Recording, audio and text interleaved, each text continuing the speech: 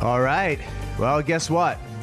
It's finals day at the Florence Pipe Pro, presented by the Hawaii Tourism Authority. Thank you so much to Florence, the Hawaii Tourism Authority, and Rogue TV, where you can catch all of the action. Well, this is today. Pipeline, we're going to decide a champ. We're going to qualify people through the Hawaii Tahiti Nui region, and we're going to start off really quickly right here with a quick in and out by Green.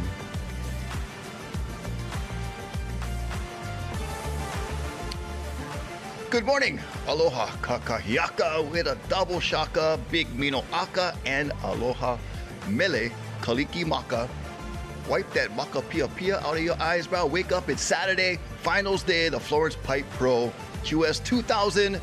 We're going to be awarding 2,000 points to the winner for the Hawaii Tahiti Nui qualification regional tour.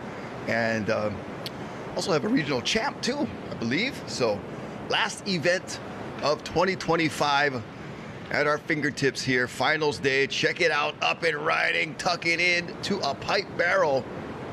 A little bit more of a northerly component today with a dash of west. And we saw that dash of the west swell on that left right there by our surfer in green. And there's some of the early beach crowd coming down, getting their toes in the sand.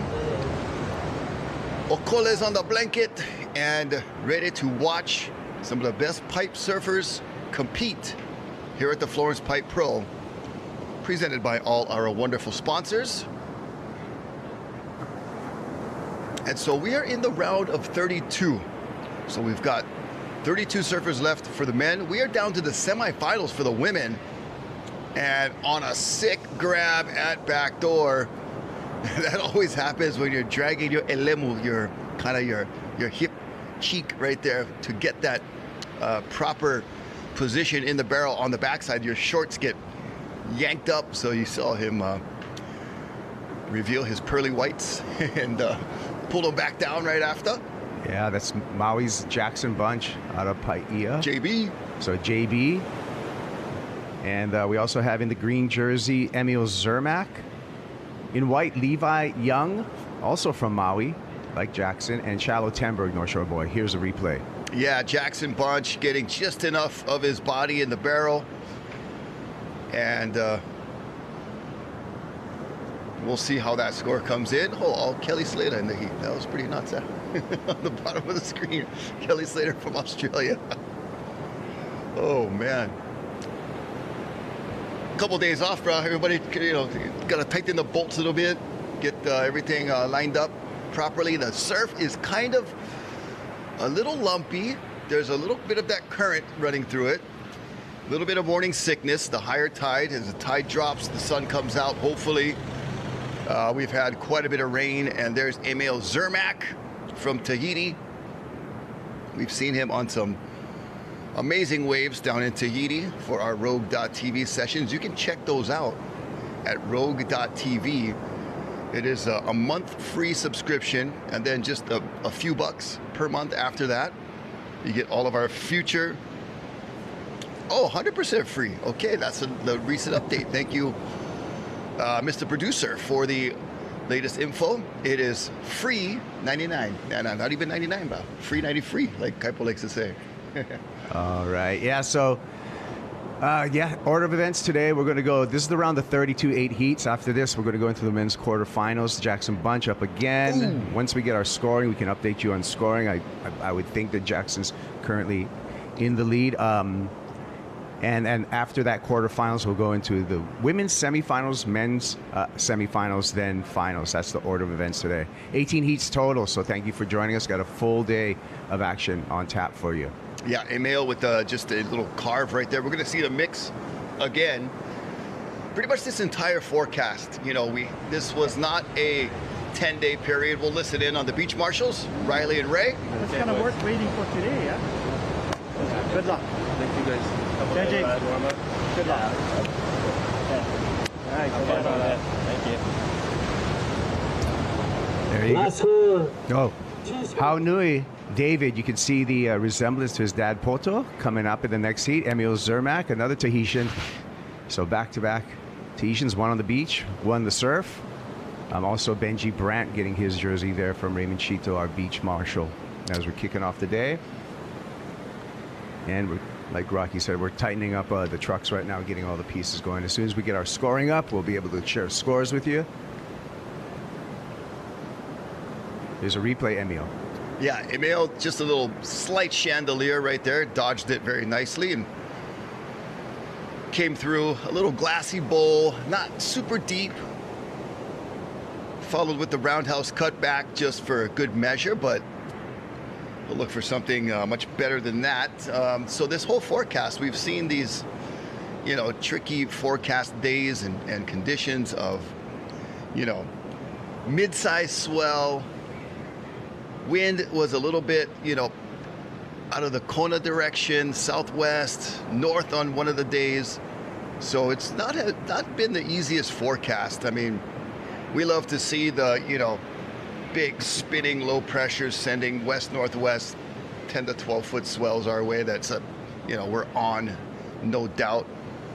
But there was a lot of touch and go with the forecast. So here we are on the last day of competition, last day of the waiting period. So we've, you know, just like when I golf, you know, I go for the high score, so I get my swings, you know, get my money's worth. So we're getting our money's worth here. Yeah, it's been a grind. But like I said, today we're going to establish our qualifiers for the Challenger Series. Jackson Bunch wants to qualify for 2026 Challenger Series for sure, the gateway to the championship tour. 10-day waiting period for this event. And so, yeah, like Rocky said, we start at the beginning and we're ending at the end. We a couple of half days. We ran on day one, yeah. And here we are, final day for the finals. And remind me how many regional qualifiers as we watch white here. I think opening ride for our surfer in white. Well, white I see as Levi Young from Maui. Gotcha. So him and his brother Cody are still in the mix. Actually, we're going to see Cody in the next heat. Emil here from Tahiti. So we got Emil in this heat from Tahiti, another Tahitian coming up next. Back-to-back Tahitians and back-to-back Youngs. A few surfers over at Off the Wall. And to answer your question, Rocky, we're going to qualify 5 men, plus 1 wild card for the Challenger Series of the Hawaii Tahiti Nui region. Okay. We're going to qualify 3 women plus 1 wild card out of the Hawaii Tahiti Nui region. We already know that Moana Jones Wong is one of those women. She's already qualified, as well as Finn McGill is one of those men. He's already qualified. Here's some replays. Here's Cody. Levi. I'm sure that never happens to you guys. With a little pit ride, nothing much of a deep barrel, but gets a couple of maneuvers to combo. We could see these first preliminary heats of the day just, you know, needing a low scores of combos of maybe 9s and 10s. That could be enough to advance. With the quality of waves not quite there yet. Rados Hayes with, looks like Nalo Diodato right there. Glenn Minami, also you see in the black jacket, and that is the shaper for Jackson Bunch in this heat, who I'm guessing should be in front, but as soon as we get our scoring up, we can confirm that. Yeah, Glenn, the old school Blue Hawaii board label way back when. Glenn's an interesting shaper in the way that most shapers now use CNC machines and CAD designs to start their boards off with. Yeah. Most of Glenn Minami's shapes, the majority of them are all hand shaped. So he starts with a planer on them. And old school. So it's kind of a cool thing, keeping the art of you know, hand planing and just shaping, hand shaping alive. There's benefits to both. One's kind of probably more of an art. The other one, probably more of a science when you look at the CNC, the CADs and the CNCs. Yeah. Emio saw that and tossed it away. Yeah, the machine, a computer, I feel too, production-wise, you pop them out. consistency. And consistency. Yeah, there's a shaper in California, in San Diego. Actually, it's Katie Simmer's shaper, Chris Borse. And he actually made his own machine, and his machine is so well refined that the boards come off the machine and go straight to the glass shop. They don't even... Wow, there's no grooves or They don't anything. even screen it, Yeah. nothing, just straight off there, straight to the glass shop. That is... That's the future, kind that's of. scary. All right, well, what's the odds today? Well, I don't know. BetOnline has all of the odds, and I caught up with Eric Apple earlier today, or actually yesterday, to discuss Finals Day odds. Let's see how the conversation went. Florence Pipe Pro, it's Finals Day, and bringing you this broadcast, BetOnline, and we're going to talk about some of the odds in this event, in this Finals Day. What's the odds? No better person to ask that question than BetOnline's Eric Apple. Eric. I'll tell you what, Kaipo, we've been having a pretty good time. I came out to the contest myself. I'm sitting here right in front of Mother Pipeline, getting all the intel that I can. And we've had some pretty good fun. One of the favorites dropped out early. Nathan Florence didn't have the waves on offer that he would have liked, but we still have two Florence brothers. And leading the charge is John at plus 125. So you could more than double your money on John. And I feel that that's a pretty easy bet for a lot of people to take. If you want to take some chances behind him, Baron Mamiya, Makana Peng, plus 500, plus 600. Further back, Mason Ho plus 800. And the other surviving Florence in the event, Ivan at plus 1,200. Now, there's some big long shots still that you can win a lot of money on. But, man, it's hard to go outside of the top five if you want to be realistic. And I feel like John is a pretty safe bet at this point. Don't you think, Hypo? John is a safe bet, but really dependent upon the conditions. And one thing we know, Eric, a lot of times, a lot of unusual things happen Finals Day in contests, and the unexpected, that's what keeps surfing so exciting. But go to BetOnline, check it out, check the odds, and Eric, thank you so much for the intel. Let's get it, Kaipo. All right, well, Eric Apple, BetOnline, backing us up. Well, the odds were in AJ's favor last night over Jake Paul when that fight came through. Oh, boy. And that the odds worked out. Yep, and somebody who can talk. That's right. Here we go. Shiloh Tenberg, North Shore boy in the barrels, extended right there. Shiloh's had a great event, I'm telling you right now. And he's been quiet. That's his first ride, but that is a solid start at the 12-minute mark. Yeah, patience paid off right there for Shiloh. Only needs a 4.24 to go to second place, so that would probably be that score and more. As we'll queue up the replay, Shiloh, we saw, surfed maybe the best heat of the contest the other day, with him going over to Ehukai by himself and getting about 8 or 9 barrels all by his lonesome. And we commentated that heat. I thought it was Dude, quite a number. We commentated pretty much every heat, Rock. No, I know. Shiloh You're on the right. replay, waiting for this number to come through for Tenberg. But like Rocky said, patience paid off for the North Shore boy. Another angle here, Rock.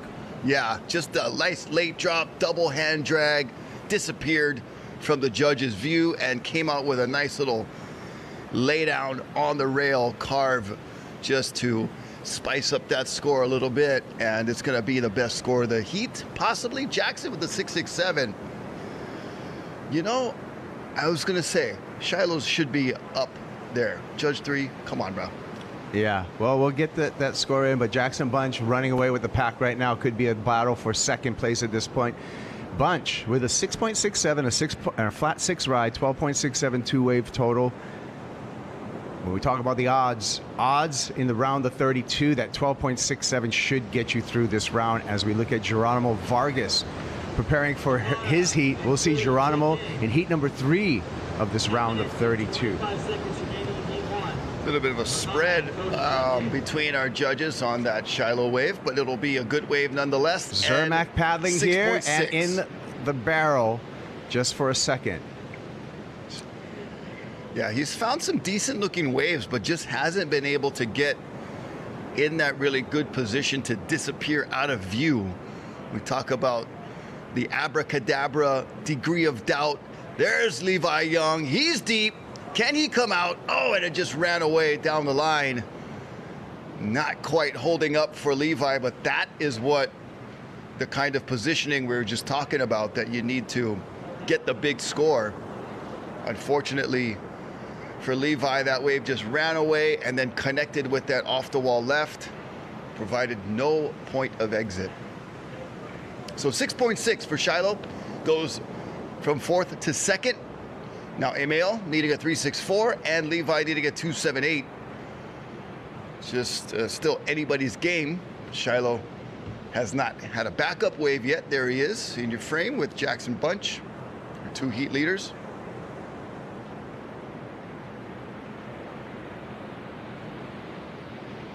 And the replay of Emil, just a quick, small kind, like I say, in the eaves, under the eaves. You know, when you're in your house, you're standing out in the eaves, just under, not completely in the house. There's Levi, he's in the house, he's in the backyard. All the way in the property, getting deep, but not coming out. Hit us up on Instagram, Rocky Cannon, Kaipo Guerrero. And we've also got our Nathan Florence YouTube, but not live yet, doesn't look like. So, but I gotta wake up, get the Makapia out, and join the action. All right, Jason Moats tuning in from Jack's Beach. Finals day, let's go. Yeah, bro. Let us know when you're out here. We'll catch a few waves. Better chase. Coaching some juniors over there in the North Florida district. Nice and dry. Yeah, perfect. 25 minutes today, no restarts, yeah? All right. Break your bottle leash, make your way out of the back zone, we will grab and drop you off on the beach. Sure. How about the 5-minute mark you get playing? How much time? Right now we're at 7 minutes. Okay. Just right, by the time you get down the beach, throw on your leash, ready to go, yeah? Cool. And stay strictly at pipe and back door. Yeah. Put it down. Gotcha. Okay. All right, good luck. Good. All right, thank you guys. All right. So, hear that from Beach Marshal Ray, the competition zone, strictly backdoor and pipe. Makes sense. No futting around at gums over there. No going off the wall, making any kind. Makes sense. Pretty easy instructions. Throw on Straightforward. your leash, go down to the beach. 25-minute heats. Make sure We'll you put them on the correct foot. have 25-minute heats all day today, and the finals will have 30-minute heats. So, pretty compressed. You know, when you think about what these guys are going to graduate to the Challenger Series, that's their goal. Because on that series, you'd have 30-minute heats minimum, sometimes 35-minute heats. Talk about the CT. The CT, sometimes you have 40-minute heats here at Pipeline when you're using that overlapping format. Gone up to 44-minute heats in that overlapping series. As you see, the results of a lot of rain here on Oahu. Cloudy rain. Lots of green. You know what I like to see though is that only in little select areas the rivers have busted open, like Waimea, and probably down towards Haleiwa you might get some Honolulu River runoff, but the water still crystal clear, turquoise blue. Lovely to see all those colors mixing in there. I think Sheldon Paijan from the west side, him and his friends dug out the river over there at Makaha, and so they did a little bit of river surfing over there. And the water might be a little bit brown, but hopefully it clears up. But Sheldon, we'll see him in heat number 5, along with Kaoli Voss, Mason Ho, and Kale Tamatoa Chabrier. My French is so bad all the time. There's Josh Moniz. Yes, Josh, this is an important competition for Josh Moniz, because Josh right now on the live rankings for the region sitting at number 4. Remember, we take the top 5, so he's right on the precipice of qualifying for the Challenger Series. So big heat coming up in the round 32 for Josh Moniz.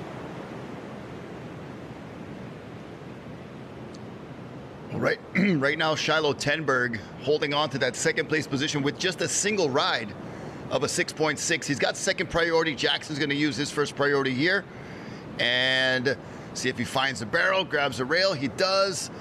Oh, he's got to get on the. Oh, wow. Yeah, he does. Nicely done.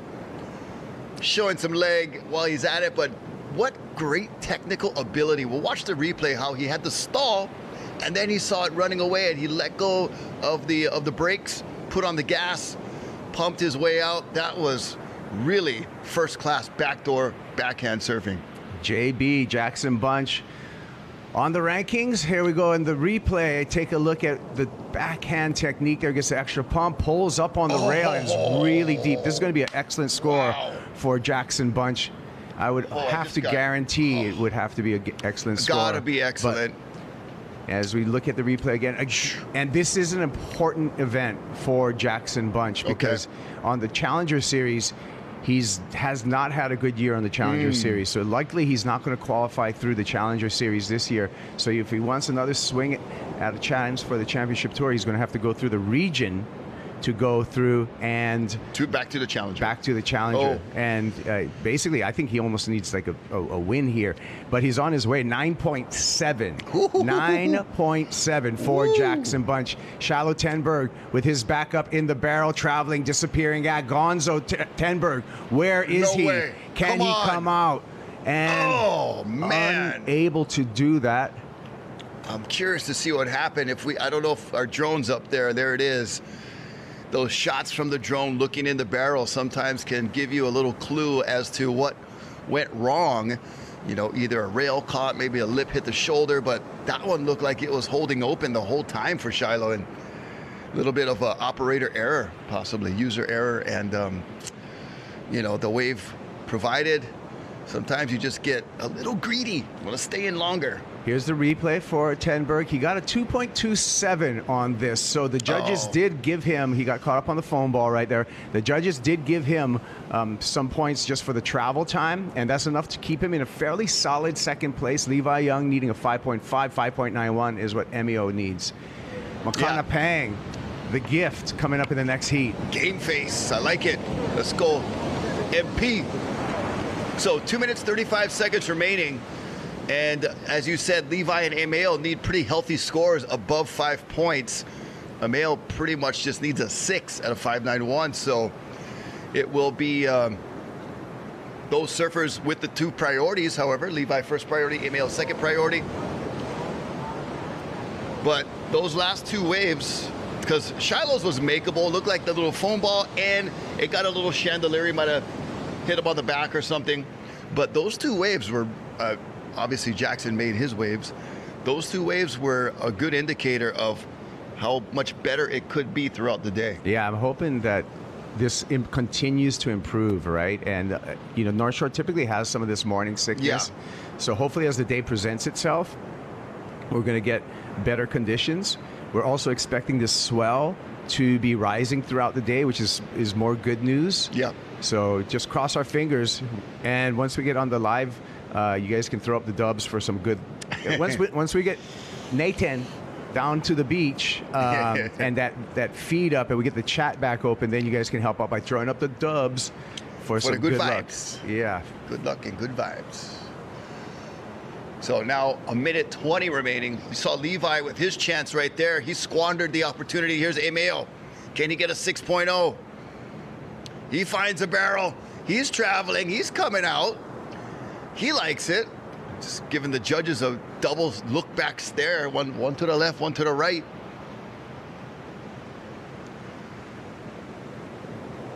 We'll see what they have to say about that. Shiloh Tenberg's advancement hanging in the balance on this last score of Emil Zermak.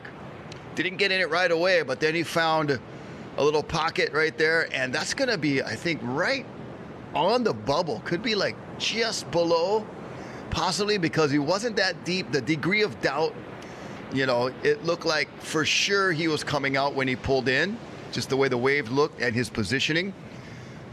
And to get those bigger scores, judges like to see a little more disappearing. The wave quality itself, quite nicely chosen by Emil, but you can see, Rocky, he needed a 5.9. He got a 5-point ride, so right underneath for Emil Zermak. So, and then he got that other backup wave. We'll see if that improves upon He needs a 3.88 that we're waiting for. Actually, he got it in, and it's not enough. Triple zeros. So there you go. Shiloh Tenberg, Jackson Bunch. Let's check out our Blend Phi recap of the opening heat of the round of 32, starting off here with Jackson Bunch on backhand barrel. Yeah, Jackson stalling nicely. That was his opening ride of a 6.0, getting it started at backdoor.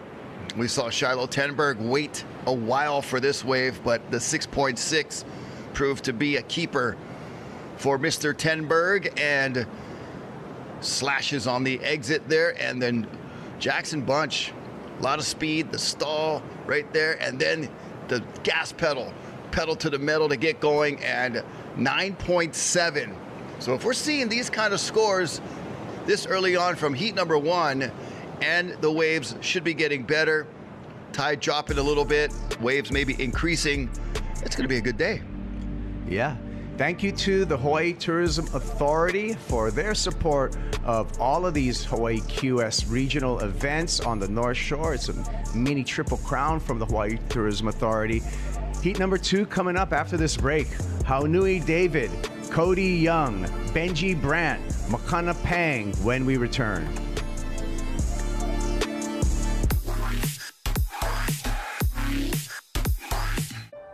I love receiving a lei.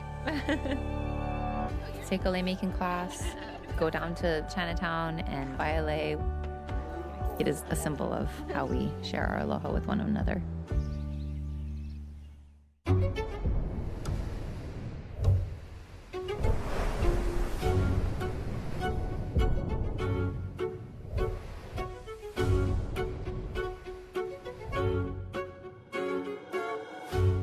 Each piece of gear and product that we make, we just want to make it better over time. So we take feedback from people that are using it, from what we're doing and how we use it. So each time we come out with something, it's like a little bit updated from the last one.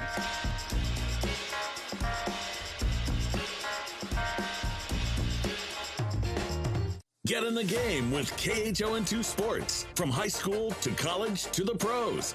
From the turf to the surf to the court. How's it going, everybody? Tune in. Award-winning sports director Rob DeMello and Mitch Riverall swing for the fences to tackle in-depth coverage of the island sports scene, giving you an all-access pass to the action, featuring exclusive interviews and features about Hawaii's star athletes you won't find anywhere else. KHON2 Sports is Hawaii's sports source.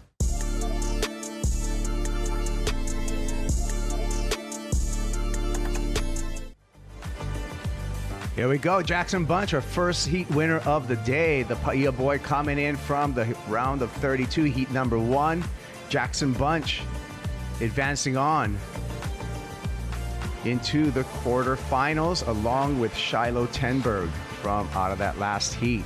New heat out in the water, new personalities. 2 of these surfers are going to go into those quarterfinals. Haunui David from Tahiti, son of the legendary Batia Poto David. Cody Young from Maui. Benji Brandt right here from the North Shore via South Africa. And Makana Pang, the gift, also from the North Shore. Kaipo Girl and Rocky Cannon on the call. Yeah, check out that lineup right there. The round of 32, these heats are getting just jam-packed with talent, as they have been from the get-go, but these are the surfers that have been able to put it together for a few rounds and find themselves right here in the final 32 surfers. That was surfer in white Benji Brandt. And quite the lineup here. Let's see if Haunui David can come through with a good result. Cody Young needs something good to happen here as well. Benji Brandt, Makana Pang, and check out Benji, gets in the barrel, just dropped in the barrel already. That was pretty sick. 617 for Benji Brandt, off to a heated start. Bruh, steep, deep, and underneath. Benji's such a good surfer. I'm telling you, he like runs kind of underneath the radar in a lot of circumstances, but people got to know about Benji Brandt, especially when we have, you know, possibly a sandbar for a while. Oh, what? Couldn't ask for really any better birthday present right there. Oh, happy belated then, Jackson. Thanks. All right. Yeah. Oh, you turned 97. That's why you got a 9.7, yeah? That was so fun. Quarter 1, yeah? Well, Perfect. well, Yeah, it's fun when you get a 9.7, Jackson. Here we go in the barrel. How nui? Oh, I was gonna say, how you, brah? But he's still on the water. No can talk. There him. Okay, he's back up safely. Hawaiian Water Patrol. Thank you for your diligence and daily duties during every contest day, keeping an eye on our competitors. All right. I don't know if they really keep them safe because they just watch in case anything happens, right? But they do good work. All right, so the chat's open. Let's throw up the dubs. Just I want to see that everyone's over there and stuff. They saw some clamping action. Got the clamp. Everybody, but let's throw up the dubs for some good vibes today. Finals day. Bring it through for you right here on YouTube. Taking over. There's the dubs. Thank you guys, bro. Mahalo. Yes. Yes. The clamp happens. Yeah, sometimes it does. Oh, there's the boys. Thank you.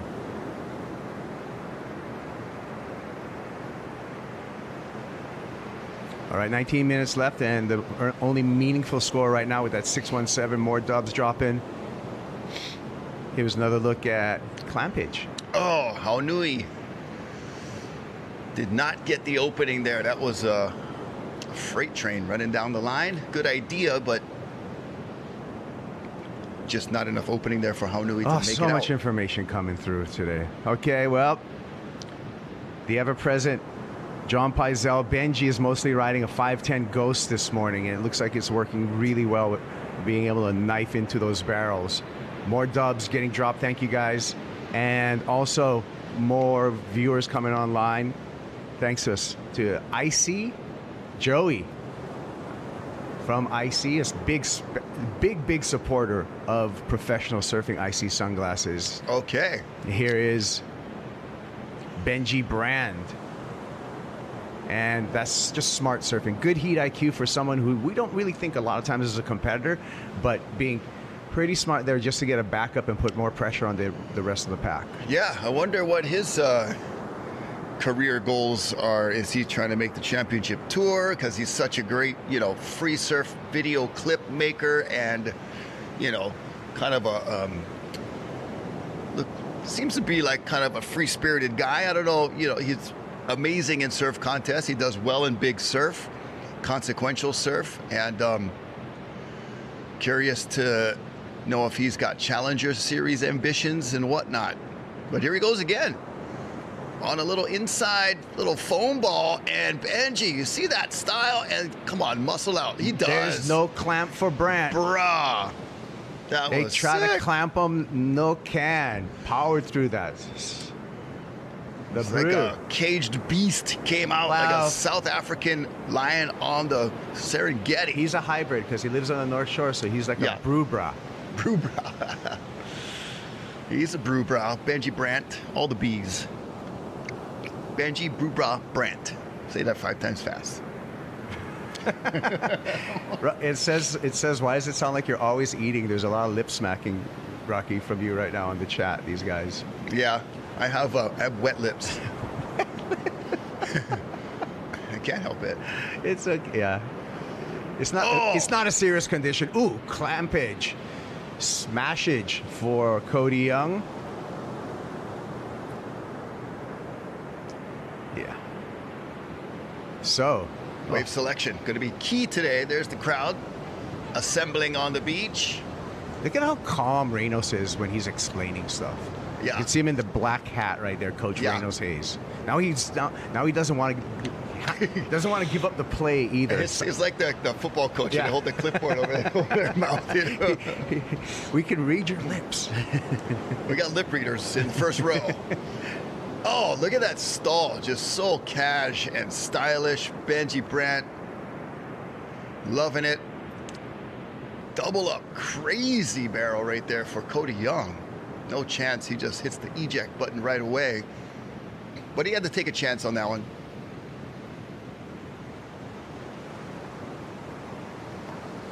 Wow.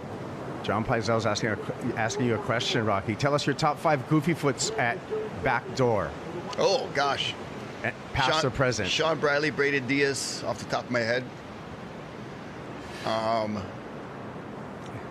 going to shake stuff up. I'm going to say Marvin Foster. Marvin. And I'm going to shake stuff up even more. You want to see everyone get shook? Yeah. Gabe Medina. Okay. Oh, people are going to get shook on that one, but it's the truth. I like the Bradley, Brado, Marvin. Gosh.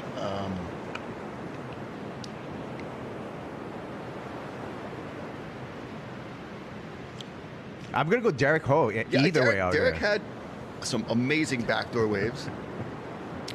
And we'll come back to you, John, as we rack our brains a little bit. But good stuff. Kalani Rivero, Shion Crawford. Checking out the chat right now. Like, oh my gosh, I can't believe all of that stuff. Look at these guys. Yeah, keep the chat good. Look at what's with the hat style right there with KR. That's like, I don't know, but it's a Titleist hat. Like, that's even more core where you're just like, I'm not even going to wear a surf brand. Hey, visit veasupplies.com. Scan the QR code. You have a chance to win one of John's Pro board bags. Also use the code Pipe Pro for 15% off at Vea Supplies, one of our supporters here. Scan that little square, the QR code.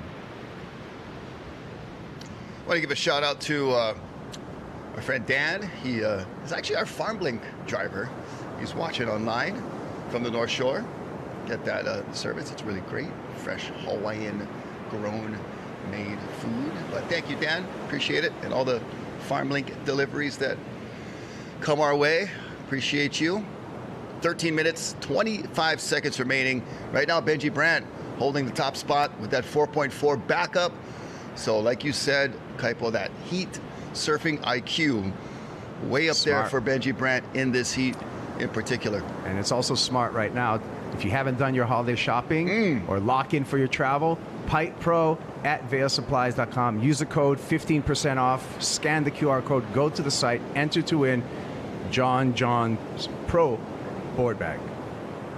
I like those Vea board bags. They got a new material now too. Super tough, super light, military grade. Mean the bugger. And tail pads, both squash tail pads and round pin tail pads, specific for the back end of your board for the round fit pin perfectly.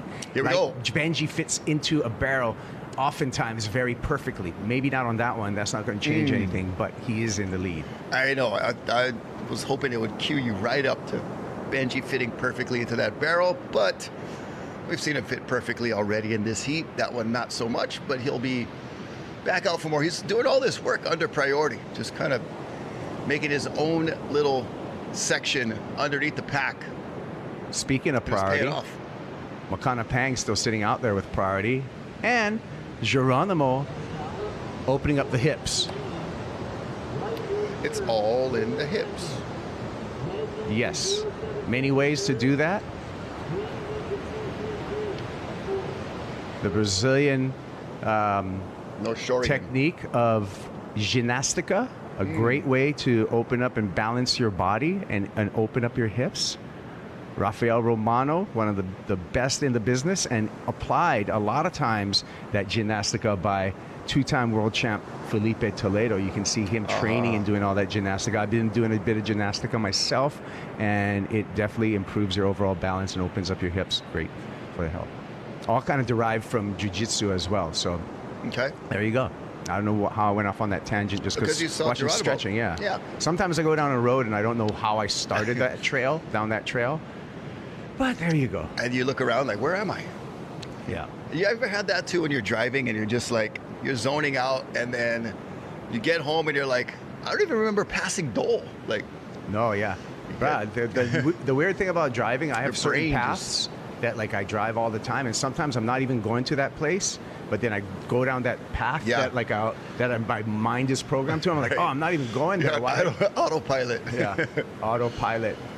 Thinking deep. Okay, going into the chat. Let's see. Florence Clan for the win. Yeah, that's a pretty good bet, you guys. Yeah. We got some 6.7s coming in through. Hey, you know what's kind of cool? I don't know if it's still going on, but if you Google 6.7, Google does the 6.7 and like there's the little shake. Oh, wow. Try it. Oh, the Google, like, word? Yeah. That's funny. Try it. I don't know if they still, still have it on, but yeah. They made their own shirts yesterday in school. Last day of school, half day, you know, Christmas break. Now everybody's on vacation. Watch Benji Brandt taking a little vacation in a pipe barrel. Oh, and he's going to muscle that through, bruh. Easy kind for got a Benji. So better the 4-4, maybe? Possibly. Makana. He's been waiting forever. The gift going to turns. Hanging on dad shape. Dennis Pang board, but unable to make it out of the bounce. More bounce to the ounce, and it looked like oh man. Oh, Nate Florence is he's around. He's in the chat. He's checking in. He's coming down to the beach a little bit later, but he's in the chat. Yeah, he wants M Pang. He got the odds on Makana. So chiming in there, Nathan. Thank you for the chat and putting up your channel live. We appreciate it. Nathan, thank you for all that you do. Yes, sir. Everything he that does you a lot. do. You do a lot. Here we go. Paddling in red. How Nui David. Yorana no more. Isus. Oh, we went Tahitian to Filipino. Just like that. So 4.9 for Benji. Last wave was an improvement. So he is comfortably in first. Cody Young. Speaking of the now passed up by Haunui David. Speaking of the Philippines, Rocky. Yeah. We already have our qualifiers for the World Juniors out of this region, and that's going to happen in the Philippines, January 11th through the 18th. Oliver Zeitz, we're going to see you there. Okay. We'll see Benji Brandon, another barrel punching out of here on the replay, and Luke Tima for the men representing Hawaii. As we see this replay here of the incomplete by Makana Pang. For the women, Kiara Gould and Vahiti Mahana Inso representing Hawaii at that World Junior Championships. We're going to have coverage of the World Surf League. It's going to happen January 11th through the 18th in the Philippines once again. And last year the waves were good in the Philippines, and I'm hoping that they get the same treatment this year. And we see those surfers in this event. So we'll get, I don't know if Ali Zeitz is still going, but I think Luke Tima had a good performance. Luke Tima's still going. And he is coming up in heat number 8, final heat of the round. Yep, and both. Oh, Oliver Zeitz also, heat number 6. So both juniors. For Oliver and for Luke. They both also are in the fight for one of those top 5 spots for the Challenger Series. So it could be a double whammy for the two youngsters qualifying for the World Junior and then also qualifying for the 2026 Challenger Series, which would be a great takeaway for both of them. Yeah, I mean, it's almost like you're going to qualify maybe for the Challenger. Like, why even bother with the Junior? But I guess you might as well, when you're of the age, finish it out strong. Well, and it's still a world title. Yeah. And if you were not to qualify through the region for the Challenger Series, you could qualify if you win the Junior. You also qualify for the Challenger Series. That is as well. interesting to know. So I see the reasoning now. Thank you. I see. Back to IC. Thank you, Joey, for all your support. IC coming back on as a sponsor for the World Surf League, and they got the Ivan Florence shades that you got to check out. Oh, brah, how's that barrel right there for Haunui? Not quite. Got to stay on. I gave you some Ivan Florence shades. I do have some Ivan Florence shades. Thank you. They got the side blockers on that model. Yeah. So you don't get side eye. Well, you don't get the peripheral kind of glare coming into the side pocket there. There's also the Grayson Fletcher shades, which are pretty cool. And Cole Hauschman has a model there. Jack Robinson will get one soon. And Rylan Beavers. I don't know what kind of shades he uses, but he does use Virtua sunscreen, I can see, on top of his Almeric. Yep. Well, on top of his face, probably the Virtua. That's just a sticker on his Almeric. Yeah. I don't know if you want to put Virtua on your wax. No. Betty Lou, how's it? Getting some work on the legs right there. Oh, Terragun.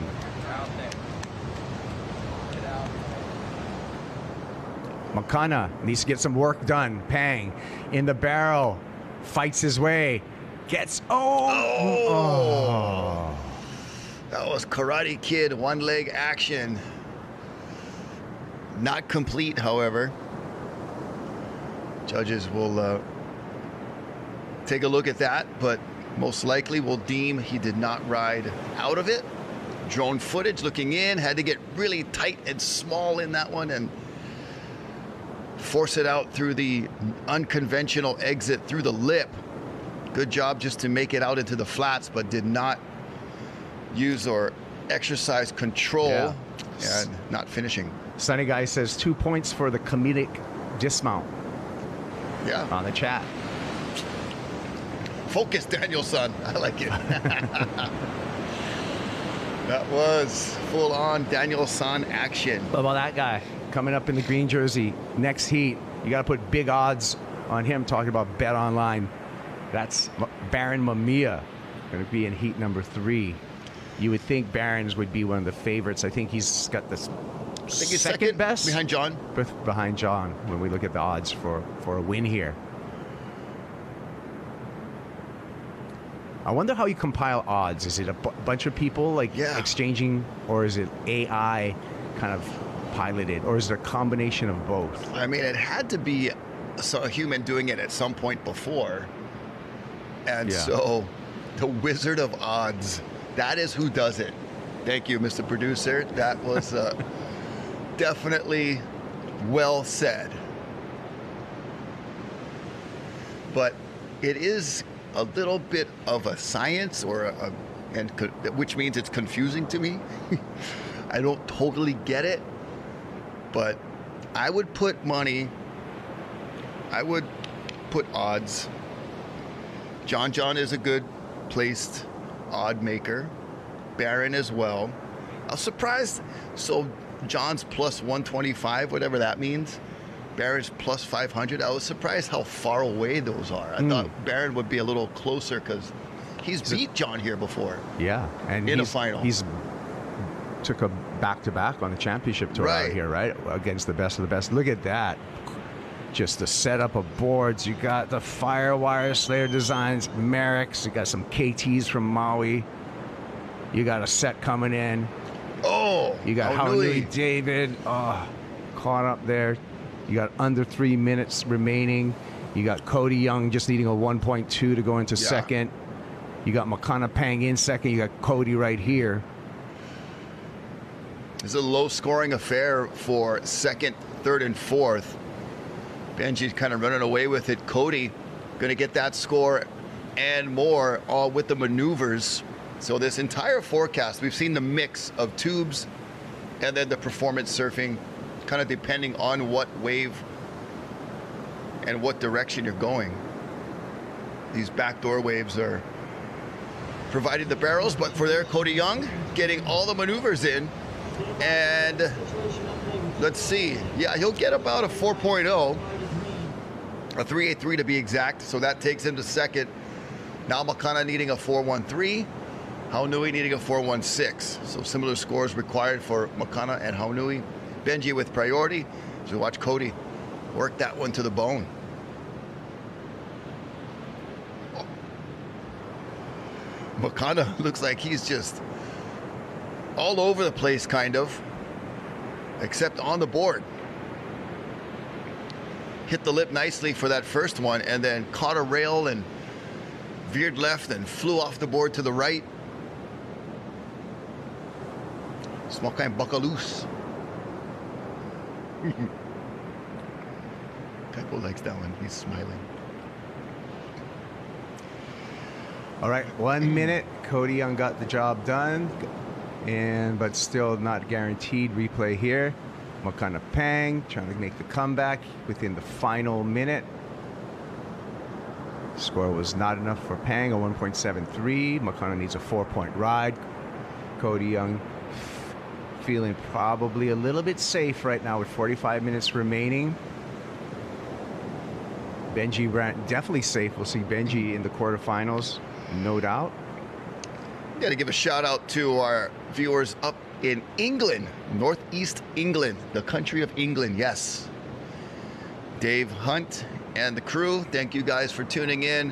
Hope you're staying warm and enjoying finals day, heat number 2, round of 32, 19 seconds remaining. How do we, David? 416, can he do it?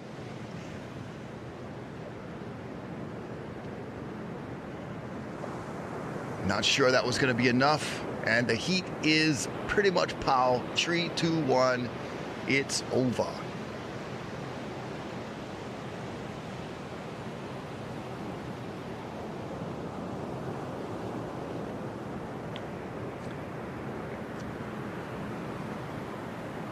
All right, well, I think it's time for our BlendFi recap of the second heat of the day, BlendFi.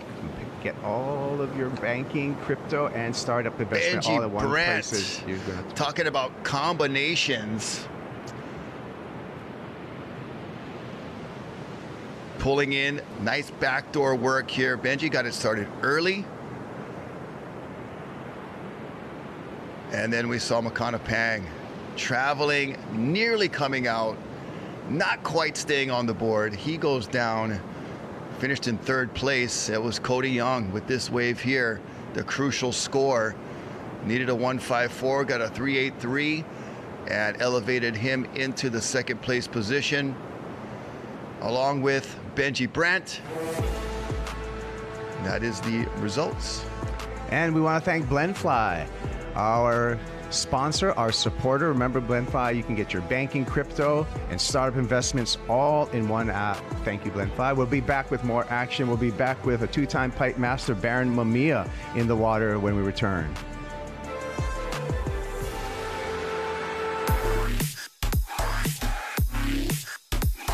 The point is to get everyone outside, no matter what you do. I think the coolest thing about our test pilot program is we get people from all walks of life. Guys test these products in all different scenarios, in things that we never would have thought of. It's not just surfers, it's people from everywhere. Creating a community around what we're doing is the fun part.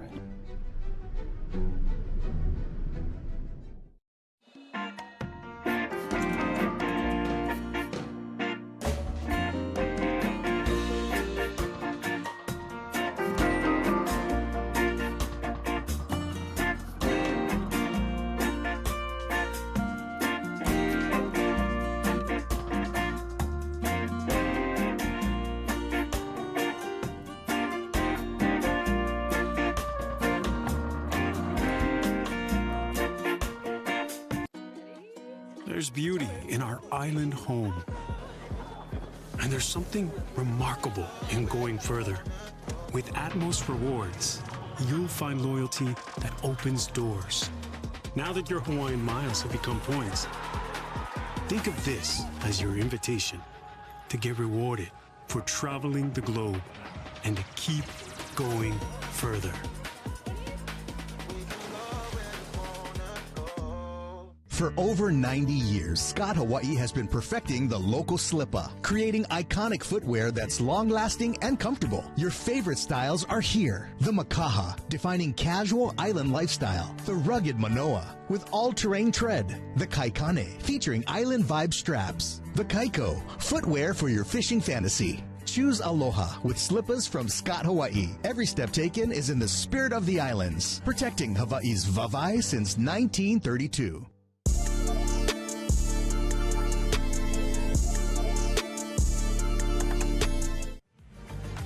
We're back at the Florence Pipe Pro. It's finals day here at round the 32, heat number 3 out in the water.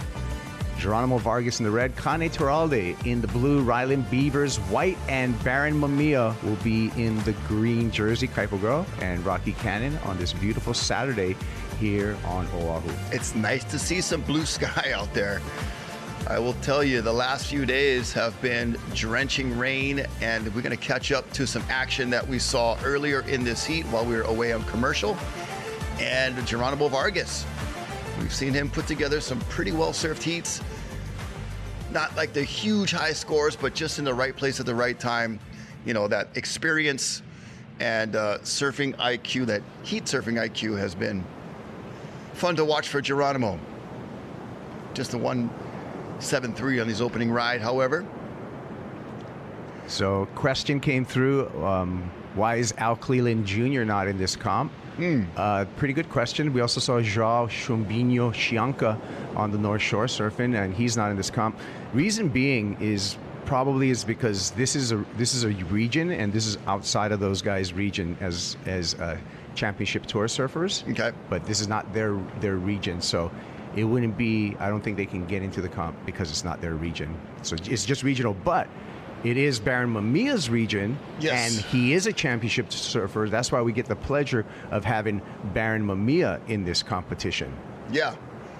And a guy like John, those guys, you know, they don't really have to surf this event, but you know what they are? They're here and ready to go. They're the point stealers. Yeah. They are taking points off of the table and making things a little bit more interesting when we look at those qualification. Again, 5 men qualify and 1 wild card to the Challenger Series. That's the goal of the region.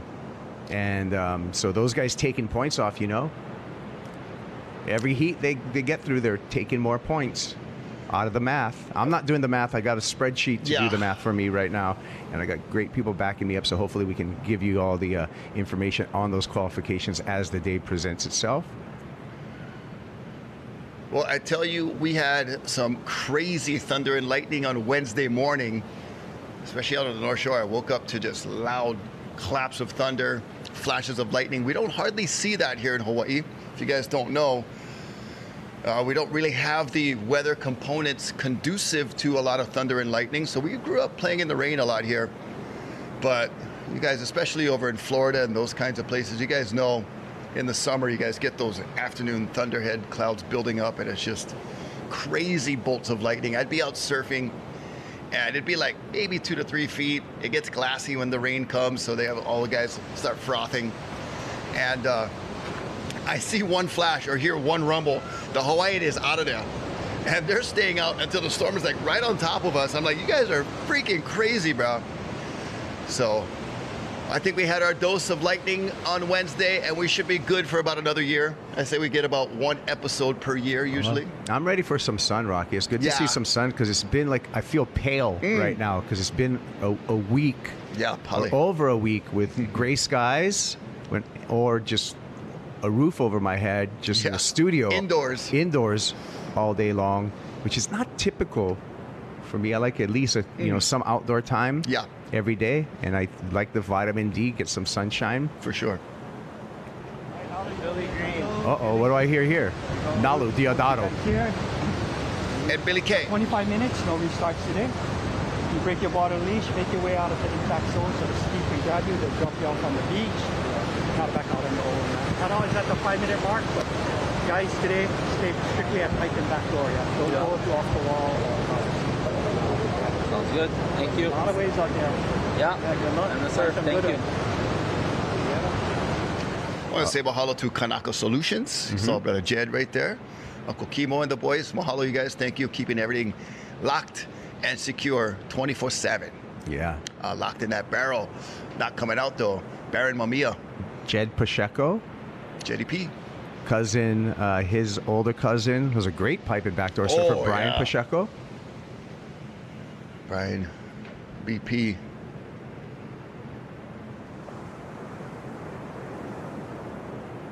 I had Brian stay with me when I was competing and living in California, and he was just a little menahune and stuff, and they were calling him Little Tony back then. Little Tony Moniz. He used to get the same airbrushes as Tony, and Tony put him on locomotion, and then flow hose. I would send Brian over for me to chaperone for a bit. Yeah. I don't know how well I did at chaperoning, but it was good to have the young Hawaiian surfer at the time who grew up to be a great Hawaiian surfer, Brian Pacheco, and still a great Hawaiian surfer. Yeah. Okay. Baron, what do you got for us? Let's see. Nothing. He just had to look.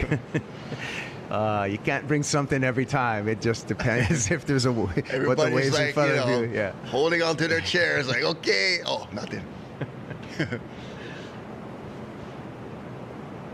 Connie Terralde out there with Ryland Beavers. No scores yet for either of those two. Kane, I believe, from the Big Island. Ryland over from Kauai. So you do have to be, that's why we don't see those surfers you mentioned. They're not from the region, and we try to save all these spots for surfers actually from the region. Wow, we added a whole another round. I know, we right? We started a round of 128. It was originally supposed to be just with starting with a round of 96. Yeah.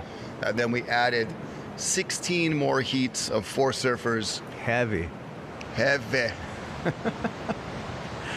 Check out the beach right now. It is light and bright with some sunshine coming through. Kiala Tomoto Bannert and Shion Crawford coming through. And we'll see Mama Shion. with the Groms. We'll see Shion in the next heat. Nalu, Brody Sale, Billy Kemper. Going to be a big heat coming up after this. All these heats are such bangers. It's going to be fun. Stick around for the whole round, and it's going to get even better into the quarters. So grab your favorite beverage, grab your poo-poos, maybe your beef appetizer if you like, your pee-pee poo-poo, and just cruise them. Watch the broadcast all day, or if you find it in your zone or within your capabilities to make it down to the beach, the Florence shop is there on the beach, the pop-up market right there at Ehukai Beach. So get your Florence Pipe Pro gear. If you come down to the event, you can also bring your phone with you, watch on your 25 minutes, live feed, and Riley Snyder giving Brody the lowdown. There goes Barron. Barron still searching. So this has been a troubled heat. It has. We're nearing the halfway mark, and nobody has broken a 2-point ride yet. Let's see if Kane will change that. Kane using the length to get up and over that first little section there and carve one in. It's going to produce a score. Kind of had to work for it. And Ryland with a quick cut off the top. So see how much points he gains from just that single turn. Still pretty meager opportunities on offer for these guys. Beavers, let's see what he got. A 2-point. Well, someone broke a two range. So 2-point ride for Ryland Beavers. And probably Kane is going to do a little bit better than that. And Kane goes into a lead with a 2.5. Here we go. Baron Mamiya in the barrel, breaks out. Gets a carve in, and Mamiya likely going to the lead. Oh, that was a sick freeze frame right there. That was on purpose. Just because we know it's going to be inverted like that. He completed it, though. You saw him kick out right there. So that'll be the best score of the heat so far, probably. Most likely. Barron right now at 4th. Just mere fractions of points separating. He'll go to first. Entire field. So this is going to be a good one for Barron. Saw in the chat, they like my beef appetizer. The Hawaiian word for beef is pee-pee. The Hawaiian word for appetizer is poo-poo. Technically, that is when you can say it. Well, we have some fans out there of bathroom humor, I guess. 8th grade It's pretty bathroom. like 7th grade bathroom humor, yes.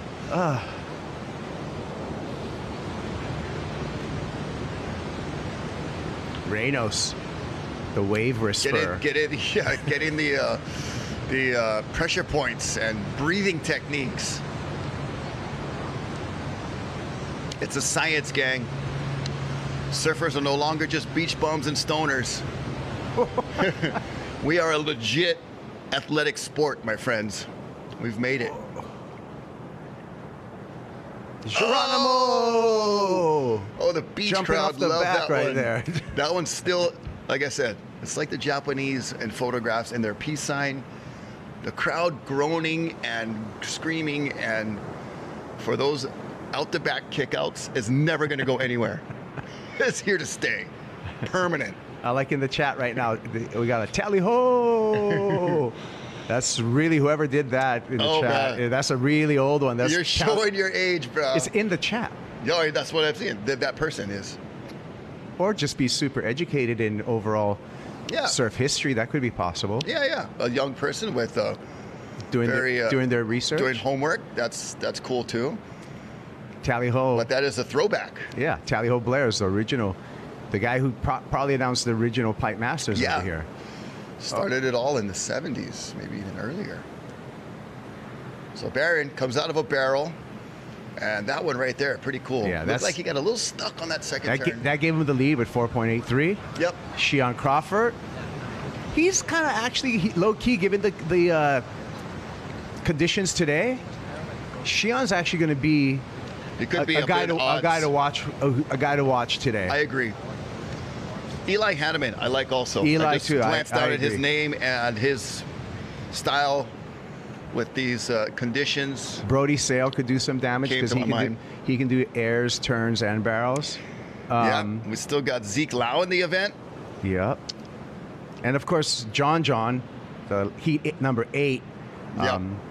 Of course, no matter what the conditions are, it's always going to favor John. But maybe not as much today as it would be if it was just 10-foot northwest. Then John would be for sure. But maybe others may have a chance. Yeah, this opens up the field for sure with these kinds of conditions. 10-foot bombing. You've got to select, few guys that you're thinking are your odds favorites. But as the conditions present themselves as they are today, gosh, there's a Sheldon Paishon could do some damage. Yeah. Benji Brandt already showing he's came to play. Jackson Bunch. And then you mentioned Shion Crawford. We've still got Billy Kemper in the event. So it is going to be an exciting finish for finals day here at the Florence Pipe Pro. And Kane Teralde, can he squeeze out? He does. So that'll take him into a advancing situation. Yeah, 0-2-3 to catch Geronimo Vargas for sure. There's Joel Centeo, Hawaii General Manager for the Florence brand. And that's why we know more snacks, because he's on the beach right there. He was also our snack runner for previous days here, but him being on the beach. And co-commentator. And I put snack runner above. Classic. Thank you, Joel. Priorities, bro. Yeah. Mahalo. Awesome. But I had a feeling he needed to be on site. We've got the pop-up shop. He's got team riders, all the above. Here's Kane Teralde from the Big Island, slotting into a backdoor barrel and taking the non-conventional exit. Doing a good job. He's going to go to first, I busting think. through that. And he does. 617. You say, yep. For Teralde. Koenig. He's the man right now. Yeah, brah. Get it? Because Kane means man in Hawaiian. Yeah, we're going to continue to educate. I was just trying to explain it to the broader audience here. Right. So might not catch the humor. Rylan, where are you? There, him. Little backdoor barrel for Rylan Beavers. Damn. That was cool. That could put him in second place. He needs a 3.81. Take a look into the barrel, Rocky. Oh, beautiful shot from the drone. I like that glassiness, that smooth surface of water curling over. Gosh, it never gets old. If you guys have been barreled before, you know the feeling, man. Looking out from inside a tube of water, it is just spiritual. Beavers does get the score, 4.83, goes to second. Baron Mamiya now trailing with priority in that green jersey. Mamiya needs a 2.03. Geronimo Vargas is still in the conversation. Second priority with the Brazilian for a 5.13 is what he needs. That's a funny comment. Oh, the chat. You guys keep it coming. Keep it live, entertaining, all the above. Look at that. In the barrel. Come on, bro. Geronimo has to force his way out. Hard to tell if that was a make. Couldn't see the front of the wave, but yeah, looks like he did. We'll get another angle on that, I'm sure. Here's the angle from the beach and the boards in the sand. A couple of backup boards for Brody Sale right there with the red rails. Geronimo Vargas on the replay. Let's see if this was a completion. Tucks in and yeah, we'll call it completed. Technically, you got to ride out in front of the whitewater. Dicey. And it did not change the situation for Geronimo Vargas, so he remains in fourth, needing a 3.97. Yeah, I just got a 2 point something. So, and we talk about completion. So the surf, to deem any maneuver, whether it's barrel or a turn or air, you need to ride out in front of the whitewater, out in front into the flats to show complete control to be deemed a complete maneuver. Oh, got a question about Jake Marshall. Well, what's the question? You can answer it? He's out of his region? USA. Oh, so gotcha. The other guys were from foreign regions. I think so. I mean, I'm sure, not sure That's of the an anomaly. technicality, but also Jake Marshall does have a Hawaii address, as the family does own a home here. Copy that. So maybe could be dual residency. Sneaky bug, you Jake the Snake Marshall. I think you could like, if it's pretty close, you can put a request in. Just like the guy when you go to the different school, you put your other address, Yeah. grandma's address, or whatever, auntie, for the district exception.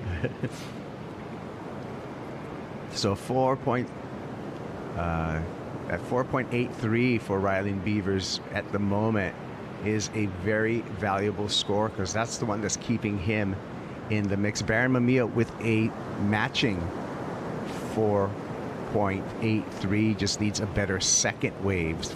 That's the job for Baron Mamiya right now as you look at the scores in this heat.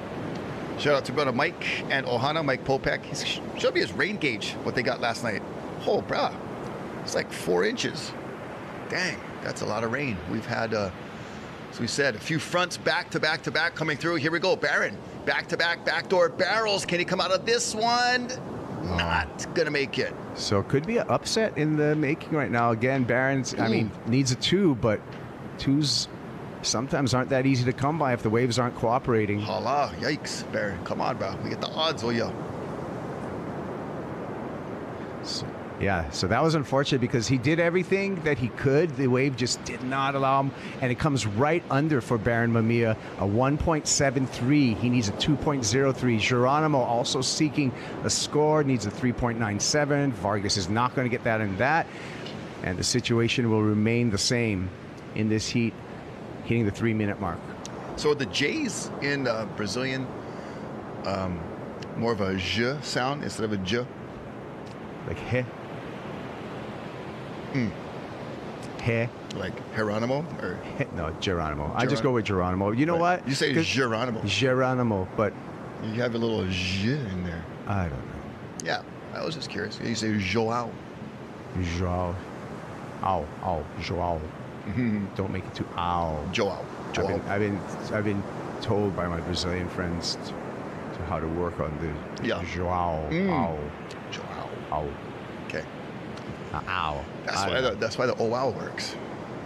Yeah. You're welcome.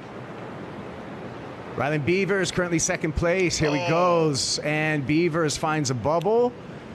And an extended cone there for Ryland Beavers. Look back. Who glare at the judges right there. 3.85 will take him to the lead. I think he's going to take the lead. He's gnawing at that first place position, bro. He's ready to get there. What that's going to do for someone like Baron Mamiya, who would have been a favorite in this event, that's going to up the requirement for Baron Mamiya when that score drops. So Baron in a critical situation, looking in the barrel here, Ryland Beavers. Yeah, tucked in very nicely. Not super deep. Found that next section, though. He liked it. He said, and what? 145 remaining. Baron with second priority. Kane down the second. That Ryland Beaver scored a 6.33. Best of the heat. So he goes to first. Now Baron needs a 3.85. Yikes. Kind of using his priority right now with Baron right on his shoulder. So Kane playing a little bit of defense right there. Priority over Baron Mamiya. Didn't get much of a ride there, but Baron could have milked out a 3.85, I think, out of that wave. So, but maybe Baron baited him into that one. He knew that wasn't going to be a good one. Baron's got the experience. Young Kane, probably did the right thing not letting Baron go. Well, Baron's stroking right now. A little bit of a rip through the face on this one. Mamiya puts himself in position. Baron drops in. Stalls off the bottom, looking for a barrel in the barrel, travels just a little bit, He combos a turn, and he's going to turn this heat. That's what CT guys do right there. Don't even mess with Baron Mamiya. I think he just turned the heat. Man, that's going to be close. You know, the barrel was one of those, you know, carve into the barrel. It was nicely done. He disappeared. 3.85 all day long. All day, okay. Odds, Kaipo says the odds are all day long. Baron Mamiya turns the heat. Just as much as those kids are enjoying the shore break, Baron's going to enjoy this score. Well, according to Kaipo Guerrero, let's see the replay. I think I'm getting where you're coming from. That was a nicely placed barrel. Good surfing on a wave that didn't offer all that much. Really milked this score out of the wave. You know, we overuse the word manufacture, but man, he factured that. Yeah, yeah. This is after, so this is not going to count for Geronimo Vargas. He's just going to take this ride in. He's going to be satisfied with his performance, making it to the round of 32. But this is where the journey ends for Geronimo. So we're still on standby, and Baron, the 4-2-3 all day. All day. There you go. So there you go. Turn of the heat, showing some CT experience. Baron Mamiya advancing on with Rylan Beavers. It feels like it's time for a Blend Phi heat recap of heat number 3 in the round of 32. Baron Mamiya surfing here. Yeah, he had this wave, probably his 3rd or 4th wave. He had a few swings early on that didn't pan out, and ends up being a couple pairs of 4s for Baron. Kane Teralde surfed a good heat. He takes the heat win with that beautiful glassy bowl right there. And then Rylan Beavers, best score. Rylan Beavers making his trip to Oahu worth it, making it into the quarterfinals minimum for the Kauai surfer. Was smart surfing here, find a little extended section. And oh yeah, my mistake. Kane Teralde got 3rd. Rylan onto the quarters. And with Baron. And there's a smiling Baron. He's going to take a break with the surf fans, and then he's going to prepare for the quarterfinals.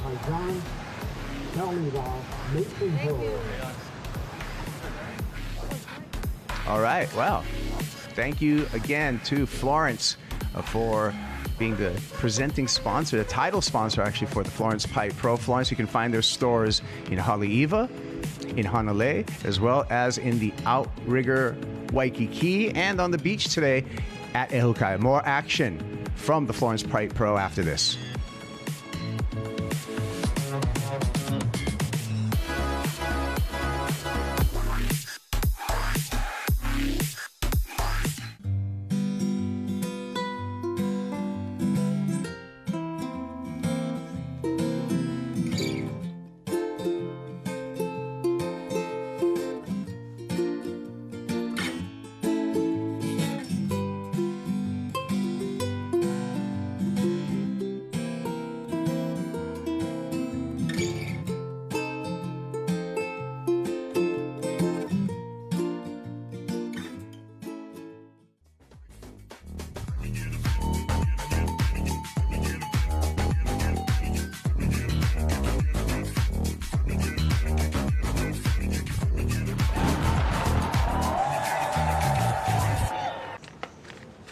At Hawaiian Telcom, we're here for you, helping dreams become reality. Yes, enjoy. Have a good day.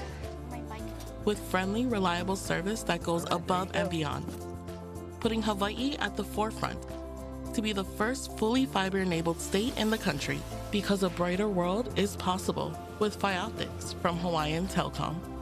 This holiday season, get up to a $200 gift card when you switch to Phi Optics. There's a strong sense of community on the Waianae Coast. It's evidenced in our schools, in the lives of our students and teachers, in the successful academic and athletics programs, and community activities we support. We celebrate the good times. And when there are problems, we come together to solve them. PVT is proud to support the things that make us who we are.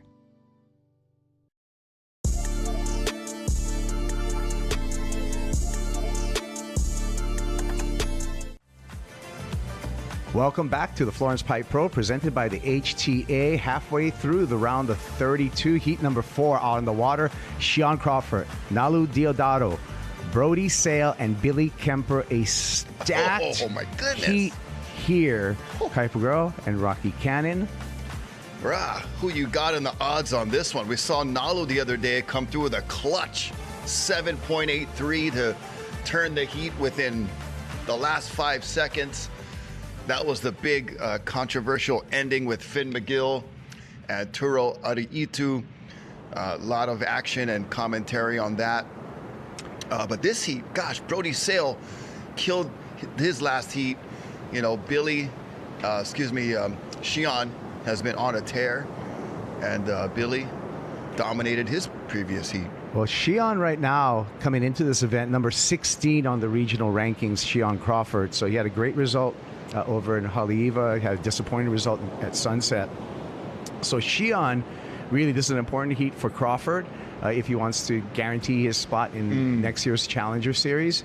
On those rankings as well, we take the top 5 men, but it could go down to 6, because in the top 5 right now, number 3 on the rankings is Baron Mamiya. And Baron doesn't need, he already advanced, but Baron doesn't need any of these qualified series points, so it would bump down to the next person. So, regardless of all of that math, this is a super important heat for Shion Crawford. Okay, that is the main takeaway. And Kaoli Voss as well. He's number 6 on the rankings coming into this event. The gold medalist. I'd love to see him guarantee his spot on the Challenger Series, but he's actually doing quite well on the Challenger Series as it is. Okay. He's got a runner-up finish and a win on the Challenger Series. So he put stuff together here in January, end of January, beginning of February at Pipe for the Lexus Pipe Challenger Series. He could be on tour, and I would love to see this guy on tour. I mean, this guy's so versatile. Yeah. He's good in everything. He's got a crazy backhand. He's got a great air game, and we all know what he can do in barrels. Yeah, big wave, consequential waves, you name it, he's got it. And would love to see another Tahitian representative on the championship tour. That would be amazing. And got shout out to our viewers online, the chat. You guys are keeping it real and keeping it live. Mahalo for your contributions. Shout out to folks watching, Sammy, Ulu, Nanea, Keely, Rayton, Rain. You guys keeping it real too, brah. Love y'all. Here we go, up and riding. In the blue, Nalu Diodato. Nalu means wave. So Nalu on a Nalu.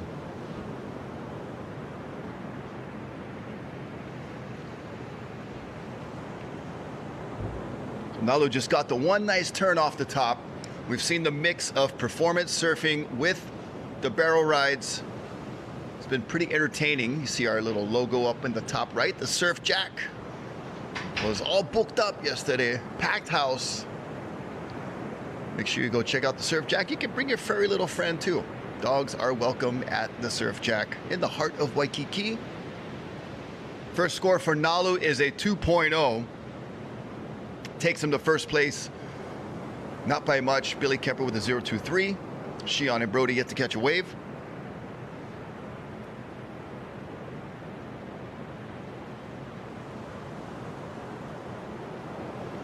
Mahalo to our city and county lifeguards doing the daily duties of beach and ocean safety. There's about a Kamu right there. Going for a patrol. It is busy times on the North Shore during the winter for our lifeguards, so whenever you see them, please give them a mahalo and a thank you for serving the beaches of our islands, not only here on Oahu, but statewide. I saw a funny but true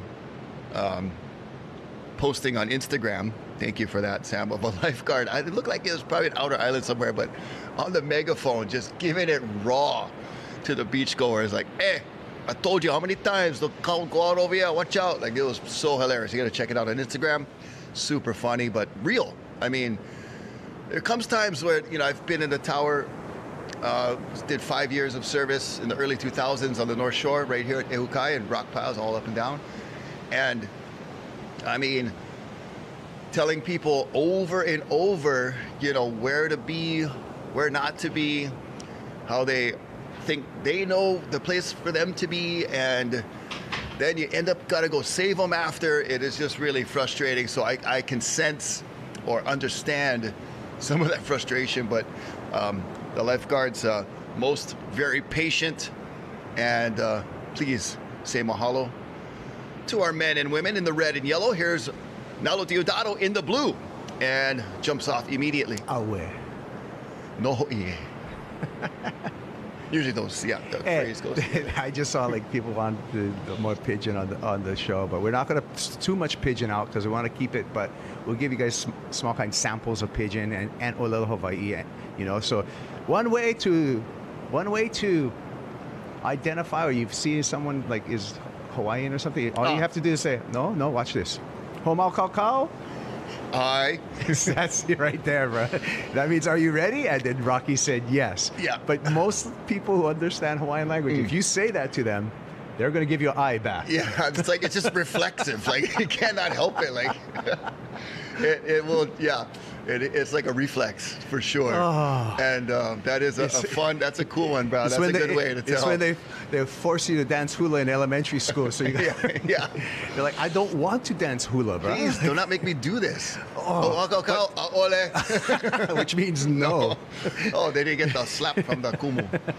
the teacher, the pa'i, the slap. That's so funny. You fell right into that. I just stepped out of the studio for a second. I walked back right into the seat, and it just was like boom right there. You know already. Oh. All right. Looks like these folks are enjoying a moment. Like they're at the beach by themselves, and you zoom it in like that. It's like they had the whole beach to themselves, but there's like hundreds of people down there. Nalo Deodato getting busy. Not really going to make that last turn, but I like his work leading up to it. Here's White Brody Sail. Bruh. This is a tough heat, too. This is a tough heat, yeah. Started off good with heat number 1. We're now in heat number 4, and we've had a couple of heats. In heat 3, it was a little bit slow. The ending part of heat 2 was kind of tough. Benny Brandt got going early, but... Anybody look at the buoys? Like, what are we... Is the swell hitting the buoys right now? Are we? That's a rhetorical question. You're asking the wrong guy. I just came to watch this. Yeah. Well, anyone in the chat who's got any of the readings? Any buoy info? I do have a phone here I can look up, but that's too much work. Yes. Oh, while we're waiting for the next set, let's learn a little bit about the junior lifeguard program with Florence here on the North Shore. Name's Kyle Foyle. I've been a lifeguard here on the North Shore for over 20 years, and I've been part of the North Shore Lifeguard Association, our junior guard program, for 18 years.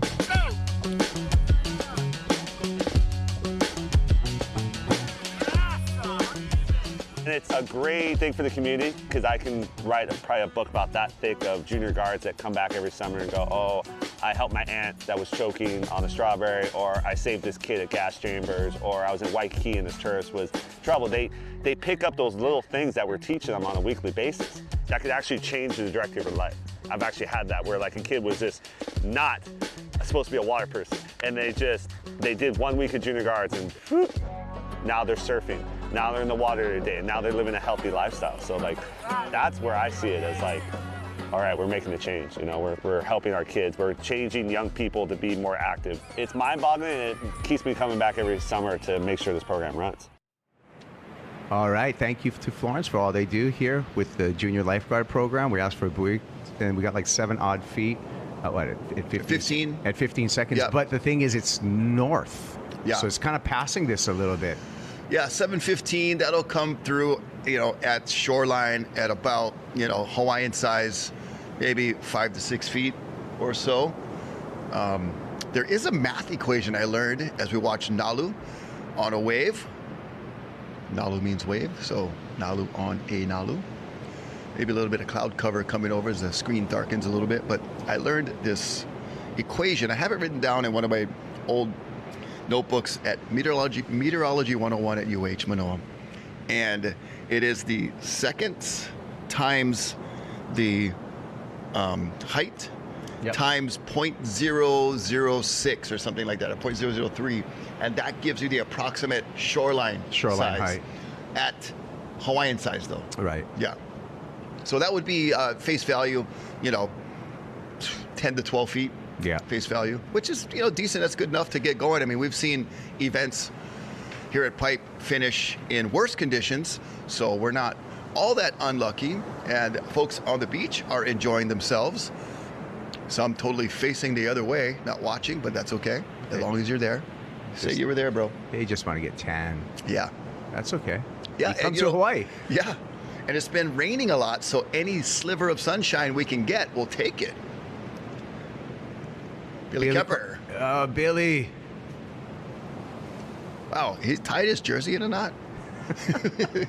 Many days, bro. He go for extra speed, boo.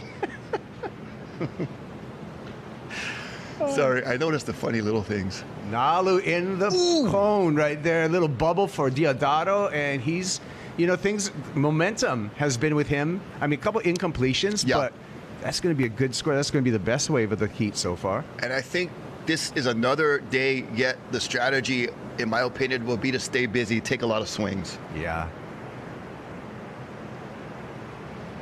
So he's been really busy. That's his 5th wave so far, and his best wave, a 5.0, out in the lead. Everyone else under 2 points, and Shion still at 0. Yes. But when you got second place just with a 1.2, Shion could get into that pretty easily. Here's a replay of a 5-point ride. Yep, nice little in and out barrel. Found just enough for a mid-range score. And finished it off with a couple of taps off the top. Nalu with a decent Nalu. Oh, Shion just straight in to the barrel and used that priority, and is not going to get the score he needed. So now he's going to have to search for that score under priority. Brody Sail in the barrel, travels through this first section coming through. So completed barrel ride, yanks on the rail for the cutback there for Brody. One more little tube on the inside, comes out of a double barrel combo for Brody Sail. So 2 barrels, 1 turn. I think that's going to be a big score for Brody Sail. Bruh, our first 2-for-1 special of finals day.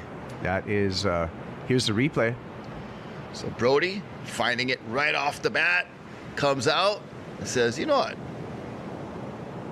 I'm going to hot a hole a little bit. Small kind on the inside. Yeah. Wow, how did he find that? That was brilliant. That was really well done. And that's a 6.5. I thought I was going to go a little bit higher, maybe because it wasn't that big of a wave, but just the wherewithal to get a barrel, yank a carve, and then find that other inside section. I thought that was brilliant wave knowledge, just reading it. To stick with it and know that last section was going to do that. I haven't. Usually we see the double barrels on the outside. I didn't realize that one was going to tube that far in. Yeah. Good job. Good job, Brody Sail, FBI. Sometimes when he's feeling Polynesian, we call him Brody Sale. From Big Island. FBI, boo. How's it? He's like, hey, how you guys doing? He's asking for the situation from the beach announcer. Who's announcing on the beach today, Brocky? We got Joe DeMarco. Is it just a staple? Just him by himself? Solo Joe. Solo. He's been rocking it solo this whole winter season so far. Oh, budget cuts.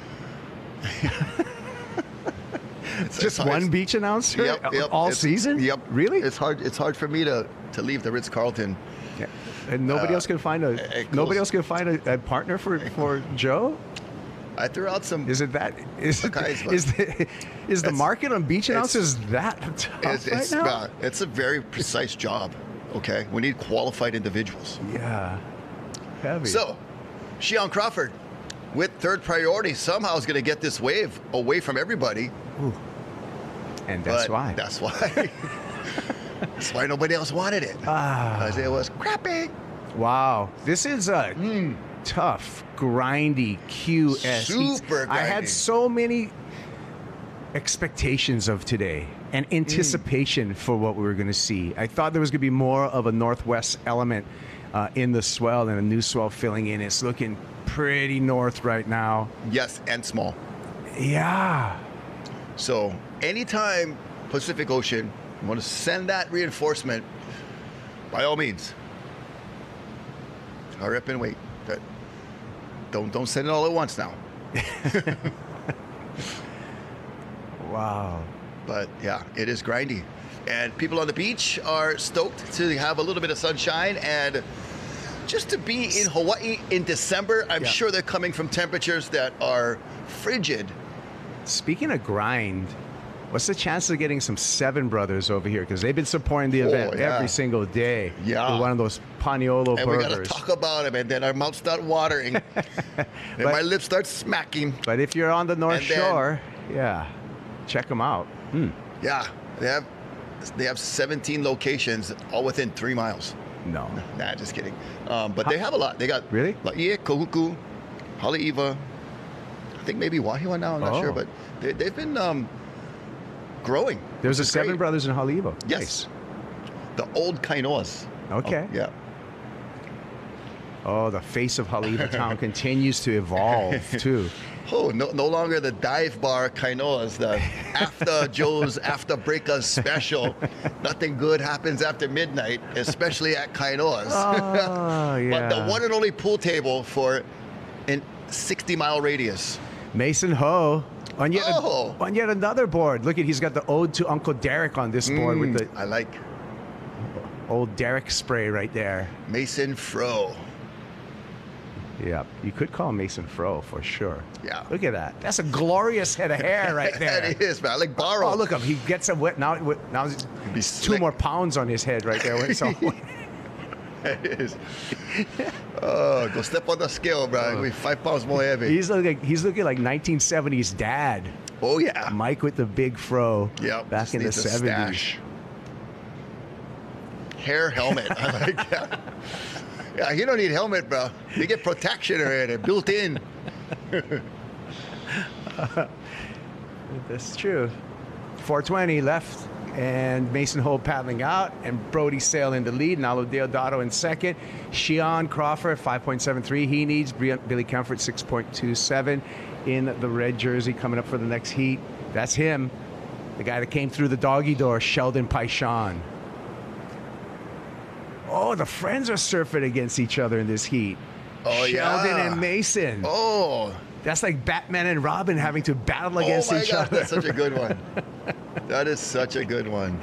Or maybe they'll just gang up on the other 2 surfers, Kauli and Kale. Oh, they're going to team up for sure. And Kauli and Kale are both Tahitians too. So we got the friends against the Hawaiian friends against the Tahitians in the next one. Oh, grudge match. Be interesting.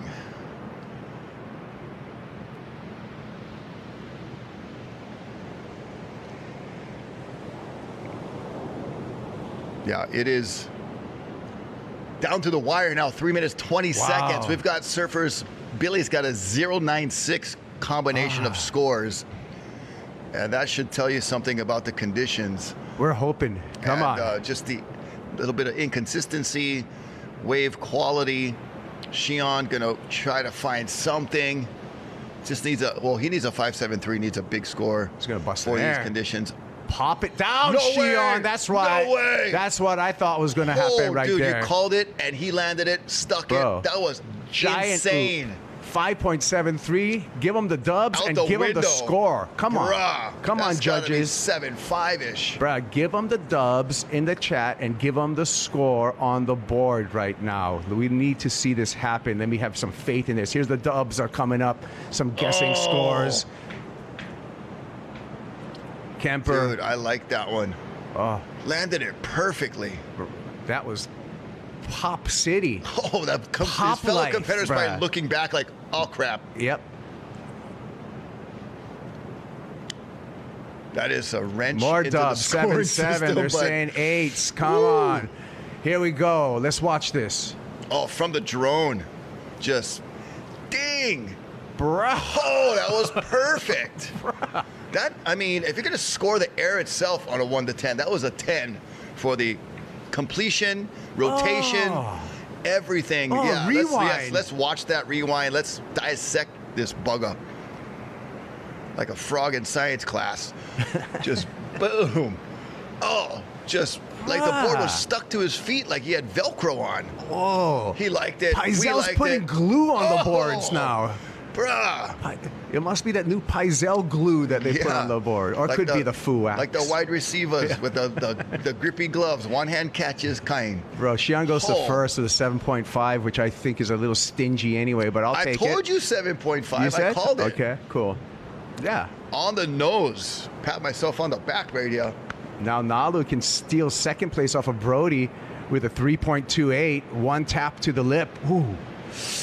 But yeah. Well, that was probably, I think, in live action, contest action in this in a pipe event, one of the best aerials. Completion with rotation, everything was perfect. For sure. 7.5, yeah, I thought that was a little stingy, but that was just my number right off the top of my head, like out the gates. But I thought, looking at it a couple more times, we could easily go 9.5. Bruh. Or yeah, at least an 8. So like, because 8 and up is excellent, Excellent, right? yeah. And so to me, that was make it excellent. That was an excellent execution of a wave. Right. So I'm going to explain my logic on that. As in my opinion, that should have been higher. But it doesn't matter because Xi'an is going to advance out of this heat and did it in a clutch manner. Yep. 15 seconds remaining. Looks like that will be all she wrote for Nalu Diodato and Billy Kemper. Xi'an on another wave. Oh, here. he wants Let's another see one more, air. bro. No more. Just tailspin. That's okay. Come in, Ras. You're in the quarterfinals. Ras. You got to serve 4 times today, bro, if you're going to make the final. Oh, geez. So that is a grind in itself. Pats his voice like, good boy. Good boy. Good job, boy. Good boy. You give Time me for treats our later. Blend Fi recap. Nalu Diodato in the barrel. Yeah, tried to make a run for it. You know, had a couple of moments. Looked like he was in the driver's seat, but ended up in 3rd place. It was this man, Brody Sale, with the double barrel 2-for-1 special, able to get 2nd place with a grab rail cutty, and then somehow saw this little section. It was like a little time travel wormhole, alternate universe. And here's popped the out of nowhere. Here's the clutch. Xi'an Crawford. Oh. Big alley-oop. Oh. 7.5. Turned the heat in his favor. Walking up the beach. Mission accomplished in this round. He's got to look forward to the quarterfinals next. Xi'an Crawford. Thank you to Salt and Air Studios for providing us this beautiful studio and all the equipment, and catch all of the action on Rogue TV, including the replay after this event. We're going to take a little bit of a break. We'll be back with more action. Sheldon Paijan, Kaoli Voss, Mason Ho, Keo, Tamatoa Chambrier when we return to action here at Pipeline.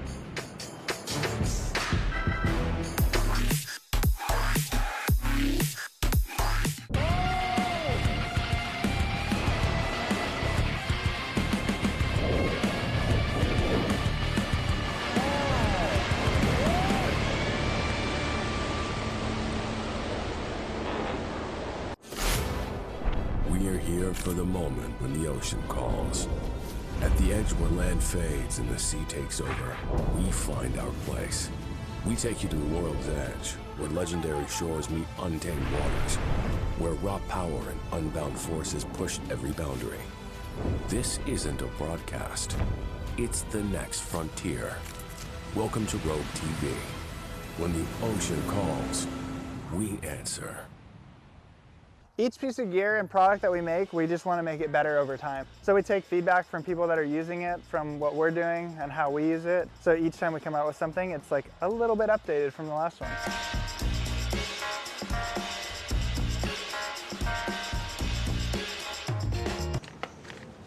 At Hawaiian Telcom, we're here for you, helping dreams become reality. Yes, enjoy. Have a good day.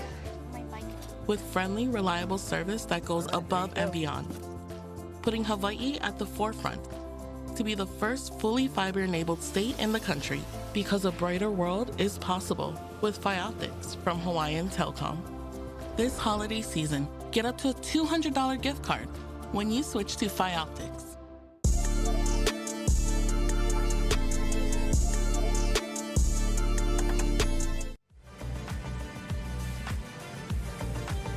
And we are back here. Beautiful day, beautiful Saturday. Round the 32 at the Florence Pipe Pro. Heat number 5, Sheldon Paijan, Kaoli Voss, Mason Ho, and Keo Tamatoa. 2 surfers from Oahu, and 2 surfers from Tahiti in this heat. Kaipo Girl and Rocky Cannon on the call here. Well, it's like a kind of mentor and mentee with Mason Ho and Sheldon Paishon. Mason taking Sheldon under his wing some years ago and putting him on a good path to put together some cool clips, videos, and Sheldon with some good results. We'll see how he ends up in this regional qualifying tour as far as rankings. And then we've got the Tahitians. Kaoli Vast on the brink of potential for the championship tour. And Keo Tamatoa Chabrier just kind of breaking into this region and showing up. It's the first time I'm watching him surf, and I've been pretty impressed with his efforts so far. Here we go, Mason Ho in the barrel. Finds a little tube time, the hair helmet flip on that retro Derek Ho model representing his uncle. Rest in peace, Derek. We miss you, brother. And Uncle Michael still around. Uncle Mike getting in the water every day, not looking a day over 45. Yeah, Michael, best 68-year-old surfer in the world, in my opinion. And I mean, even can go notching down a couple ages. He's the best eligible for free coffee McDonald's surfer. Here we go. This is Kaoli. Arm drag, body drag, and dragged over the falls right there for Kaoli Vast. Olympic gold medalist. Kaoli currently on the Challenger Series number 6. Mason Ho on the replay here. Finds a little tube. Comes out of it for a 3.5. Yeah, and we've seen the last couple of heats. This is a keeper. I mean, total score for Billy last heat 1.4. Nalu Diodado 7.17. You know, not big scores available. What we've been seeing the last couple of heats. So everything you can get, you can milk out of these waves, will be helping you count your way to the quarterfinals. Here we go. That is Sheldon Paishon. And Shell with a little tube ride carve snap combination. So getting it done early. So Sheldon's going to join his good friend Mason Ho in advancing position once that score drops. So it'll be Sheldon and Mason. In what order? I think Sheldon's going to take the lead with this one. Yeah, bigger wave, clean barrel, not super deep, but definitely solidly surfed for Sheldon. And nice combination of turns there with 18 minutes, 45 seconds remaining, and that's a 6.0. So that's going to be a sure keeper. I like literally was like so under it on one, and I was like, oh my god, and Brody gets like a 6.5. I'm like, this is so heavy. But then off the back. Yeah. Forward pile the whole heat, back up the heat. Thank you. Shion. Yeah. That was such a clutch, sick alley-oop aerial. The height, like I said, rotation, and the landing, like landed perfectly where you're supposed to land or where you're intending to land. Doesn't always work out that way. Sometimes out in the flat, sometimes on the lip, and then you got to ride it back in. Gosh, he landed like he was like re-dropping into the wave. Just the perfect roll in. And, you know, a lot of you skaters out there can attest, Kaipo, you too, when you go up and do one of those big spins or airs, you come down. It's like, it's easy when it's a fixed surface, the ramp. Yeah. But on a moving wave, so hard. Yeah. But I agree, the well execution, like a 7.5 best wave of the heat, gets them through. But you just got to separate the very good from the excellent. Yeah. Alley-oops. It used to be my 3rd or 4th air in my line in half-pipe snowboarding. Okay. But, of course, the board's attached to your feet. Yeah, and the ramp's not moving. Nothing's moving. So a little bit easier. You're like, yeah, I used to do those. Fixed on a snowboard on a ramp with a tow rope. Okay. I used to be able to do frontside ones on a skateboard, actually, though. Nice. When I was younger and more limber, and I could handle younger and limberer. Stacking on the flat bottom when you don't Ooh, pull it. Ouch. We're getting hung up on re-entry and falling. Ow. Ow. Ow way. Ow-wee. All right, 16:30, and Sheldon, like you said, out. There's been, people chiming in a little bit about Shion on that alley-oop and saying that he should have got a bigger score, which is fine. I joined that opinion, but good news is that Shion moved on. So, as in everything in these four-man heats, it's like you don't have to swing for the fences. You just need to be in the top two. If you remain in the top two out of each of your showings, then you can go for it in the final, where it's all about being the number one. Yeah, and Barron had some squeakers today. Squeaked through the other day. Remember, he was not fully on point, but still able to slide that second place position and move on. So maybe he's, trying to save it for the big show. But he surely was teetering on the brink of elimination, both the last of his two heats. But right now, surely in first by a good margin, Sheldon Paishon. We just saw briefly paddling on camera. There's the Saturday beach crowd filling in, scaffolding up on the yard up above the bushes with the priority colors there. So with the qualification conversation, Rockies, Kaoli Voss is on the bubble right now of qualifying through the region for the CS next year. He's probably not going to need that, so that would mean that everything's going to get bumped down. Should Kaoli qualify, things are going to get bumped down to number 6 on the year-end rankings. So we'll get confirmation for that once my analyst, mathematician, the WSL's Ruby, hits me back with Brian Robbins. He runs a lot of the QSs and does a great job in North America, and he's keeping track of all the scores and standings there are today. So many points and situations and a lot of statistics and numbers to compile to get all of these shaked out. It is. So I really do applaud the work that they do, for sure, too. I applaud the work that our staff does here, too, as we watch Green going to work. Keo Tamatoa Chabrier finding a left, leave it up to Tahitians to find the lefts today. That was awesome. Nicely done. That should put him in the top 2. Yeah, 2.51 is what he needs to catch Mason right now.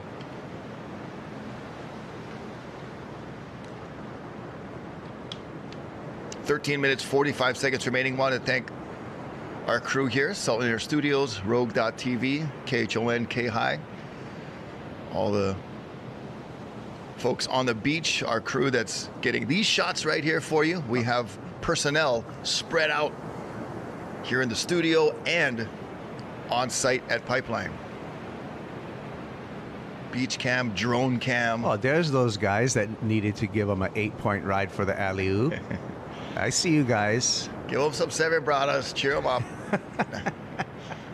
For breakfast. We love our judges. Yeah, all good guys. We love well backhand qualified barrel riding, too, and we love what Kaoli Voss is able to do. So that was pretty cool.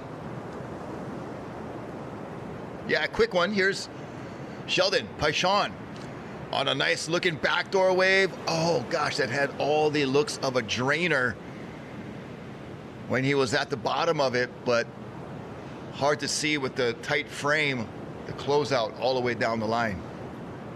They're like, hey, how come he's coming in? No, he's getting away from this wave. So shallow right there. Oh. Yeah, so it looked like he's going to try to take the channel around. Well, Kaoli, look at him. He just paddles straight back out. Kaoli, no stranger to shallow reefs, so not intimidated at all. Here's Kaoli Voss on the replay. Yanks up under the hook. Gets a little spit on the way out for Voss. Sheldon Paishon saw that section, had to pull out the back because there's no doggy door for him to get out of. Kaoli Voss back and paddling. No, this is, Kaoli again. And that's Kale. Yep. Sorry. Green and blue are a little similar in this flat lighting. Well, we're in the round of 32 for the men's, but remember, we still got the women's to finish out. And so we got semifinals for women's later today after the men's quarterfinals. I spoke with Bet Online's Eric Apple about some of the odds for the women. What's the odds? Florence Pipe Pro and the Wahine on this finals day. That's a conversation that we want to look at some of the odds for our finals day competitors. We're in the semifinals already for the women. And what's the odds? BetOnline has the answer, and Eric Apple has more intel on all of the odds for our ladies. Well, I'll tell you what, Kaipo, the key word, you might have already used it, wahine, but let's talk about the Tahitian version, Vahine. Now, she's second favorite at plus 300, and I think that she has a real shot at that. I spent months and months of my life at Chopu in beautiful French Polynesia, and she is the real deal. Now, Carissa Moore has a stranglehold on it at plus 125, so you can still more than double your money there. I have to say, I think Vahine has a chance. What do you think? What? I think Vahine is definitely going to be a favorite, Eric, but I saw the performance in the quarterfinals of Eve Leula Wong. What's her numbers look like when we look at the odds? She's plus 450, so a lot of money to be made on the butterfly assassin right there. All right, well, there you go. Bet Online, check it all out, and enjoy this Florence Finals Day. And again, Eric, thank you so much for all the intel and all the support for this Finals Day. Let's get it.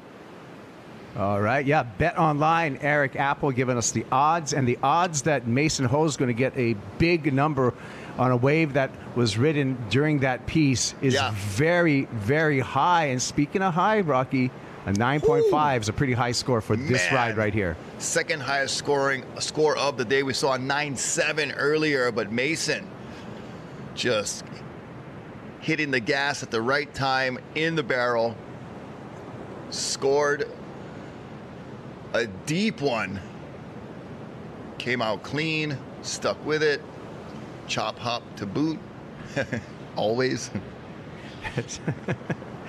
That's like his claim. That's like his little celebration. We got dubs dropping for Mason right now in the chat, and those dubs are definitely deserved. And the M's, the upside down dubs. Yeah, M's for Mason. It's dubs for the win, dubs for the waves.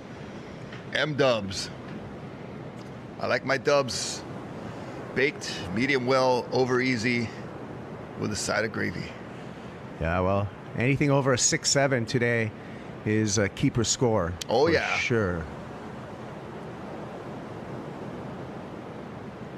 Well, Mason and Sheldon right now, number 1 and number 2. The Tahitians. Kaoli Voss, though, 141. Yeah, it doesn't need much, right, Kaoli? You can see him with priority. He's in that blue jersey. Sheldon just staying close right there, currently in second place to kind of keep, like, this is standard strategy, right? So Sheldon there wants to keep Kaoli honest, basically, so kind of maybe force the hand if a good wave comes in. Jake Marshall on the beach.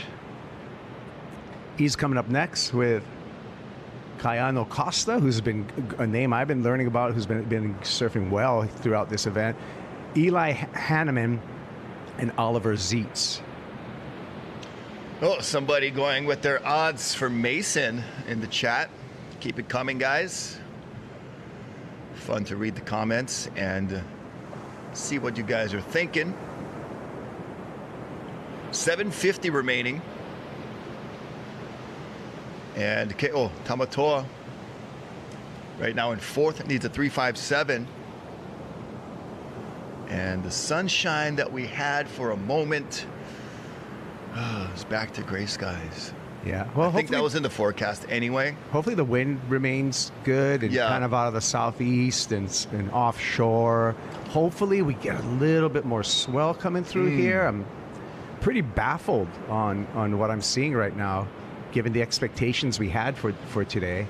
You know, we walked away from a couple days thinking that there was going to be some better surf. Yeah. Well, you know, and it was dumping rain. It was dumping rain. It was really hard. It's going to be hard to, get anything going when you've just got buckets and falling from the sky. Yeah, and the thunder and lightning also a dicey hazard as well. Yeah. And it's not so much surfers getting wet because they're in the water, but Right. sometimes visibility comes into play as well. Dude, I was because there were some torrential downpours. Yeah, where you wouldn't be able to see the lineup. Yeah. You know, and then of course having tons of electronics on the beach and in the tower, rain and heavy rain like that just makes it all that much more difficult, and then becomes safety issues as well. So came down to the final day of the waiting period. We stretched this one out as long as we could for you guys, gang. We're doing our part here. Starting on day one, December 10th, first day of the waiting period, got going. We're like, oh yeah, bro, got some swell coming. Might be a couple, 3-4 days. Here we are, day number 5, at the end of the waiting period. But that's what we have this extended, window and waiting period for, is to have the ability to make the best calls on the best days. Yeah, we're crowning men's and women's champs today. Ooh. And then after that, everyone can concentrate on celebrating Christmas. Mele Kaliki Maka. That's right. Shaka Kaliki Maka. I still got to do some Christmas shopping. Oh, yep. I just got my, my wife, she's so great. Makes it easy. Sends me pictures. Can I have this, please?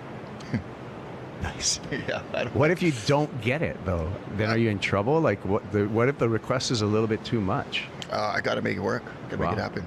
And, she's very mid-maintenance. It's been said, happy wife, happy life. Oh, yes. Probably about 1,000 times through my head in my lifetime. So it's a nice rule to live by. Yeah, I've learned that wholeheartedly. Sometimes the hard way. Yeah, but the main thing, we're learning. Yes. Still learning. Still learning. I'm coachable. I'm teachable.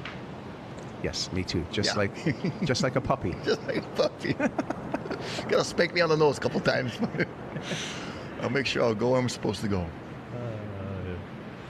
Okay, so can KO find a 357? Can Kauli find a 141? Kauli's in a good place right now, I feel. Priority, yeah? Yeah, with priority. But we've seen people get skunked before, especially if any of these rips start forming up through the lineup.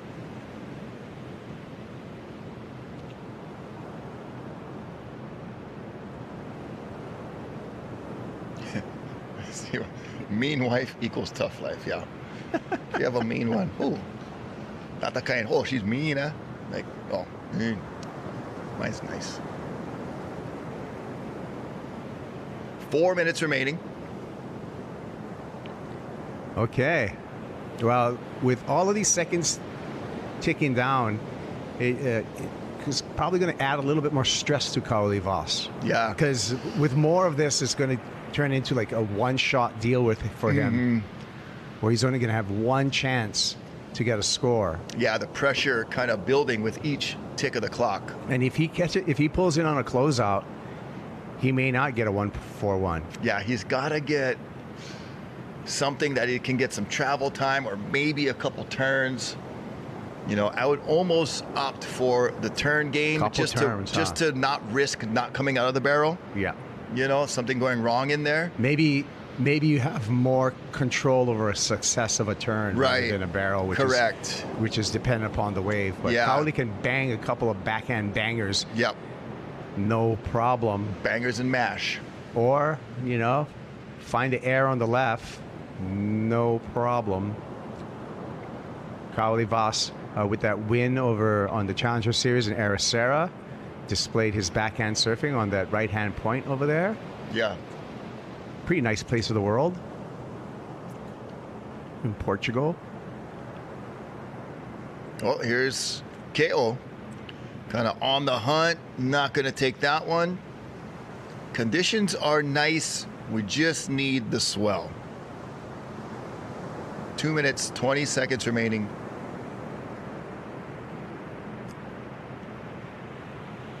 Oh, man. Ooh. Uh-oh. You don't need a wave, Mason. Just make it any kind. I know. Look him. Just come in, Mace. He was all, Mason. He was come in. Ras. Remember, Rocky said you got to surf 4 times you know, to win this thing. Yeah. So come in and rest.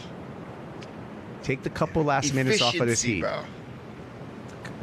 Oh man, this is the worst thing to do, is not to get to your feet to even give you a chance to turn the heat.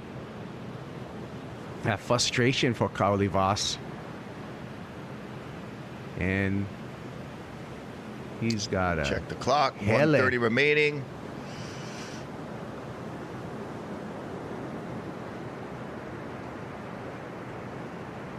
Wow. On the hunt, on the search. I can, you see, and then you can also see, just like looking at my clock, looking at my watch, then look my up to the clock on my horizon. hand, and then look over the, like you can see the nervousness paddling back and forth. Oh my, where am I supposed to be, bro? Like pacing in the room. North swell too. You can see like some of these swells can actually miss this lineup where these guys are. Look, it's firing over at Eokai. Yeah. Look at that Eokai right over there. Oh, left side of your screen. Heck. And I'm sure a lot of these are hitting the off the wall area nicely here it as comes. well. Here it but comes. is it a closeout? Oh, here we go. One hack. Oh, oh my goodness. Just tore the roof off right there. Holy crap. Yorana. Wow. Or Sheldon answering back though. Sheldon. Shell doggy. Come on, bro. There he goes. So this is going to make, so that's going to make the requirement for Kaoli further up, much greater. So a 1-2-3 backup for Sheldon will be replaced by that score. Probably going to be in the 4-point range, maybe 3-5-ish. Wasn't that deep, you know? Wow. But Kaoli gave that lip the same thing that Jake Paul got last night. Just a smash. A smash out. Oh, he broke that. That lip was like, ow, bro, what I did to you? So 3.87 for Sheldon Paijan. Quick thinking for Paijan. Kaoli had the score, but then Sheldon found the one right behind that and was able to turn the heat. So Mason Ho, Sheldon Paijan. Let's check out our Blend Phi recap of this heat. All right, so Sheldon got off to a nice start with an early score that put him up front right off the bat. And then Kaoli got busy on the backhand, grabbing the rail, tucking in nicely, stayed in contention. Mason, the 9.5 hat trick out of nowhere. Needle in the haystack, diamond in the rough. All those phrases come to mind. Chop hop to boot. So it looks like Sheldon was able to retain the second place spot. Yep. Last wave of the heat turned it for Sheldon Paijan after he fell out of advancing territory. And so the good friends, Mason Ho, Sheldon Paijan, on to the quarterfinals where they'll be facing up against each other once again. Thank you to Bet Online for all the odds and their support of this broadcast. Coming back with Jake Marshall, Kayano Costa, Eli Hanneman, Oliver Zeitz. Heat number 6 after these commercials.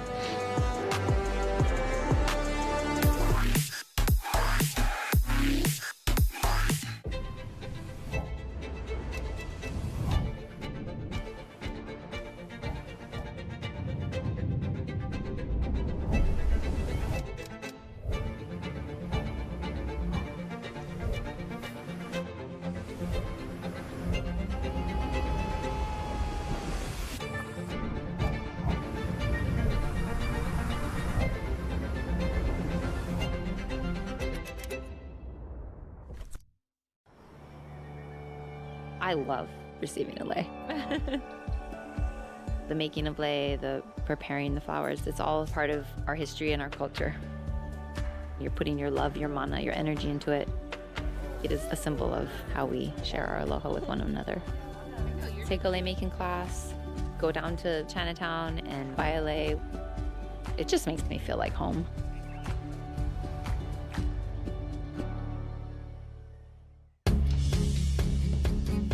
We chase more than speed and titles. We chase the horizon and the moments that move us. We chase connection. Kaiva'a, powered by passion, driven by performance, built for adventure, and grounded in ohana. It's time to enjoy life. It's time for Enjoy Snacks. Enjoy the taste, enjoy the quality. It's a part of life that makes you smile. All the goodness of life in every bite. All the flavor and taste you want in life. It's time to enjoy life. It's time for Enjoy Snacks.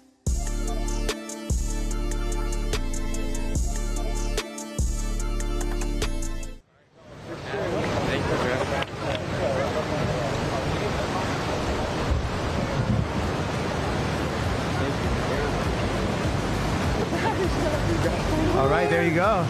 Listen. Thank you, you too, bro. Oh, it's so way to get it going. When you got that one, felt safe, huh? Yeah. Did he just sign a black hat with a black Sharpie? I mean, I'm sure you can see it, but...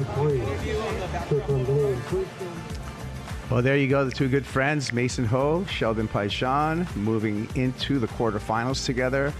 And they will be set against, I think we're just going brackets from now on throughout the event. Yep. Straight down. So it's straight down, right? Is it? First 4 heats will go into the first 2 quarters, right? And then second. I don't know. No. Oh, they mix it up. Yeah. Look at the seeding. Yeah. So actually, probably not. Yeah, they mix and match, and then it goes brackets.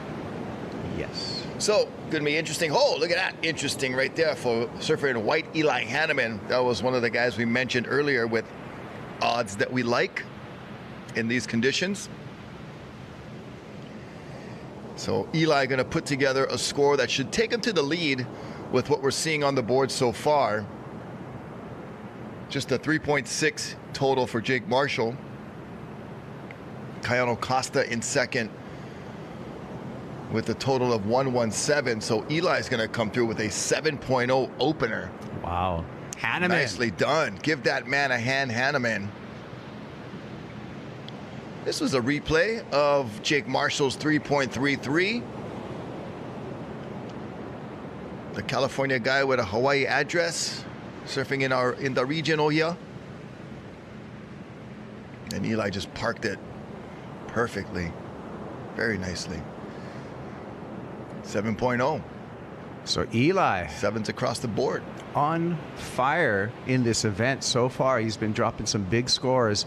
And then when we look at the scope of where he's at, he's number 1, top of the leaderboard for the Challenger Series right now, Eli Hanneman. So, oh, looking good. Yeah, the Lahaina boy looking really good right now to get back on the championship tour. Like, things would have to go horribly wrong for him not to be in that top 10 at the end of the season. Like he has to pull out of the next event and everybody else does well. Yeah, so that chance of that. And already the next Challenger Series is going to happen here, the Lexus Pipe Challenger. So that will be the final event for 2025 points. No. But happening in 2026? No. No, there's 2 more events. Oh, 2 more. Okay. So we have the Lexus Pipe Challenger that's going to kick off January 29th. Yes. That's going to be stop number 6. Okay. Stop number 7, the final one where all the qualification is going to happen, is going to happen March 1st in Steel City in Newcastle, Australia. Okay. Oh, so we get event number 6 and 7. Yeah. And I'll be at both. Because I'll be at 1. Yeah. To my knowledge, as of now. Looking forward to going to the final. Yeah, it's going to be cool to finish on. We've been qualifying people in Brazil for the past few years, so it's going to be fun to qualify people in Australia. Oh, got a little Eli with a straight ollie. Of course, the ollie invented in skateboarding, where the origin of ollies came from, by Alan Ollie Gelfin. Okay. His middle name was Ollie? That was his nickname, and then he named this maneuver, although this is an incomplete one, the Ollie, after his nickname. Of course, on flatland, the first skater to do an Ollie on the flats, on the street, the mutt, Rodney Mullen. Okay. I remember practicing Ollies in my carport for hours. Really good place to practice them on is like a carpet or something like that, so the board doesn't slip on and just get the pop feeling first. Yep. I had a dream the other night. I was practicing ollies on grass. You can't. There used to be those earth boards before. Those dirt boards with the big rubber wheels. Yeah. Those are sketchy. I repped that stuff for a while when I was working in skateboarding, snowboarding in the mainland. And that was a summertime activity. You would do them on the mountain bike trails. Yeah, dirt board. And they were so sketchy because they're big and heavy. And you're strapped in. It's like strapped in that barrel right there. In, out. Eli Hanneman. Is that a completion? Looks like he came through that, but he punched out the back. Question mark. I'll call it a make. I say 2. He kicked out with Reappeared, control. Yeah, reappeared just enough to convince the judges, hey, I'm out. I made it. Now I got to get out of here because I don't want to paddle back through the... We'll if see if the 5 wise men concur. Because if he straightened out to claim to make, he would have had a much harder paddle back out. Look at that, right into the barrel. That is blue Cayano Costa, I believe, using his priority for that one. But just couldn't. Oh, that was green, excuse me. Oliver Zietz. So green and blue, a little tricky from certain angles with the flat lighting and lack of sunshine. So that's officially Oliver Zietz not coming out of that barrel. Cayano retains his first priority. And just another one for Ollie. And that was, for Eli, that was deemed a completion. 4.17 for Eli Hanneman for his backup to that 7-point ride. So that was nice. You see Ollie Zietz paddling back out here. He's number 5 on the rankings. And we take the top 5.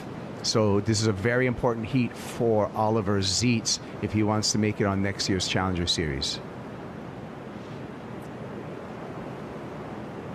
Well, I am appreciating the very nice, clear-cut path to the championship tour. Yes. That we've created with all the regions, the Challenger Series, and off the top of your head, Kaipo, how many regions are there? 7 regions. Okay. In the qualifying series. Across the globe. Yes. Was that a test, Rocky? No. I didn't know. And I didn't want to look it up, and I just figured I'll go right to the sauce right now. Right to the sauce. 7 regions. The source, not making the up sauce. the qualifying series. Each region, depending upon the size of the region, is how many surfers that you get to the Challenger Series. Series. Like, I was going to ask too, is it like the representative government of like how big your state is and how many representatives you get? So that is also the case. So Hawaii, again, we get per capita 5 men, 1 wild card. Okay. And then we get 3 women, 1 wild card. So 6 and 4. Okay. Respectively, coming out of the Hawaii Tahiti Nui Hey, region. there's Brock. B-Rock, one of our crew down there on the beach. Yeah, brother. We see you down there working hard, eating lunch already. Only 10:30. There he is. There he is. He's actually on comms right now. So I believe there's an app that Salt and Air uses for comms to that, which is pretty brilliant to be able to communicate to the people out in the field from the control center here at K-High, Hawaii. Yeah, we are live from the studio watching Pipeline and Backdoor. You guys are watching wherever you may be. We thank you guys for tuning in. Truly great to have everyone be able to see this event live and direct as it's happening. Like Kaipo said, big implications when it comes to regional points. Yep. One of our surfers here in the top 5 trying to hold on, and he's in 3rd right now. Let's hear what coming out of HQ right now. With Kauli out, the number for the men is up to 2,320 for men to make the cut. Kauli's still in that top 5. Oliver Zietz wants to be in that top 5. Making a barrel right here would be a really good job for him.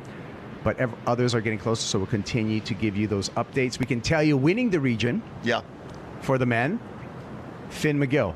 Okay, so we Finn's have a regional champ and already. He's a regional champ. So he won 3 events? I know he won Haleiwa and Sunset. Yeah. There was an event, I believe, in Tahiti earlier this year. The TOA Pro. Yeah. I thought I saw somewhere he was the champion too. Ollie Zietz right now getting a ride from Hawaiian Water Patrol. What happened? Is that Terry Ahui grabbing on the back? The boss is... No. Is that the boss grabbing? No. Might be, you know. The boss is grabbing? Oh, that's Kaupa'o. Okay. It's like, oh, Terry looking young, bro. Okay, here we go. Assistance on the beach for Oliver Zeitz. Important heat for the surfer from Kauai, number 5 on the rankings. Get out there, Ollie. What's he need? He just needs a 1.61. Oh, yeah. I think he busted his board or his leash on this one. Just tried to squeeze out of it. Couldn't quite doggy door it, and broken leash. So board's still good. Just got to replace the leash. He's got one on. Back out to the lineup. If he had a veil fair leash, amount of time, maybe it wouldn't break. Oh, plug. Just trying to get some free leashes. Man. Yeah, bro, me too. The veil leash would have hung on for sure, you guys. Oh, totally, bro. New dynamic Renegade material. Here we go. What's he got? I think he was looking for something. You could see Eli looking for like a ramp, couldn't find it. He's going to stand the lead with 11.17. Basically, that's going to search barrel first, then ramp. In that order, probably. Yeah, and just kind of go on down the line. If it's not available, get out of Dodge. Everybody's hanging out, cruising. Yeah, bro. Just make sure you're with the person you're supposed to be with, because you're live on TV, bro. Don't get busted. All right. You don't want that. All Aja. That Coldplay action. Do you see people diving behind the bushes? Gate. Coldplay gate. Oh, gosh, that was hilarious. They should have just stayed there. Jake. When you dive. Jake. Oh, Jake. Let's see. He will improve on his score because he's got a fraction of a score for his backup wave. So staying busy. And Sneeze is Jake Marshall going down hard. Eli Hanneman as we search the lineup for the next ride. So the situation will remain the same. We'll keep Jake in second and Eli leading the heat.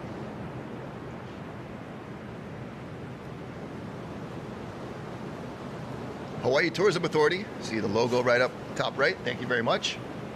Appreciate your support as we watch live action Blue, Kayano Costa. Oh, freeze frame. Just for good measure, want to see him get on that rail. That was on purpose, gang. Production quality when we got him.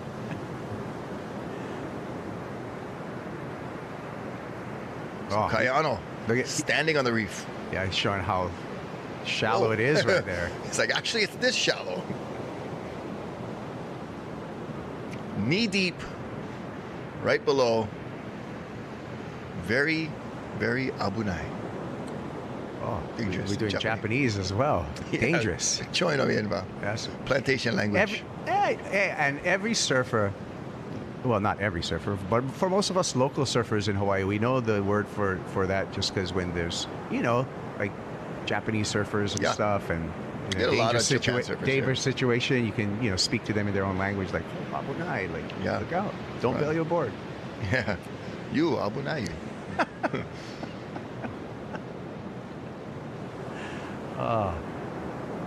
8:45 remaining. This was red. Jake Marshall, just a little quick cover for a hot moment. Got 3-3-3. So he remains in second place. A little stronger position. Oliver Zeitz with priority out there. Green jersey. Zeitz 5.5 is what he needs.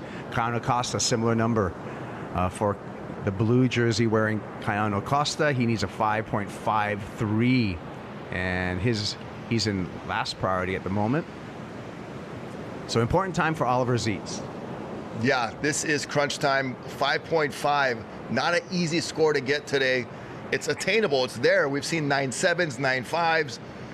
Eli already has a 7.0 in this heat.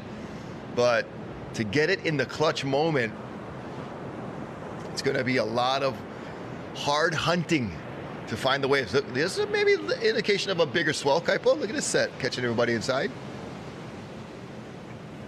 So that's one of the bigger waves we've seen of the morning. I like it. I like the signs of swell.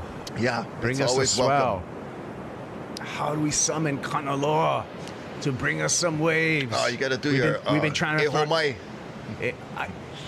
Oh, Uncle, you get the latest and greatest Sony camera. Got all the high-tech digital, bro. Is that the handy cam right there, huh? retro. Super retro. I like it. It's so old that it's cool. Yeah. I see some of, you hipster. I see some of you hipster influencers type of people with your handy cams. I've seen that game on the road. Yeah. I get it. I'm picking up what you're putting down. Okay. Like all of the Y2K fashion coming back into play as well. I don't know if you've seen that. The speedy sunglasses, the wraparounds coming back. Oh, how's the big blades, bro? The Oakleys, bro. Those things used to be like 1987. Uh-oh. Mr. Cool. Oh, there he is. The youngest of the Florence clan. Great beard. Smooth on top, rough on the face, cool all around. Yeah, there you go. Ivan Florence. Who's he got? Ivan, Zeke, Koa, Tereva. What? Big heat coming up. Front grip too. Going to go skater style on us. Maybe pop a couple layers out there. Going Glen Winton. We were all in Gorilla Grip together. Yeah. But speaking of grip, get your grip. Oh, there him. Round tail, squash tail, any kind tail. VeaSupplies.com. Scan the QR code, go to the site, and enter to win a chance of winning one of John's Pro board bags. There's only one grip as far as we're concerned. That's Vea grip. There's also a Pipe Pro. You put in Pipe Pro, 15% discount for your holiday shopping pleasure. No way. VeaSupplies.com. And I'm going to be going shopping there real soon to get some, maybe a new board bag myself, because I don't think I can enter to win because I'm working this event. But so if someone else is going to win that, I'm just going to buy one with the 15% off. You're going to buy yourself a Christmas present. I like it. Well, You're like, I got some shopping to do. I got to buy myself something. Well, good board bags equals happy traveler. Happy boards, happy traveler. Because you've seen the way the buggers handle your board.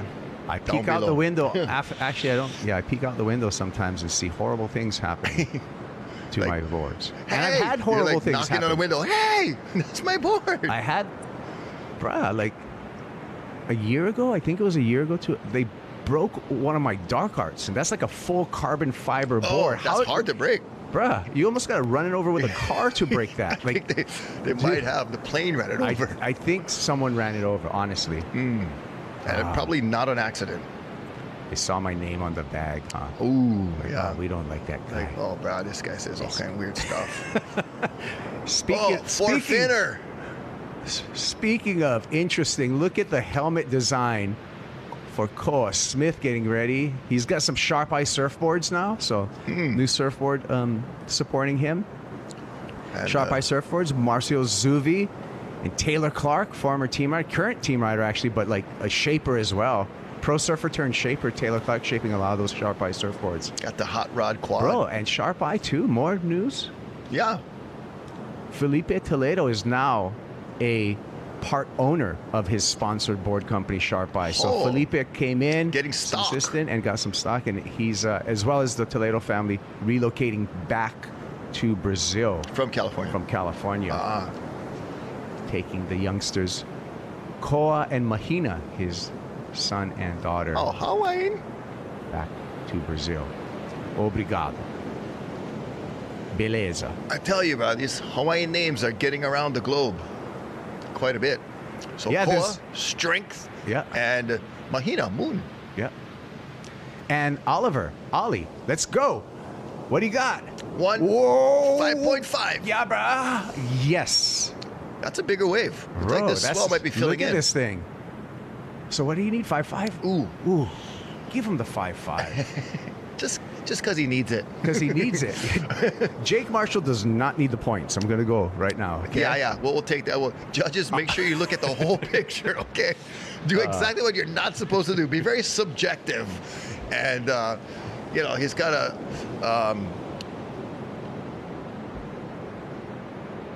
nice little tuck-in bowl right there, but not much of coverage. Very quick. Yeah, it was an intimidating looking double up though. So maybe I'm like, because it looked kind of gnarly with the double up on it, the thickness, the white water foam on the face, like a frothing Rottweiler coming at you. Come on, you know, like, oh, come on, you guys, give him the score. His puppy just got sick, so he needs a little comfort. Yeah, he's gonna. It looks like it's gonna come under. Yeah, I didn't think that was gonna reach. It's gonna be close, but looks like out the gates, 2 judges already saying not gonna do it. Uh-oh. The umbrellas are out. That means the might be falling. The The rain. Some other guys, they don't care.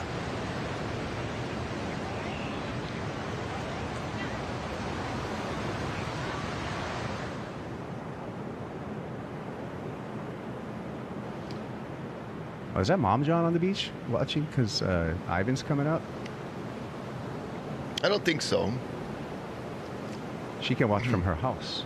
Yep. And on Nathan's YouTube channel. And Nathan, on top that one, yep. Nathan, I think maybe you're gonna come. I feel like the odds are that Nathan Florence will be joining us for the Florence heats, which are heats 7 and 8 in this comp. Not confirmed, but I've just seen a pattern develop through the days of competition over here. Yeah, and this being day number 5, we've seen that trend. Yes. So odds are correct. This is a trend that I did not expect. Look at the ripped out conditions. Look at what's going on. Rainy, rippy.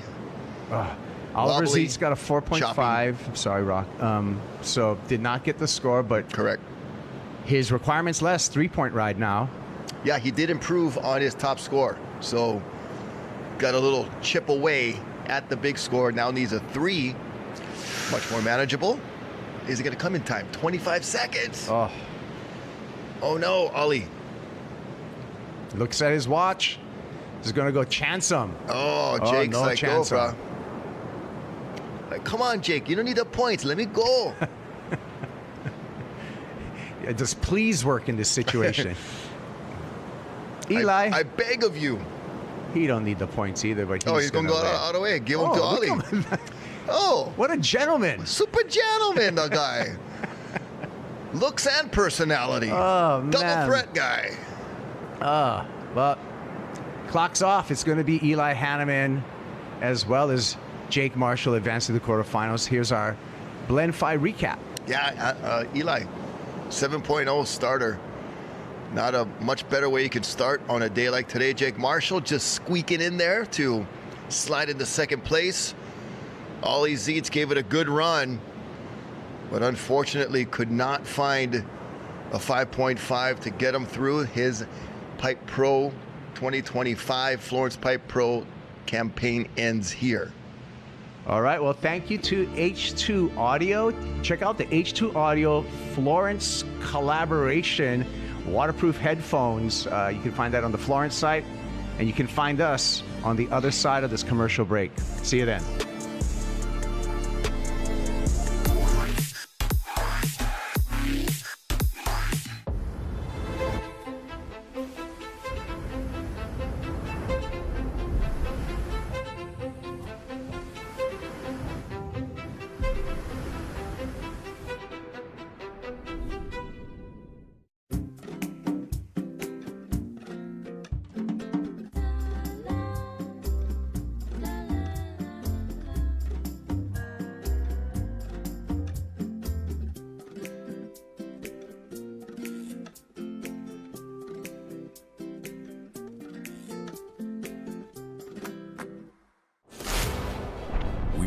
For the moment when the ocean calls. At the edge where land fades and the sea takes over, we find our place. We take you to the world's edge, where legendary shores meet untamed waters, where raw power and unbound forces push every boundary. This isn't a broadcast. It's the next frontier. Welcome to Rogue TV. When the ocean calls, we answer. Kona Brewing Hawaii. Crisp refreshment in every pint.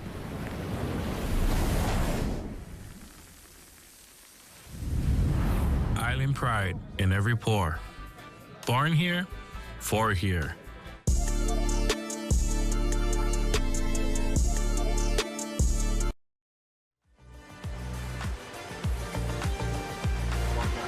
All right, welcome back, everyone. Got your beach cam set up. Me and Paizo will be announcing this heat. We got Ivan out in the water. John next. We're gonna see who else is in this heat. Dude, have you seen? It's smoking right now. The sandbars are crazy. All the sand's been moved back towards pipe with the north swell. It's been like it's coming in 3 days of storms, and had some like crazy rough calls because it's been like weird in the mornings, and then some parts of the day were getting good, and people were like, "Oh, should we have ran?" But all the athletes get together, and a call is made every morning based off the conditions they're currently seeing, and so. Now we're here, finals day. We do have little barrels, turns, errors, opportunities. It just rained and it just glassed off.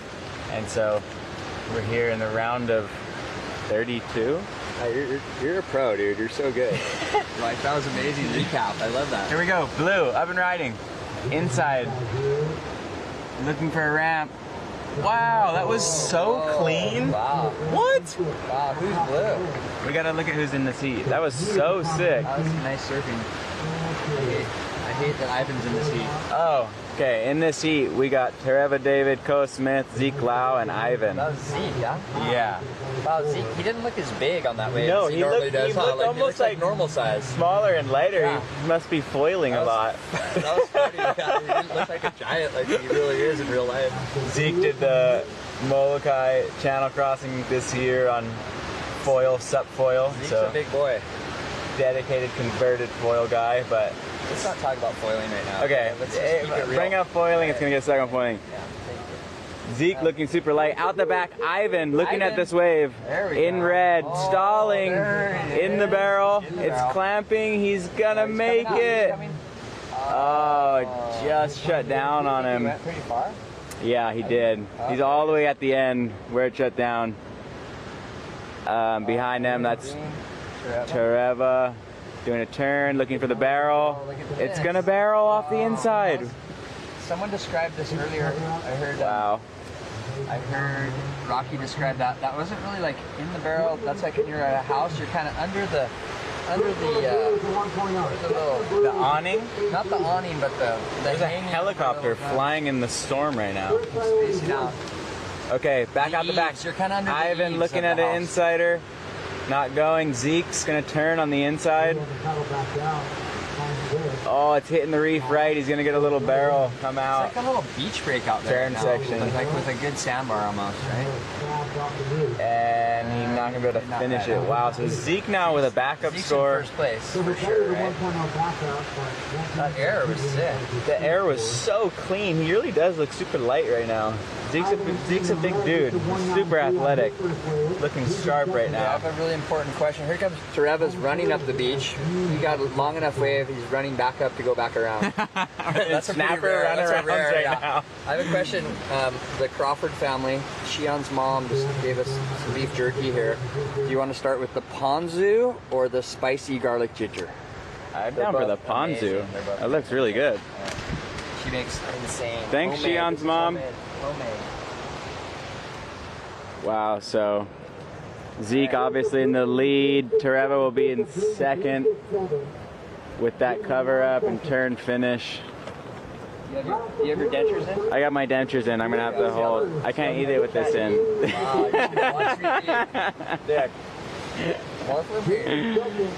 We got the chat going wild. We dropped some discount codes in the chat. You guys want to scroll back and look at those for blenders, Nathan 10, for Florence gear, for GoPro gear, for Protect. That's Nathan's piece. He can't eat it because he has his little... I have my dentures in. Braces on. Like a little schoolgirl.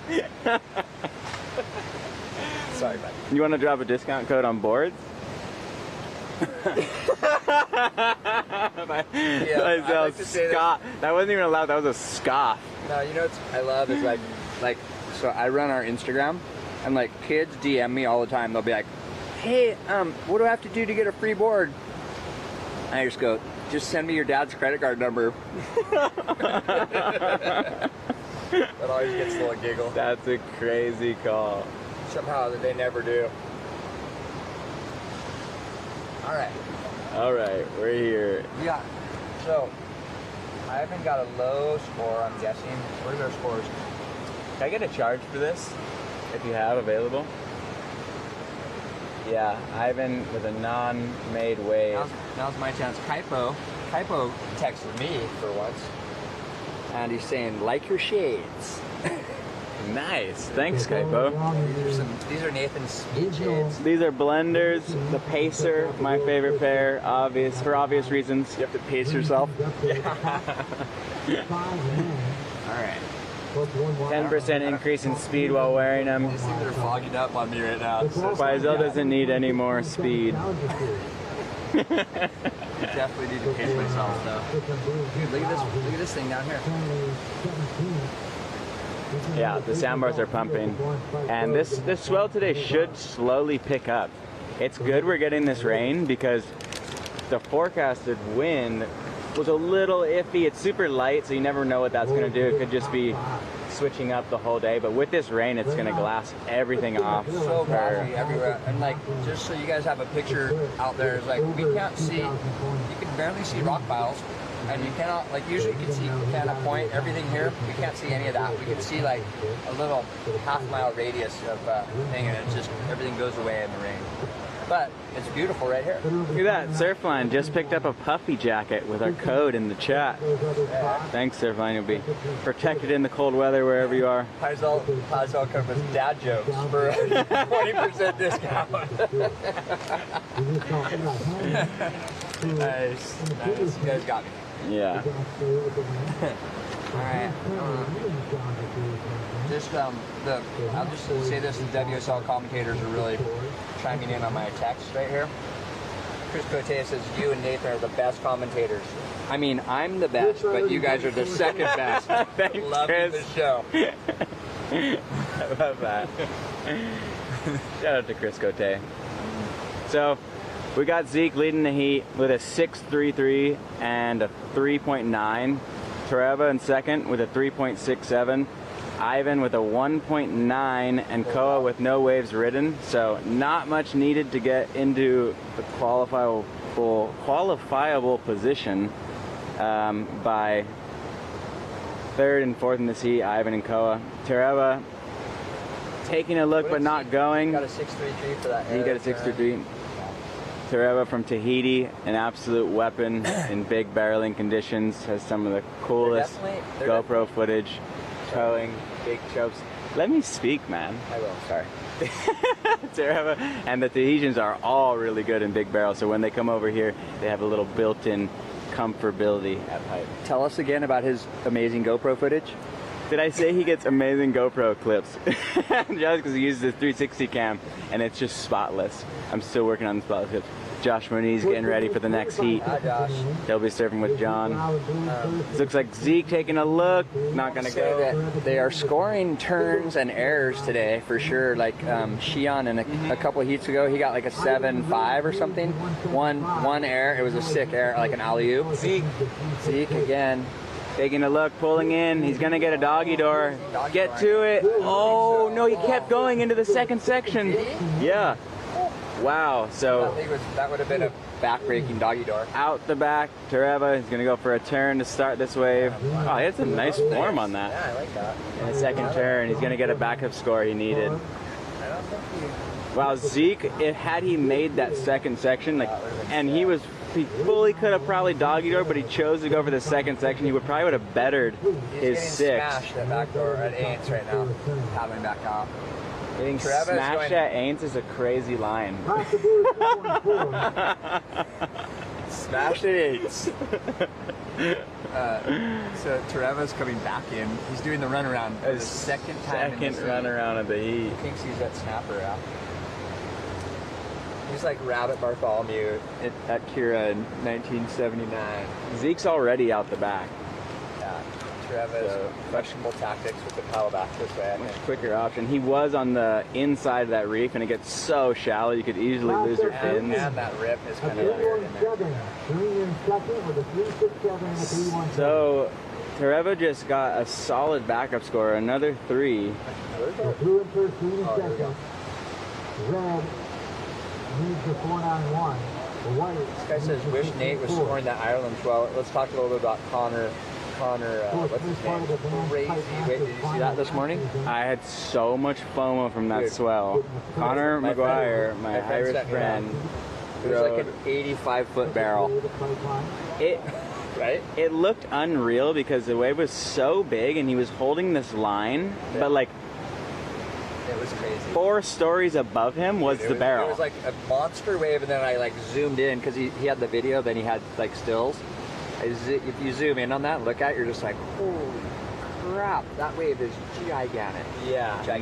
no, And it's just like absolutely round massive. And it's freezing cold, right? One of the tow waves of the year, guaranteed. He wrote that it was the wave of his life. Check his Instagram out to see the clip of it. But Connor McGuire, massive swell at Mulligmore. I saw Tom Lowe was paddling with maybe 2 other guys, and he paddled a crazy one. There was multiple other tow waves of the day, but Connor holding it down with like a 50-foot tube. So it's down here. Yeah, that was I'm calling that a 79-foot tube. Heisel does make tow boards. He recently made me. I asked him to, and he made a pretty sick one. We kind of modeled it off like a tow version of the Next Step 6.0 I was riding. Yeah. Good. There we go. Big set out the back. Not sure who's in priority. Looks like Koa Smith. Shion's mom. He's going to get his heat started, taking off kind of under the lip in the whitewater. Going to go for a big turn. Oh, and he just kicked straight out. Shoot. First wave of this heat, and it doesn't get much opportunity, so Koa probably not going to get that 3.6. He needs to advance. Ivan just needs a 1.75, unless we're delayed here. We might be delayed here. Go here. 13:34 on the clock.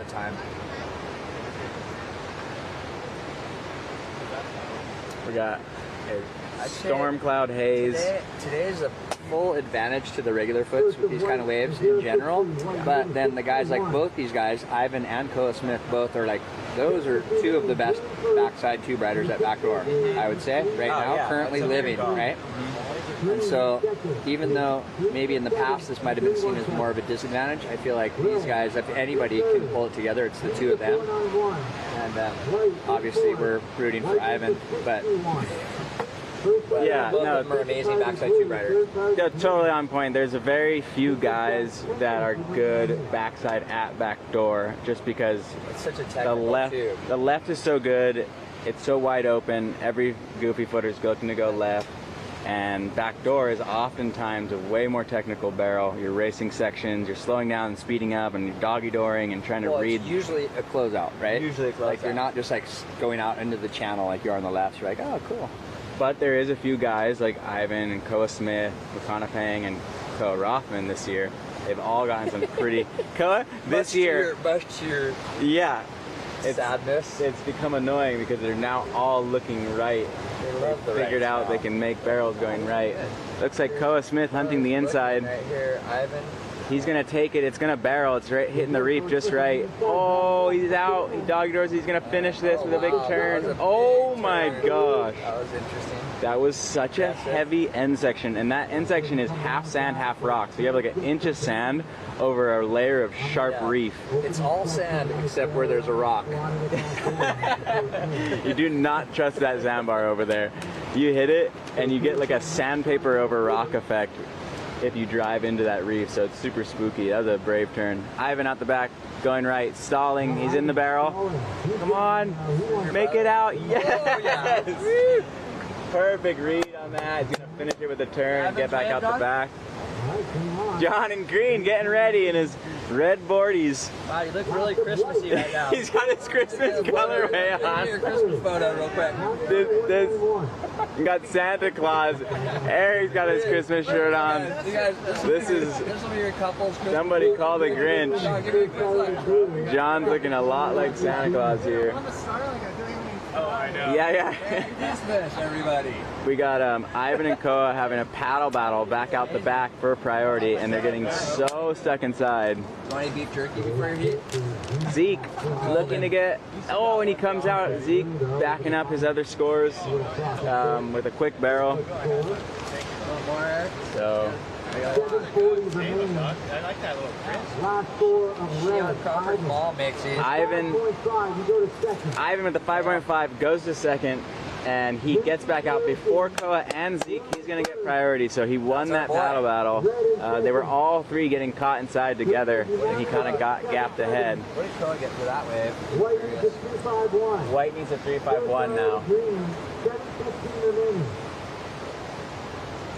Last score of blue, 3.5. Blue, you're first. So Ivan get? He has a 5.5. Zeke did a 3.45. He didn't better his score.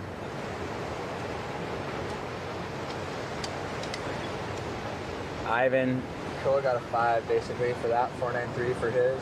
Ivan got a 5.5. This is a pretty low scoring heat, but at least we got a little bit of action. And Zeke's wave wasn't even, his highest score wasn't even for a barrel, it was just for that little air out. Yeah. Right. Interesting. We got Luke Tima putting on his helmet right here. What are your, what's your theory on helmets, Nate? The helmet thing's an interesting one. They're getting way better than they were. Right. There's tons of prototypes, and companies are now kind of beginning to compete, which I think is the best thing ever for a safety product. Yeah. As soon as you have companies competing, then they're driven to make the best one. Right. And that's what's happening in helmet wearing right now. Is like there's a few really good ones out there. I haven't gotten to wearing them, although I'm getting closer. Ivan. Ivinsky, here we go. Up and riding. He's gonna back up his 5. Big turn right here. Yeah. Boom! Vertical turn, good timing. Turn maybe? Yep. Another one closed, little banger here. Finish it. Come on, bud. What? Oh, the backwash cooked him. Okay, he'll still better his backup, which was a 1.9. So, a few solid turns there. Yeah, I'd say it's. Yeah, the helmet, probably not smart in some of the waves I surf, not wearing a helmet. Looks like Tereva and Zeke looking, but Tereva takes it, he had priority. Oh, this thing's barreling. Look at the nuggets. He doggy doors and throws a hand up. I thought he was going to continue on, but that was kind of a good call because it clamped on the end there. That was nice. So Tereva answers back. I have to be rooting for Ivan, but Tereva might have gotten the score there. He only needs a 3.77. We still have 5 minutes too. But Ivan is waiting on a backup score himself. Oh, which he got. So he got a 2.8. Which isn't making Tereva need a 4.64. So we'll see if he gets it on that wave. I would say for sure he got it on that wave. I mean, or close. It was not like by a long distance, but definitely. I'd say he got it. Ivan is now in that zone Koa was getting caught inside, and now Tereva has ridden a wave and got back out before him to regain priority. Yeah, because he's kind of in the off-the-wall left area right now. The current just fights you right there. Same thing that had him win that paddle battle with Koa back out is now restricting him on the inside. He's got to get a move on here. 5.9 for Tereva. He moves to second. Oh, look at that insider no one went on. Draining clamp. Ivan needs just a little bit over a 4 right now. First priority blue, second priority white, third priority green. Just under 4 minutes remaining. Under 4 minutes remaining. Come on, Ivan. The last score for green was a 5.9. Green moves to second. The chat is so funny. Ivan now needs a 4.08 to get to qualifiable position. So, just out of curiosity, back to the helmet thing, are we looking to maybe see a helmet sticker on your board sometime soon? I see like there's a couple little spots in there that aren't really filled up right. There could be a helmet. Not to mention the potential for stickers on You your asked helmet. about helmet, and I went into the companies making them and their earnings and the potential sticker they could provide. Yeah, I think this is definitely a potential wealth generator. Yeah, the helmet thing. What I mean to say is the highest bidder will get the helmet. What I mean to say is, you guys, I'm not wearing a helmet, and I could be.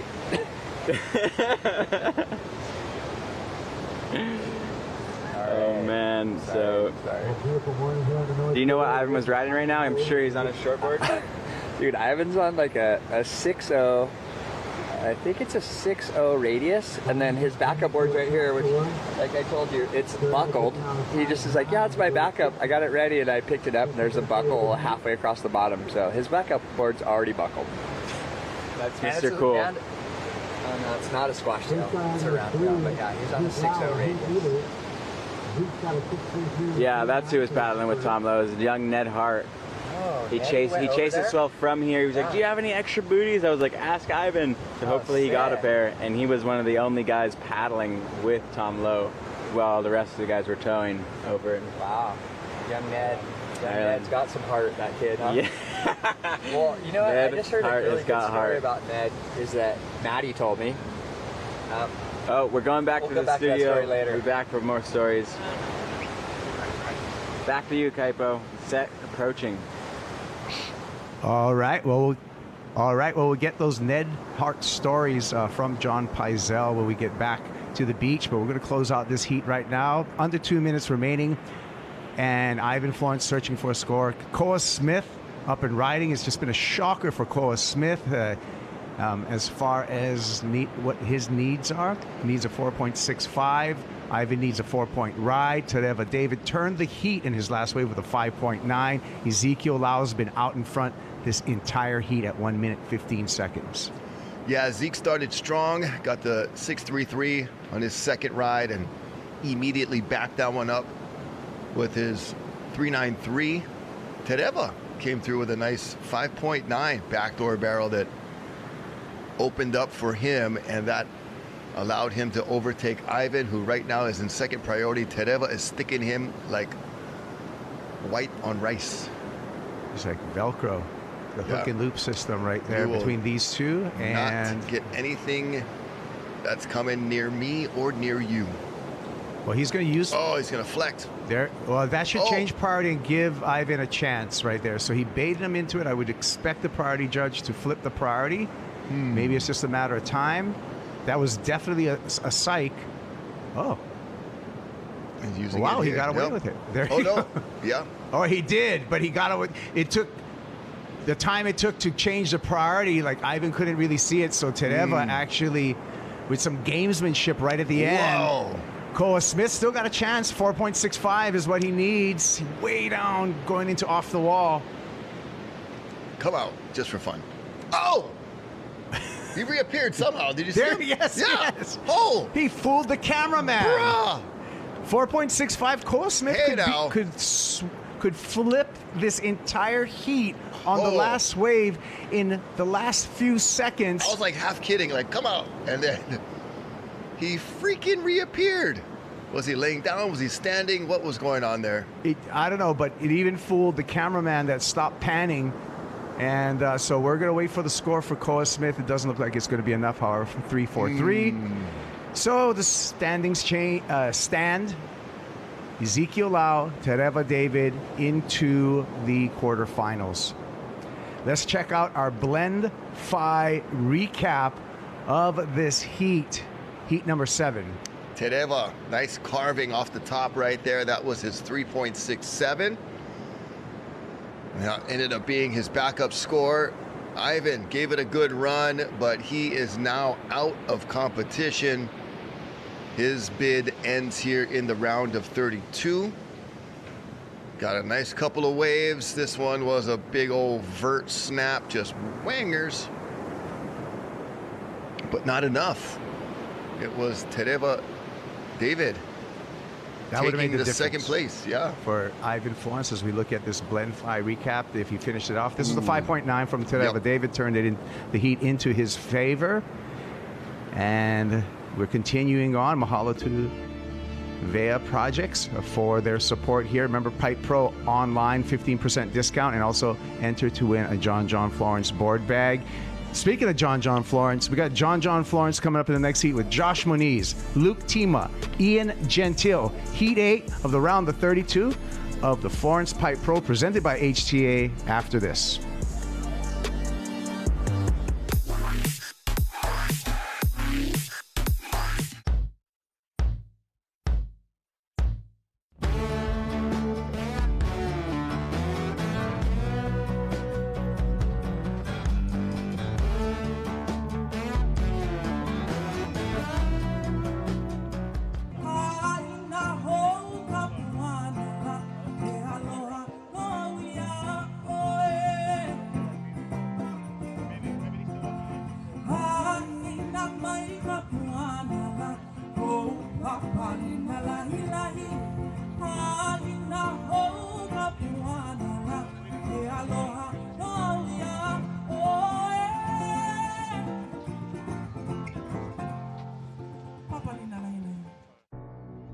There are places on this planet where the sunset truly outdoes itself.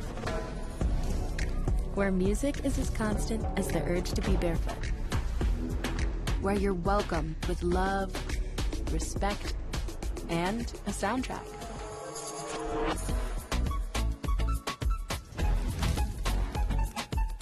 Outrigger Resorts and Hotels. Come be here.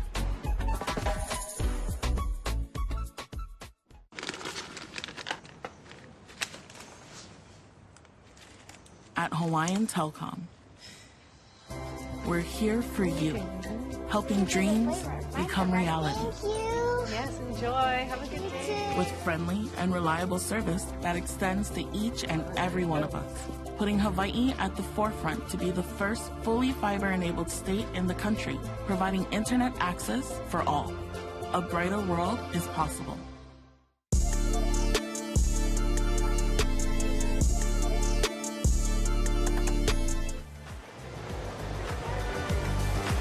Welcome back. We're back on the beach. Yeah, Tereva. After you do your interview, come over. We're gonna get a post-heat interview from Tereva, our Tahitian. Just battled it out with Ivan for the qualifying position. Unfortunately, Mr. Cool is out, but fortunately, our Tahitian friend is in. Sorry, buddy. Yeah, that was a rough one. The conditions, the current. Has a buckle. Yeah, I know. What happened first session? In this heat, we got Ian Gentile, Luke Tima, Josh Moniz, John Florence. I think I know that guy. I think I've heard of him. I'm gonna go put these up. And this is going to be a good heat because these guys are all tech surfers. Young Luke Tima, been a standout here at Pipe the last 2 winters. One of the up-and-coming Groms. Really good, really tech barrel ability. Talking about Luke Tima? Yeah, and he kind of sits under the crowd and waits for the meatiest double-ups. Every session he has some highlight waves. Just the other day, he's one of the few guys that paddled out to some mutant backdoor, and he got some crazy ones. So, certain times these guys rise up and get crazy waves in a winter and solidify their position in the lineup. Yeah, Zeke, good job. How's that first wave? You look so light and techy. That air looks so fun. That one, I just got greedy. I might have could have I know. I just felt locked in. Yeah. I thought you were gonna come out, but your score would have been like 8 if you made it, so it's kind of worth the try. Yeah, good job. I've been a rugged doggy dog too. Zeke Lau with his daughter on the beach.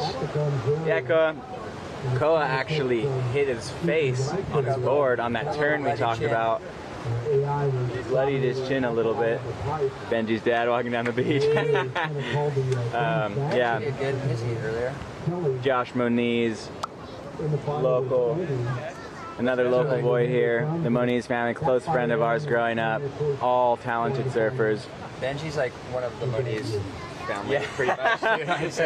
Benji's like part the of that white, family. The really pale Moniz son. Long legacy of surf family there, the Monizes. And Ian Gentile, of course, from Maui. Also an incredible surfer, great comp surfer, super technical aerialist and barrel rider. Nice guy. Super nice guy, super humble. So we got a great heat, great people. The waves kind of changed, like it almost seems like less, like remember right before, I don't know, right when you came down here, it was kind of pumping, it felt like. Yeah. Now it kind of feels like, oh, there's a lot of these smaller ones, there's kind of a weird little rip going through the lineup, kind of tearing it up, so it doesn't look like the potential for a barrel looks like it's kind of diminished. Not John. That's John. Ian Gentile.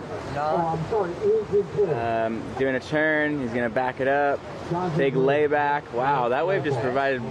Wow. Oh, he slipped out. He was surfing so good along that whole wave. That really illustrates what I was just saying, is that like kind of all of a sudden within a few minutes it's like switched to kind of turns. That's amazing. Wow. Welcome back. We're trying to take it now to recreate it. Oh yeah, you gotta get out of the seat. Oh, nice. We got a bunch of great fans on the beach. A mom here had a photo from 12 years ago with her son and John. She's gonna recreate the photo when John gets out of his heat.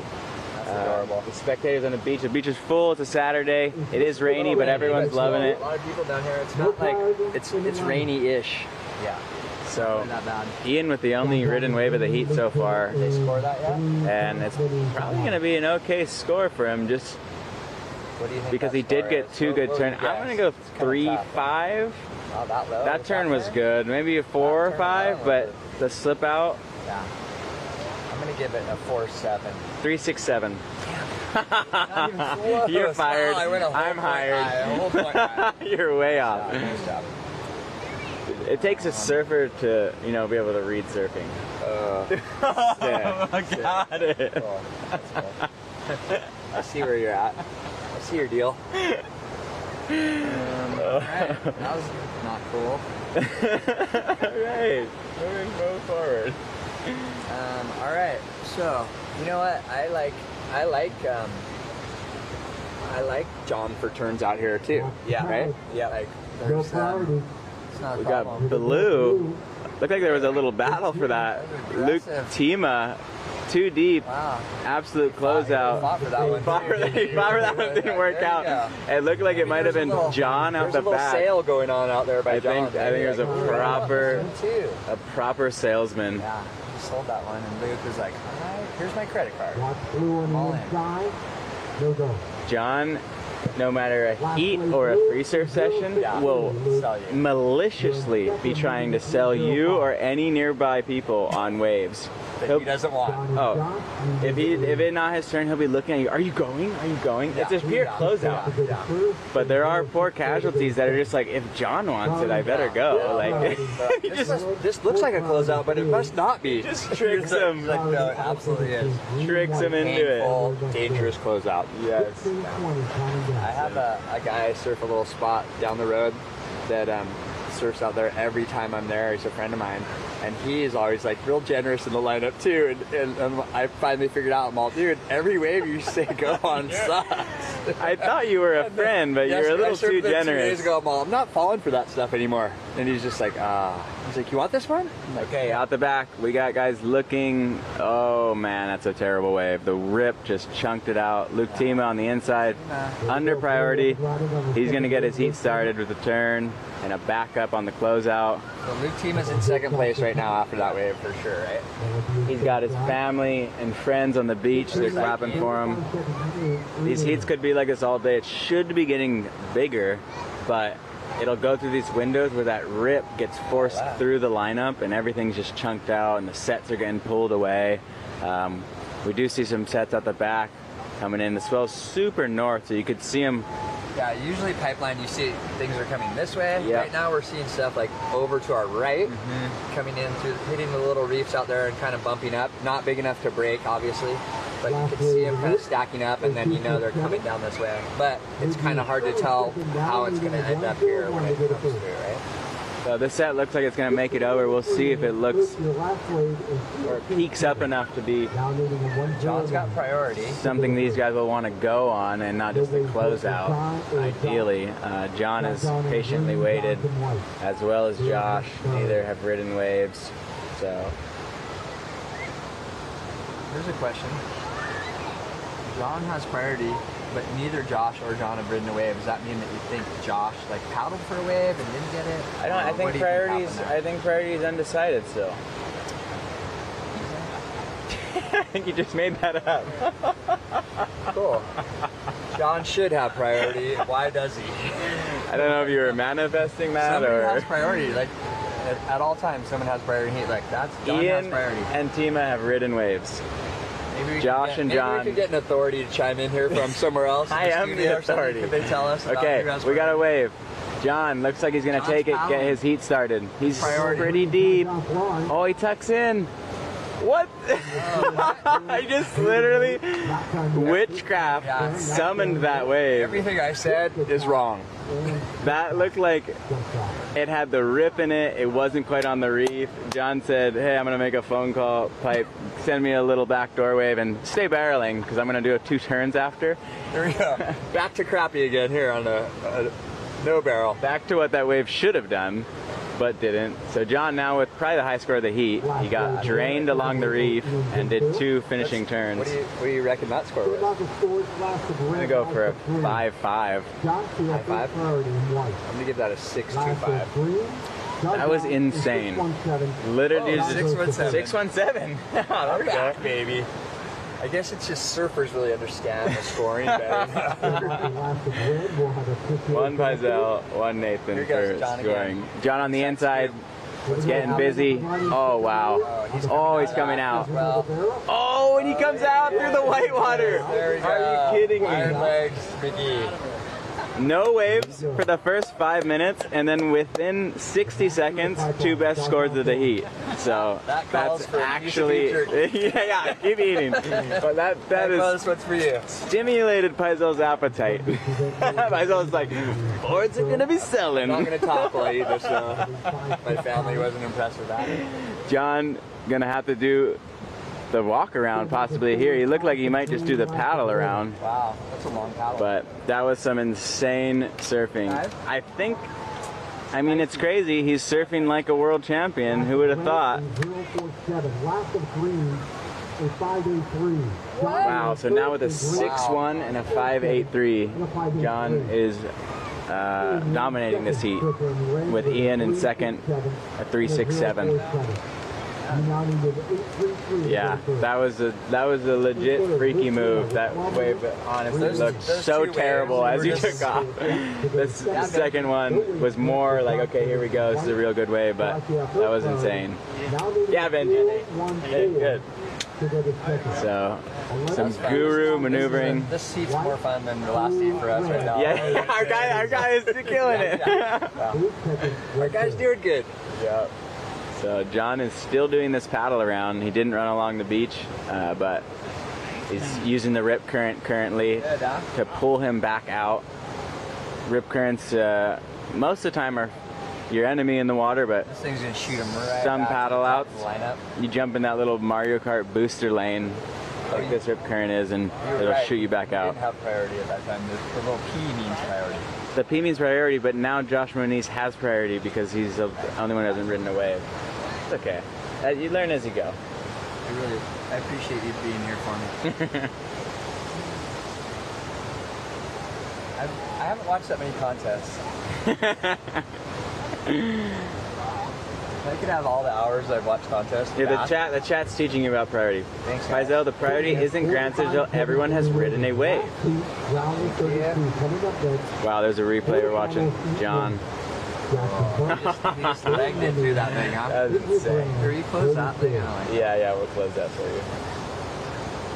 Here we go. Out the back. Josh. Oh, Josh finally chooses to go on a wave, and it was a good wave. It was like a slab of a wave, but it was just a little late getting into it. It's almost like that outgoing current, the current John used to get back out quickly, was fighting Josh as he was paddling for that one. What do you think about John's positioning at this point right now? Pretty interesting. It's interesting that he's under priority and sitting deeper than everyone. Maybe he's looking for a left ramp. Josh is going to get his heat started under priority. He's going to sit wider than everyone, hunt one of these little backdoor rights, I'm assuming. That wave was a good wave. He had the right idea, obviously, but it just was a little late getting into it. All right, so Luke needs only a 1.48 to get to second right now. Wow. That's nothing. So Ian needs a 8.3 to get to first, but for Luke to get to second, he needs under a 2. Oh, here goes John with that deep spot. John left, looking for a ramp. Luke going right. Oh my gosh. Wow. Luke getting drained on the right. Wow. I wasn't even looking. Finishing it with a turn. They split the peak right there. Wow, so we called it. John stayed wide to hunt a ramp. Wow. Interesting. It didn't work out from there, but Luke Tima just got such a nug. That maybe one of the higher scores of the heat. We'll see what it was. It's definitely a bigger, heavier looking barrel. A lot of foam in it, a lot to fight through. Do you think John's going to stay hunting lefts or go back to the rights right now? I think he'll move back to right, possibly. Luke's going to wind's not really like enough of a wind for the airwaves. Here goes John looking right. Oh, look at this He's going to take it. Big turn. Big turn section, possibly a tube. Little barrel. Big carb. He's just having fun now. He's having a good old time. So he's on a 6-1, an odd number for a air reverse on the end, and he sticks it. Wow, he fell off. Oh, he did? Yeah. But he's riding a 6-1 Ghost, which is really rare for him. Like, he's usually a 6-0 guy or a 6-2 guy. For some reason, he's got a 6-1. And I don't know what that call was, but right before his heat, he was like, it was kind of pumping. Not before his heat, but like 2 heats back, it was kind of pumping. He's like, oh, maybe I need a little bigger 6-2, but yeah, I talked to him before. He's like, what do you think? I thought I saw a bigger set. I was like, I don't think so. It looks like shortboard. He's like, all right, I'm going to go between. Luke Tima on the inside, looking for a backup score. He's a little late. But he was like, I have my 6-0, might go 6-1 in case a bigger set comes. But it honestly looks, he looks as agile on that 6-1 as he does on his shortboard. Yeah, his backup is a 6-0 squash Power Tiger. Got it. Which at the time when he was thinking I might need a bigger board, that seemed like an odd backup board, but that was the only board he had with him. Here goes John again. Oh, he just slid himself right off that thing. He dropped, you didn't see it, he dropped in, like, tried to stall and just like twisted off the board. Oh man. John hunting under priority on the way back out. So what do we have for score? Luke Tima moves to second place. Very low score. No, we haven't seen a score drop yet. Oh, that barrel?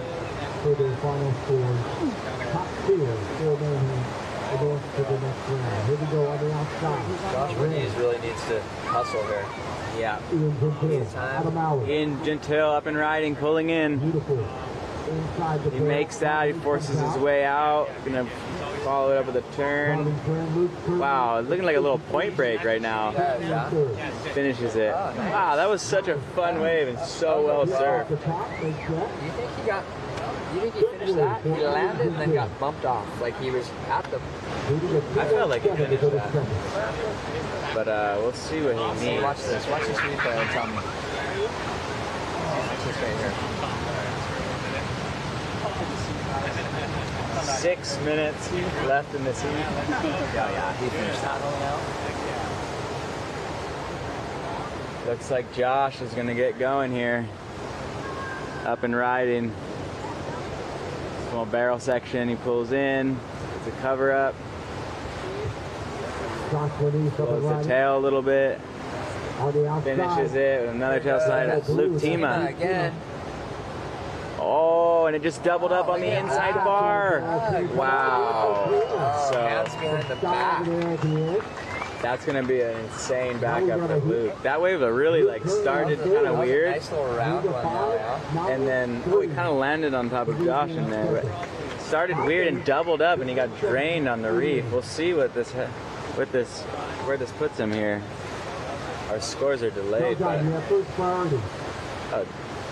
John's back in priority, just in case you're wondering. I'm sure of it now. 5 minutes to go. There's my neighbor Russ. Looks like he's just heading down to the Grateful Dead show.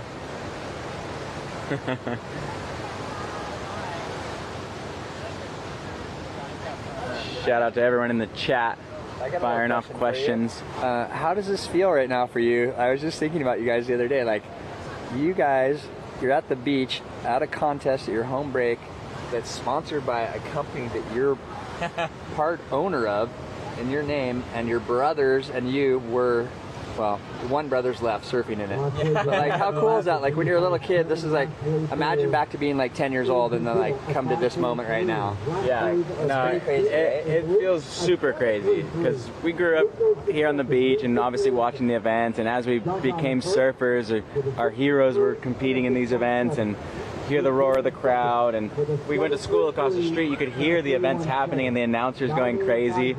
And so it's one thing to grow up and be able to surf pipe. Oh, it looks like Ian out the back. Oh, it's just gonna crumble a bit. But next one, your brother's got priority. To all of a sudden be here with our name on the event and surfing in it is just a special feeling for all of us. It's crazy, right? Like, It's so cool. Whether we were surfing in it or not, it's just cool. And all the groms. It looks like there's a broken board for Ian. So we'll see Water Patrol racing in to grab him right now. Yeah, I think everybody, I would say that most people that know your guys' story at all are like pretty stoked right now to see this. And like, it's such a cool thing for your family, you know? And like for your mom too. Think about that. Like your mom's sitting up there watching this and like this whole thing going down is pretty rad. Yeah, it's cool. It's cool to see. Like, awesome that we got that extra round and the WSL was able to get that extra round, and it allowed so much younger generation to come in and do this event. So many local surfers to be in the event, and a lot of them surfing their first heats ever at Pipe.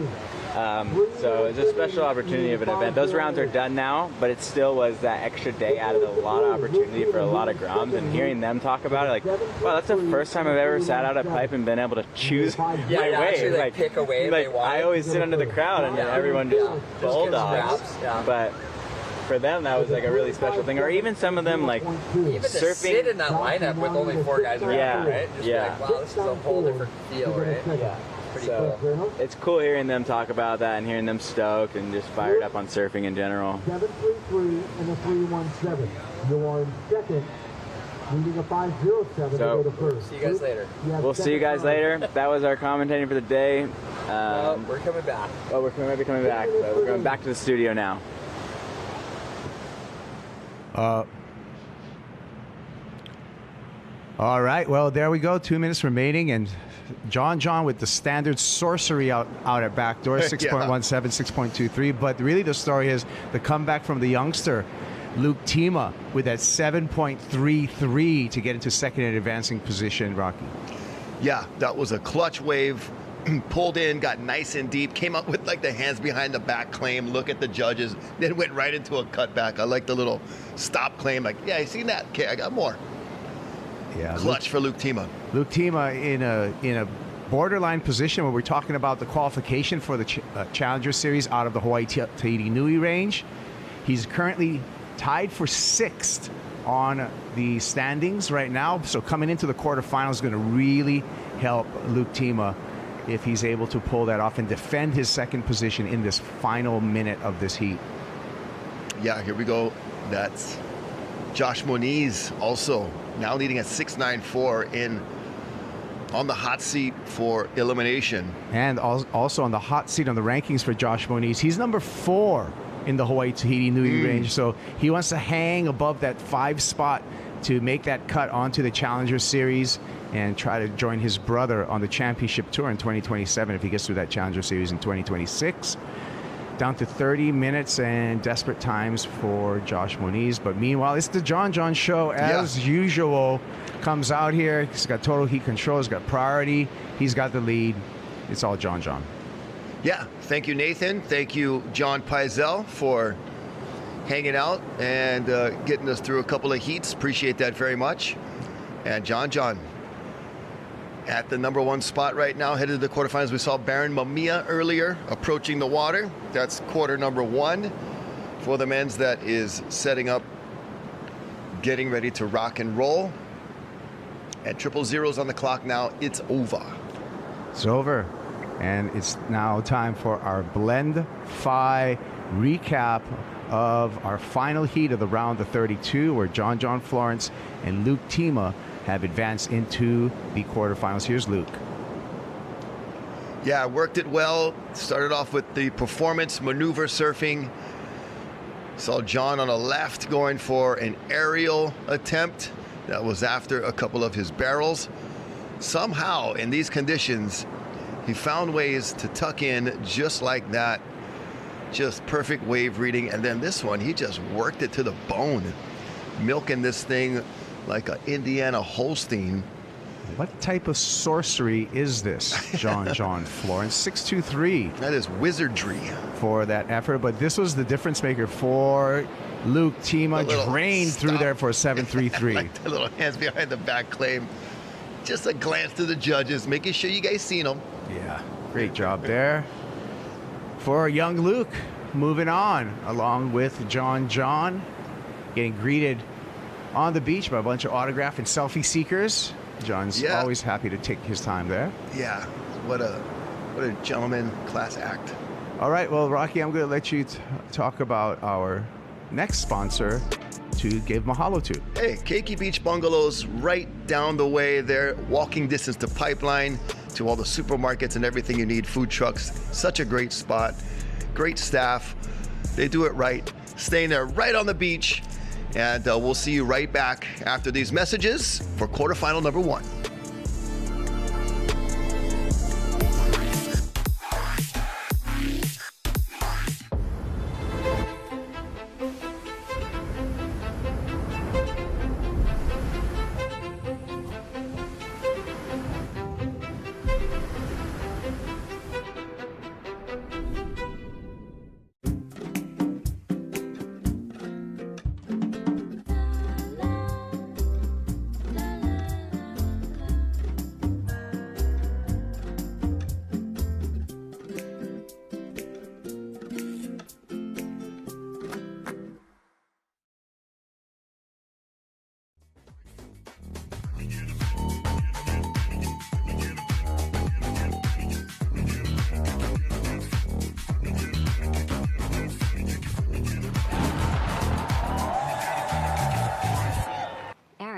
What is it like to handle a case against a big insurance company? One of the things that I love to do most is race canoes across the Molokai Channel. And I've found that many of the same things that it takes to be successful in that race are what it takes to be successful against a big insurance company. Be prepared, be ready for anything, and be fully committed to getting the best result possible. We hope you never need us, but if you do, we'll be here for you.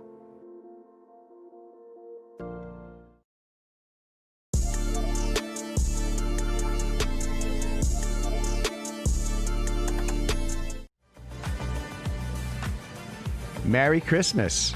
Look at John. He got all dressed up for us in his Christmas colors.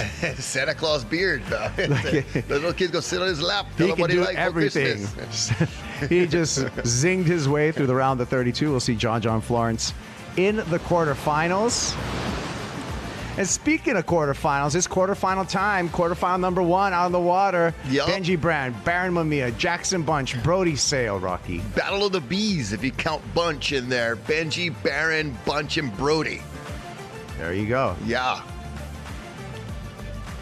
What are the odds here, man? This is a tough one. It's a 50-50 odds between the goofy footers and regular footers in this quarterfinal because we have 2 goofy footers, 2 regular footers. Copy so that's that. split right down the middle. Wave just turning more north, so more kind of like a sandbar, well, a reef break point down the line. Brody Sale right here. Catching the wind and kicking out. Oh, just creeping into this one. That is Baron, my man Mamiya, banging one off the top. Looking for more, gets the section, and just a big old carve-in slice. That huge foam ball whitewater section. Baron making the best out of what he was dealt there. Ooh, tucking in, coming out. Jackson Bunch is making a habit of that. Yeah, he has. Going helmetless this time. And he wants to win the battle for priority as we track John as he zigzags through the crowd here at Ehukai. And looking so Christmassy. Malama, thank you. Mahalo. Kanaka Solutions, Brother Jed, escorting John back up the beach. All of our security personnel, Hawaiian Water Patrol, thank all you guys so much. We'll listen in. Crabs on the beach. Helping like do the media stuff? Yep. Okay, we get creative out there. Couple 6s. How you doing? What'd you eat for breakfast? Tell us about today. Yeah, today the conditions are really tough at Pipe. Everywhere else is really good. But yeah, it's really challenging out there with the north swell, so you kind of just have to find them. Our heat started really slow, but there's definitely a couple little barrels when they come. But there's just some chunk in the face and some bumps, and it's hard to kind of like figure it out. Sick. How you feeling today? Brother bowed out, but does that affect you? You gonna go win it? What are you gonna do to win it? I don't know, I'm just surfing, having fun. It's just fun to be watching this event and be a part of it. And, yeah, I don't know, I just feel really relaxed, so it's more fun for me. Red in second. Green and third. That off to Green Andrea. is the Quarter. White and fourth. White is the 318. The first goal for Green. Well, there you go. Riley, double duty, yeah? The beach marshal and the media post-interview guy. Yeah. Gotta pay him extra. I don't know if that was worth extra right there, but he's doing his job. Good job. But I like John's response where he's just like, well, kind of tough out there. It's kind of good everywhere else. What are the odds? Yeah. What are the odds? Tell us, Bet Online. What are the odds? Everywhere else is going off today, except. No, we're hoping it cleans up. We're looking back at Brody Sale with a 2.83 opener. Yeah, Brody going for the maneuvers. Nice little click off the last section there. Baron Mamiya, the 5.0, best in the heat so far. Size of wave, critical nature of the maneuvers, contributing to that mid-range score. And tops in the heat so far. Close behind, here's Jackson Bunch with his 417. Little tuck and roll into the bowl. Grab and go. I like it. Superman exit. Yeah. So it is Baron Mamiya in the lead, and this guy in second place, Jackson Bunch. Ooh, vicious hook off the top. And he's going to keep to that one backhand hanger for his score, his backup score. Yeah, I like the timing off the top, and the wave spit, same time it was coming down, just makes it look really cool. A little more critical, like it makes it look. So see how the judges like that single maneuver from Jackson Bunch. Benji Brandt checked in. Opening score 1.0, backup score or second score 287, and Jackson going to get just as much points on wave number 2 for the one turn as for his barrel on wave number 1. This was Benji, I believe. Yep, Benji Brown on the replay, seeking the 2 but unable to find it. Jackson Bunch with this one vicious turn. Gaia, just upside down. Yep, and that was what, 393 for Jackson Bunch. He goes into the lead. You like Kung Fu. That was a chop off the top.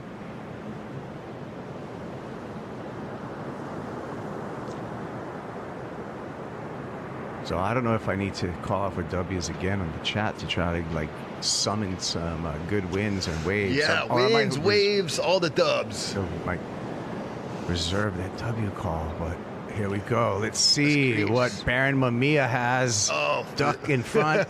Baron Mamiya slashing on the side. And just like a true championship tour warrior, surfer knows how to put it together in some difficult conditions.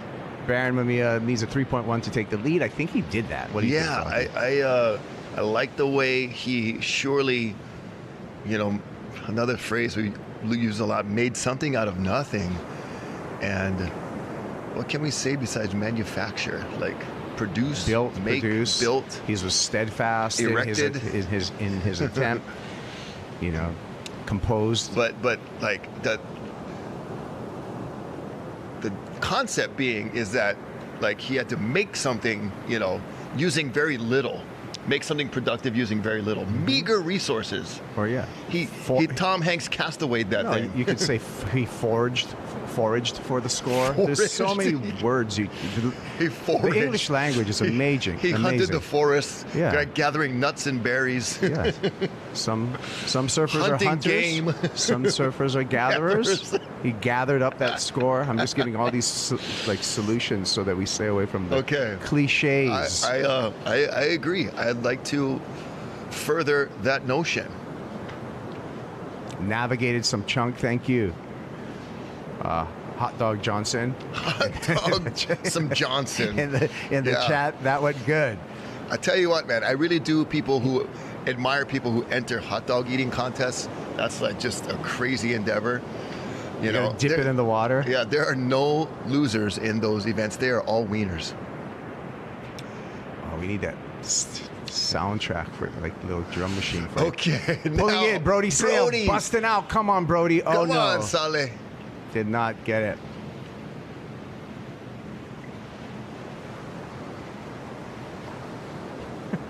What are you pointing at? He went caveman on that wave? No. Yeah. That was part of constructing. Oh, maybe construction. Doing construction.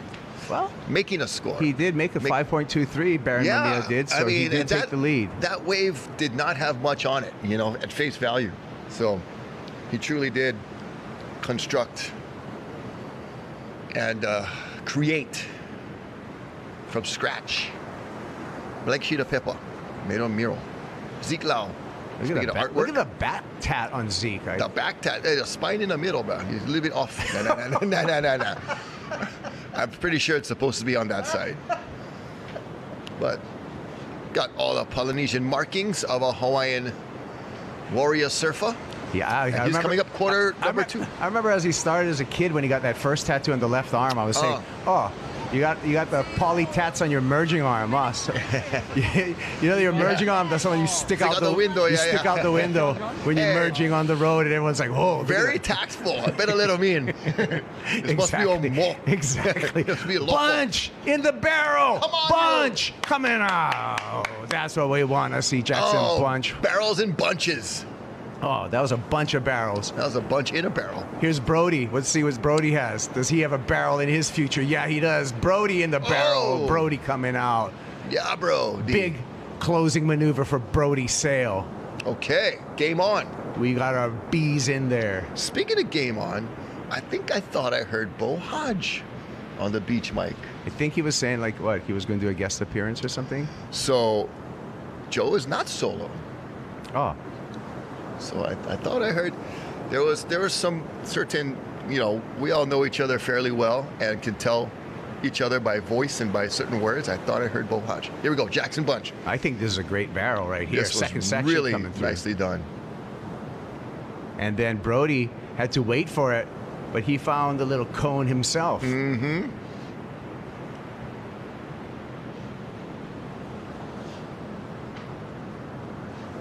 And a nice banger off that closeout section. So scores are starting to pile up here.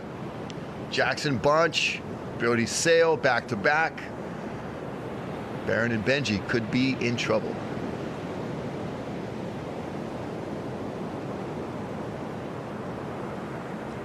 All right, so it looks like Brody is going to get the better, Jackson, is going to get the better of that exchange. Jackson likely going into the lead in this heat over Baron Mamiya, and then it's going to be the math and seeing if Brody Sail got enough to bump Baron out of that second place position, Rocky. Yeah, it is a 7.833 for Jackson. Brody Sail 5.83, not quite enough, so Baron's hanging on the second. He's got priority at a pair of fives. 10 minutes, 55 seconds remaining. It is Brody and Benji now on the outside looking in. 7.36 required for Benji. That's quite a healthy score, but we've seen him come through with some great waves. You know, he's looking left at pipe. He's looking back door. He can do it either way. And, yeah, there we go. Keep the chat coming. Good fun, you guys. Wave by Baron to hear that he has priority and he's still in second place in this heat. And thank you again. This is the Salt and Air Studio right here in Kehigh. Yeah. Thank you for joining this finals day here at the Florence Pipe Pro presented by the Hawaii Tourism Authority. This is our last qualifier for the Hawaii Tahiti Nui region as well. So not only are we going to crown a champ today, we're going to find out about congratulations, by the way, for winning the regional series here. Moana Jones-Wong is the title for women, and Finn McGill for taking the men's title. But we still have other spots to be decided for qualifiers for the 2026 Challenger Series coming out of this region. Yeah, and Finn did it in really stylish fashion, winning Sunset and Haleiwa. And, you know, was looking good in this event and had that really crazy finish with Turo at the end of the heat a couple of days ago. But all in all, still able to win the region, and he'll be off to the Challenger Series. Yeah, so good news for Finn McGill. He's going to have another shot. As we see Luke Tima, the youngster from the North Shore. Luke, with his dad Eric there, into the quarterfinals. Yeah, in fact, speaking of double barrel, me and Eric had a shot in the magazine together. I was behind him on a wave at pipe, and he was in the front. Nice. Yeah. What year would that have been? This was actually Nathan Florence was on the cover as a Grom. It was a lifestyle shot of Nathan, not a surfing shot. It was a big surfer issue. You know how they have those big issues sometimes? So Nathan was on the cover to bring it all full circle. Nathan was on the cover as a Grom, just a little face kind of beach shot. And his first cover, which is great. And then somewhere in the mag, there was a two-page spread sequence of me behind Eric Tima at Pipe. He dropped in on me. He didn't know I was quite a bit deeper, and he was out in front. And the caption was Rocky Cannon comes out in spite of being dropped in on whatever. And Eric, or they didn't say Eric, but they said, "Oh, this guy didn't even see him back there. Poor guy." Yeah. The whole time he didn't see me because he kicked out, and it was kind of a doggy door exit. I came out, so we never even saw each other. And I never said anything because I made it. And then I got that shot. I was like, okay, I'm happy. Nice. I'm not mad at you. But he said all his friends were kind of making fun of him a little bit because he didn't even know he realized he dropped in. Yeah, and that's like, kind of publicly shamed in a way, But So, Eric's a good sport and got his son on the right track now, into the quarterfinals. Yeah. So happy dad. And it's still a frothing dad too. So Yeah, he gets after it. I still surf every once in a while. Have sessions where Eric shows up, and he's still, as frothed as ever. Yeah, ready cool. for it. Got the Grom Stoke. We all need that. Here we go, bunch. Oh, ow. Projecting out into the flats, trying to snap the tail off of his Glen Minami surfboards. Small guy did the splits, bro. But Jackson out in the front.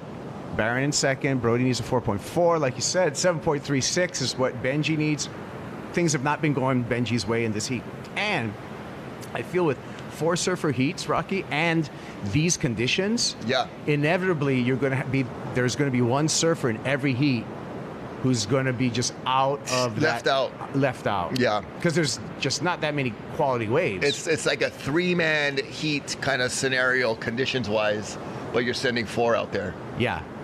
There's probably only enough good waves for maybe even 2 guys, right? So that's going to work into the equation. So maybe that's going to change the odds here for finals day. I don't know. Yeah, that could be a factor when we're talking about the Bet Online odds and where to place your odds-making decisions. 6 minutes.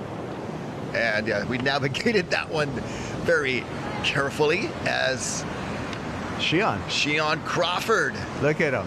Look at him. Ready to rock and roll. He's got his helmet on, everything. Oh, they give a little blue steel right down the pipe there of bro. Beach Cam. Shion's going to be joined. This is going to be a Young Guns next heat by Ryland Beavers, Shiloh Tenberg, as well as Cody Young.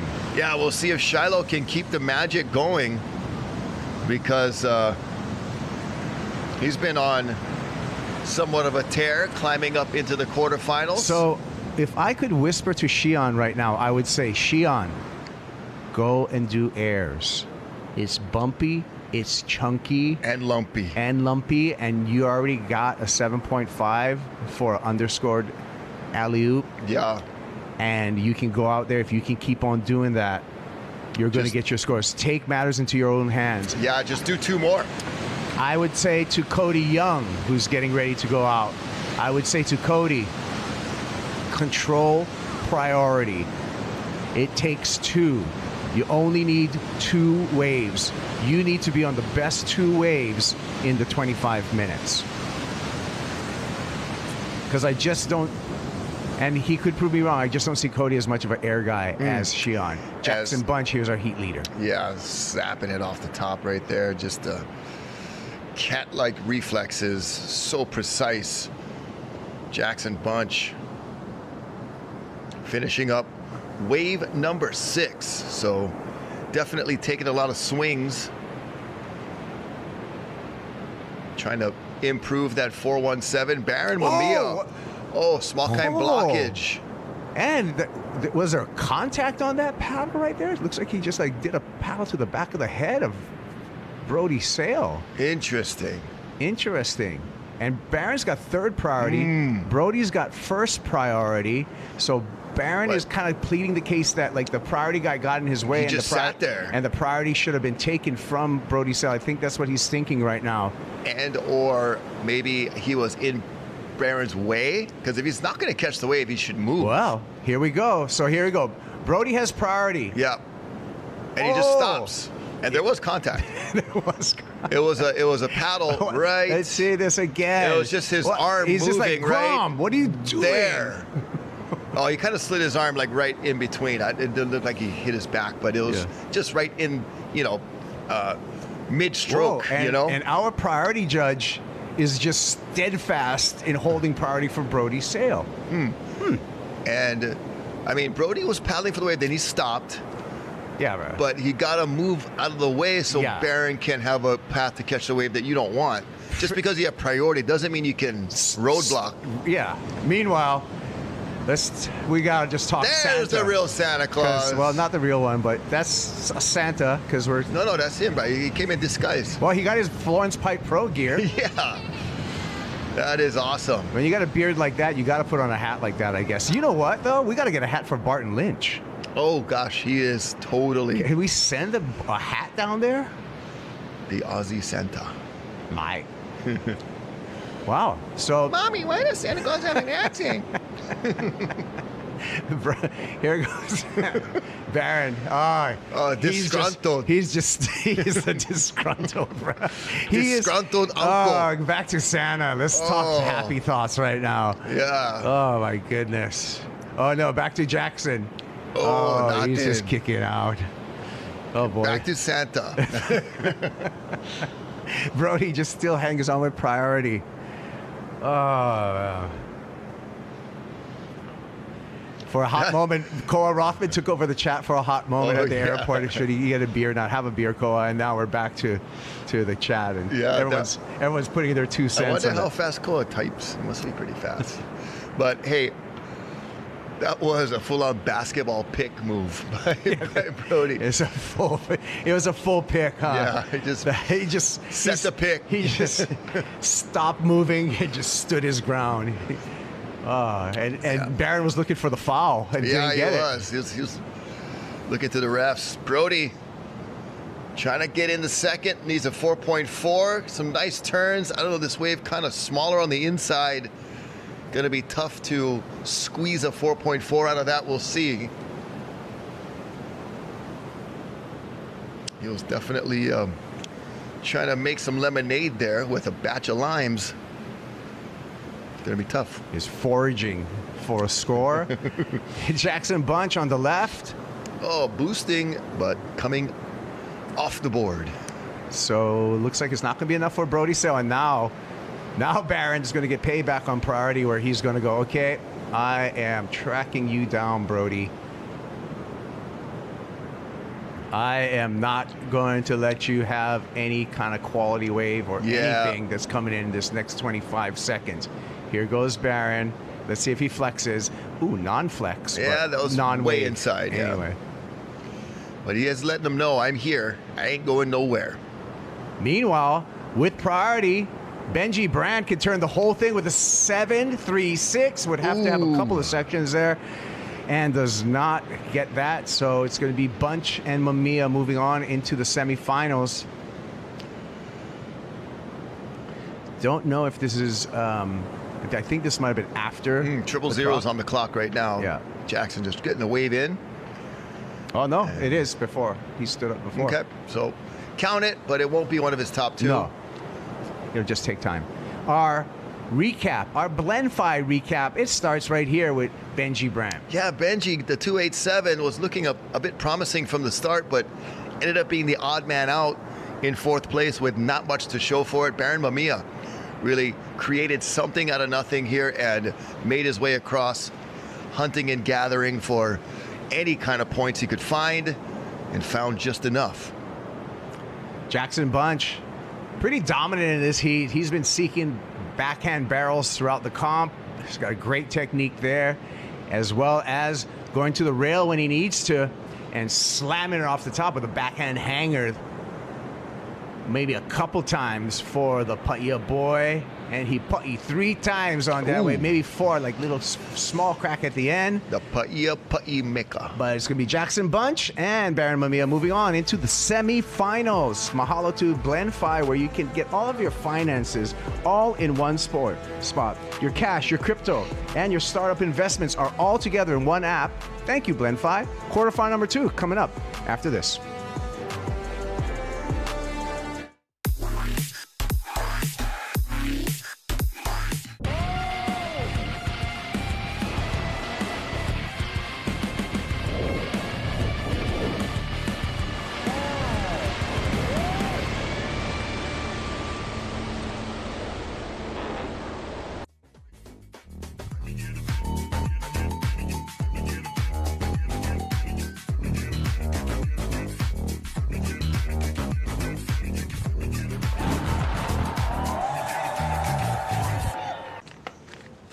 At Hawaiian Telcom, we're here for you, helping dreams become reality. Yes, enjoy. Have a good day. With friendly, reliable service that goes above and beyond, putting Hawaii at the forefront to be the first fully fiber-enabled state in the country, because a brighter world is possible with Optics from Hawaiian Telcom. This holiday season, get up to a $200 gift card when you switch to Optics.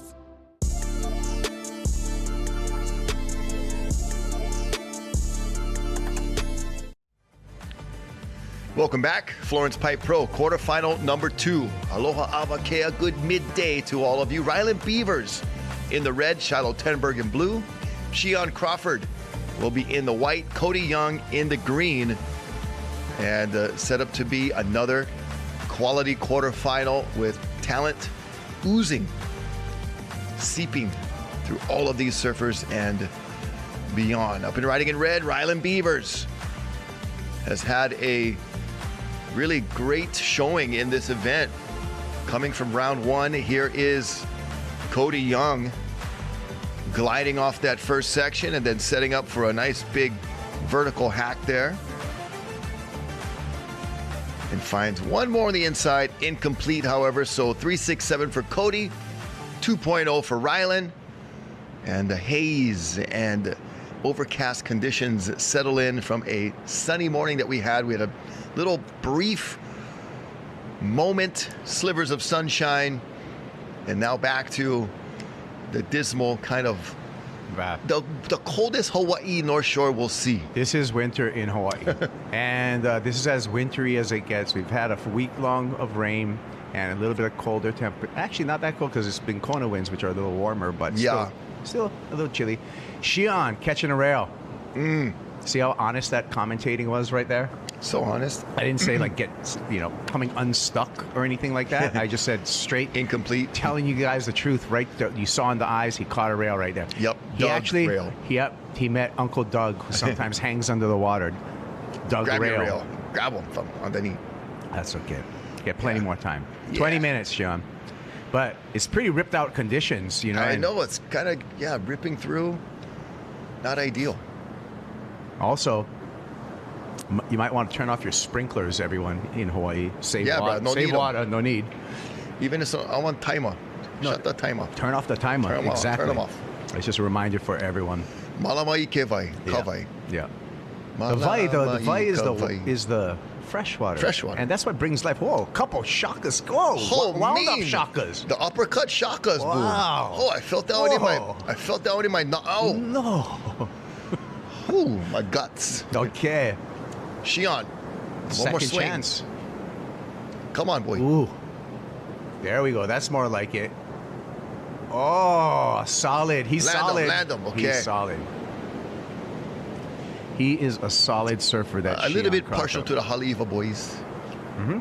But no, and Shion shoots since he was almost pretty much born. I know. Shion and Jasmine. Oh, the siblings. Yeah, Cody. Codester. Further down the reef, opened up with a 3.67. So I think that's a pretty solid score. And Cody muscles his way through the finish there. Yeah. Shion Crawford drops a score of a 4.5, so that's a semi-keeper for Crawford.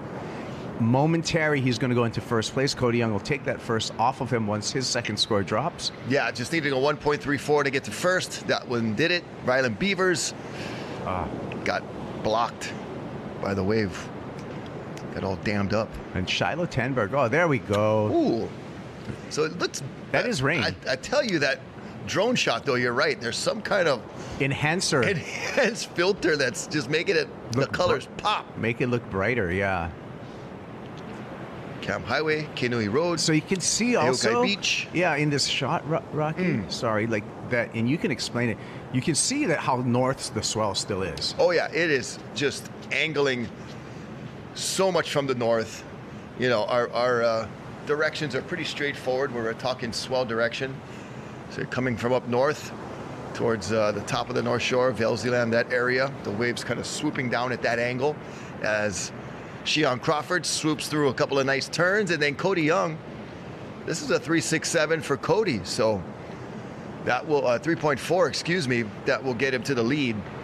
So right now, Cody and Shion holding on to slim number 2 and number 1 spots, and the sun trying to come back out again. Come back out. Another fun fact about Shion Crawford. Yes, is that his mom Kayo makes incredible beef jerky. Like air-dried beef, like really... Like you can buy in a store kind. Very, yeah, I'll get the name of it. But it's super flavorful, but it's sliced really thin and air-dried. Yeah. Snacky Guerrero over here. Okay, let's see if Shiloh Tenberg can use his priority. He's had a good run. You remember he surfed that heat at Ehukai the other day all by himself, scored big time. Watching the replay, I think it was one of the more interesting commentary and funny scenarios that we've seen, you know, come up onto the screen and watch a whole heat like that. And they show the other 3 guys just philandering in the rip while he's getting glassy barrels. Shiloh getting barrel after barrel after barrel. I watched our commentary on that and the replay of the whole heat, and it was pretty comical. And just was so baffled. It was like 15 minutes of, or 25 minutes of a weird, crazy anomaly. Because then that spot got all ripped out after it only held like that for that one moment. It had a window. And you know, luck happens sometimes, but when you take advantage of luck, I mean, Shiloh surfed so good to make all those barrels, but the luck happened to him to give him that window, but then he executed on that luck. Correct? He had to pull the trigger, get over there. It's like when the coach puts you in the game. Yeah, that's part of it. And you make the play. Yeah, he made the play. And here he is trying to make another play. He's got priority, 16:20 remaining, so not panic time yet if you don't have a wave for Shiloh, but he would like to get something going here fairly soon to have another shot at getting a quality score.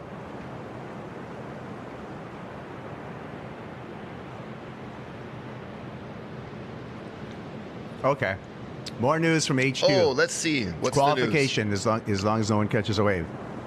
So unofficially, but it looks very, very good for Mihimana Bray. Okay. And Josh Moniz to qualify for the 2026 Challenger Series out of this region. That's got to be good news for Josh because he lost. Yep. Yeah. So only 2 guys can pass him, but not 3. Worst, they fall to 5 and 6. We have a double qualifier, which I believe we're going to have a double qualifier. So that moves it down to 6 or 7. Yeah, because we'll have a double qualifier with Baron Mamiya, so that looks good. Oliver Zeitz is still the bubble guy. He's hanging on the fence right now to see for that last qualification spot. He's got like one finger hanging desperately onto the fence, the chain link fence, trying to climb over, get inside. Word pictures, gang.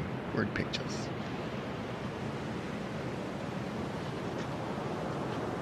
Warlock, thank you. Appreciate all of you guys tuning in on the chat and all the comments. Keep it coming. We are having fun seeing all the feedback and the funny humor as well. It helps the day go by that much quicker. It's kind of Nate's chat, but we're guests in the chat, so thanks, you guys. Yeah, we're taking over payments. Hawaii Water Patrol. All the boys are there today. Pomai, Kaviks, Abe, Ha'a, Kamalani, Jared. Everybody. Looking good, boys. Thank you, mahalo, for the good work. I'm representing today. I got one of my Water Patrol shirts on. I did 10 years of service on the ski and on the beach, and moved up into the booth. Shion. Oh, my Shion. You told him. Bruh, You said. Do the air skid. Called it. Go for the aerial. Boom. What? Oh. Stand up. Stand up. Oh, my Outside, goodness. who's this in the blues? That Shiloh Tenberg or Cody Young? Cody Young in the green, I believe. Shiloh. Oh, that's green too, Cody. So Cody. Muscles his way. Yeah, he's going to be the muscler in this heat. Ryland Beaver's getting Beaver booted out of that barrel right there. No more dam right there. No more blockage. He made him. There was a dam, and he busted through that dam. He did bust through that beaver dam. Barra. Nice. Chee-hoo. That was entertaining. That three was a waves good right there. exchange. That was a beautiful exchange between liked these it. three surfers. Yes, sir. In challenging conditions. Super challenging. You can just say ripped out. I know. Tough conditions. Hard. We leave out the R. That's why hard. Well, we, in Pidgin, we leave out R's and H's. That's why I call it Pretty Nathan. much. You know what I mean? Nathan, yeah. Nathan. Yeah, we don't do the TH tree. No need. 367, that's Cody's score. Now, okay, it's getting all mixed up here. Ryland Beaver, 717. We just saw things change so quickly on our screen here. Shion still needs his score. Shion's got quite a spread. There's a 2-point spread on our judging screen. Here's our replay of the 7-4 Ryland. Ryland, damn, Beavers. And then Shion just got a 7.1. Okay. I do want to point out the 5.5 in the scale. I said, there's a 2-point spread there. Come on, guys. And Cody a 4.93. The QS 2000. And then Cody to 493. That's no slouch. It's still, not going to get him in second, but it's right there to hang and give him an opportunity, just needing a 4.25. Shiloh with each second now ticking away. No waves yet. The priority, it's not about how long you hold priority. You don't get points for that. You got to catch a wave, bro. 11:30 remaining. So you can see Shiloh moving away from the pack a little bit again here, and we'll see if he's going to pull the trigger on this one, and he will. And he'll go straight into the barrel just for a brief moment. Nice layback hack right there. Oh, forgot his wallet. Underwater. Darn it. Needed to make that one. So score the barrel. What's up, folks? How you guys doing? You know the rules. You guys hanging on the beach, enjoying the action. That's the thing. That's a cameraman thing. If you just stay on them as and then it gets make them awkwardly uncomfortable. long, uncomfortably long. Here's a replay. It's like the KHON2 Shaka. Blasting into the air. Oh, nicely done. Second made air of the event. 2 for 2 on that. This kid, another thing, he comes from a great skateboarding background too. Okay. He was way more of a little skater when he was a kid, even than surfer. So, maybe that's helped him overall develop what has been an outstanding air game. If you follow him on Instagram, you can see some of the clips that he's been putting down over in Rocky Point, doing some huge airs.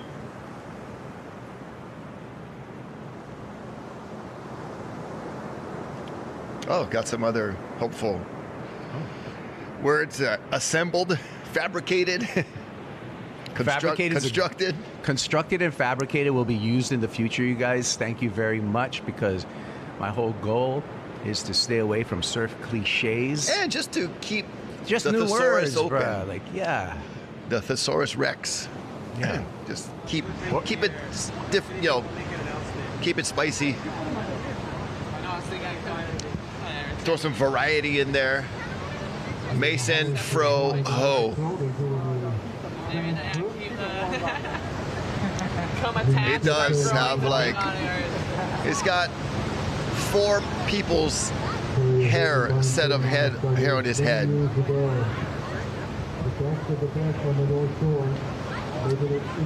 Very nice looking. Here we go. Red, Ryland Beavers. Currently in second. Can he hold on? 9 minutes remaining. He's trying to better a 2.0 backup score. He's got the 717. Nice little inside frothy barrel from a moment ago. He will increase his scoreline, I feel, with that, but slightly, but put himself in a better position. There's the current scores right there. We're waiting for another score for Ryland Beavers. Sandbar, just sucking out right here. Shion looking for a ramp a little too far down the line, but he blasts anyway. But yeah, you could see that was just, it didn't have the right bend in it. Right. Kind of bending outwards. He launched, but went straight out the back of the wave. You want those little curling horseshoes if you can to launch those big airs. It's nice to see Nate still in the chat. And it's nice to see all you guys in the chat. There's different themes that have been coming up. And you guys are funny. I love it, man. Bring it on. Rocky's beard versus Mason's hair. Who wins? Mason's hair all day, bro. That thing is, well, I'm sure it's so cool. I'm sure it's silkier than your beard. Is a bit wiry. Yeah, chin pubes, I think is what they call them. I've heard that said before. But look, you can check it out right there. Oh yeah, it is. that's right here. Yeah, that's all. Mason's hair smokes this thing all day long. But thank you for the potential.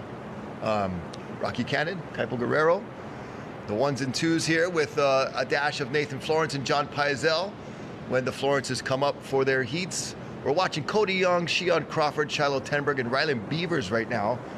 And Cody Young still nipping on the heels of Ryland Beavers. He improved the 2.23. So he did slightly get a little more pressure on Cody. He needs a 4.48 now. Yeah, so Cody in a good position right now because he does have priority. His need is just a mid-range score. And actually, Shiloh Tenberg, he needs a big number, but he's second in priority. But he's going to have to hustle. The story for Shiloh is a different story. Yeah. He's got under 7 minutes on the clock. And he basically, in reality, I feel like he needs 2 scores. Yeah, and a 2.0 opener, that's not going to quite do the job here. So, yeah, he could be looking for maybe a combo of a 3 and a 4, something like that, instead of the one big 8.0 out the gates. We can see as the swell move past, I feel like we were expecting this underlying northwest swell to show up today, but maybe it's just getting rolled over by a dominant north swell. Yeah, and or like you said too, it could be so north, it could be just missing. Yeah. You know, between Rocky Point and Keiki Beach, I mean, the coast kind of veers in a little bit. But not even to get the northwest swell coming in, because think about these are like little soldiers marching from the northwest, right? And they're coming like bigger soldiers coming from the north, and they're like blocking them, and they're just saying, no more energy for you. Deflecting. Speaking of energy, there's a mystic vibe right there. Oh. Giving some good luck from Jed Pachex. Jetty P. There's Mason Ho. Going. Oh, bro, you could just, this is like you could put a little grainy filter on this. It could be like 1975. Well, you'd have to take 2 fins off of the board. Yeah, that. And probably thicken it up quite a bit. Yeah. But just his whole vibe is nostalgic. I like it. Bruh, keep the chat coming, you guys. Unreal. Mahalos from Brother Rocks, Brother Kaipo. And we'll bring you this rest of the final day. We'll see who wins 2,000 points for the regional qualifying series. Could be a big day for one of these surfers dropping in the blue, Shiloh Tenberg. He needs a big score. Not going to get it there. Yeah. So in the last heat, we talked about it, is that given the conditions, I feel there's always going to be one surfer that is just like out of rotation, out of rhythm, and there's not going to be any real like opportunity. And I feel like the victim of that in this heat is Shiloh Tenberg. Luke Tima heading out for quarterfinal number 3 here. Yeah, all these. That's why there's the word final in these quarterfinals, because all these heats could be a final when you get down to these final 16 surfers.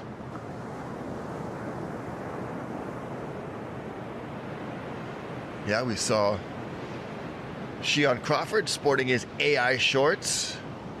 Of course, if you want to get some shorts, you got to come down to the beach at Ehukai and hit up the Florence pop-up shop right there at Ehukai Beach Park. No need to go to the store. The store comes to you right on the beach. Watch some surf action.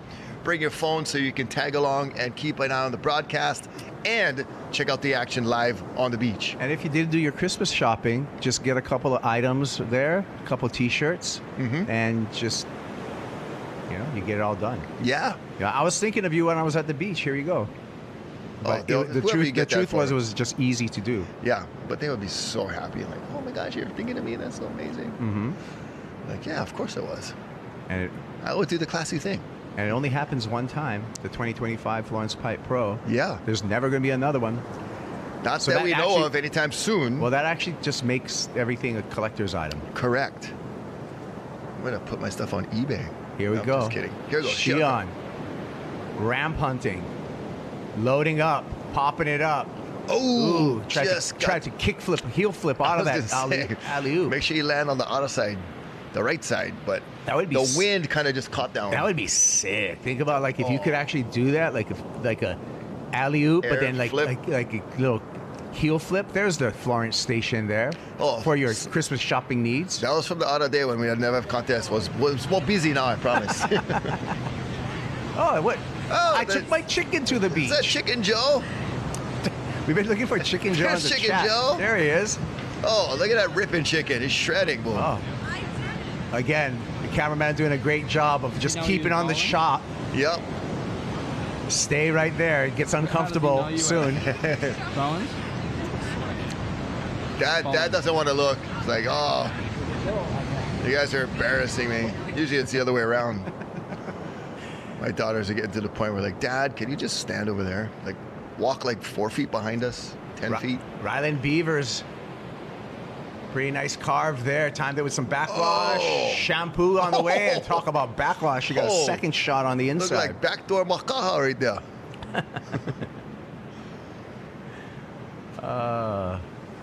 That was a little sneaker backwash. Got him right at the exit where he didn't see it coming. The backwash was waiting like, ooh, I'm going to wait till you can see me. Boom. There's that northerly component. Color's still real nice in the water, but this is just all froth. Shion Crawford whacked the drone right there. Kickflip. Oh, late. Never have the Velcro on that one. And then Ryland, little snap carve, nicely done. It finds this little inside bubble. Came out of nowhere, and then boom, that came out of nowhere too. He's playing the game, though. He did slightly improve on his backup. Now he's got a 2.5 to back up that 7.17. He's being productive. So here's Shion, our heat leader, looking for a ramp, popping it up, going for that alley-oop again.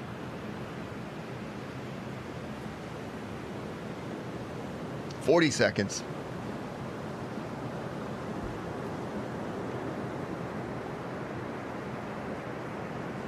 All right, so with priority, Cody Young, 4.75. He's got 25 seconds. He's in the green jersey. We see him paddling in the distance. We see the Groms on the beach. Yeah! Yeah! I hope you win the heat, man. Someone sponsor me. Yeah. Yeah, me too. Me too. I don't think nobody's watching. I need more. Hey, Grom. Somebody's just gonna be. Oh my God! Holy crap! Oh! That's Banyan Beshin right there. I know that. Gavin Beshin's son. Here we go. Cody Young. Oh, ouch. Over the bars for Cody Young. And that's going to lead to his elimination. It will be Shion Crawford and Ryland Beavers moving into the semifinals. just like that. And I feel like we're going to move into a blend phi replay highlighting Shion Crawford and Ryland Beavers, both of those surfers getting some scores in the 7-point range in this heat. We'll open up, however, with Cody Young. Yeah, Cody relied on the power, which is his strength, and had a couple of nice carves and snaps off the top, throwing huge sprays out the back. Shion Crawford went right back to the air game like Uncle Kaipo told him to do through the ESP from Honolulu to Pipeline. Gave him the good vibes, and Shion came through with this 7-point ride. And then Ryland Beavers stayed right there, you know, didn't get a bunch of big flashy scores, but was consistent. Got the 1 7-point ride, and then kept his backup scores improving. And that's just a throwaway there for Shion Crawford, but it will be Shion. Helmet off, rest up for the semifinals, along with Ryland Beavers. Moving on, so we got semifinal all filled up. The Florence Pipe Pro is powered by Hawaiian Telcom, Hawaii's only 100% fiber internet. Mahalo to Sue Shin, president of Hawaiian Telcom, for her support in helping to power the Florence Pipe Pro. And to Ted Jung, thank you, Ted, for always taking care of us. We're moving on. We'll be back with more action. Quarterfinal number 3 in the water when we return.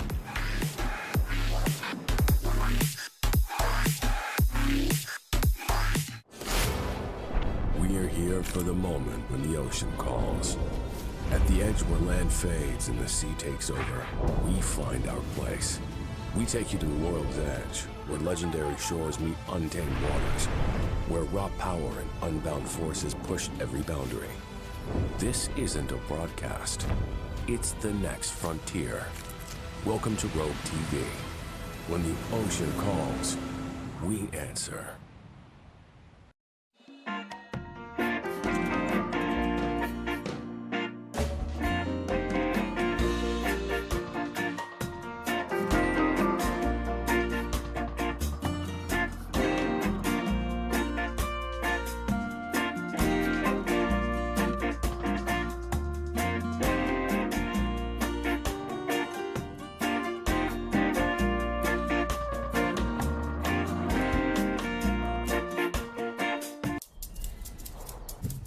We are Kanaka Oiwi, the descendants of this land.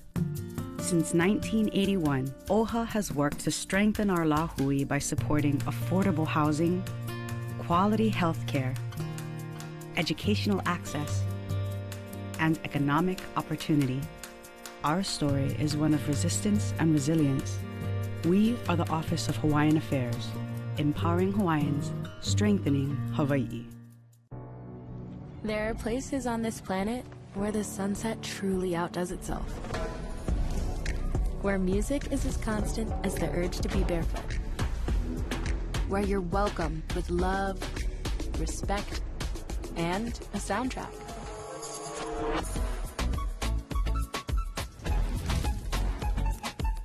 Outrigger Resorts and Hotels.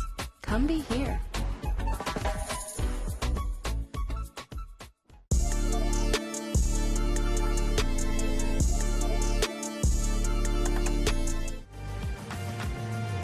Back on the beach at the Florence Pipe Pro, presented by the HTA. Semifinal number 1 all set up. Time to set up semifinal number 2. We got to get through quarterfinal 3 and 4. Quarterfinal 3, Eli Hanneman, Luke Tima, Pereva David, and Mason Ho. 2 of these surfers are going to find their way into semifinal number 2. Kaipo Guerrero, Rocky Cannon on the call here.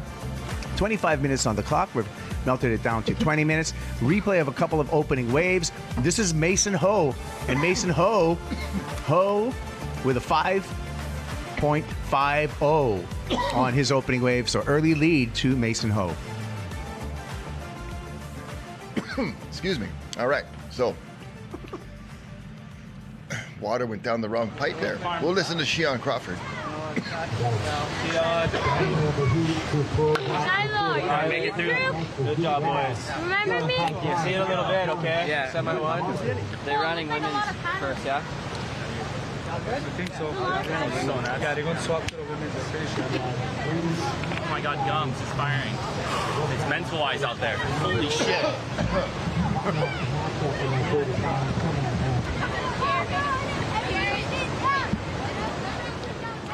That's gums in the background there. Yeah, that's what Xian was talking about. It is mental eyes over there. It's really interesting how it's smooth there, but we saw that the other day with Shiloh Tenberg. Yeah. How it was smooth over there, and then the rip, it's just the way the bottom is, right? It's the bathymetry of this place. And the rip developing over here. Yeah, it is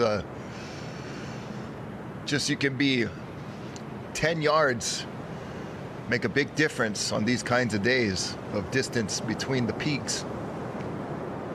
And we are looking at the backdoor pipe section. Mason had a look. Nope. So it'll be Luke Tima currently in second with a 183. And he's going to work this wave for all it's worth and construct some type of usable number with 18:45 remaining.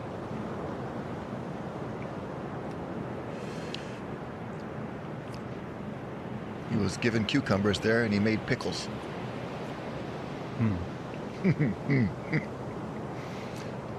There we go. Tereva David uses his priority. Looking for a barrel. Has to really stall. Going to get a sudsy one down the line. Kicking out. The Tahitian's going to get his first number. That was small kind of bubble bath action. Sudsy. Soapy. Bubbly.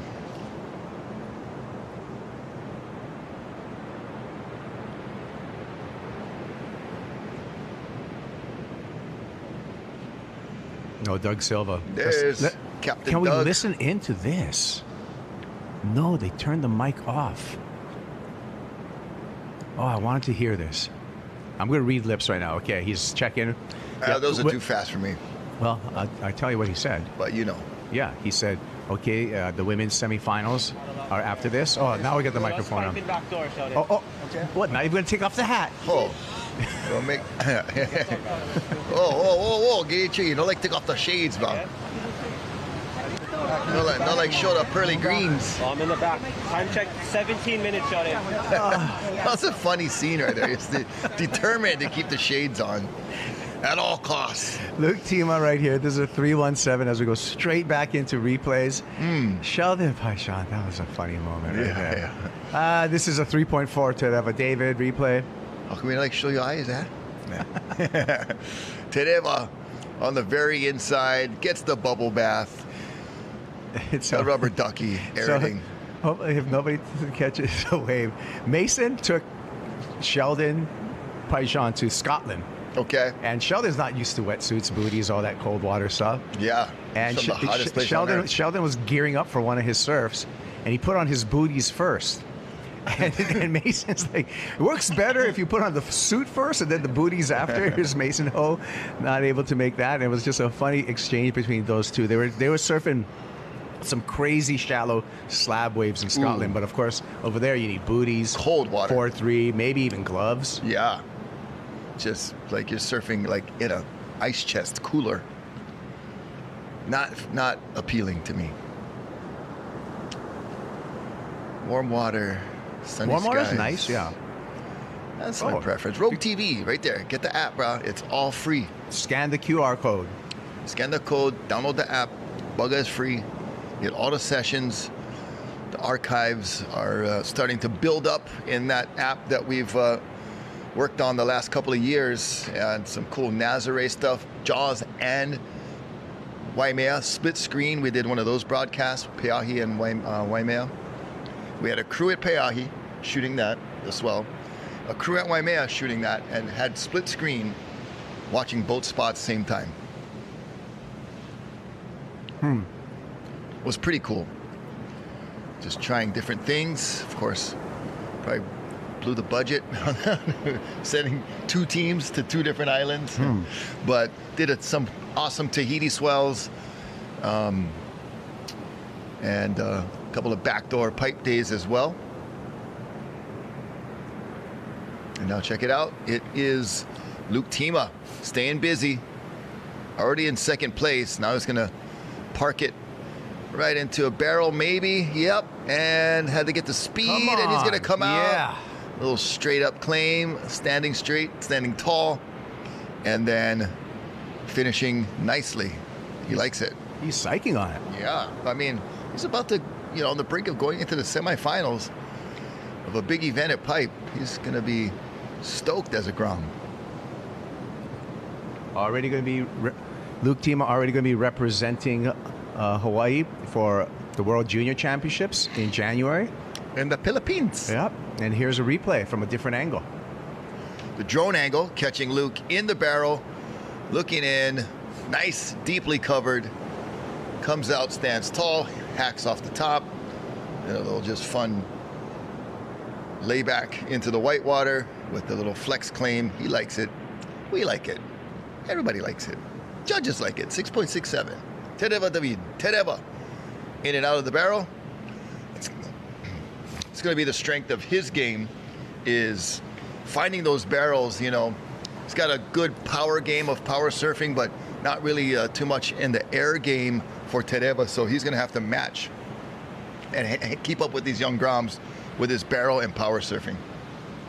Yeah, so just a different skill set, right, from the Tahitian. Also serving as a coach for a lot of the younger Tahitian surfers. So, and just a rad guy, right? Yeah, all around. I mean, you get that feeling in Tahiti, and you go there, I go there every year, and you get that feeling that they are kind of like our Polynesian cult cousins. For sure. And they go out of their way to make you feel welcome, which is so here's rad. Eli Hanneman. Oh, wow. Yeah, bruh. Oh, wow. How was that breakdance that he just did right there? He was extended on his nose. That was creepy. For so long. And look at Reynolds Hayes in the foreground running up the beach with Luke Tima, who's taking the lead. So we'll see how this is for Eli Hanneman. We're going to have to get a replay on exactly where his footing was and, what the judges are going to deem from this aerial maneuver right there. I mean, he went complete. Looked complete. I wasn't sure if he, couldn't see him in the whitewater. I wasn't sure if he laid on the board for a second or whatever, but he stayed on his feet the whole time. He was just sprawled out on the board. So sprawled.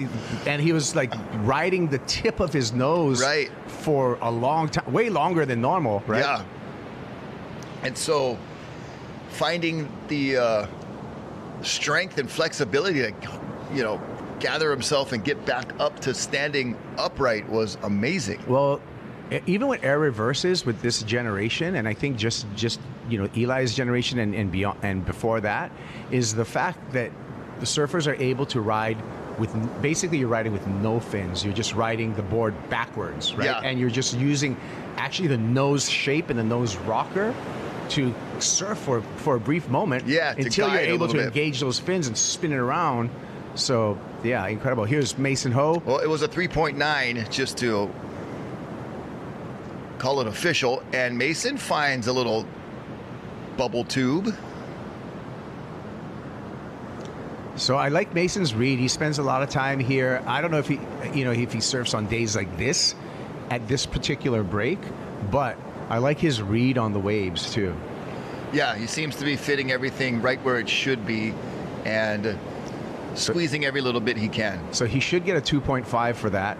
Eli Hanneman, like you said, a 3.9. So we're waiting on Mason Hose, and he does get enough. He gets a 5.5. No, he gets a 4.57 to go into first place. Back to on the replay here, this is the 4.57. Yeah, somehow found a way to tuck in, and knowing that wave was going to throw over at that precise time. Like you said, Kaipo, great wave reading here, and look at it again. He's on the takeoff. It looks like that wave's not going to do much, and then somehow Mason knew it was going to throw over and curl at that precise moment, and it got in there.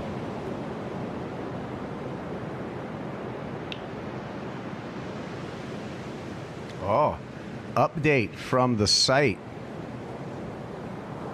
Update, we are opening up gums starting with the women's semifinals onward. So Mason Ho, live action, back in the bubble, comes out through a chandelier, And news for the women's semifinal that's going to be right after these men's quarterfinals. They're going to kick everyone out of gums. And they're going to let people there.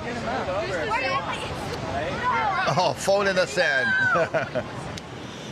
The Groms are stoked. The Grom squad in full effect on the beach.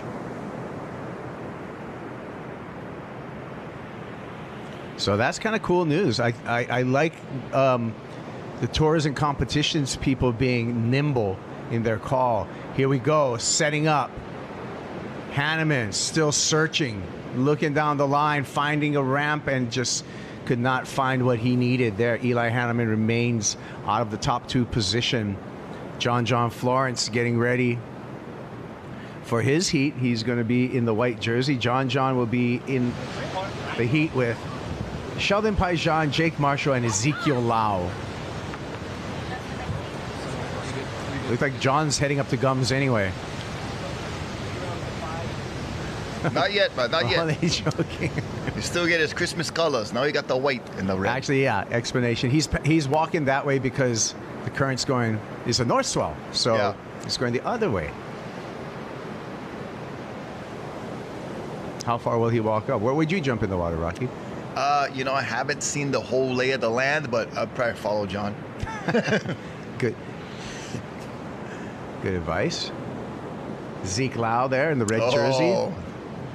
Oh, these guys with friendly banter. Yeah. You remember the bells that these two surfed against each other in the heat? And Zeke just paddled circles around John until like he mentally broke down John. Yeah. They made a rule about that, actually. So you can't do that anymore. Strategy. John's certainly been the most informed surfer, I would have to say, so far in this event. Yeah. First place all the way through. No questions of advancement. You know, Barron has had some shaky second place, scrappy finishes. The strange thing is, too, Rocky, is that, is it going to happen again? Because it seems when John goes in the water, the waves change and kind of come to him. Right. He's like, it's sorcery or something. It's some type of mystic force. It's almost force. like Moana, the movie, when she's like in control of the ocean or the ocean's helping her. Yeah. I feel like John has that relationship.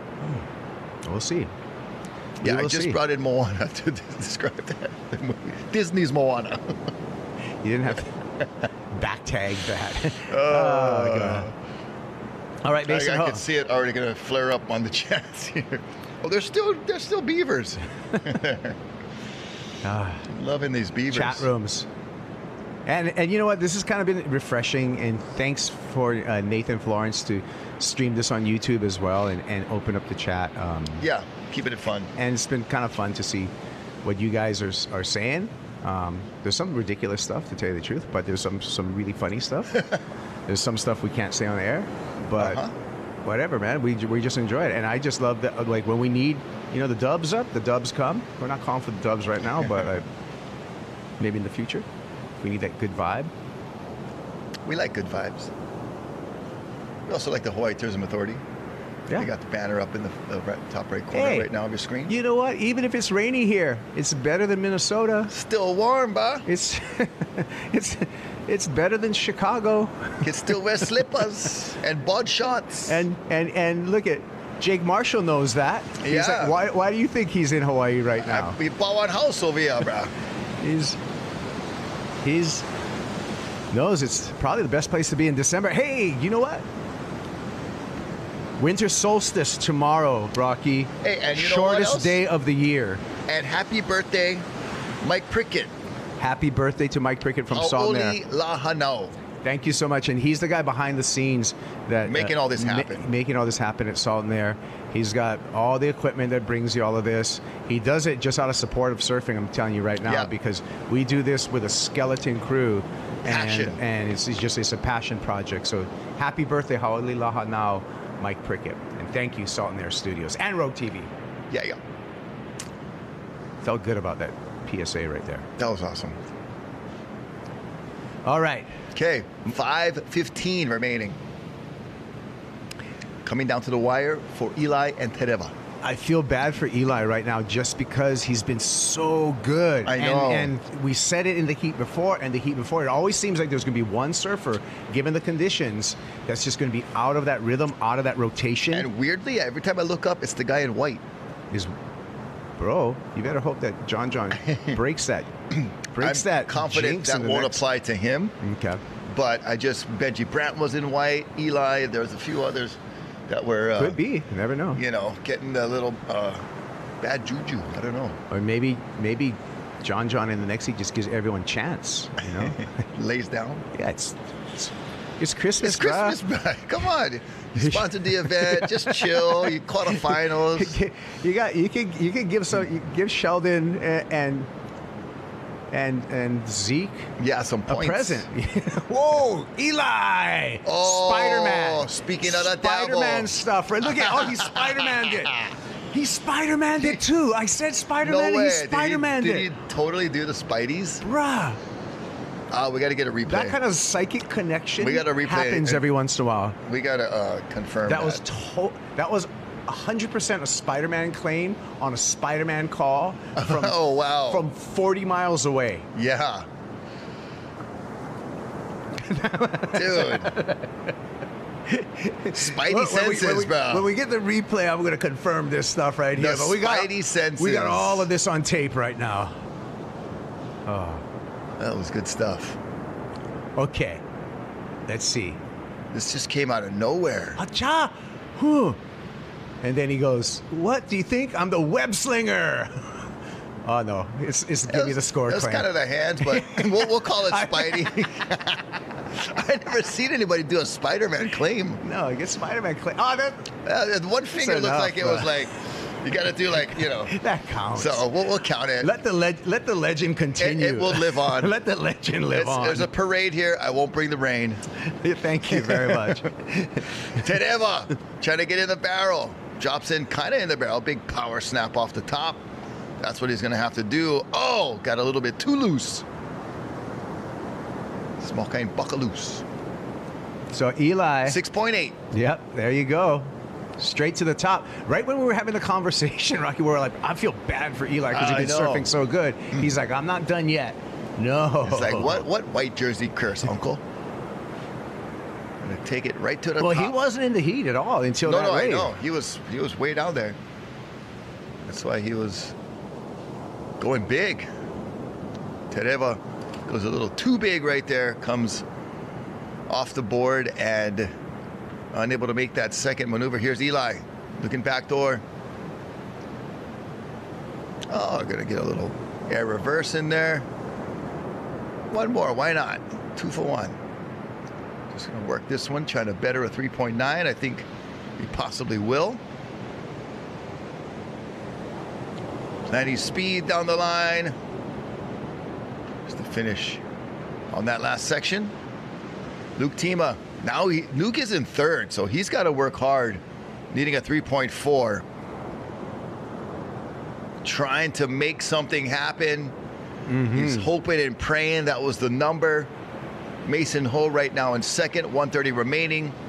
Mason's got priority. We'll see if he can get something to better his backup score of a 4.57 and try to keep Luke Tima at bay. Crowd starting to build up on the beach now with a little mix of clouds and sunshine. So no rain falling at the moment, which is quite nice. Here's Luke. Found a little barrel. Okay. This could be the 3.4 he was looking for. Oh, yes, this is a replay. Yeah, so this was just from a moment ago. And score still waiting. Waiting for the score, 45 seconds. No numbers yet on the board. Okay, it's going to come in to be enough. A 6.2 showing early on, so you know it's going to be way above a 3.4. Mason Ho. Now he's going to need a score. Uh-oh, Mason. Oh, no. This could be it. Yeah, and here comes a wave, maybe. Mason's just feeling this. He needs a score because he doesn't know. No, but he just has to feel it. Ooh. Needs a 717. That's going to be tough. Tereva needs an 807. That's even tougher. Sorry, boys. But the Groms have ruled the day. Yeah, they sure have. So it is clock off. All the scores in. Official. It's going to be Luke Tima and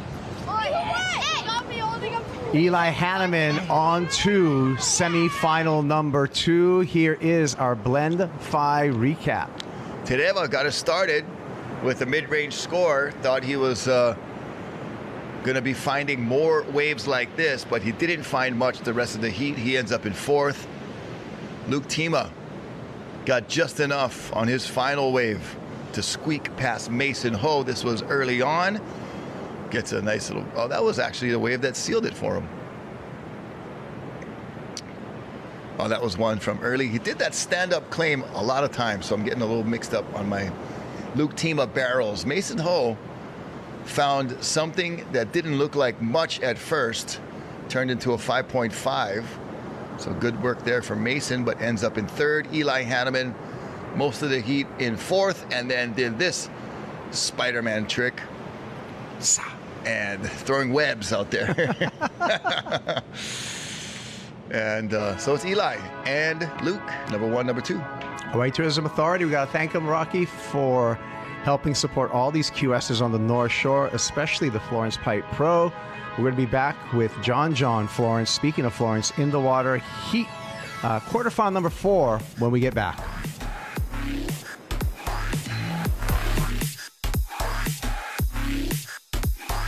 Each piece of gear and product that we make, we just want to make it better over time. So we take feedback from people that are using it, from what we're doing and how we use it. So each time we come out with something, it's like a little bit updated from the last one.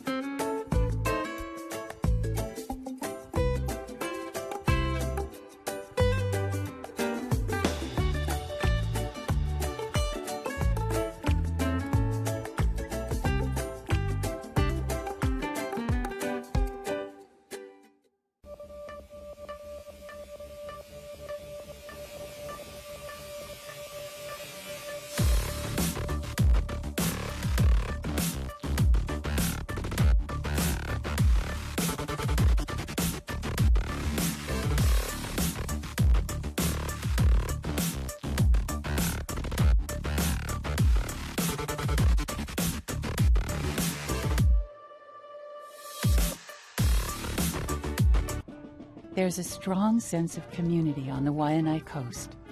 It's evidenced in our schools, in the lives of our students and teachers, in the successful academic and athletics programs, and community activities we support. We celebrate the good times, and when there are problems, we come together to solve them. PVT is proud to support the things that make us who we are.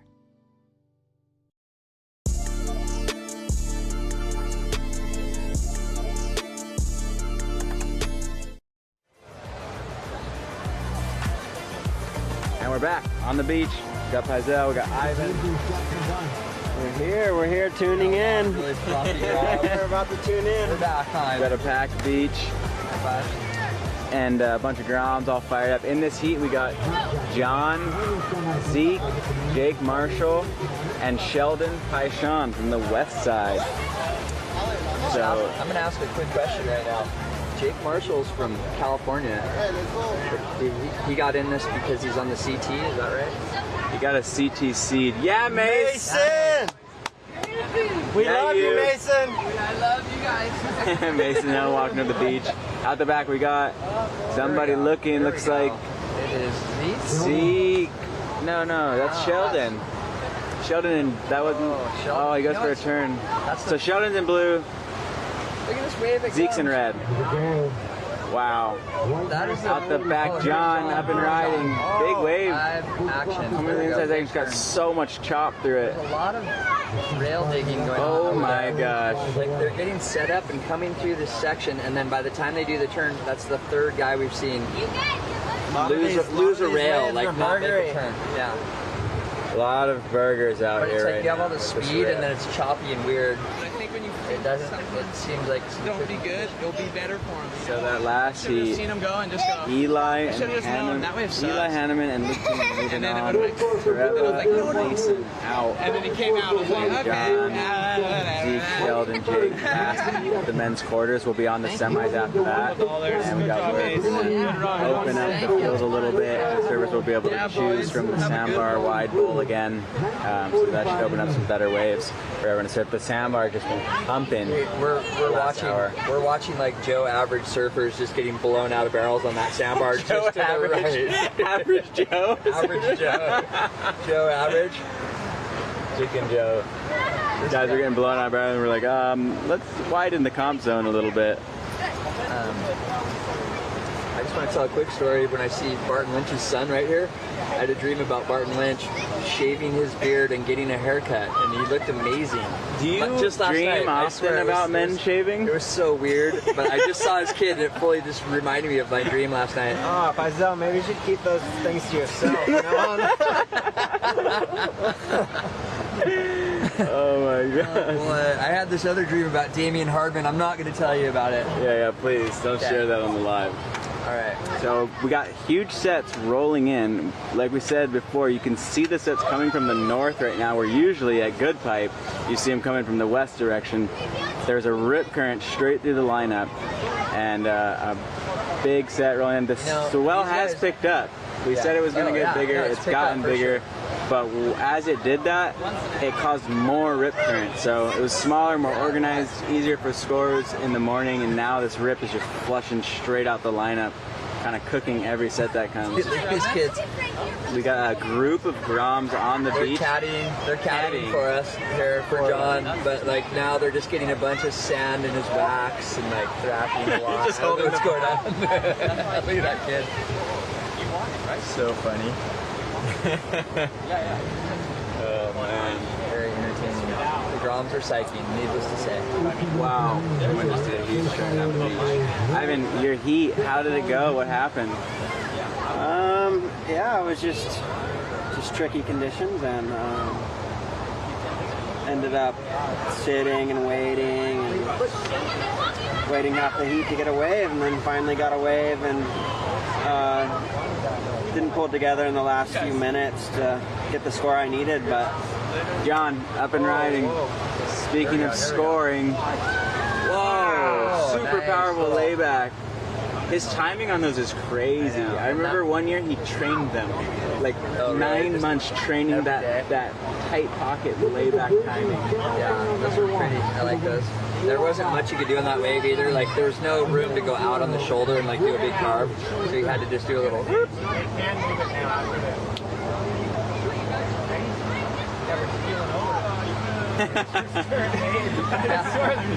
Huge set rolling through, but it's just so chunky. Like the guys can barely get a turn in. Here we go. Oh, yeah, Baron. This thing. Oh, no way. That is a gnarly wave. And out. Yeah, Baron. Baron and Mia running down the beach. You know what? The wind is just shifting around enough too, though, that like. Here we go. Oh, here we go. Zeke. Wow, this might double up. He's looking for a barrel. Oh, that was a big white watery warble on the end there. He tried to force it anyway. Popped up in a good spot. He's going to get back out quick.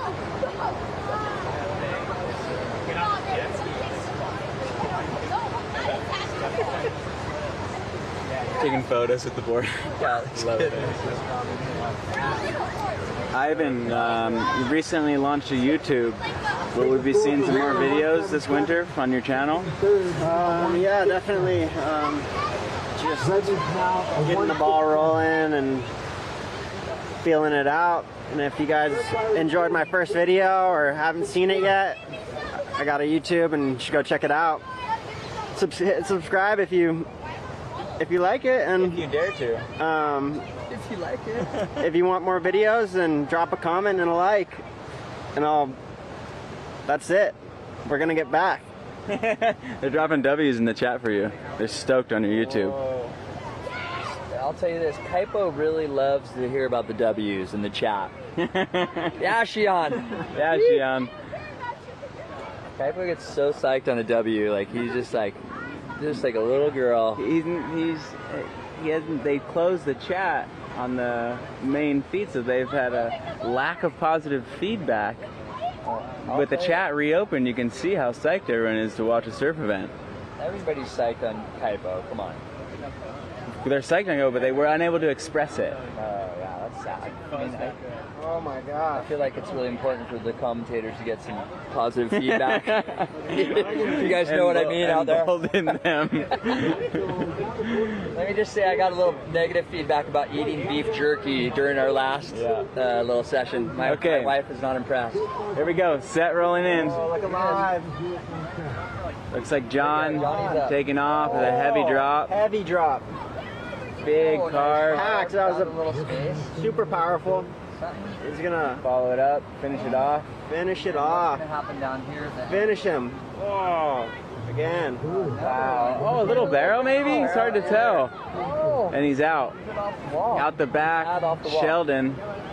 Didn't catch Sheldon's wave. But did Sheldon get barreled behind? Oh, I didn't see either. Not sure what Sheldon did. We'll see the replay soon, but that'll give John 2 nice scores, and he's solidly in first right now.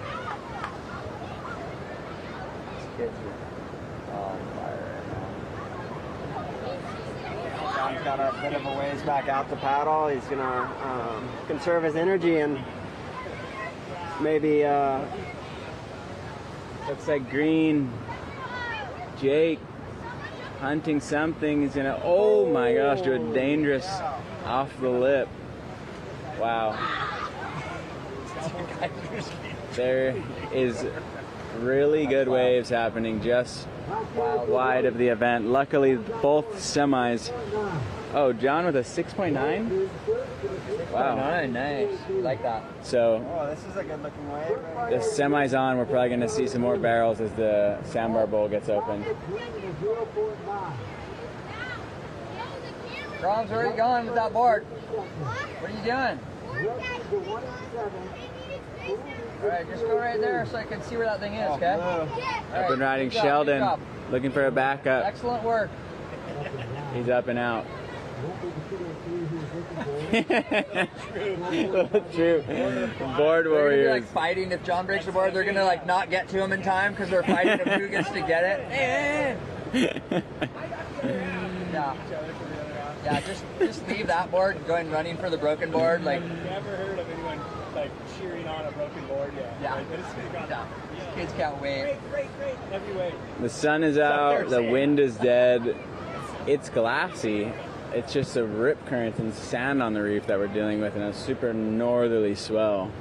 So, not ideal conditions. Obviously, we'd want it to be 10, 12-foot pipe, but it's been a rough forecast, a lot of weird winds. We had a run of southwest winds, not our normal trade winds, which come from the east. And those winds are super unpredictable, so changing every day. We had a few weird mornings where it looked really bad, so the call was made to call it off. And then later that day, there would be an hour of good waves and then bad again. So we ended here, last day of the forecast. I don't think we missed much with what we were dealing with. And so regardless, the best surfers are going to win their heats and move on to the next rounds, and there'll be a final.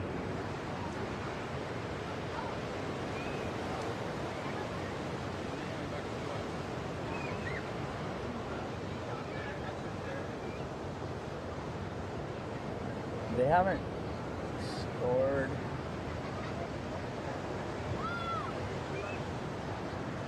Are those real scores right there? No, it's over here. So we got to refresh our scores here. Little wave here approaching. It's like white. John looking at it. Another one. He's gonna go for a backup.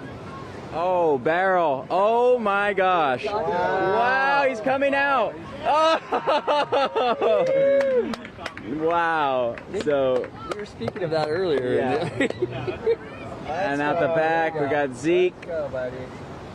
Big turn off the top. Wow, he's so much speed into that. Wow.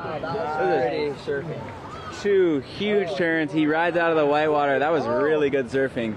So John and Zeke about to drop big scores. John with maybe the high score of the day so far with that. For sure the high score of the heat. Yeah. Wow. That was a nice combo of turns from Zeke, though, for sure. Yeah. Like the speed. No, the speed and the power. He kind of slid his tail on that first turn, but it held it together so well. Yeah, everything, the power and the speed, everything. Super quick. The timing, everything on it was well timed. Let's go. Saying Mason got a really good barrel in his heat as well. Oh, really? We'll see what they score this. For the, like, just stretched wow, out. that replay. Like super deep, but... Yep, Zeke doing a run around. Absolute animal. He's an animal. Animal. He really Rumpelstiltskin that way, don't you think? That was a crazy word. He just kind of turned. He turned some straw into gold. 8.5. So John with an 8.5. Wow. So John with an 8.5. Zeke with a 7.8. I think they said. For those 2 huge, fast, powerful turns.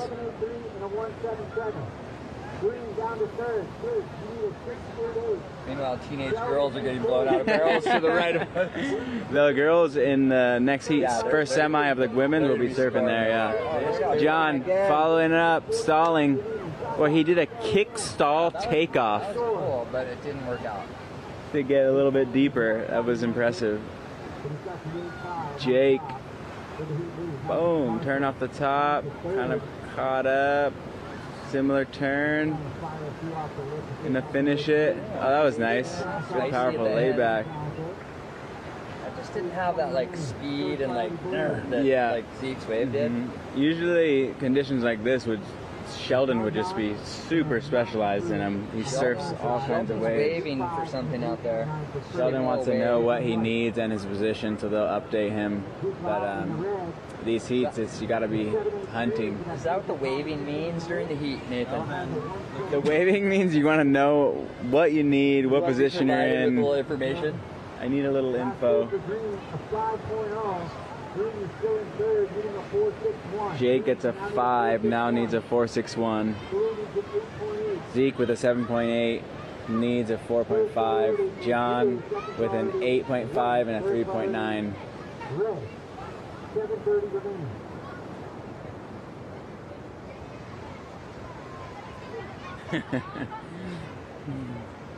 And it's just gone flat. What was that little? I was laughing in the comments said, Ivan, please stop interrupting Pizel.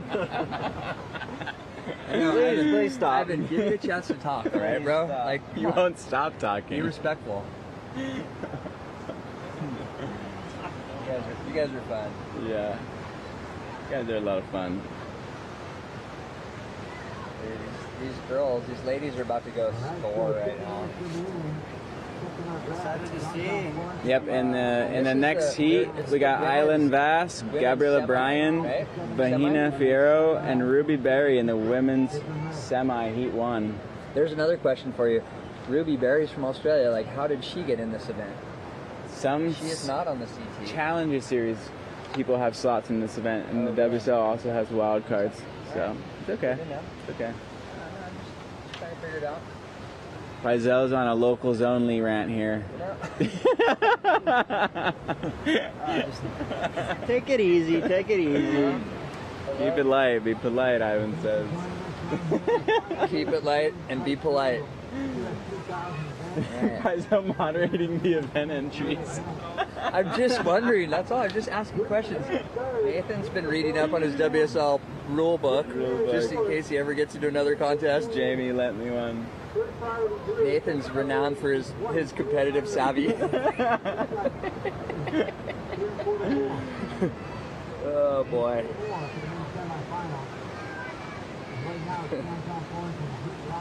Oh, 8 minutes to go. Looks like Sheldon pumping. He's looking for a barrel. It's gonna set up, but it's kind of crumbling. Oh, damn. He kind of chased that one all the way looking for a barrel. Might have been able to do some turns, but had it barreled, it would have been a big score because it was a pretty tall wave for today. I think these young women here are really excited right now. Like I see them like smiling, paddling out for the heats because they've just been watching people getting barreled. They're just like, and they're gonna be allowed to surf the sandbar right that's what here. I'm saying. They're all going that way right now. Like they're all walking down the beach. Yeah. And it looks so fun. Nobody wants to be in that current. Yeah, that's sick. I love it. It looks so inviting over at Gums. Doesn't it? it? Just feels like you can just paddle out there. Yeah, it's just like a little playful barrel zone, huh? Blue, super pretty, and looks like you're just gonna get barreled. So how could you not be excited about paddling out in a heat? And yeah, sunny, clean, blue sandbar barrels. They're literally clearing the lineup at Gums for them right now as we speak. Yeah.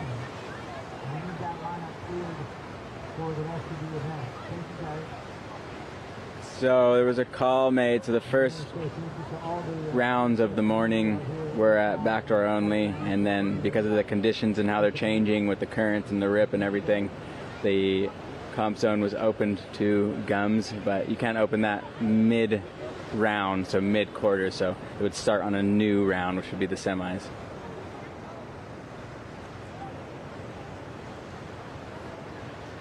We got Zord in the chat, moderating.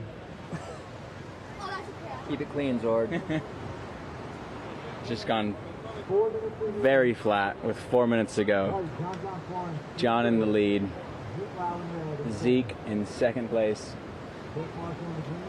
Maybe some sets outside. I don't know if they're going to make it in time. First priority white, second priority red, third priority green. And the heat, which was pretty active as far as sets, just shut down. So Jake and Sheldon looking for an opportunity, but I feel like with the majority of waves that came through in this heat were ridden by all the surfers. Everyone's had opportunity. There's been not a wave. A few have been unridden, but most of them have been either stood up on or just totally torn apart. Annihilated. Rumpelstiltskin. They love to tear it apart. Quality.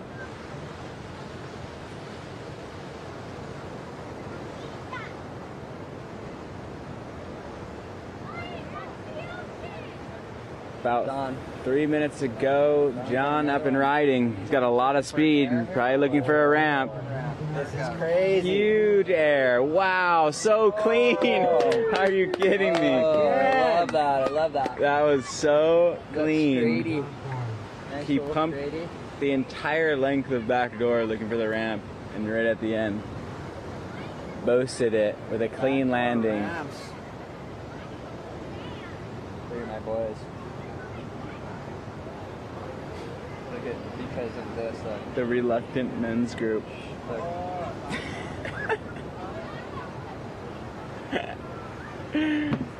Faizel's in a group chat called the Reluctant Men's Group. We don't know what that means. It means I'm reluctantly in it. My natural instincts are to leave this conversation. But they're my friends, so I stay. So John's probably going to better his backup score, which is a 3.9, with that single air. Yeah, the only thing I didn't like about that is he kind of like poked the nose. He almost right? nose though. He landed a little forward. Ivan, could you walk us? 6.9 for the single big straight air. So What do you think about that wave, Ivan? Like, what would you have done better to land that thing a little cleaner than your brother? I just think of like the backdoor sections are just so much more. When you get this right wind for it, it's pretty crazy to see someone just launch at a backdoor right. And John loves to do that when it's like this. Yeah. Every section, every chance he gets, he sees when it's the right so time. easy to get speed too, right? It's I think it's super rewarding to even be able to do that. Replay. Here we go. He's gonna go high. That landing. It was sick. Nice, and he just hit like a little Like that was chunk, super clean. Tucker on the drone. Yeah. Yeah, doing airs at backdoor is dangerous business because it's super shallow where that section comes on the end. Wow, it might have been a priority situation there. Jake, Evan, you got a little lint in your beard right there on the right side. A little bit of fuzz. There you go. There you go. We got a paddle battle. Jake versus Zeke. Wow, that was a... Jake gets it. He pulls in. Oh, it looks like a really good wave coming in. He was kind of traveling. He did need a score. He was traveling. He didn't come out. He needed a 4.5. Super short time? Oh, I was going to say that was a weird wave to really be scratching for. Counting down here. Uh-oh. Who's going? Looks Sheldon? like Sheldon up on the horn. This wave is not going to do much. He's doing some turns. We're going to throw back to the studio now. Right, good job, Thanks guys. for hanging with us. John and Zeke moving on to the men's semi. And up now, Heat 1 of the women's semi. Next See you guys in a bit. Awesome. All right. Well, John, not a surprise. On to the semifinals. Here is our Blend Phi recap. John summoning a barrel out there. Yeah, somehow the waves came alive right to him. And Zeke Lau benefiting from having John in his heat because he'll take some of that too. And makes good use of that. The 7.83 for Zeke Lau. Jake Marshall gave it a good run, but ends up in third place, not advancing, even with nice turns like that. And then John, looking for a backup, scoots all the way down the line, finds the ramp, big straight air, and rides out of that. So dominant performance again by John Florence at the Florence Pipe Pro, presented by HTA and supported us by Surfjack. Check in and paddle out with Surfjack. Thank you, Surfjack. Well, on to switching gears, women's semifinals on the way after these messages.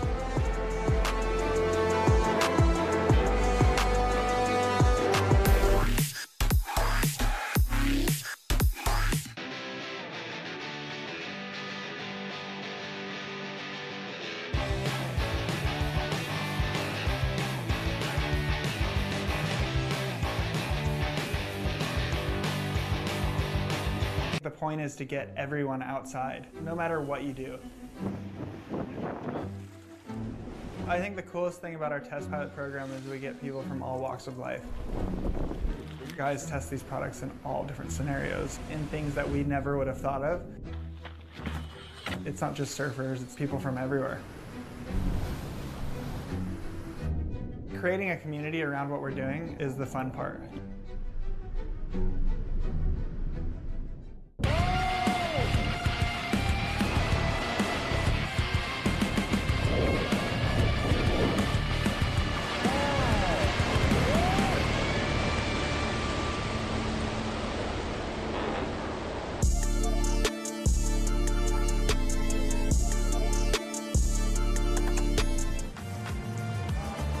All right, we're back at the Florence Pipe Pro semifinal number 1 out in the water for the women.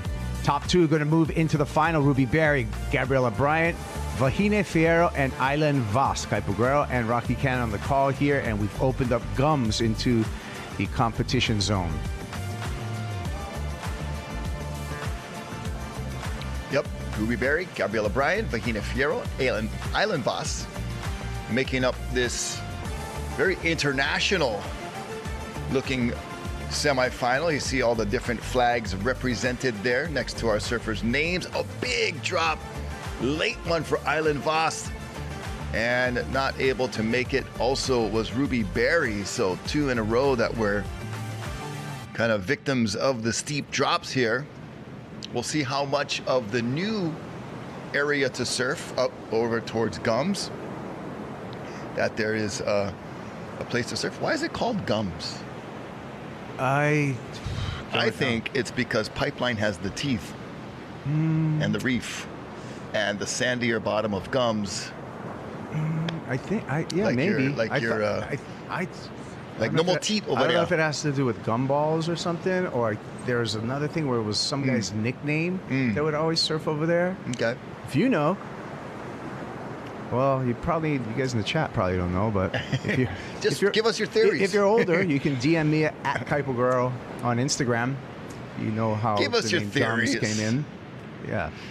It's always fun to see the the chat room theories flying around. We are in the semifinals of the women's.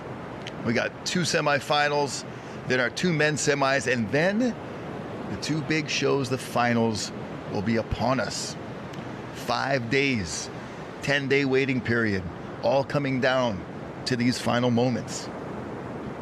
And dun, dun, dun. Vahine Fierro, former world junior champ. Ooh, nice. And currently on the championship tour. Probably one of the favorites. When we talked to Eric Apple over at Bet Online, Vahine was, I think, at the top of the pack. Okay. When it came to the odds here. Which surprises me because you have 5-time world champ Carissa Moore also in the mix. But Vahine is a solid opener. Yeah, carving a cutback into the section, waiting for it to build up, and goes nice and vertical, attacking that next section. Beautiful color of the water right there, just lovely turquoise, teal green. Speaking of teal, go Jags tomorrow. Big game against the Broncos. We'll see who will be tops in the AFC. Look at Gabriella Bryan, her first wave. She's got that patented turn right there. So much power, and she's been like just thrusting on that power. Gabriella Bryant really coming into her own this year on the championship tour. But we saw her coming from a long time ago. You know, I think the last time we had a women's QS here, as we look at the replay and this first bang here with tons of power from Gabriella Bryant. The first time I think we had a women's QS here, I think Gabriella won, and I feel she was pretty young. She was a teenager at the time. And there was a little run that she had winning a few in a row of the women's events, and like you said, as a teenager, so was surely well on her way from some years back, and now in where she belongs. Is there a turtle right there under the water? I think so. Oh, the Honu. Watching Ruby Berry. You just did a full, you saw that movie Up where the dog can talk? Yeah. You did a full squirrel right there. Yeah, I did. All time. Easily distracted. Oh, that was all time though. But he was just hanging out right there. Okay. It's like all the green, blue water, and then this little brown spot. Like, well, at least it's clear and clear of the rip, and that's why everyone's choosing to surf, further up the beach, right? Yep. Replay, Ruby. Backhand slash, and then can't complete the second one. So just count the first turn. That's good enough to put her into first place. Gabriella Bryan had a 4.17. Vahine Fierro with a 3.33. So it is Vahine and Island that need scores. Vahine just a fractional 0.85 requirement.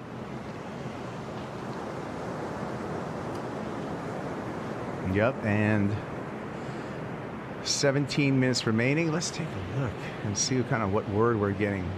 Okay, so for the women, 3 women come out of this region onto the 26 Challenger Series. Island still in the mix, and she's in this heat. So there's an important heat for Island Voss. Hey, we got some help from about the gums. Yeah, go ahead, Uncle Jim chiming in, and it was a local surfer, early 1970s, kept losing his front teeth and dentures. Bad wipeouts on his longboard. Yeah, see, that's what I thought. Just with his gums. So, good job. Thank you, Uncle Jim. Following Eve down to the beach. And Doug Silver, her coach, leading the trail. Yeah, East Coast longboarder smashed his teeth on the board. Yeah, you called it. I thought it was because Pipeline has the teeth. Well, either theories, whatever. It all works, right? But it's a fun surf spot, and the girls are making it look really fun right now. Yeah.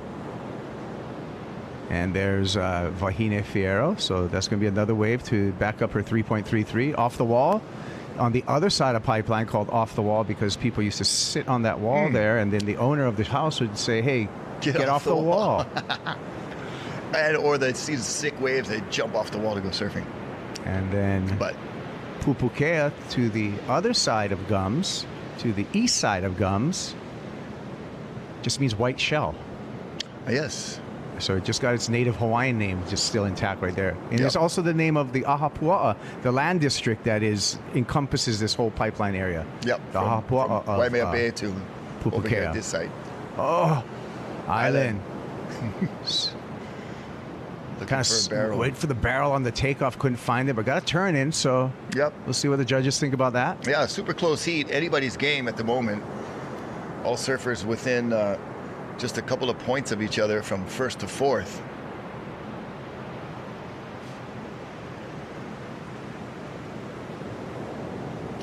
I like how they cleared the water. So it took them a heat to clear the water, huh? And tell all those guys to paddle Yeah, up it's to like, Pupukea. I got bad news, guys.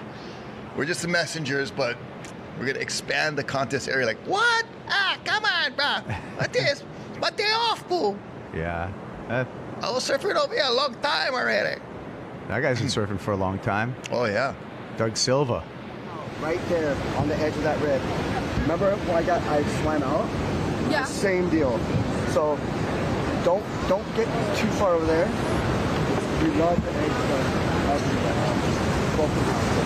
Got it? Wanna walk this way?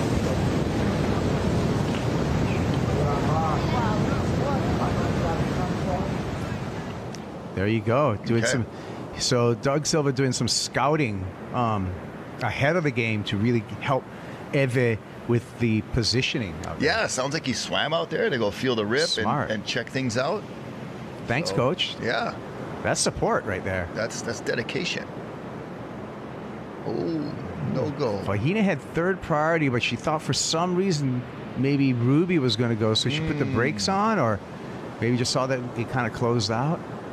This wave right here, dude, Rocky, you've spent your whole life on North Shore. Yeah.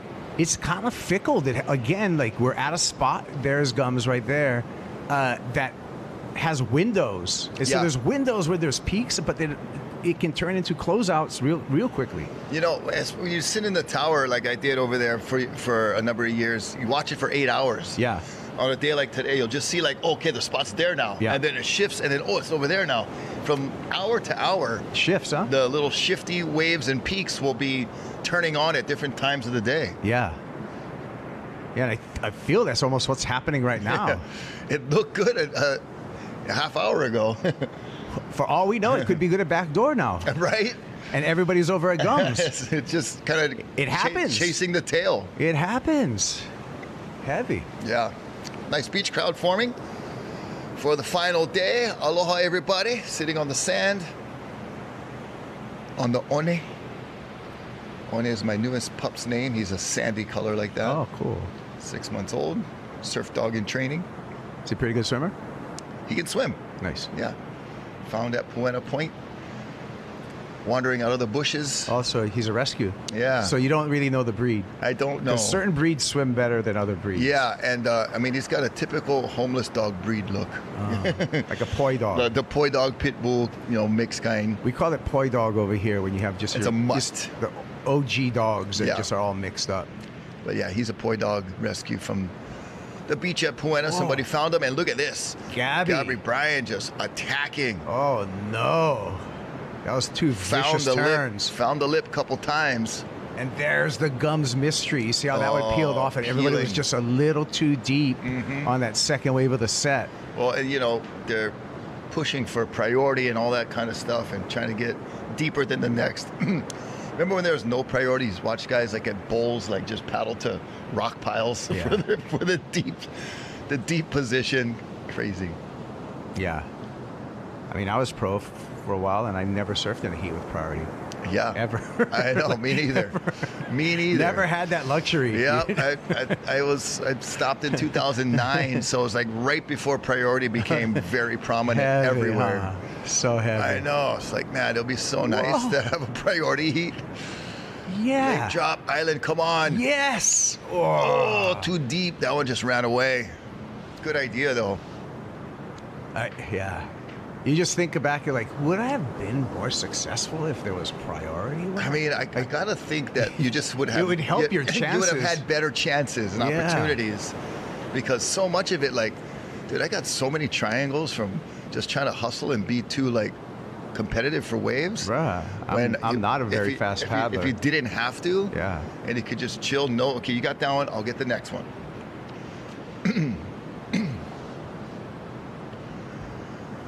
But yeah, quite the luxury, priority, and all this live scoring, knowing what you have and what you need.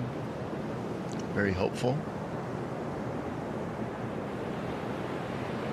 And hey, and thanks everyone who's been giving the messages on the gums thing. I just checked my phone. I got a bunch of DMs on that, giving me the same story about a guy lost his teeth out there. Thanks you guys all for writing in. Gabriella Bryant threw down the hammer right here 2 times for a 6-point ride. So, and then Island Voss airdrops into this one. Oh, had such promise for the first couple seconds of that wave.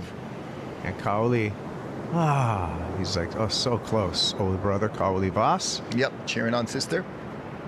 10 minutes remaining.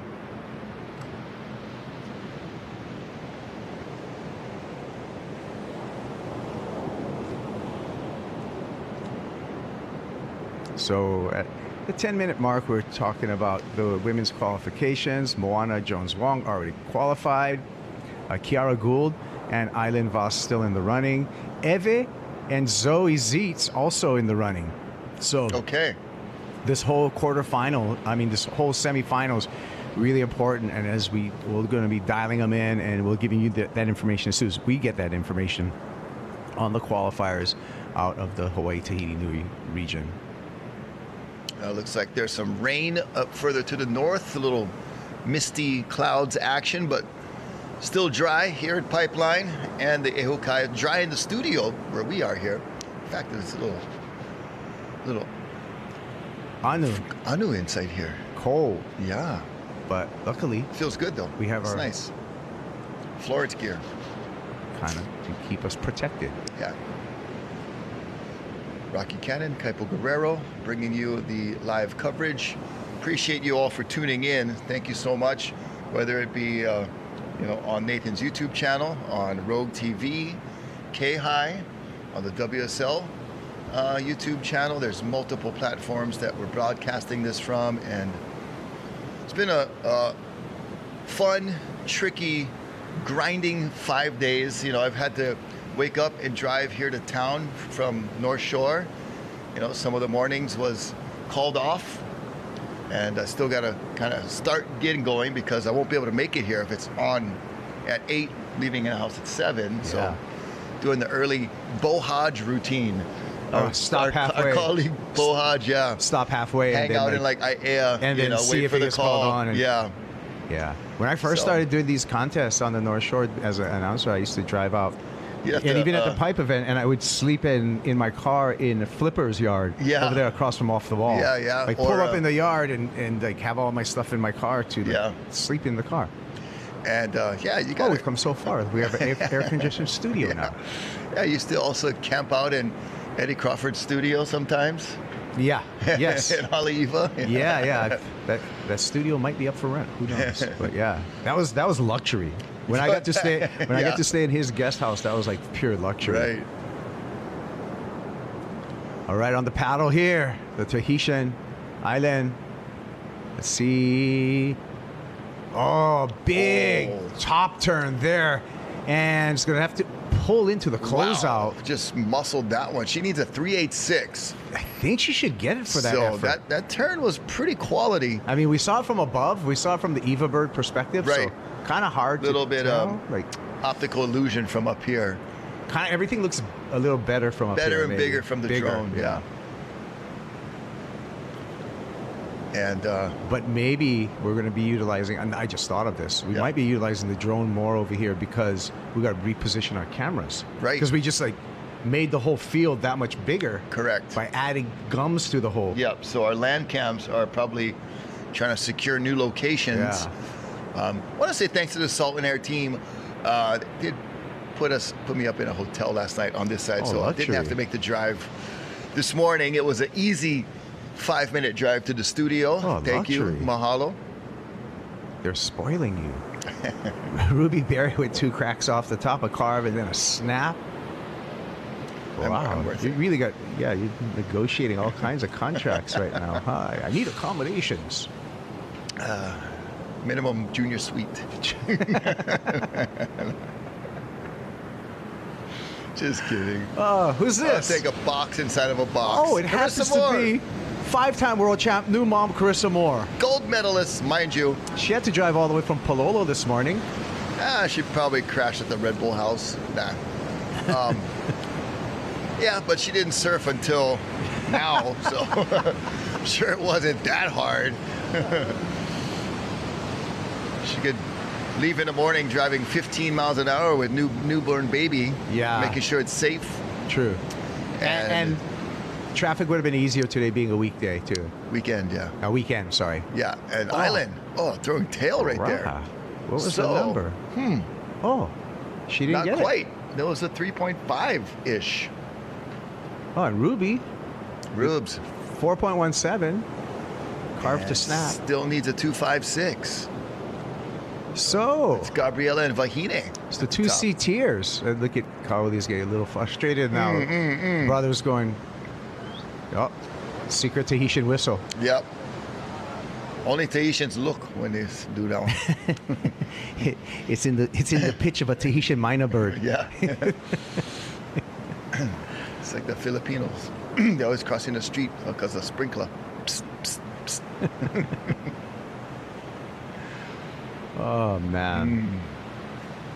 Good days, good times. Keiki Beach Bungalows, top right corner there. Mahalo for supporting. If you want to stay at a quality location right on the beach, not in a big building, not in a fancy resort, just more like a quaint bungalow style, but top-notch, first quality service, first class, all the way. Keiki Beach Bungalows is your choice right here on the North Shore.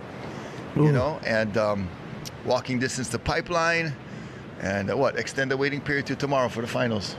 Maybe. Okay. All right. Bet online odds for semifinal number 1. We're talking about the men's. Baron Mamiya, minus 130. Jackson Bunch, plus 300. Shion Crawford, plus 400. And Ryland Beavers, plus 800. Semifinal number 2 for the men. Bet online odds. Minus 275 for John Florence. Plus 600 for Luke Tima. Plus 650 for Eli Hanneman. And you can earn some with plus 750 for Ezekiel Lau. We'll get into those odds one more time. Not sure what that means, but go there, check it out. Check it out online. Bet online. That is where you can find all those odds. Got requests for more pigeon over here. So sometimes instead of saying over here, we say oh here. It is also a flower. Yes. The ohia lehua. Only grows at a certain altitude, right? Correct, yeah. Further up in the mountains. Need to be up more up Mauka. Yeah, I think up 1,000 feet or so. For ohia lehua to grow. Yeah. Yeah. That's why the school name Lelehua. Oh. For the Lelehua ohia. Up in Wahiawa. You're an alumni, My right? alma mater, yes. Your alma mater. I'm a mule. I also went to Wailua, which are the Bulldogs, so I am a mule dog. But then when you say over there, you say orea. Kind of roll your D like orea. Hey, you going orea? Nah, go stay over here. Just like when you're surfing. If you're surfing this break, you go paddle with your friends. Start off at Eukai. Some of your friends looking pupukea, some looking gums, pipe. Like, oh, I'm going to go there. Okay, well, I'll go stay over here. And then, as soon as somebody paddles away, there's going to be a wave coming. So you got to have your sacrificial lamb paddle to the other break. Exactly. So, once someone leaves the lineup, something's good is going to come. Who's it going to be? Take one for the team, bro. Oh, let's see. Barry. Just needs less than a 3. Ooh. 2 cracks off the top. Might have got the job done right there. Little shaky on the second one, but solid on the first one. Here's Vahine Fierro trying to protect that second place position. Wow. And she gets a couple cracks off the top. So battle of the backhands right here between Vahine and Ruby. Full on gums right now, by the way.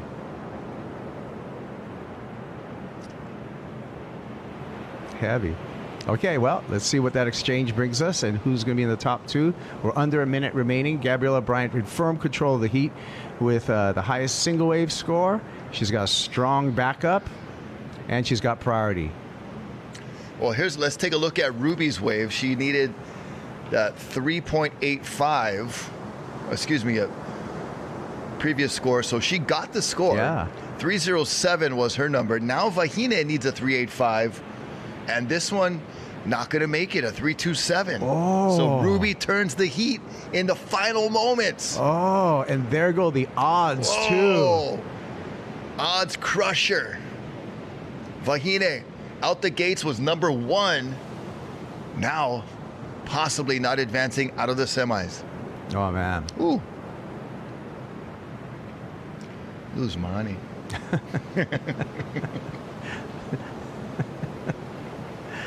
Ah, there it goes. Yep. So coming in here, I think as an alternate, right? Ruby Berry made her way to the final. Yeah. Along with Gabriella Bryant. So there you have it. It's first two finalists for the women. Locked in. Arlen Vost, not part of that final, but good showing, making the semis here. Vahine Fierro. Yep, on the blend fly recap. And Vahine, it looked like she was solid throughout the entire heat. Of course, Gabriella Bryant on the forehand with these power snaps. Yeah, just really aggressive, hitting the lip at its utmost critical point. Good timing, good speed, and power. Gabriella, here's her 6.0. Oh, really just tore the lip off right there. That lip was begging for mercy. And Ruby Berry does just enough to join Gabby into the final. Yep. Vea Projects, thank you. Vea Projects, you can go to their website right now, sign up to win a John Florence board bag, and use the promo code Pipe Pro to get 15% off on merchandise for your holiday shopping. We're going to step aside. When we come back, five-time world champ Carissa Moore is going to be in the water along with Zoe Zietz, Eve Leula Wong, and Keala Tomota Bannard, semifinal number 2 when we return.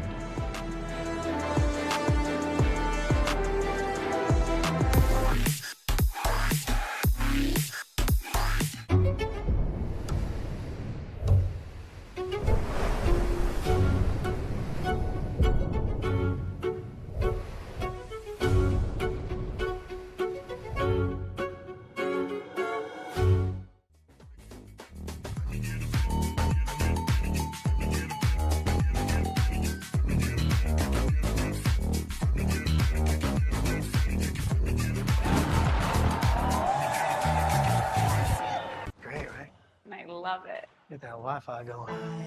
Light the fire. You got it? Right. You can go fast. Go down. Our house is a very, very, very fine house. Now everything is easy because of you. It's Spectrum fiber-powered internet, the most reliable internet you can count on. It's only everything.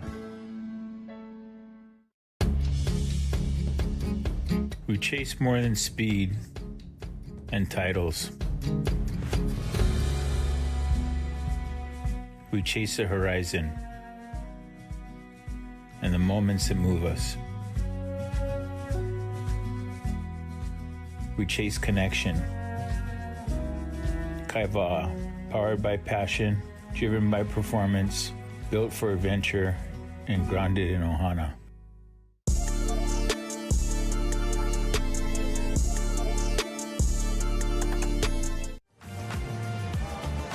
Here we are in women's semifinal number 2 of the Florence Pipe Pro presented by the HTA. Keala Tomota Bannard, Eve Leula Wong, Carissa Moore, and Zoe Zietz for Surfer Heat. Top 2 move into the final to join Gabriella Bryant and Ruby Berry. Kaipu Girl, Rocky Cannon. Yeah, man. This is another banger. Kiala, Eve, Carissa, and Zoe all have had great showings, amazing performances to get here to the semifinals. One more heat for each to get to the finals. Who will it be? Wonder what the odds are a surfer from the Netherlands wins this event. Yeah, I don't know, but Zoe Zietz is in the conversation where we look at qualification. Yeah. Let's see if we can listen in on Gabrielle O'Brien. How are you feeling? Looks like getting some reps over towards gums a little bit more, having had it switch from backdoor down the beach a little bit. Yeah, I was super stoked when they opened it up down at Gums. It's a little bit cleaner, and there is some barrels, but really good turn sections, not a huge rip going through it, so I was super happy. Right on, yeah, and feeling good to get more reps over there, and how do you feel about going to the next round? Yeah, I'm super stoked, you know, the final is always the goal, so yeah, I was happy to make it through that heat, and hopefully a little bit more barrels in the final, because that's what I really want. All right, sounds great, Thank you. So you heard it right there. She wants barrels, even though she's doing just fine, smacking the lip. Yeah. Everybody wants barrels, right? Oh, yeah. But sometimes you got to go to turns. Yep. Oh, look at the wog setting in, the wave ocean fog. Yeah, it's a combination and a little bit of rain as well, Yeah. right? So has a very mysterious kind of mystique look over the North Shore, that zone where that wave fog is settling. Okay. Oh, speaking of mystique and mysterioso, thank you. Raymond Shito and Shion Crawford in the frame there. So when you're surfing, so if you're out at Ehukai today, you know, there's lefts and rights. A lot of these breaks that are multi-directional. Little bit of secret of Uncle Rocky's lineup dynamics as we watch this heat, watch this wave here from Carissa Moore. Not much happening, but you know, when you're out surfing, the goal is always to, you know, get as many waves as you can without hogging or without dogging too much. But I always will glance at a surfer's leash on their foot to see what direction they might prefer. As Carissa prefers this right-hander, being a regular foot, her leash is on her right foot.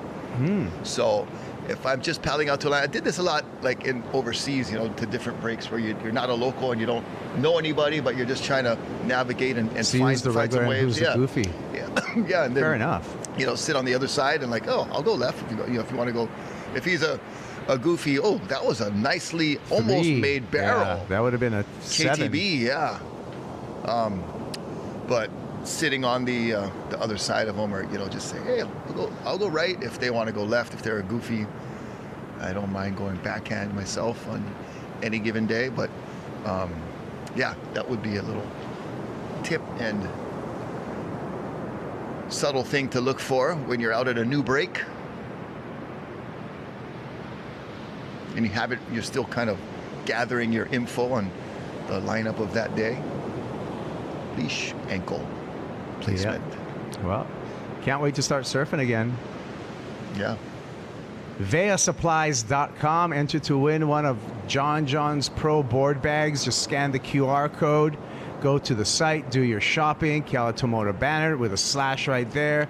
Pipe Pro, that's your promo code, 15% off.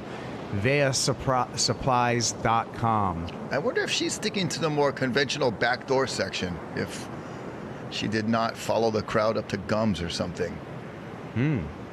Because some of the waves she had been on looked a little more backdoory than gummy. But we won't really know until we get that wide shot to see all the competitors' different positioning. So 633 for Kiala.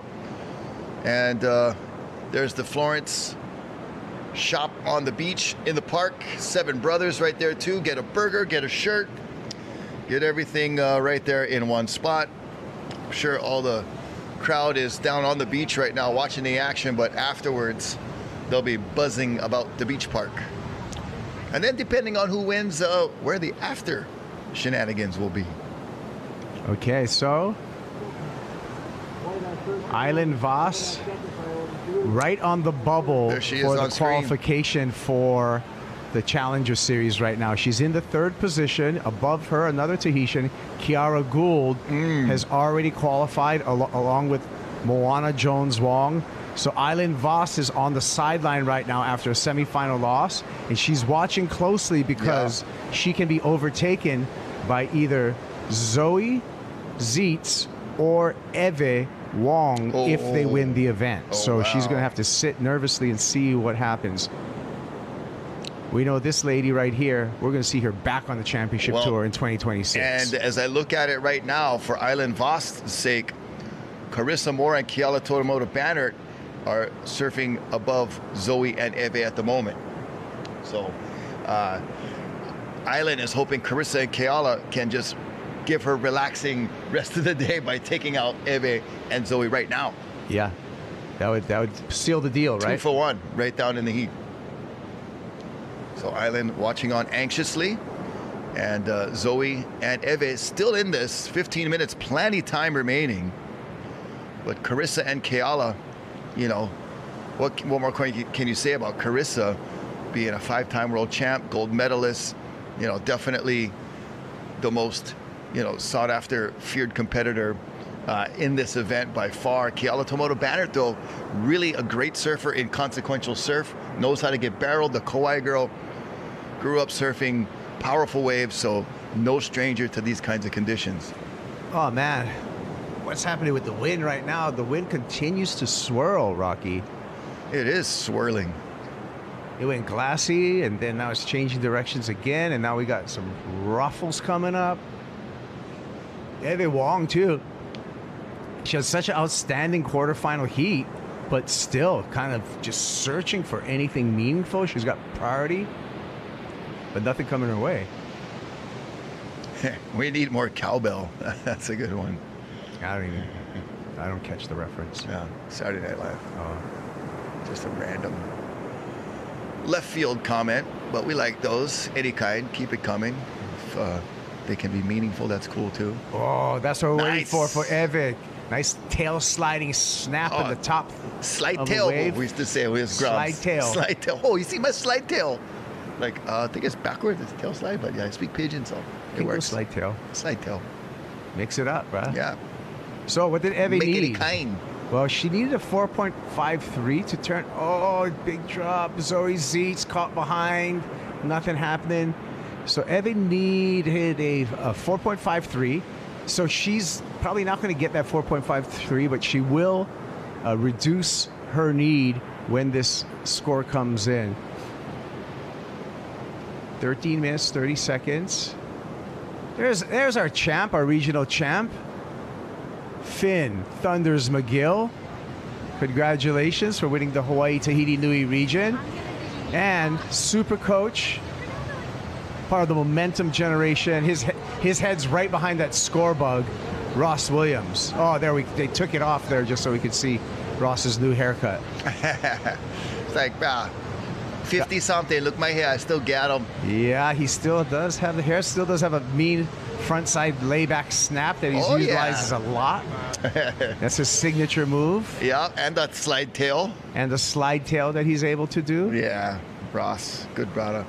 Highly studied surf coach. We already know about his history with John Florence and how that eventuated into 3 world titles. Not 1, not 2, but 3. Zoe zinging off the bottom, vert off the top, another zing off the bottom for Zoe, and gets smashed in the shore break there. Oh, plenty Z's in her name. Well, we'll see how that score turns out. Needs a 4.2.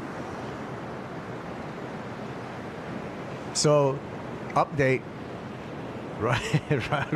Rocky's starting slowly getting addicted to the chat right now. Every time I look over to my announcing partner, he's looking at you guys chatting.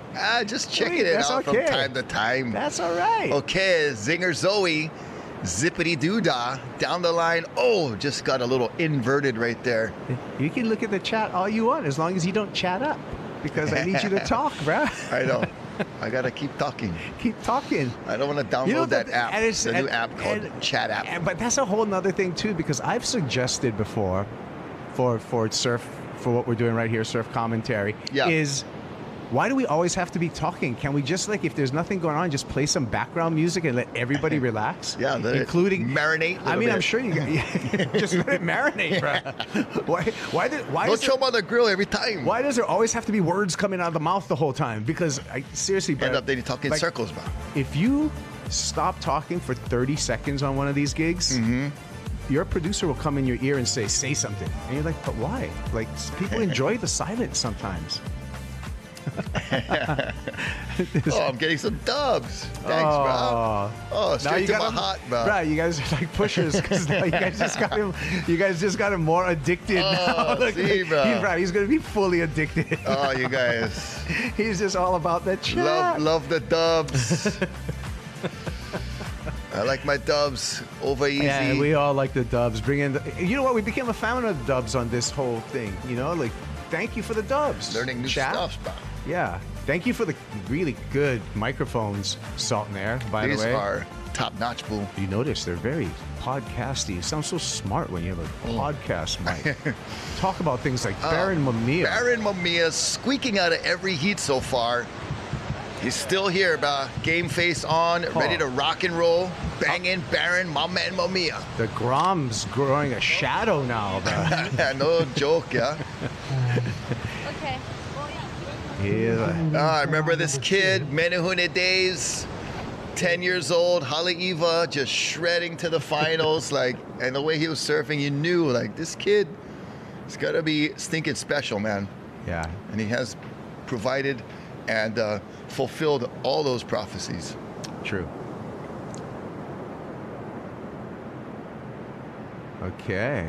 So we're learning right now that Baron's going to be in blue. Eve, pulling in, close out. Nothing doing. Just need a 1.47 for Eve Leulo Wong.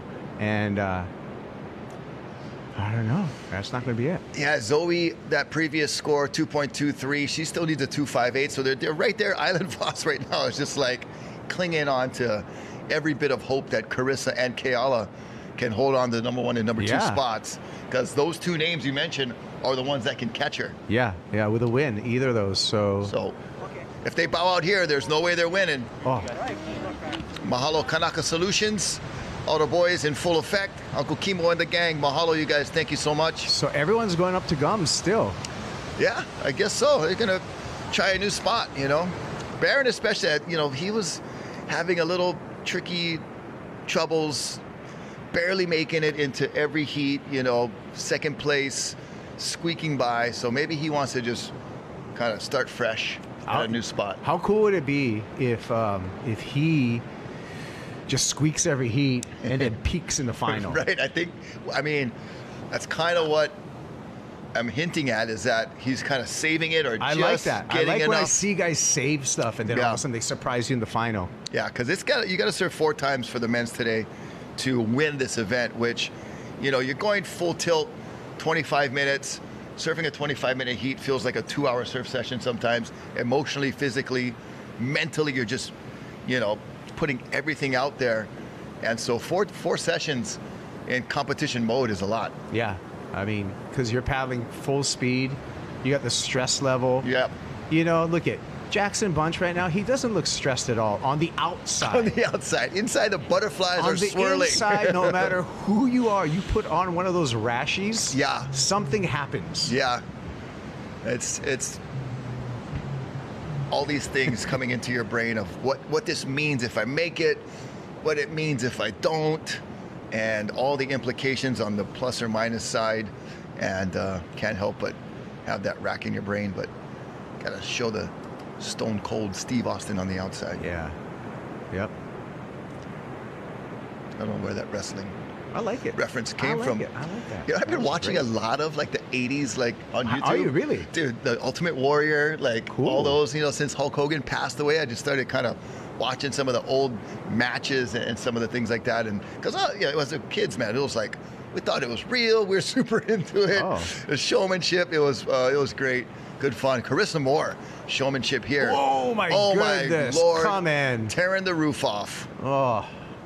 6'6", she goes to first place. I think she got the 6'6". Zoe zinging through these couple of turns, zapping off the bottom. Oh, zippity doodah. Zippy's wonton min. Easy, brah.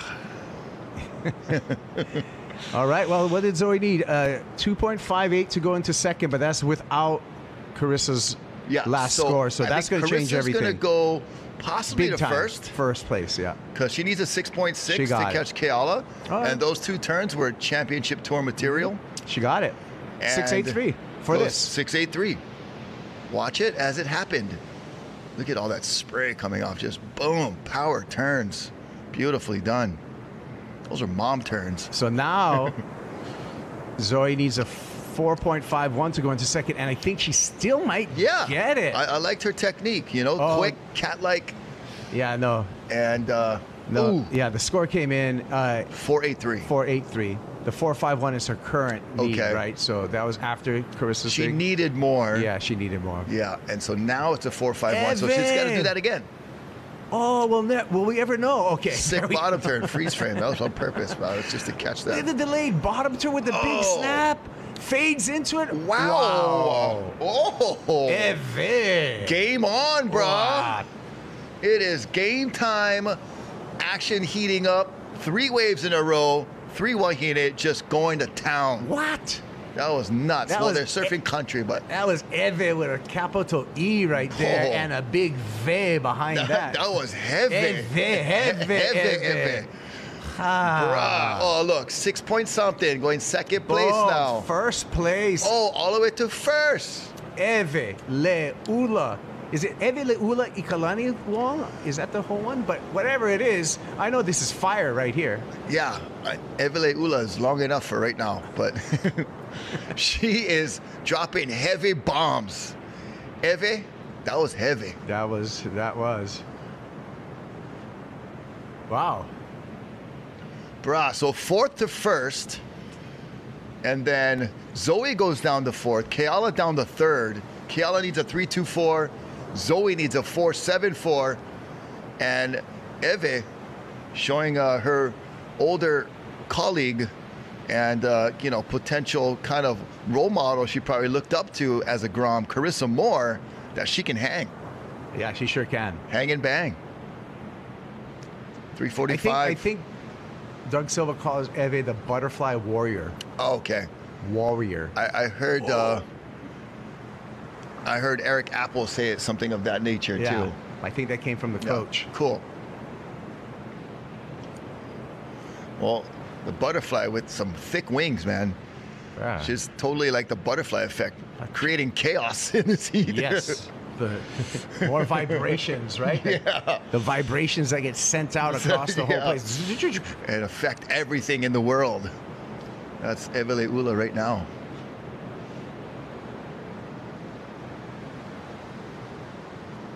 All right, all 4 wahine paddling up the current, and there's Doug.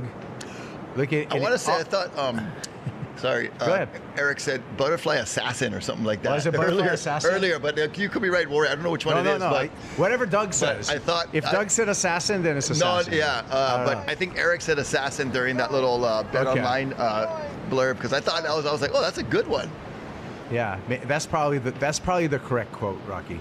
I wasn't paying attention. I was kind of just like summarizing or making up my own stuff again. We'll ask Doug.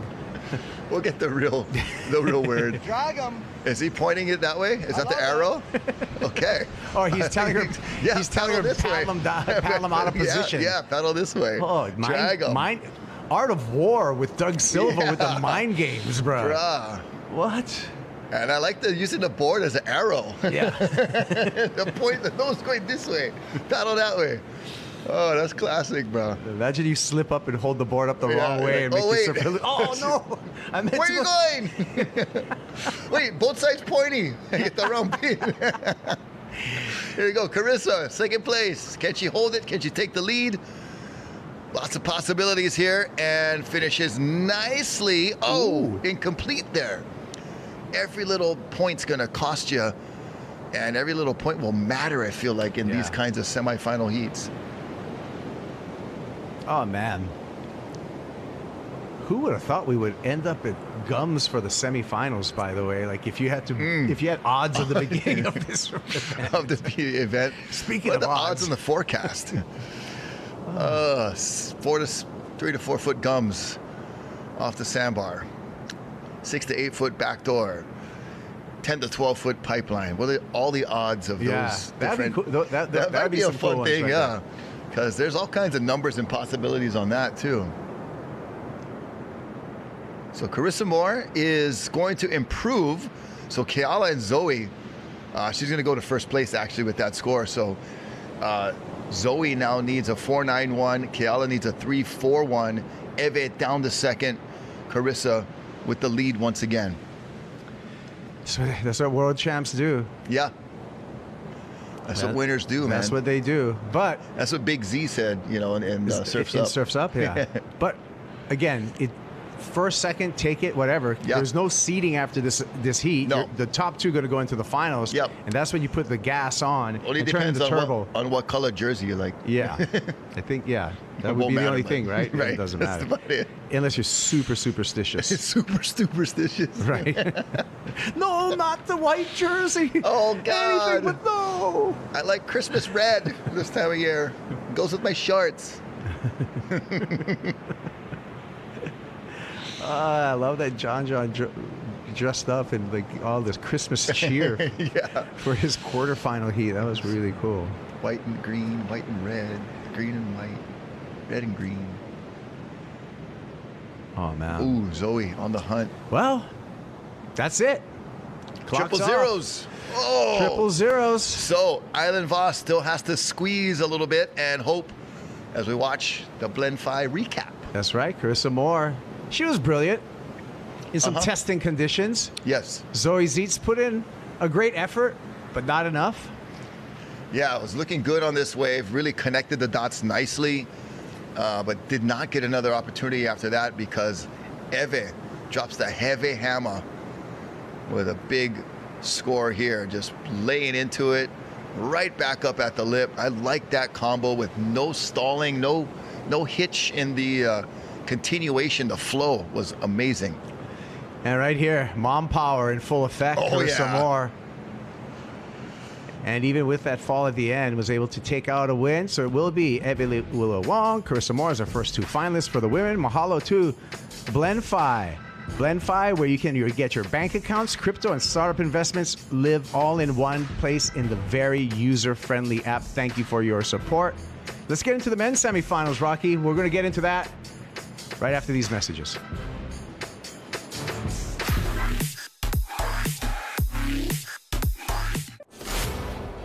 We are here for the moment when the ocean calls. At the edge where land fades and the sea takes over, we find our place. We take you to the world's edge, where legendary shores meet untamed waters, where raw power and unbound forces push every boundary. This isn't a broadcast. It's the next frontier. Welcome to Rogue TV. When the ocean calls, we answer.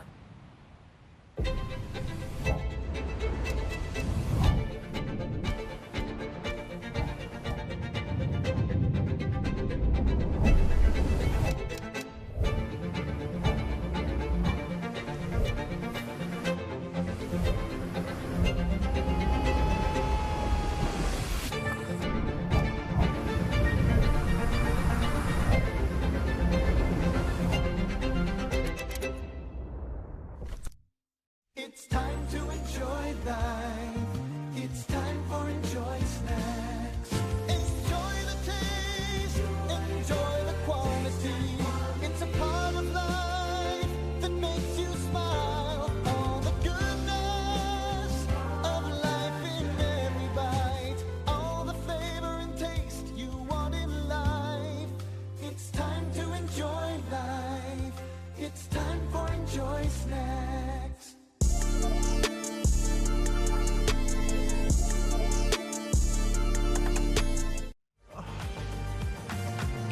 All right. We're back. Florence Pipe Pro, Carissa Moore in the final. There we see the whole family with husband Luke and their daughter. Yeah. Must be interesting. I don't know how he surfs or if he surfs, but your wife like shreds harder than you do. She wears the board shorts. Semifinal 1. Ryland Beavers up against Baron Mamiya, Jackson Bunch, and Sheon Crawford. Top 2 move on to the finals, Rocky. All right, the Beavers, Baron Bunch, Crawford show. Yeah. And there was Ryland, and this is Baron. Baron on a replay. Oh, a little too deep. And Ryland. The Beavs. The chat loves the Beaver. Surely they do. They've been dropping Ryland's name all chat long. Jackson Bunch throws the tail, throws the fins out the back. You could see those fins just poking out the back. Yeah. With that drone shot. Watch out for Sheon Crawford warming up right here. Slash off the top for the Haleiwa boy. Looking down the line, setting up. He's going to stick to the rail. Little lip glide there for Sheon Crawford to make sure he gets a finish on that wave. Yep, a little more conventional surfing there for Sheon. First wave, semifinal. Just get the flow going. Settle in. 20 minutes remaining. Yeah, 25-minute semifinals, and then we're going to have 30-minute finals. We already have our women's final set. Here's a replay of Jackson. Oh, nice throw tail. And Sheon. Just one carve off the top, and then just a little. You could tell he was thinking about something big, but then just wanted to get the finish, get the make. Probably smart. Complete the ride, yeah. Get a mid-range 5. That'll be good to start. Live action here, Baron. Chops off the top there. Mamiya looking for more open face. He's not going to find it. One-turn wave. So that's the story of just surf competition, period, right? You just got to be prepared for anything to happen. That's why you have a quiver of surfboards. Right. You need, you're like surfing now. You're basically surfing a kind of a crunchy beach break. Yeah. Instead of pipeline. Yeah. And your approach is way different. This is a good approach right here. Yeah, I like that little throw tail as well. All he could find there, but scored a 4.43. He goes to first.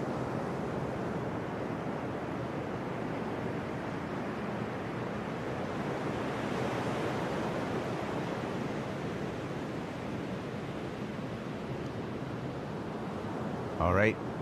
So all the scores are in, and Baron Mamiya in first, but that's just because he has 2 waves in his score line. Luke Tima, you can see walking past Carissa Moore, getting some congratulations on the beach.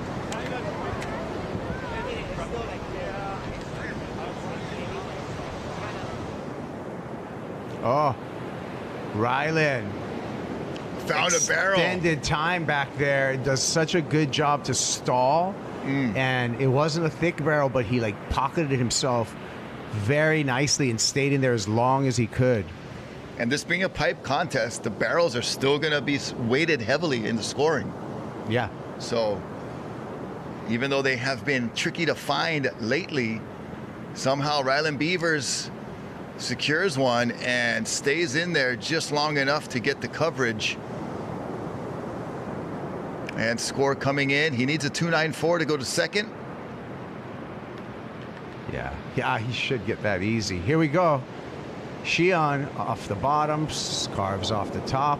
A little shoulder to this wave, so he's just going to do some turns. Don't really see too much of a ramp in his future, but smacks that oncoming section with some authority. Jeez. Sheon Crawford. Bruh, he made lemonade with walnuts right there. That was amazing. Again, like just to have like that skill set, extended skill set and quiver of boards to be able to just turn on anything and be able to make sure that you can adjust to the changing conditions. This has been a challenging pipe event, I'm telling you right now. For sure. In everything that's been happening here. And these surfers are the ones that have adapted the best heat after heat. Yeah, these final 8 surfers have had so many different conditions thrown at them, have had to navigate, you know, the guys from round 1, all kinds of different conditions.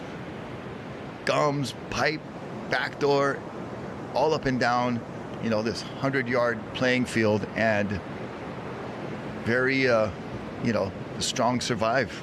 We had chunky, evolution. We had barrels. Oh, look at that green we had walls. cam. There's the enhanced cam. That is unfiltered. Nah. Got some nice colors popping. Yeah. And you can see who has the most solar panels and the lowest electricity bill out of all the homes. Looks like JOB's doing pretty good. You see the white roof. That's the white his roof house right there. That's Jamie O'Brien's, and he's chock full of panels. As is the ex-Lopez house. Yeah. Previous Lopez house. Legendary Lopez house. Yeah, they use plenty of power over there. 16 minutes remaining. Last of Ryland, 3.6. He does go to second. Now it's Barron and Jackson in third and fourth. Here's Barron. Carve to start. Attacks the lip one more time. Not much happening else. He'll... Ryland! Oh, spit. Oh, grindy one, but just nothing in the future that way, unfortunately, for Ryland Beavers. Still going to stay in second place. Well, actually, he's not, because Baron Mamiya is going to get his score on that last Yeah, wave. the 1-2-4 is what Barron needs. And Ryland did not improve his scoring, so Barron will get a handful of points for those couple of turns, and he'll trade places with Ryland. He might even go to first. We'll see. 10.17 is the top number combination for Shion. And Barron goes to second. 5.4 for this ride. Nice carve. Fits another off the top in there. And I think that's all he's going to get before he punches out. Oh, that wave spit. Had Ryland been just a little deeper, he could have been coming out with that spit. Yep. Hey, there's some of our crew catching the action there. Mahalo. Awesome job, guys, on the ground, keeping us locked in.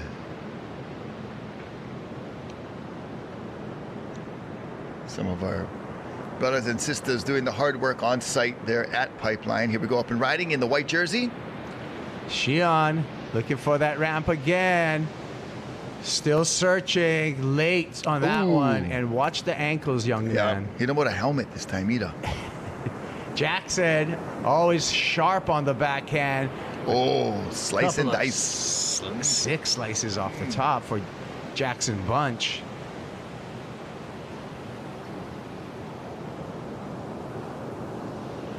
Yeah, precision. Very Rob Machado, Kalani Rob-ish on that backhand. Uh-huh.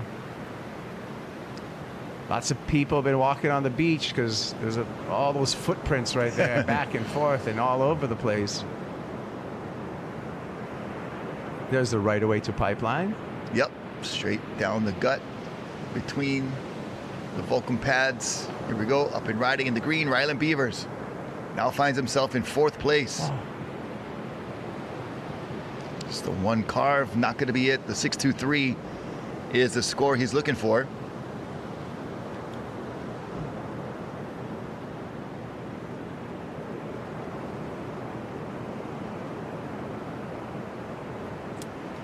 Replay here of Shion Crawford. You can see he was hunting, looking up late, bails it out. And nice hooks there by Jackson Bunch for a 5.87. Jackson in 3rd. Just a 3.96 is all he needs to go into 2nd place from Baron Mamiya. Baron Mamiya holding priority right now.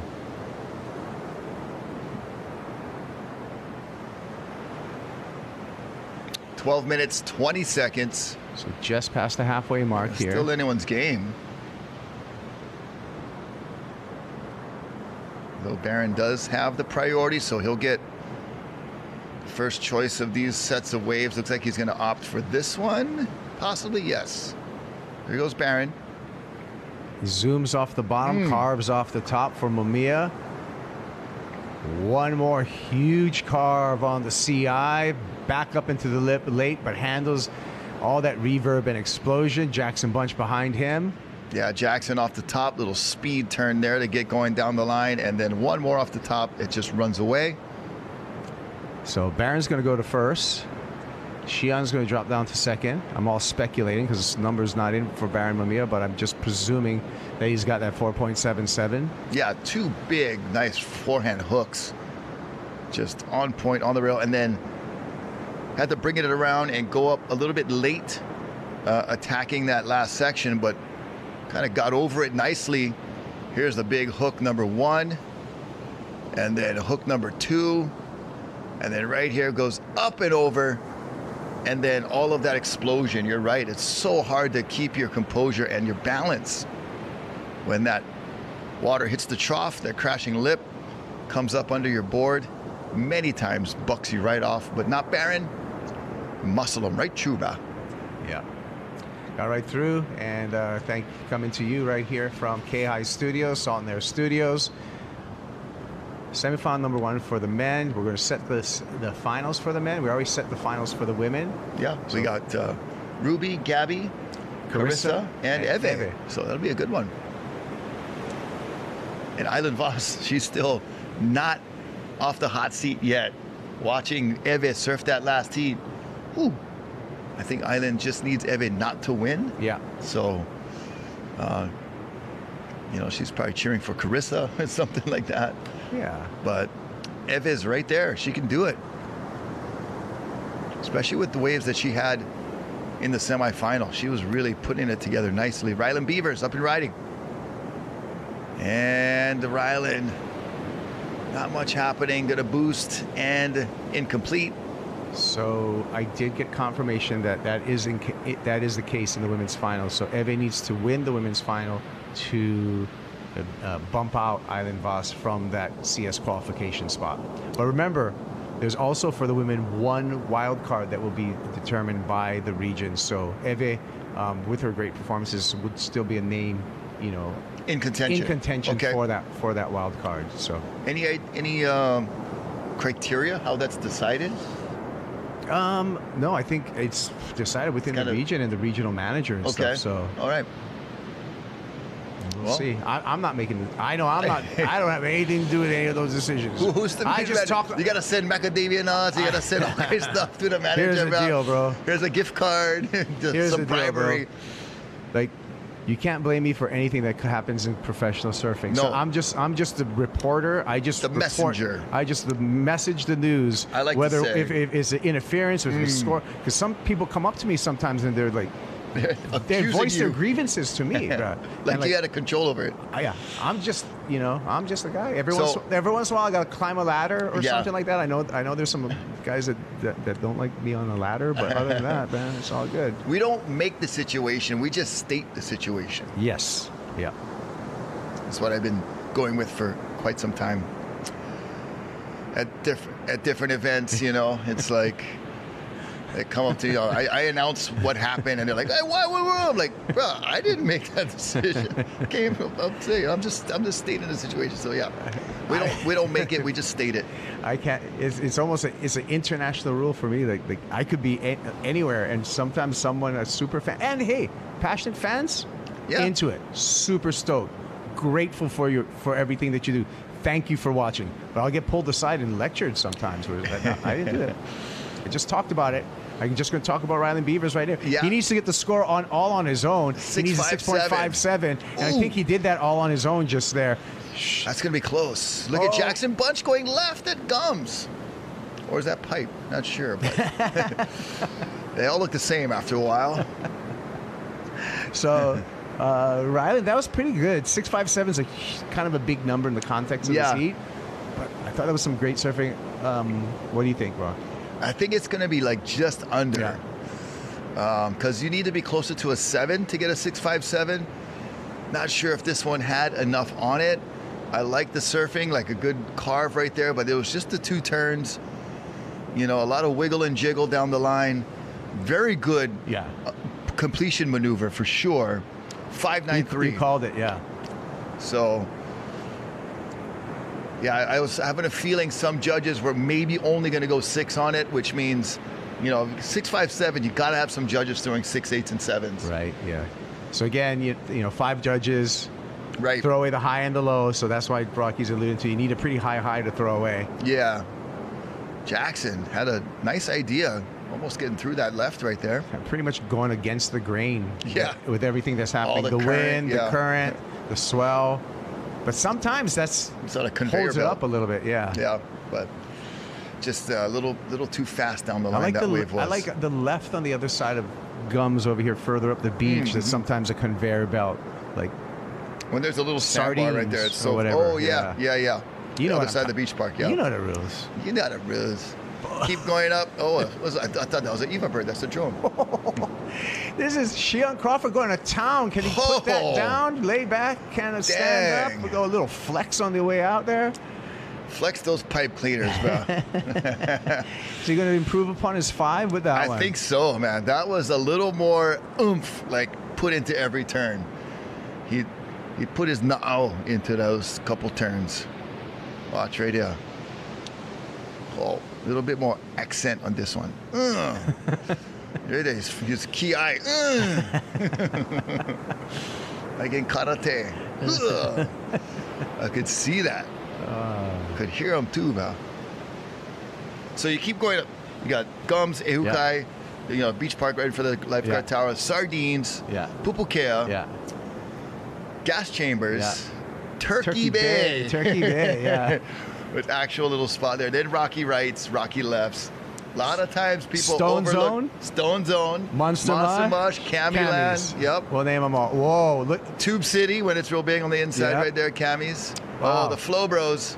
Well, because John's coming up in the semi number 2, and what would be a John heat without the brothers calling the heat along with the 5th Florence? Yeah. John Pizell Florence. Did you see the succession of facial hair there? John, all clean shaven. Nathan, little scruffy rubbery. And then, boom, the big full IV flow beard. Lovely look. That was great. And here we are in the studio. In the studio. Watching live, checking out all you guys chatting online and some of the DMs from Instagram. Thank you so much for tuning in. Here's Baron Mamiya. Watch this. The wave kind of smoothed out. Oh, throwing tail, throwing spray, throwing his hair, everything. The kitchen sink even went in the air. Yeah.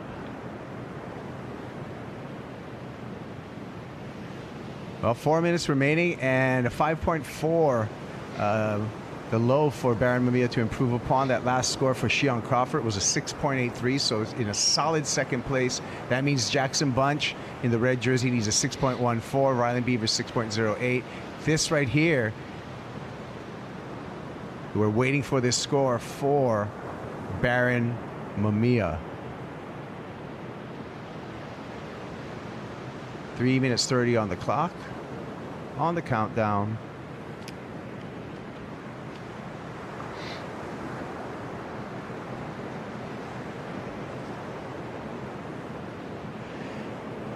Three minutes 20 on the clock on the countdown.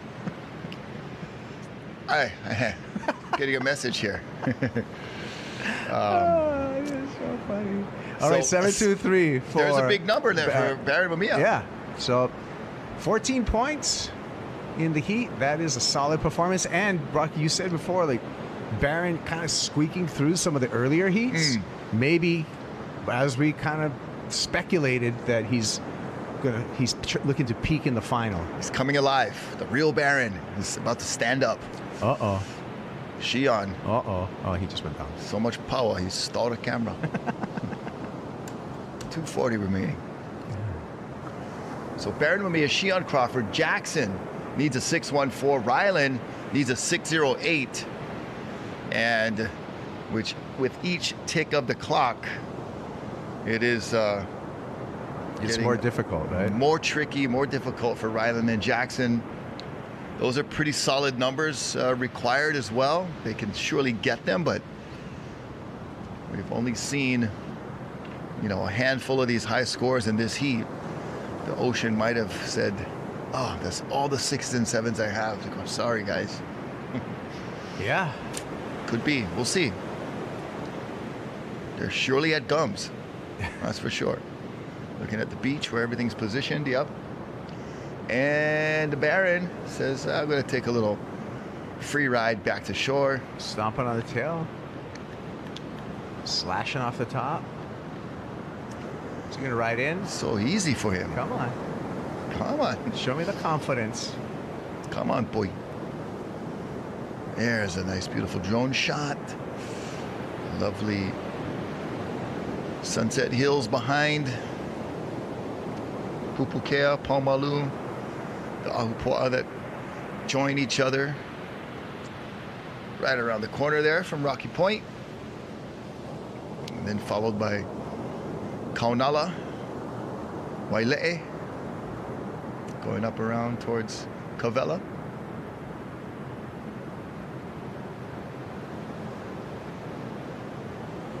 Nice beach crowd for this QS 2000. Florence Pipe Pro. Ryland Beavers. Oh. Not going to do it.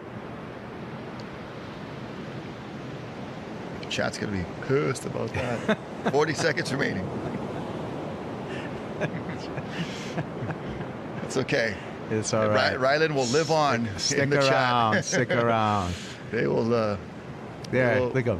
Come up early. Yeah, bro. Come in early. I got Take off rest. the leash. Everything. Have your jersey off already by the time your other competitors come up. JB! No. Okay. Well, what did Jackson need? A 614. Yeah, that's not going to do it either. Maybe if he made that barrel, he 10 would have had a seconds. chance. Yeah, that was, you know, last ditch effort. makeable, huh? doable if he made it. Score was attainable, but just was not going to make it out of that barrel, and that's the only way to get that kind of score. And 000s on the clock. It is. Oh. Baron and Shion. What are the odds now? There's Uncle's Kala. Kala with Bebe. He's like, no, not until you win. only semifinals, Uncle. One more heat. All right, Blend 5 recap. Jackson Bunch on the backhand. Semifinals appearance, but that's going to be it for the Maui boy. Yeah, and here's Shion Crawford. Just did it with the power game. You know, tried a couple of air sections, didn't find it, so just reverted back to the traditional old school Hawaiian North Shore power like this guy too, Baron Mamiya with the mana. The power. And Shion, he's been shining this entire event, Shion Crawford. And doing it a bunch of different ways. Yeah. I like his kind of showing his repertoire, the spread of his game from airs to barrels to just sheer power surfing, slamming lips, carving rails, any kind. Well, thank you to Florence, Ivan, Nathan, John, and the rest of Florence crew for this Florence Pipe Pro presented by the Hawaii Tourism Authority. We're going to come back with our second semifinal for the men's. Luke Tima, Eli Hanneman, John Florence, and Ezekiel Lau. After this.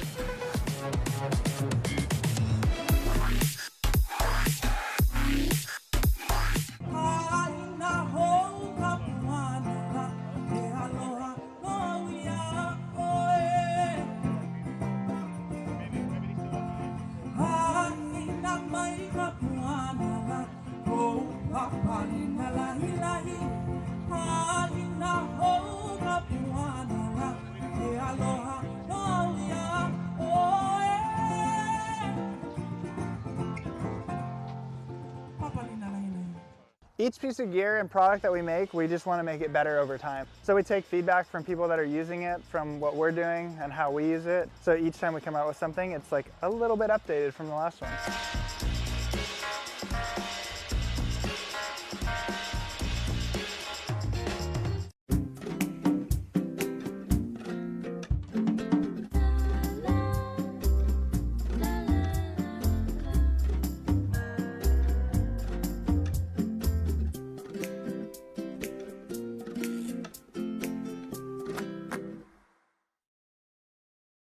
KHON Plus, the free app for your TV. Watch exclusive live and on-demand original content. KHON Plus. Stream it on your TV now for free. Available on Roku, Amazon Fire, Apple TV, and now on Samsung TV.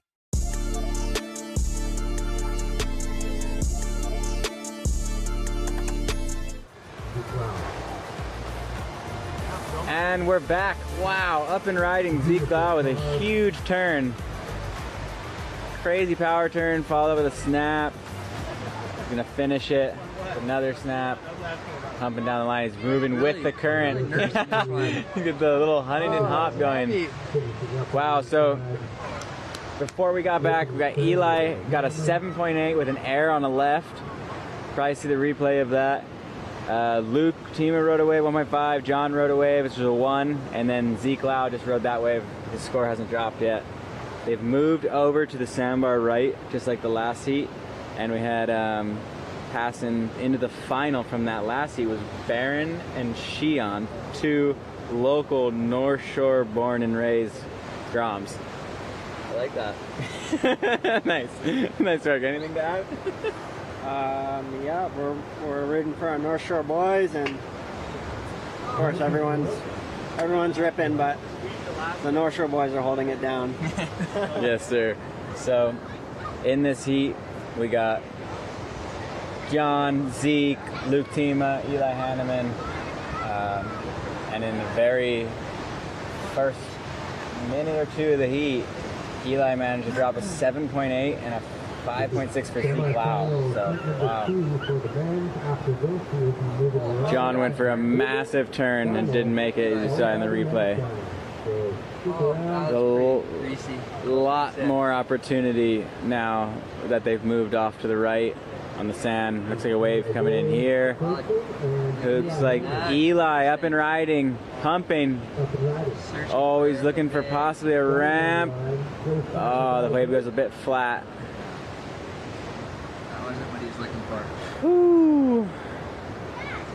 So after this heat, we're gonna have women's final and then the men's final. There's only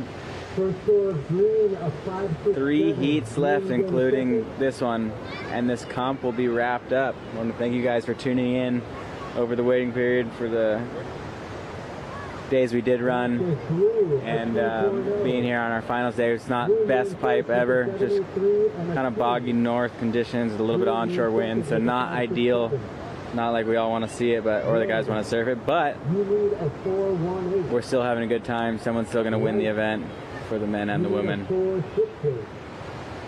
Priority is white, red.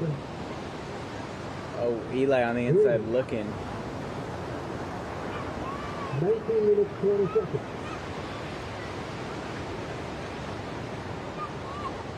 19 minutes to go. And it's looking pretty slow and flat. Doug Silva. Killing it. Yo. Yo. We just wanted to make sure we saw him with that camera in his hand. I'm filming right now, just so you guys know. Eli, another big air attempt. That's what got him to 7.8. So he's going to be looking for more of that. That's what, Got our lifeguards cruising the beach. Hawaiian Water Patrol out there on a ski. The best safety systems in the world. The best watermen in the world watching over the surfers. I was just thinking about this heat, like 3 of the guys are 6'2" in this heat. Like Luke Tima, John, and Zeke are also giant, and Eli's a little bit smaller guy. Yeah. And like, so Eli's like, I don't think I can match the muscle right now, but I'm gonna go with the technical stuff, I think. You know what I mean? Sure. I bet that was kind of his, in his mind, I would think that way myself. Yep. Well, Zeke and John both got high scores in their last heats with airs. Yeah, Riss! Ripping! Carissa walking up the beach. She just killed it in her heat. Some huge power turns. She was ripping.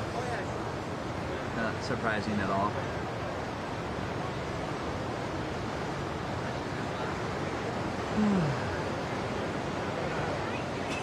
Look at that comment.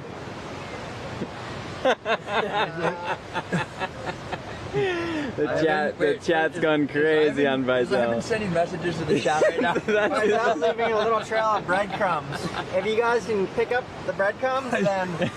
Wow, what's wrong with you guys? Come on, settle down. Jeez. The chat has turned into the Wild West. Real aggressive right there. So.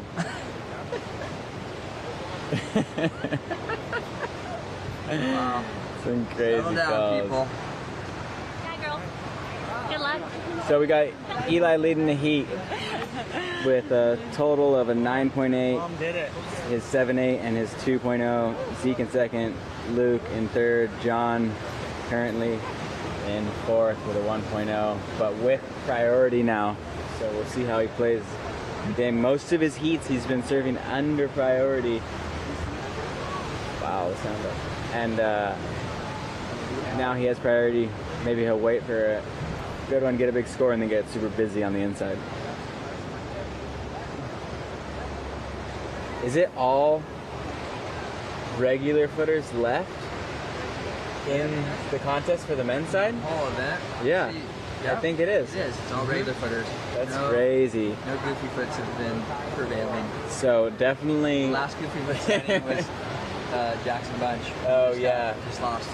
So these conditions are definitely favoring regulars with these north small point break style waves and these tighter barrels, which takes a little more navigating, but on your backhand it's not as easy to do those weird little pumps. And so the event is left with only regular footers. This semi and the final. Yeah, I don't know what to say about that. Sorry. That's the goofy footer here. One of the goofy foot casualties. I think, yeah, the goofies didn't let anybody down, but the goofies did their best. They shot their best shot. Yeah, we did our best. Goofy foot casualties. Bunch was just one. Okay, out the back. Looks like green. Zeke up and riding. Kind of a nugget insider. He's going to go for the barrel. Wow. Yeah, the backwash actually flared it a little bit wider for him. See how far you can ride that way. Well, kicked out a little early that time. With a turn. So that was under priority. That was under priority, and he already has a 5. He's going to get it back up. He's probably going to go to first. Second or first, yeah, sorry. John, uncharacteristically absent from the game right now. Out the back, sitting in that priority position. It's gotten a little slow over the last 5 or 6 minutes of the heat. There we go. Eli going left. Red, Luke Tima going right. Oh my gosh! Eli Hanneman with a massive air. That was even better. Are you kidding me? Insane. Oh my gosh! And Luke Tima finishing that right, but that wave was unbelievable. That guy's drunk, I think, over there. Don't worry about it. Are you kidding me? That was a massive air. And that's what got him his 7.8 before we were back from commercial break. Let's watch this. Where's the replay? I know. I want to see the replay too. That was insane. That was huge.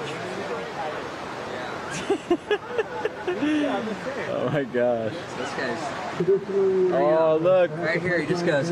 Oh my gosh. Clean. The team is right. Yeah, that was a nice little hit.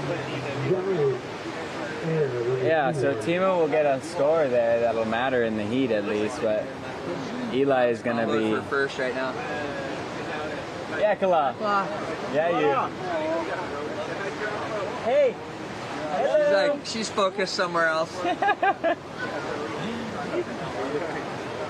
Yeah, you. I'll talk to you guys. Hi, Andy. Oh, yeah. Hi, Andy. Hello. Hi. I said John rooting for the locals.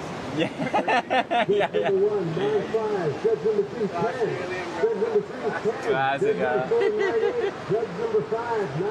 Wow, 9.7 for Eli Hanneman. Huge full rotation. Wow. That's the highest score of the comp, maybe. Jeez. This is a real different kind of pipeline contest we got going here. Whoa! Does this turn into an air show? Here we go. Up and riding. Eli's gonna go right. Eli again under priority. Oh man, he's feeling good. He's got 2 massive scores. He can do airs on almost anything. Just did a kind of like an inverted. There's Barton. Still has the beard and long hair. Still the beard, unfortunately for Paizel's dreams. Dreams don't come true. Dreams do not come true for Paizel. Barton Lynch still has the beard, still fully clothed.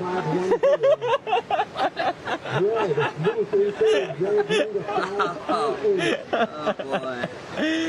Paizel severely let down.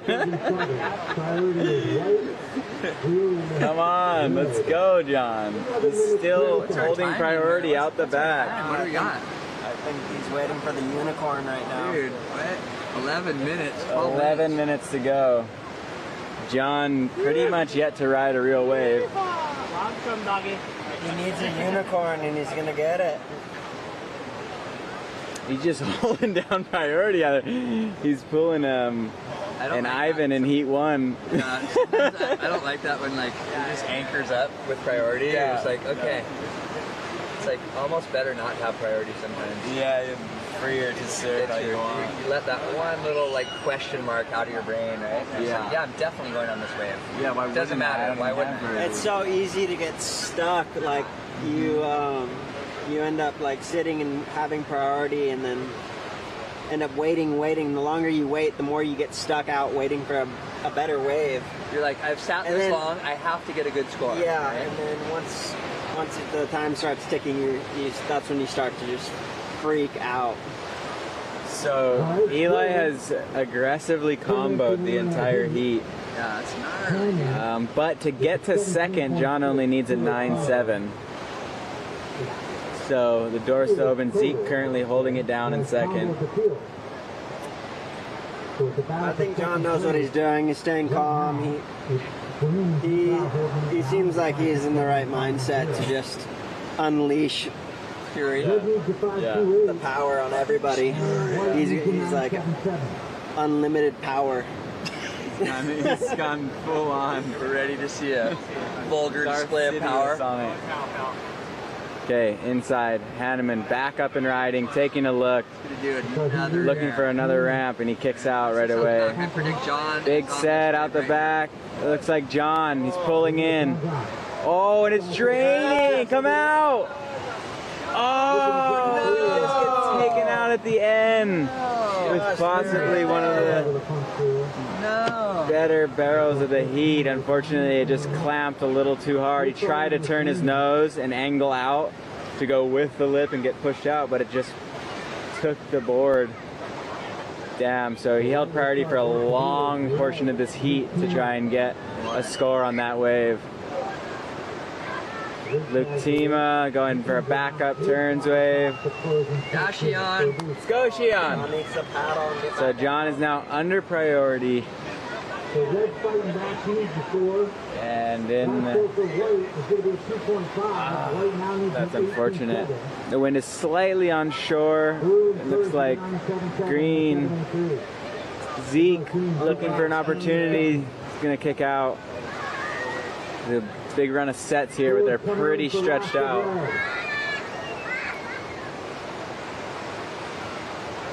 Looks like Eli, jumping off last second. So John just very quickly moved up the priority ladder. Is now in second priority. Wow, how's that deep one? Full barrel. There's still tons of opportunity out there. Looks like a few more sets on the way. Yeah, it's kind of like pulsing again. Look at, we got another whole set out the back. John's up and riding again. Barrel, pumping. Oh, get out of there.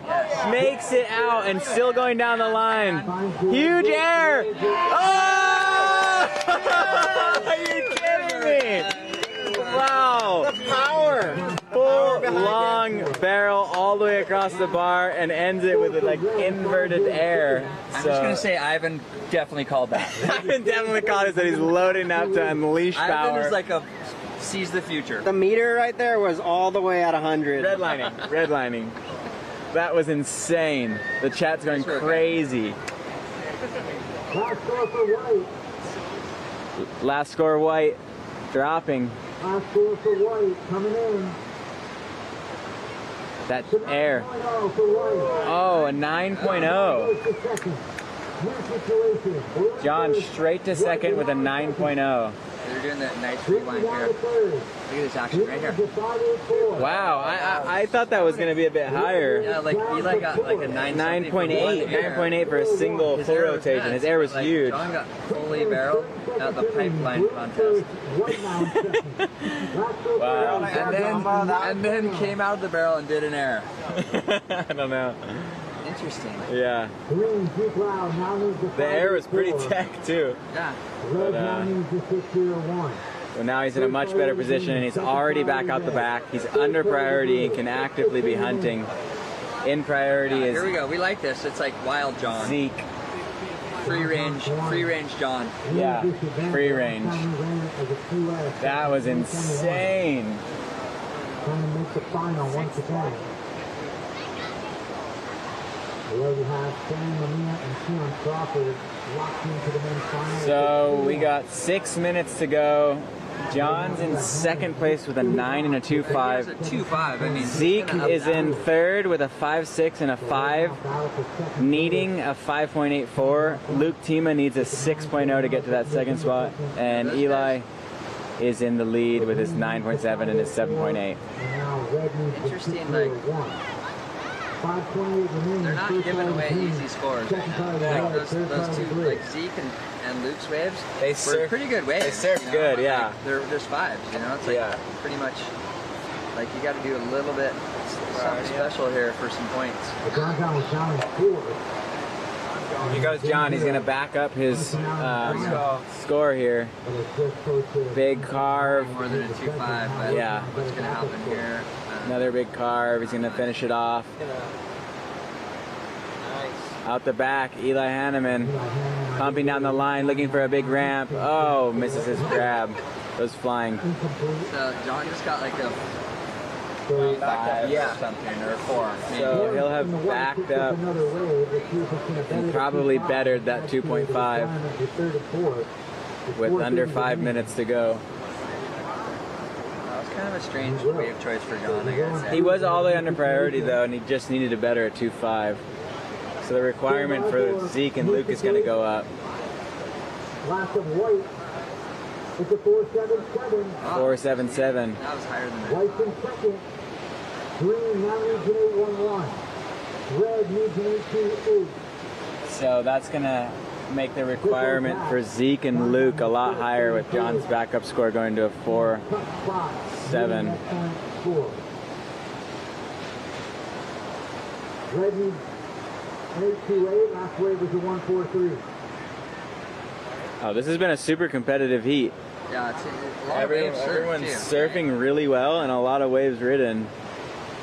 Is Red going... Eli's going back over to Pipeline, it looks like, almost. Yeah, someone is paddling towards back door. Possibly to get free of the rest of the guys. That's Luke Tima. Oh, that's Tima? Luke Tima is now shooting away from the...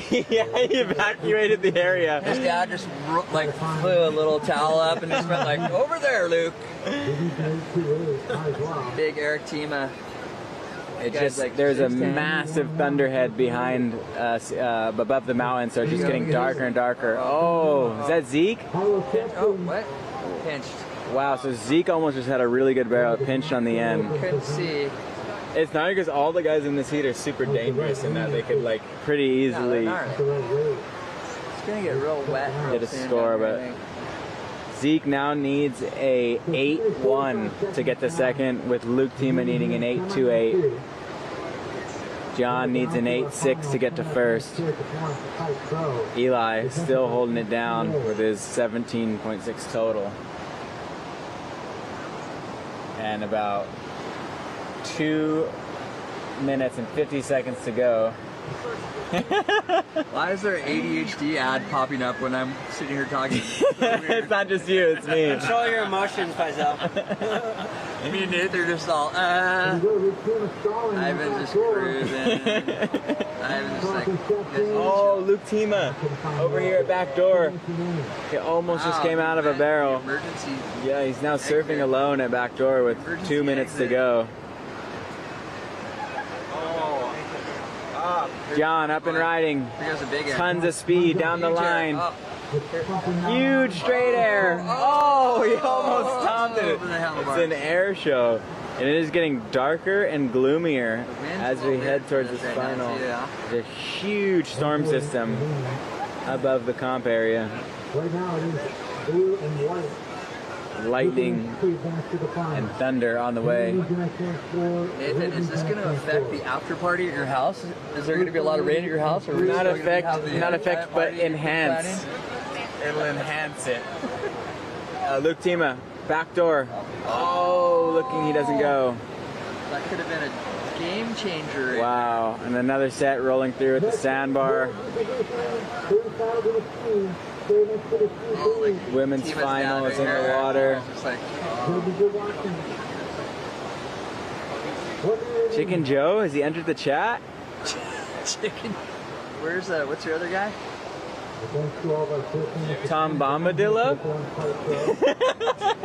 You know, is Tom Bombadil out there? That's the big question. Shout out to Tom Bombadil. Meow.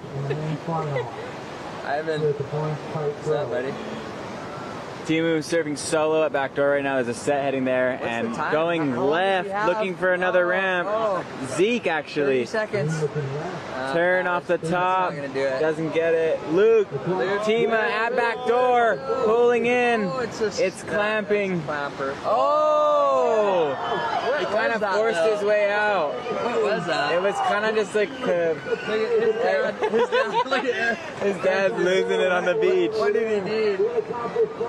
Was that like a, what do you call that? I don't know. It was kind of a whitewater. We'll see. Oh, look at that thing. Oh, Eric Tima is psychic. He is over. The horn is blown. John. Scores are waiting to be dropped. Just don't, no need. Just cruise.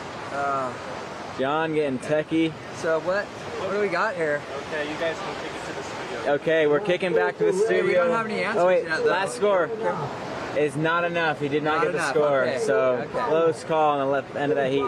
Back to the studio. All right, well, you saw that last wave for Luke Tima. A little too clampy, a little too whitewatery. Not going to be enough for that young man, Ezekiel, out of competition as well.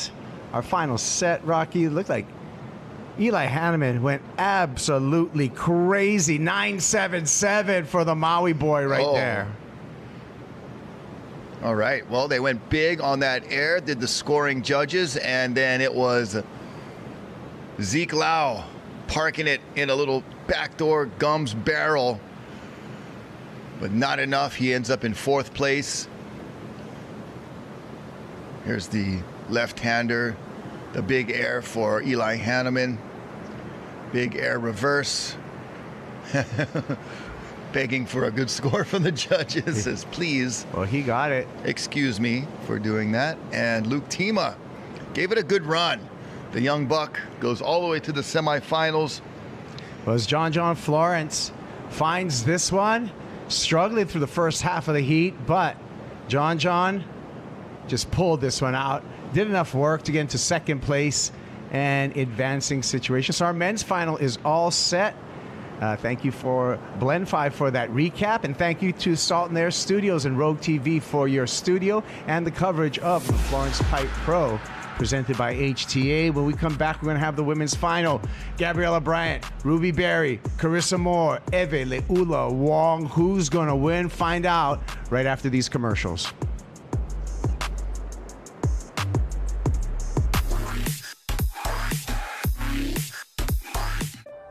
I love receiving a lei. Take a lei making class, go down to Chinatown and buy a lei, it is a symbol of how we share our aloha with one another.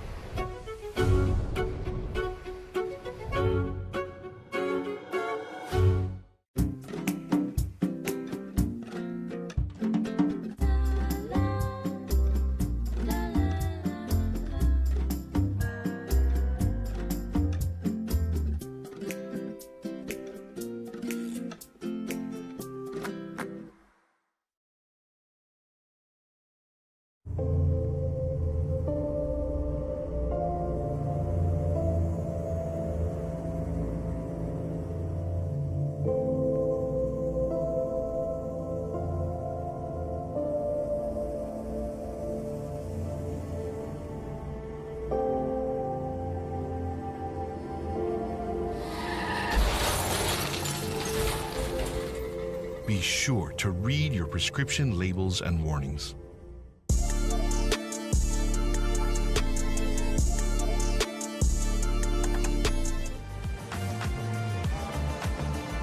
Well, it's all come to this. Our women's final at the Florence Pipe Pro, presented by HTA.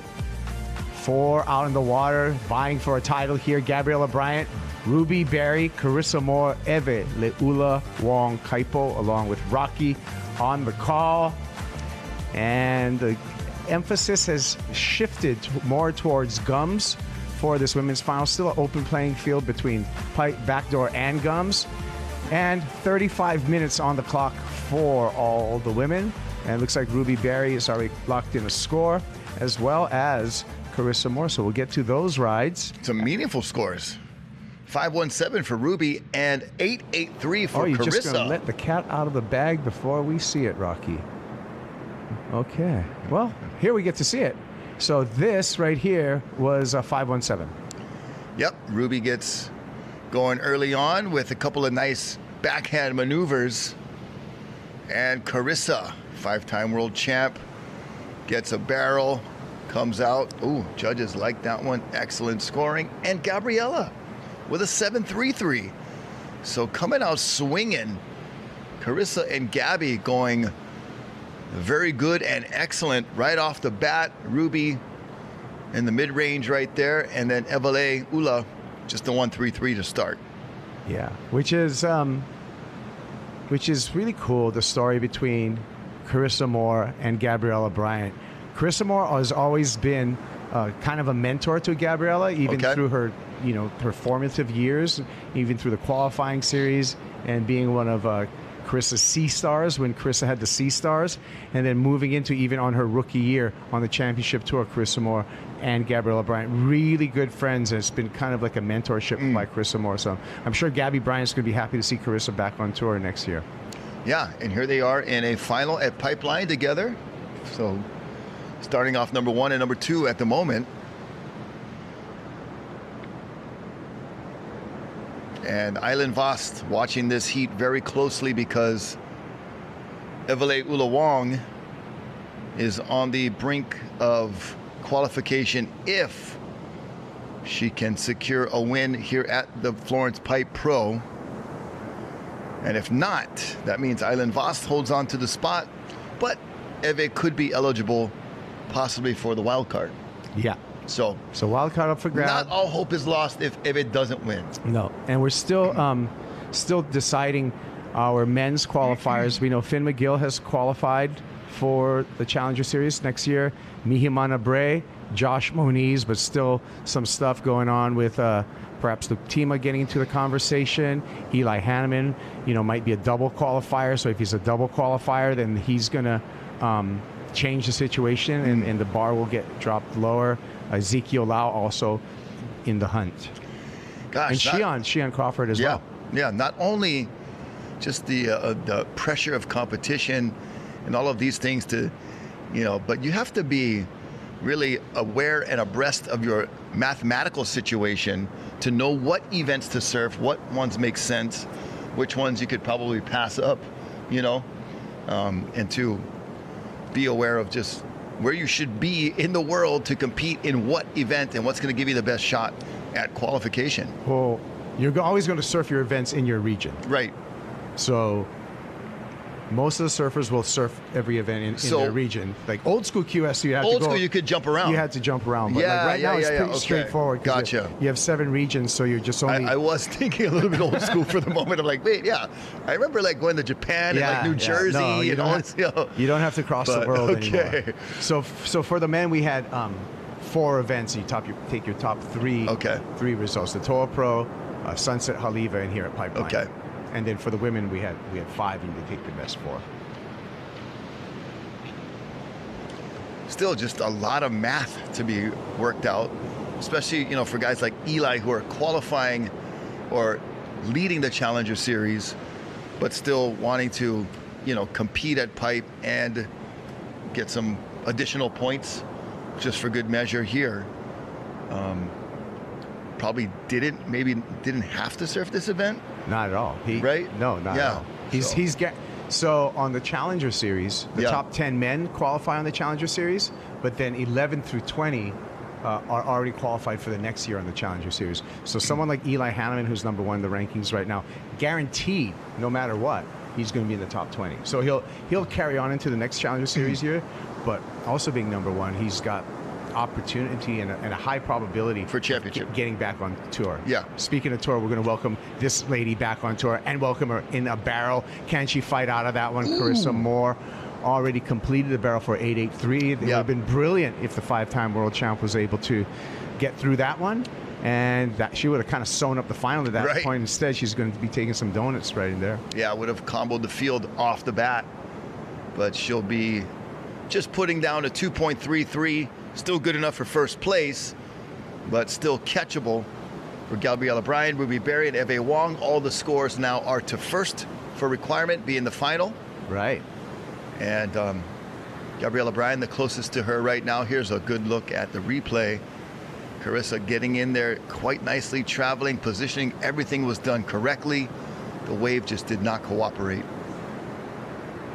So tons of time on the clock because we went from everyone surfing 25-minute heats onto surfing a 35-minute final. So these surfers are going to maybe have to adjust their clock management given that there's a whole another 10 minutes to these finals. So maybe perhaps your rotation and how long you hold priority and all those other kind of intricacies about competition you're going to have to think about with the added 10 minutes. That's definitely something to come into consideration. So for someone like Carissa Moore already with an 883, she can happily, I feel, sit, be patient, and doesn't have to hustle because there's so much time on the clock and wait till she gets back into priority to get that other just wave that will seal the deal for her.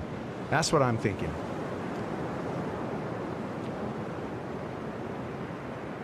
Well, 7.33 for Gabriella. That's a good foundation to build on. And Carissa's got that 8.83. If she doesn't get anything much more substantial, leaves the door open for Ruby Berry. Eve, she'll need 2 new scores. She will not be bringing that 1.33 to the finals party as a counting wave. So she'll have to get going from scratch and get 2 new waves, but plenty of time. Speaking of the finals party, I see the chat, a lot of chats about the finals party as well, and where is it going to go, and where is it going to be funded by, and who's going to be throwing it. You guys in the chat can keep on making your plans. We're watching. We're stoked for you. You know, if John wins, John's in the final, then it's going to be a blowout at Nathan's house probably. Yep. They're still erupting about Ryland. It's living on forever. Yeah, and then Eli Osum says also if John win, it's Nate's treat coming from EO. Okay. And that's just fair enough. Fair enough. And Rocky's treat tonight, someone's got you in here, put it on your tab. Rocky's probably got a tab at Lele's right now if you just drop Rocky Cannon. Oh, yeah. He says, oh, yeah, because he knows it's so not true that you're not going to go anywhere with that. I love it. You're like, yeah, try. Yeah, go for it. Go for it. Try drop my name on my tab. See what you get. Double bill. twice. You the don't even charge. get the cookies at the end. And no service. Yeah. No soup for you. You gotta love Lele's and Ian over there and stuff. You know. Yeah, Uncle Ian's the bomb. He knows how to take care of you, huh? Like gets the warm cookies at the end. Sometimes if your meal is taking a long time, he'll throw some crab dip your way just to hold you over. Oh yeah, he's very That's the attentive. man. Very attentive, hands-on. We love it, Uncle Ian. Someone says party at Shout Kelly, out, bro. Party at Kelly's house. Which one? That's even better. You got to know which one to be at. He has 7 properties. Yeah, Rocky's also got his real estate license, so he can look up all that stuff. Yeah, I got Find all you you guys' info, your tax address, your mortgage rate. I can find it all. Oh man, investigator. We're having fun here. It's finals day. Why not? We're getting loose. Day number 5. Mahalo to the Surf Jack, keeping it real in Waikiki. What do they One say? of our sponsors. Check in. Check in. Paddle out. Paddle out. Yep. Even in the pool. You see that girl in the commercial paddling in the pool. You can just practice your paddling in the pool. Oh yeah, the paddle stroke. Here we go. Paddle stroking into this one. This Power. is red. Gabriella Bryan. Ooh, nah. Oh, she wanted the How's barrel. this? Like, this is almost like a ski cam Yeah, right here. drone It's follow a cam. low flying drone. Yeah.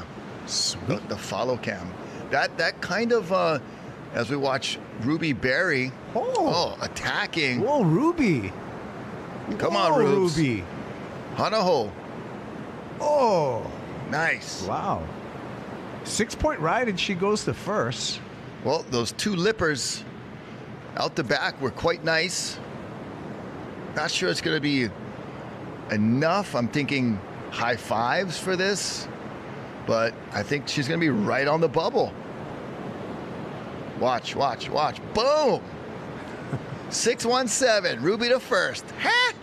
Ruby Berry in the lead. Those moves were cherry for Ruby Berry. When something is real cool, you say, oh, that's cherry, bro. That was my new car, cherry, eh?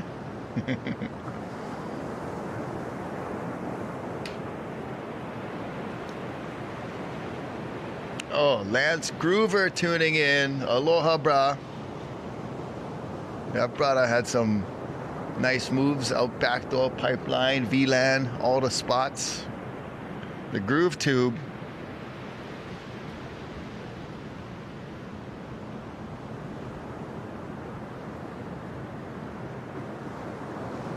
$20 minutes, 10 seconds remaining. So Ruby Berry, your new heat leader. Now Carissa Moore, down the second, needs a 251. Obviously, she could get that with her eyes closed.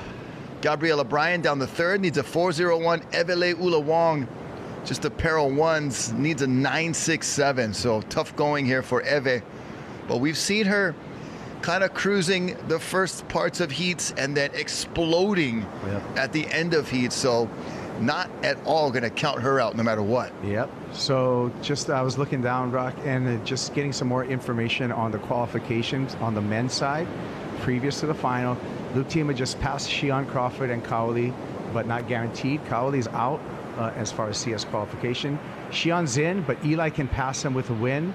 John and Barron are not going to be a factor. They're just going to be taking points because they're CT guys. It's going to be stealing points. So it's really a tight race for final spots. Shion, is Shion and Eli, their placing in the final is really going to what matters in the qualification. So that's an exciting second component to our men's final. And probably more importantly for Shion than for Eli, Eli being a leader of the Challenger Series. Right. So Shion is the guy with all the marbles on the table because Barron, John, and Eli, for the better part of the conversation, kind of are in. Yeah, are just going to be their points So takers. I wonder, yeah, I know. I wonder if the guys who get first and they don't need the points or whatever, it should move down the chain of like the top points for the top guy who needs them. But that's not going to happen. I'm not advocating for that. But it is true that these championship tour guys are just in there robbing points. Here's Eve. Okay, slashing back on a better foot here. One more time and getting back in the game if she can ride out of that one, and just that there was a lot of reverb, a lot of explosion in that final maneuver, just trying to ride out of it. Yeah, that landing was like a helicopter coming from 20 feet up and just cutting all the rotors. Yeah. Straight down. Bam. Hard landing.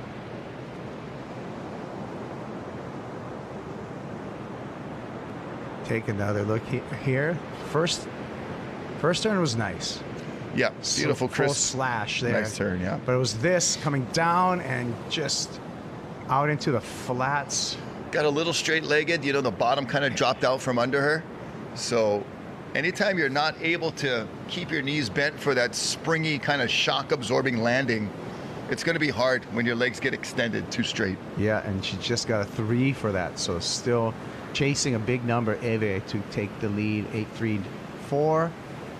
Gabrielle Bryant can go into number first for 4-0-1. You can see it on the knees column, but look at Carissa Moore. Kind of looks sitting pretty right now. Yeah. And when I was talking about the added 10 minutes and how you manage the clock, clock management and time management in the heat, Carissa Moore did, you know what I was talking about, in that she can just wait patiently, wait till the other surfers take their waves and get up into that first priority situation. Know that she's holding that 8.83, There's and then the that puts her Australian in a commanding position right there. So she's holding priority now, and her score requirement is quite low. And unless Ruby can improve on the 517, Carissa's just going to say, you know what, I just go do them now. Yeah. Well, here she goes. Take it now. Off the bottom, looking for a section. Just a little lazy kind of setup carve there, and then... Well, that's all she needed. Yeah, 251, we'll see. That's going to be probably just about there. Gabby, no open face there. Just Carissa, with those turns, didn't put the wave, maybe didn't allow it, but didn't put that normal speed, power flow into it as she usually does. Ooh, you wanted more power. I wanted a little bit more power, more speed. But the wave was just really flat and not much happening. But she'll just work it for, it was worth a 4.0-ish, 4.0, 4.25, something like that. There it is, 4.23. So Carissa back to first. Ruby now leads a 6.9. Now Eve is comboed. Oh, look at. For a little bit. Not anymore. Eve. Not if she finishes. Oh, my goodness. So at least she got that cover up. Just a little undisciplined on those last few ending maneuvers. Could surfing a couple times out here today, the legs could be small kind of spaghetti. Yeah. Yeah. Getting tired. I mean, she surfed really well this entire event. She had an 8.8 something on a backdoor barrel. Had the best combo the other day of waves. But see how just a little bit slow and not the normal zip we see on Carissa's turns, but still gets the score. Eve with the 4.0 breaks back out of the combo. So 9.06 she needs. Gabby in third needs a 5.74. Ruby needs a 6.9.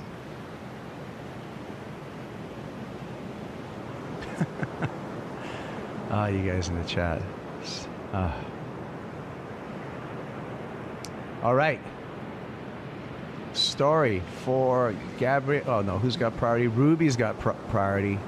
Sitting second. So now the Australian, in an interesting story with Ruby Berry. Coming in, I think she's only 18 years old, out of Australia. I think she got in the event as an alternate, and she's got to feel good about stuff coming through and making a name for herself, you know, with this coming through all the way to the final. There she is, Ruby Berry. And this is the first I've heard of Ruby Berry, actually. So she must just be doing the, you know, some of the QSs in Australia.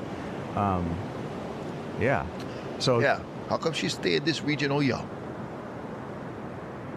What? How come she stay in this region? Yeah. Oh, yeah. Well, maybe there's more opening on the women's end, because remember, we Okay. started with 28 women. We started with 128 men. So, yeah. I guess, yeah, if you apply for an entry and if they have the space, If they have, might as well because it's fill all it. round numbers, right? Yeah. It's 4-person heats. So all you can do is ask politely, I guess. I don't know the exact process. The you know? protocol, yeah. Oh, Florence Marine, North Shore, right there, brah. Spotting a gear. Haliva buoy on the graphic. Oh, you seen him. Gabby. What do you got, Gabby? Give us that power. Oh, that was on cue, brah. With the pow. Wow. Carissa. Nothing. Sometimes, Rocky, I got the soundtrack right there. Yeah. The verbal soundtrack. You see how that's like a so when you're making a video, right? You're trying to you're timing the music to all the explosive maneuvers, right? Yeah. Remember, gosh, some cool flicks from back in the day. Yeah. And all of that was dialed in nice and tight. Well, you were dialed in right there as Gabby was, but not a big score. The 4.2. Stingy. I mean, I thought that was one of the best turns we've seen. Let's see this again from the Wahine. I need another look at this right here. Maybe some downtime. Maybe you was excited about your comment, but fins out. Come on. In the lip. Come on. That was very good. Don't hurt my feelings. Or worse yet, Gabby's feelings. Yeah. Heavy. She's a nice person, guys. She's a thoughtful person. Why would you do that? It's Christmas time. Oh, it is. Whoa. Who's behind those blades? The big shades, bro. You see them coming back, bro. Love Hodel. Look him. Busted. He's working with Carissa, but he's not impressed right now. There's Carissa's dad, Chris, behind Love. I mean, I'm sure he's got a shirt sponsor. You see how stretched out his collar was? That thing looked like it was cut off. It must be his favorite shirt. All kind love for better love. Love is the guy. He was in this contest early on, but so was Haven. Yeah, Haven and Love. Dad and son in the contest. Oh, that was Ruby Berry. Couldn't find the handle for the backhand barrel. Just kind of a closeout anyway. So it just made me lose my. Oh, that was funny.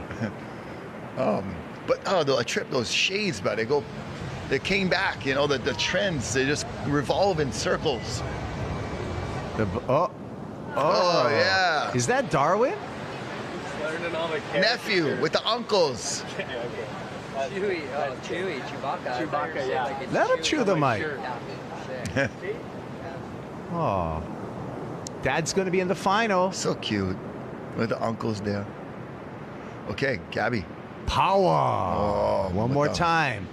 Zapping. Oh, now she's going to get the score. 5.74. Oh, no. You got to stand up. Oop. Tight one. 5.7. It's Christmas, guys. 5.74. What do you think, Rocky? This time, that was 2.5 maneuvers, maybe? Yeah. I mean, I would hope because it's 5 days before Christmas, they would be okay giving her the completion. Well, we get to look at it one more time. Okay, let's see it one more time. And that was very precise. Nice use of the wave. Yeah. Power surfing, and then 5.74. Come on. I think that's complete. I vote yes. I mean, she was still on her feet. Even after 2 turns. She was crouching, but she wasn't kneeling or laying down. So she was riding. She got it. 6.4. So, good score. All right, we're back on track. I like it. Okay. Isn't that fun guessing scores? Yeah, it is. And then more fun when you get it almost right. And up and riding, Ruby Berry. Ruby 756 is the number she needs. And everybody gets spaghetti legs already. Hot for make those last turns. Yeah, it's tough out there, huh? Looks like there's a bit of backwash. Yep, it's lumpy. Oh, I think that's John's son, Darwin. Yeah. And he's in the chat. Well, come on, Nathan, get in the chat. Hand him off to Uncle Ivan, and then just let him run the beach. He's going to go to Uncle Eric Knudsen. Plenty uncles on the beach for John. Oh yeah, and his family. Uncles, aunties, all kind.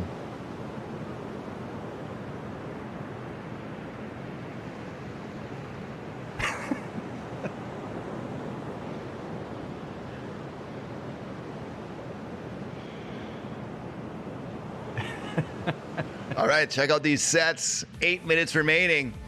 On the outside, here's Evele Ula Wong. Can she get around the section? Looking for the barrel. Oh, not really finding it. And you can tell that was a frustration ejection there. Here comes Riss. Oh, how was that drop? Looking for the open face, winds up off the bottom and gets just a kick out. I was going to say, Carissa, less is more. And then, Gabby. Power. Wow. Boom. My goodness. One hit wonder. One hit. That was, so is that one going to be probably not better than 6-4, right? For that one turn, but that was a huge turn.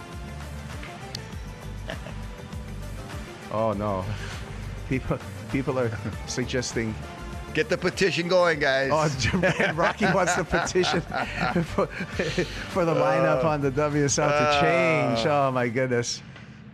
Yeah, a couple guests kind. I get young kids. I cannot be flying all around the world. It's good fun. Sure it is. No, it's a job. It's a job for sure. It's a job. Eve just couldn't get it going. She thought it was going to barrel. She looked for a turn spot. Look, just nothing panning out really for Eve in this final so far. And Carissa, same result there. And then Gabby, just the one big power surf movie hack right there.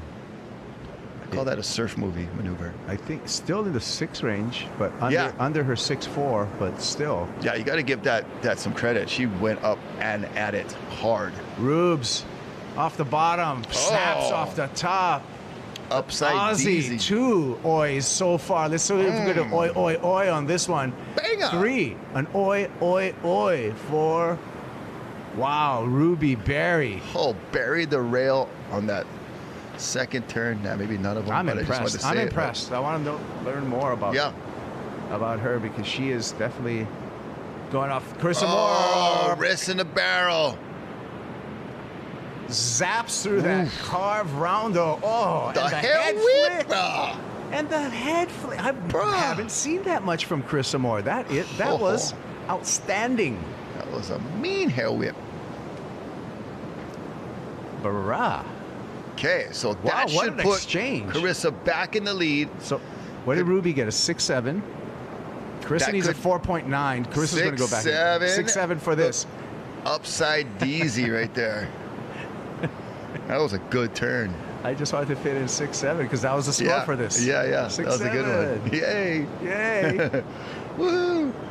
Oh, gosh. The chat is all about it. Carissa Moore, all about the barrel. And then the Zippy's surf pack right there, just slicing the corned beef. 7-8-3. Right in half. 7-8-3 for Carissa Moore. She takes the lead, and now Gabriella Bryan in a desperate situation for the win needs a 9.93. Ruby Berry needs a 9.96, and Eve, she's comboed out at 5 minutes. Wong paddles for that wave, maybe even losing priority. We'll see with the priority judge if they're looking up from the chat right now. I didn't see it. 6-7. Oh, boy.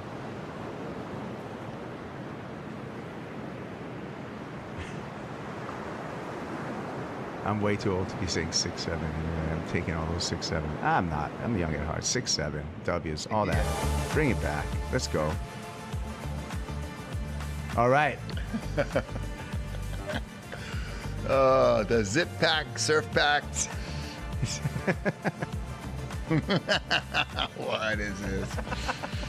But Carissa Moore on pace to secure yet another pipe title. True. And an excellent heat score already with 16.66.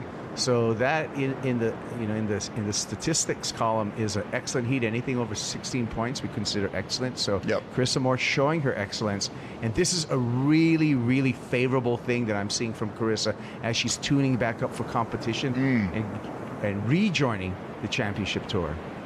Yeah, just getting the competition groove back. I'm looking this way. This is where our little scoring screen is.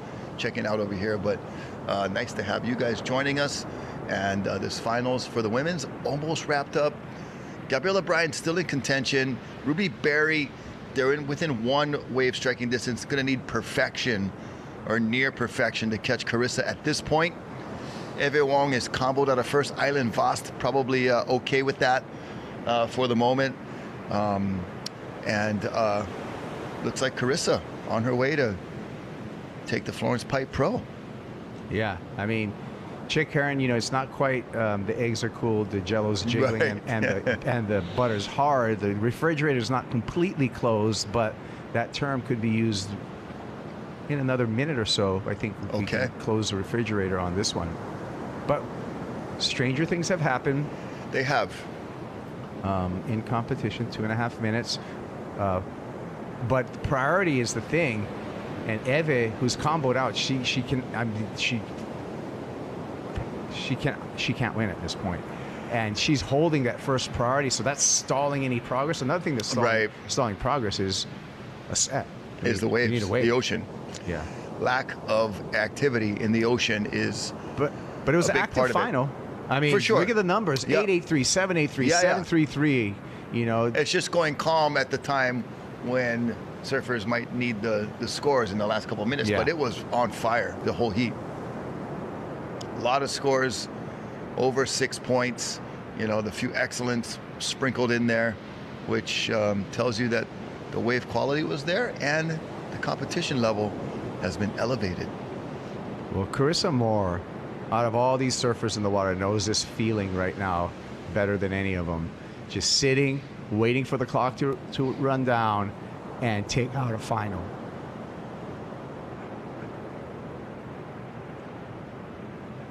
Yeah, just a matter of moments.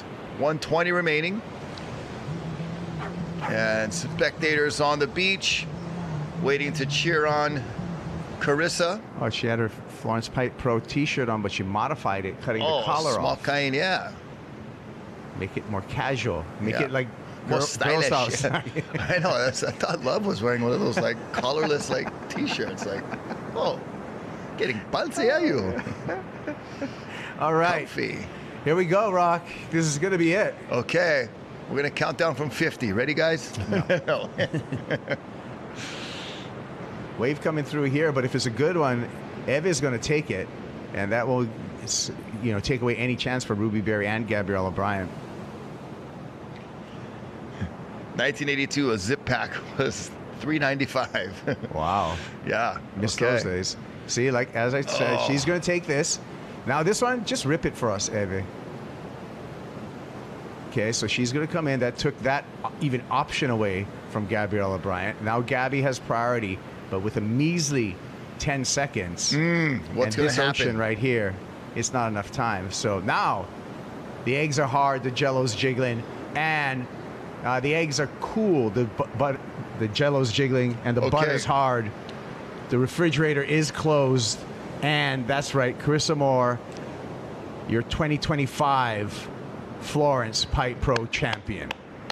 Well done, Mom. Great work. And we'll see if a new dad in the next heat in the final, John Florence, can do what Carissa just did as a new mom. Right. Let's So see the new parents. The parents flourishing. There's Carissa giving Ruby a hug, and always such a good sport. And there she is. Great sports. Back on the winning feeling, Riss. Yeah. Absolutely loving this. Oh, so great. And you know, look at it's rad to see her competitive spirit still really alive. Yes. Just enjoying it and still wanting it more than ever, you know? Yeah. Took some time to reflect, chill, make time for family. Ruby Berry, here's a recap, courtesy of BlendFi on this final. Ruby started out really strong. And then, of course, world champs.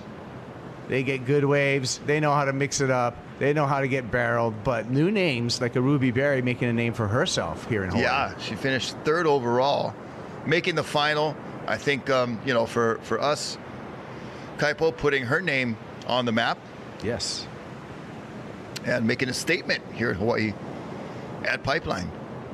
Or it comes, but still a big show. Florence Pipe Pro, no matter how you rank it, what the waves were doing.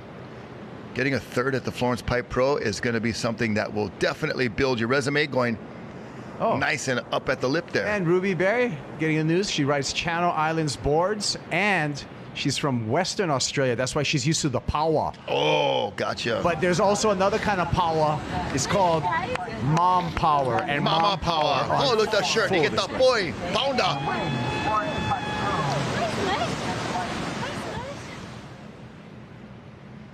So great. Well, mahalo to Hawaii Tourism Authority, one of our supporters here at the Florence Pipe Pro. When we come back from these commercials, it's going to be the men's final. Who's going to win? Baron Mamiya, Shion Crawford, Eli Hanneman, or John Florence? Find out after this.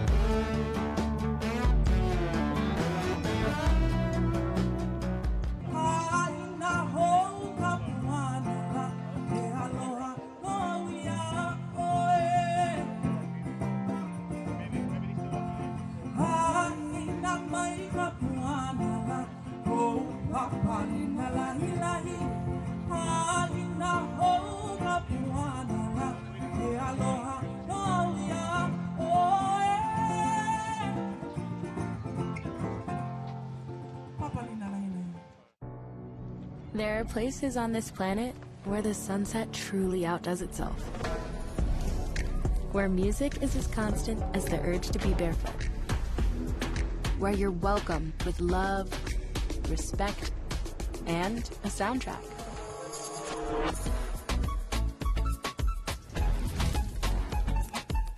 Outrigger Resorts and Hotels. Come be here.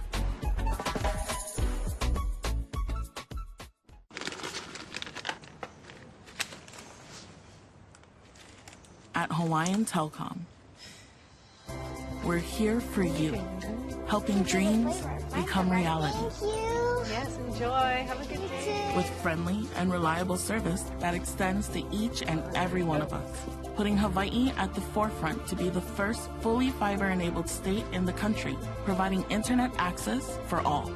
A brighter world is possible.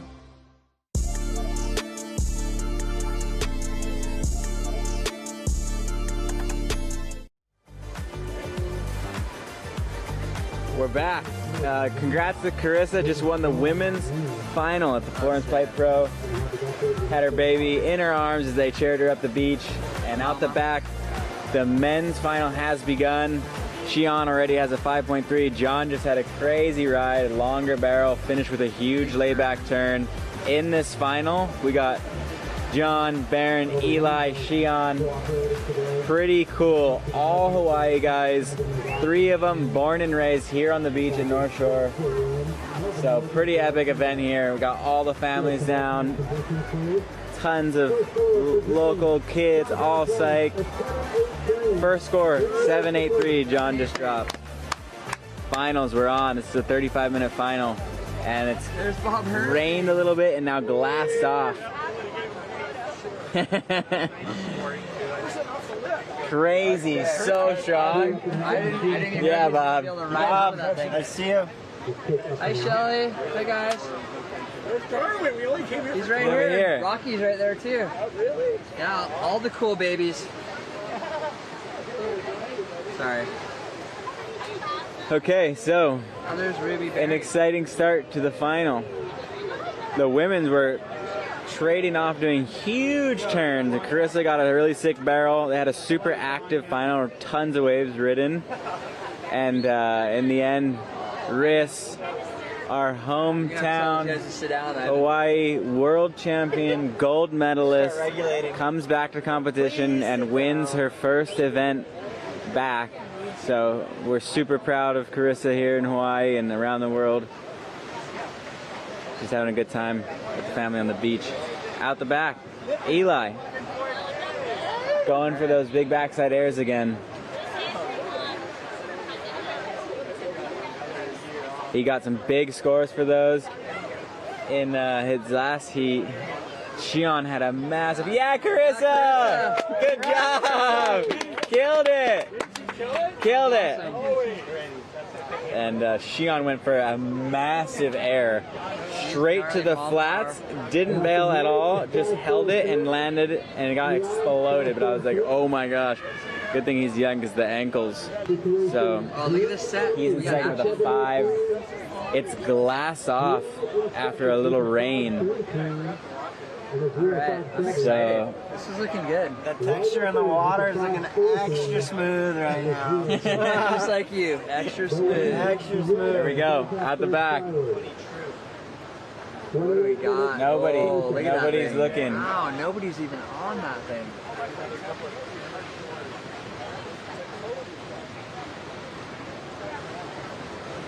Looks like Baron with first priority, Shion in second, John in third, and Eli in last priority right now.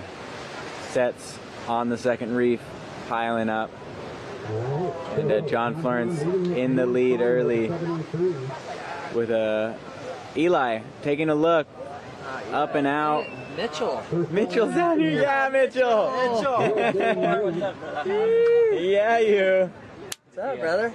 I gotta support. Yeah. Right on. We've got the whole community on the beach for the Florence Pipe Pro. In that mug he's got right there. For sure. Saturday afternoon margie. Let's see it. Let's see it. Shout out to IC Sunglasses. The signature model. Go check them out. You want to lock in and lock into some more tubes while you're on land. Put these things on. Rock and roll. Okay, thanks, Ivan. We're back. Heisel's surfboards. Maybe we'll get a signature model. Did a little signature. We'll see how your promotional stuff goes today. Start working. Okay, up and riding. It's like Shion. Shion again. Tons of speed down the line. Oh, he goes for an air, he stomps it, but he kind of got bogged by the lip. Huge power turn. Wow, that turn was insane. I think probably better than the air. Eli in and out. Wow, I think Shion's gonna get haunted by, like, in his mind, he's like, I'm just gonna go so big. So like that wave right there was an example. Like he didn't really surf that wave for what it should be. Yeah. He just wanted to go big. I like it though. It is a final, so it's not like I gotta make this heat. It's just like I gotta win this heat. Right. And he said he's riding the Radius Prime. Radius Prime and 6'1", I think. 6'1" Radius Prime Pazel model. That first air he did was his words were, I'm just gonna go out and do 10-foot airs. He wanted to make it, or he wanted to make or break. Make or break. First or fourth. That was his comment. I'm getting first or fourth. Interesting.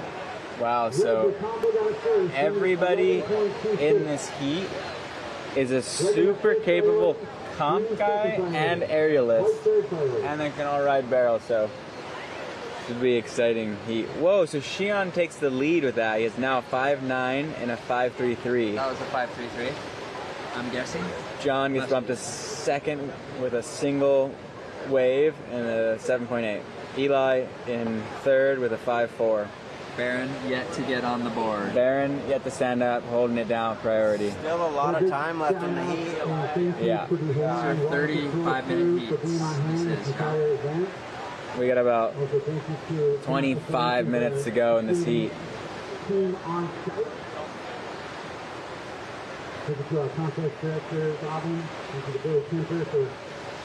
Got tons of sand moving around. We got ponds forming, Beaver Creek. We lined up. Back door, no one's currently sitting there, but there is some barrels because it's cleaner. And here comes another set. Baron's still holding priority. John in second priority. Eli looking left. He wants that big air. This thing might have a... Whoa! Wow! Straight off the... He went, dude, look, he's gonna bang. No! Oh my gosh! That was insane. Wow! That was insane. He did I thought he was going for a pump. He did a single bottom turn up off the first slip, full rotation, and then finished it. That guy is gnarly. That was super gnarly. Out the back, we got Shion looking for a ramp as well. Shion's going into the death He zone needs the right here, speed. but he doesn't care. Boost it. Oh, comes unstuck. Wow. That was crazy. Everybody's going wow. nuts right here.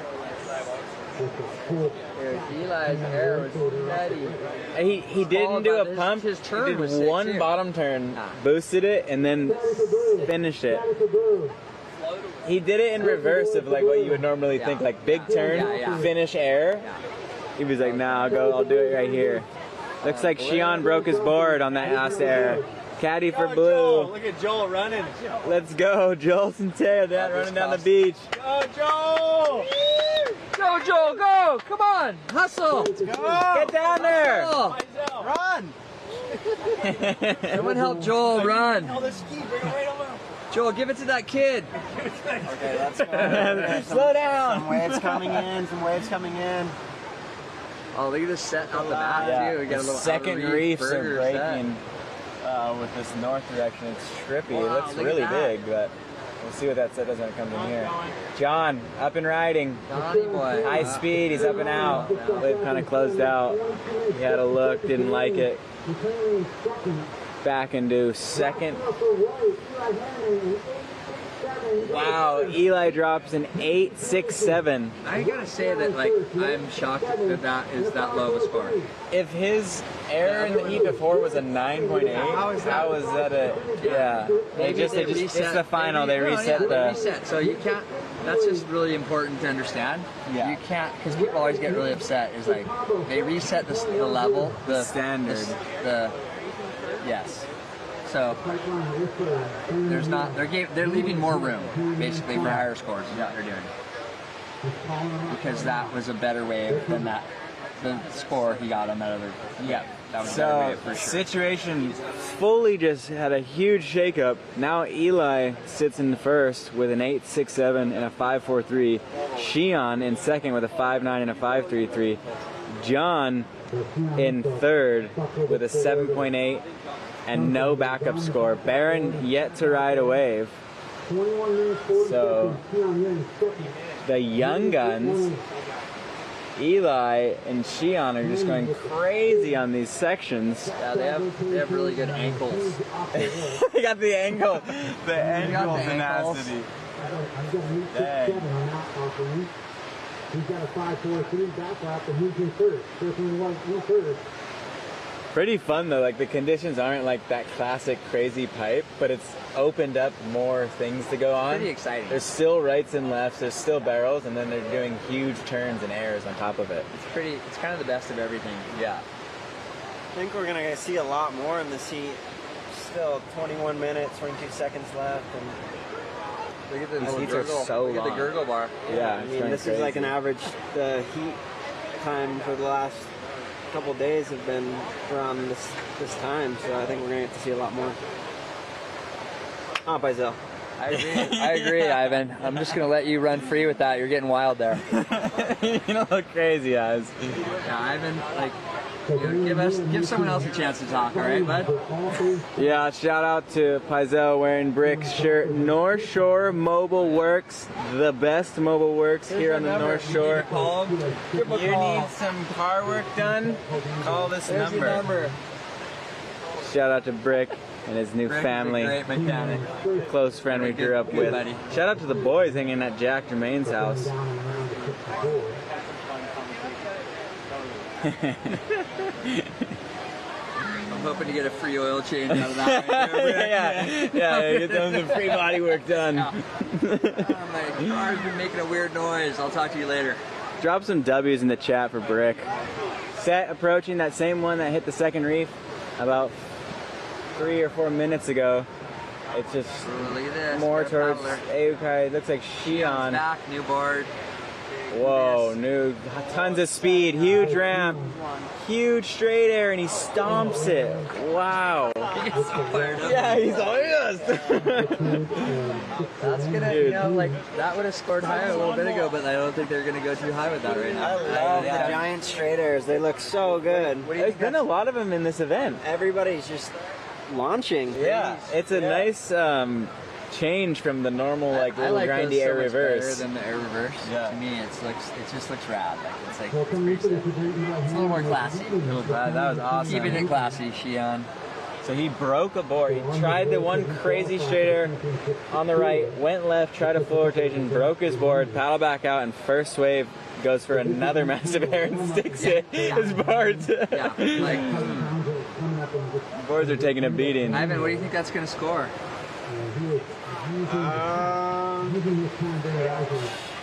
Maybe like a... Can't really read it. Oh well. I want to see a replay of it. Can we get a replay of Where's the replay? The replay didn't quite give it the angle We're on a we delay. had. He hasn't even... I don't think he's even ridden that wave yet. I think he'll get a decent score for that. I think he got a 693. Yeah. It was clean and it was high. He got a 693. So and everybody loves the straight launches. Yeah. Coming from an air guy himself. Eli is in a dangerous position for everyone because he has the highest single score right now. That's a little scary. Yeah. And he has a pretty low, mediocre score, middle range score for his backup wave right now, which he's going to easily get rid of with one more good wave. Barron usually stays pretty busy. He's sat for. Barron's just tripping out. He sat for about 15 minutes, over 15 minutes now. No waves ridden. He's comboed to get to first. Needs a total of 14. John needs a 628. Shion needs a 7. Yeah, Barron's looking for 2 waves to even be in the conversation. Here come some waves right now. With about 18 minutes to go. Ready to get moving. You think Barron's... Uh-oh. Eli. Eli's really loving these right here. Big ramp. Goes for air reverse. Backwash takes him out. John has a great first score of 7.8. He just needs to back it up. Yeah, he's got nothing. What's the priority, Nathan? The priority is Barron with first priority, John second, Shion third, Eli in fourth priority. All right, so Rockford White, a 207, White heat leader here in the men's final with an 867 and a 543. Blue needs a 718. Oh, look at this. Green Look out the back right here. 628. Barron needs a 14.1. So you can see sets lining up on the second reef, way outside where these guys are surfing. Right now, it's groomed, glassy, all the way out there. Really pretty. This set looks like it's going to come straight to these guys, and it's a multi-wave set. This is what Barron's been waiting for here, maybe. We'll see if they make a move.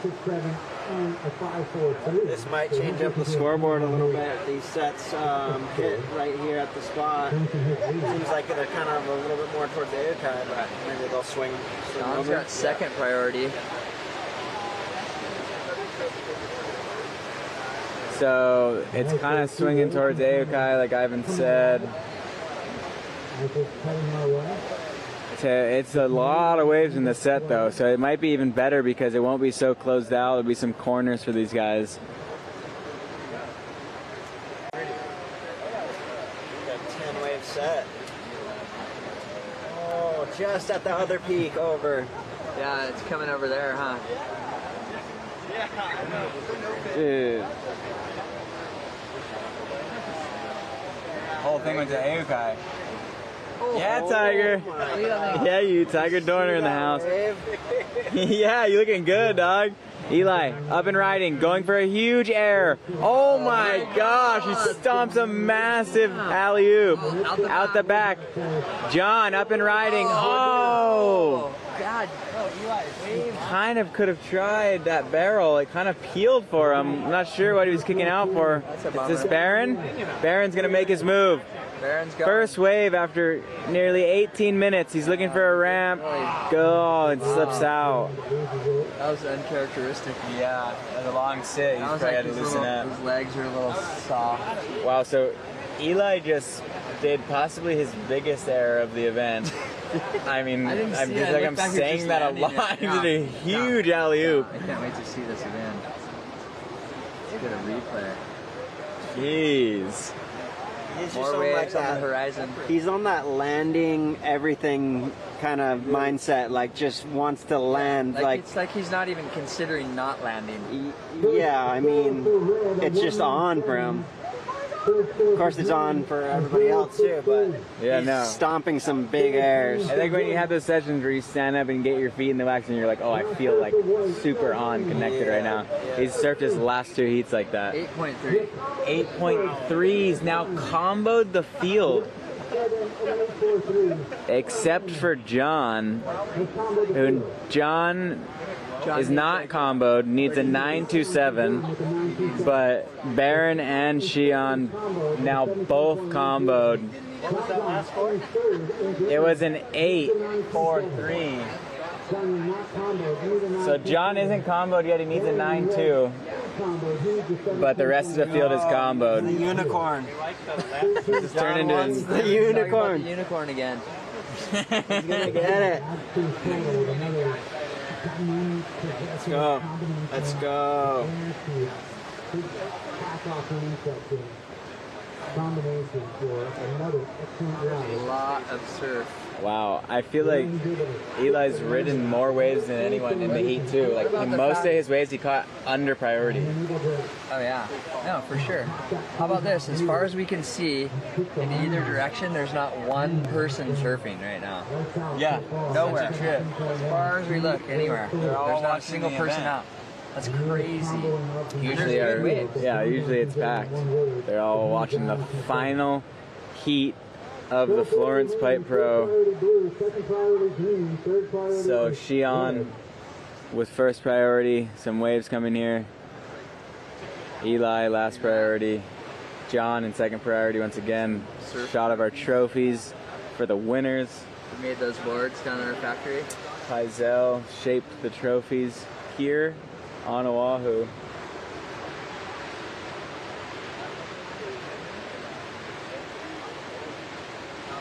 That looks cool. That's nice. Awesome. Ivan, how much time is that? About 17 minutes. Oh, 17.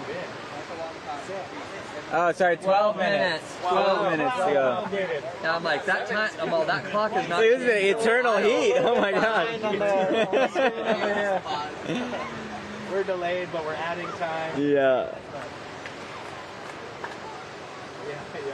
Wow. John got a bonus 5 minutes for sponsoring the event. Everyone else has 12 minutes, he has 17. That's awesome. We got a set approaching. Everyone kind of just sitting together right now. Eli on the inside, still hunting. Eli's feeling good right now. I'm saying he's feeling good, but he's a little squirmy. He's feeling a little nervous, but good. I mean, he's got the heat comboed. He's probably pretty psyched. But with the guys in the heat, yeah, it's like guys anyone can do something out of the to get out of that combo position. Looks like Shion up and riding, looking for a ramp, pumping down the line. He's gonna go to turns. Nice big first carve, full rotation off the end. Kind of gets stuck in the white water. Eli's airs have been so impressive that those airs Those just are hard, don't, like, yeah. you know what I mean? It's like, it doesn't, wow, look at this set out the back. John in first priority needing a 967. Huge set on the horizon. This could be something right here. It's like a closeout to me, but. Eli up and riding, kicking out. Just staying busy. These things just need to be redirected over to gums. Yeah. And they would just line up on the sandbar so good. And everybody would be in the game. Back in the game, Back dog. in the game. Gotta get their head in the game. Mr. Cool speaking the truth. Speaking the hard truth of this heat. But no. That's solid. So Eli Hanner is actually Eli Olsen's cousin, he just said in the chat. Oh, that's my cousin. Eli Olsen just said that? Yeah. Just because their names were Eli? Like, that's not how it works, bro. It's Eli Olsen. John with priority. We got a set rolling in. Let's go. Come on.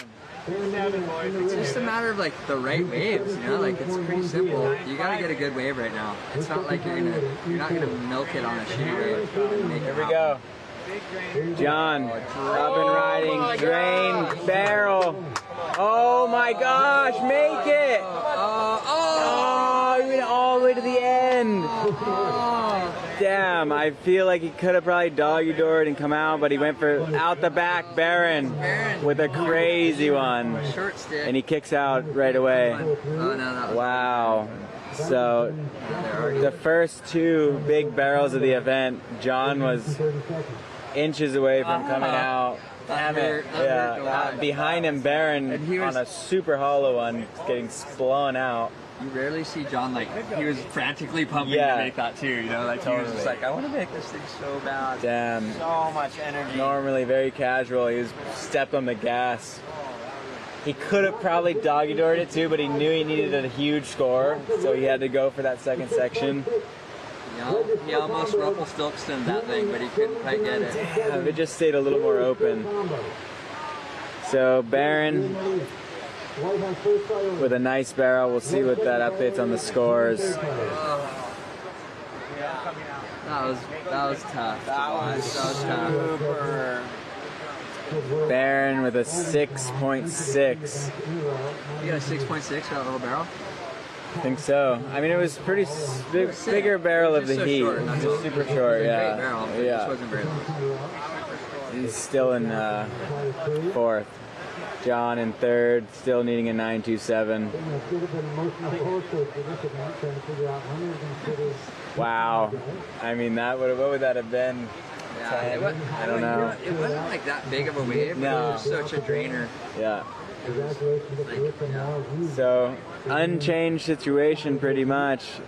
Is that Shion? Shion just got tumbled out the back, another set. There we go. It's got a weird warble to it. We got Eli again. Eli up and riding, in the barrel, pumping. Oh, he makes it. Do an error now, watch. Big ramp on the end. Not do an error. Oh my gosh.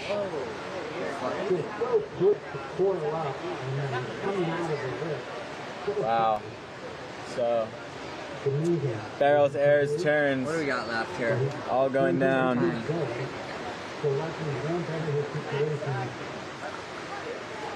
We are at 6 minutes, 6:40 to go on the clock. Situation pretty much the same with Eli leading, Shion in second, John in third, and Barron in fourth. So Eli with the 7 for just the barrel. I don't think that betters his position though. That doesn't no effect. No effect. Barron and John are sitting with first and second priority though, and they're the ones who need scores. Well, Shion too, because it's for the win. Shion need a combo still? Shion is comboed still. Yes. Is John the only one not comboed? John's the only one not comboed, needing a single score of a 9.27. He might have got it if he would have made it out of that barrel. You literally can't count anybody out to the last second of the heat. These guys are just on the game right now. Ready have first priority, Green second priority, Green third priority, 5 minutes remaining. Eli on the corner. Eli way down the beach, sitting alone, under priority. Eli's just surfing by himself. Just having a free surf session. Whoa. Whoa. Easy, Tiger. Here we go. Okay, out the back, Barron. Big barreling section. Good one. Coming out. Wow. That was a solid barrel, big carve. You gonna finish it? That might break his combination. Beautiful barrel to turn combination. Fully deep on that opening barrel rack in the red. He wasn't comboed. He just needed like a 9 something too. Who? Barron was comboed. Oh yeah, I'm sorry. That was his total. But that's gonna I thought he break had that his combo, I think. 8-7, Barron breaks his combo. So now him and John both need and he actually has the highest single scoring wave of the heat right now. 8-7-7. Eli up and riding, taking off, kicking out. Whoa, this has gotten crazy. That's wild. So Barron just moved to second with an 8-7-7 and a 6-6, needing an 8-3-3. Shion is in third, but comboed. This is an exciting final. It's interesting. Who's over here, Barron? Barron straight out. Barron has paddled over. He's alone at back door right now. Oh wow! He's taking off. Look at Barron at back door. Oh, he doesn't do it. So he's now alone. Has no pressure, a priority. Eli is in the middle right now. He can choose to go sit on Barron or he can go back to the sandbar. It looks like he's choosing to go back to the sandbar. 300 yards apart, 200 yards apart. That's crazy. So they're going to leave Barron, who needs a single score of an 8-3-3 at backdoor alone. Eli gonna choose. Eli might want to go over there right now and sit on him. If I was choosing Eli, to go up to the sandbar though. He's gonna sit on we got 3 minutes. John and Shion. Although Eli is under priority. Ivan, John's looking for the unicorn right now. He needs that. He needs that crazy train. Maybe the rainbow unicorn. You would say that. That's a little bit weird. That's not uncommon from Banzai today. There's another breadcrumb from Banzai.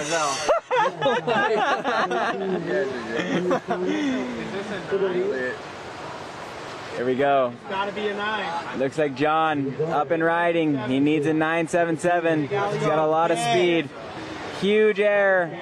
Rotation. Stomps it. Big turn. Do another big turn. And he finishes it with a flare. But it is gonna maybe get him up above. That might be a higher score than his other score.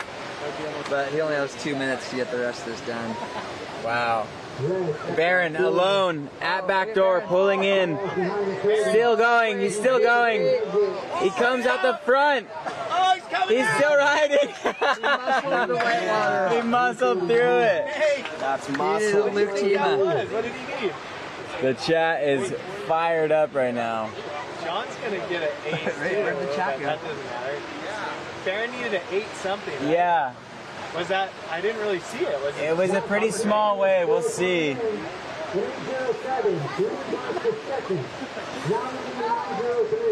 look at this wave. What is So situation just changed. Yeah, there's. Yeah, what's going on? John, there's no score for John yet. There, yeah.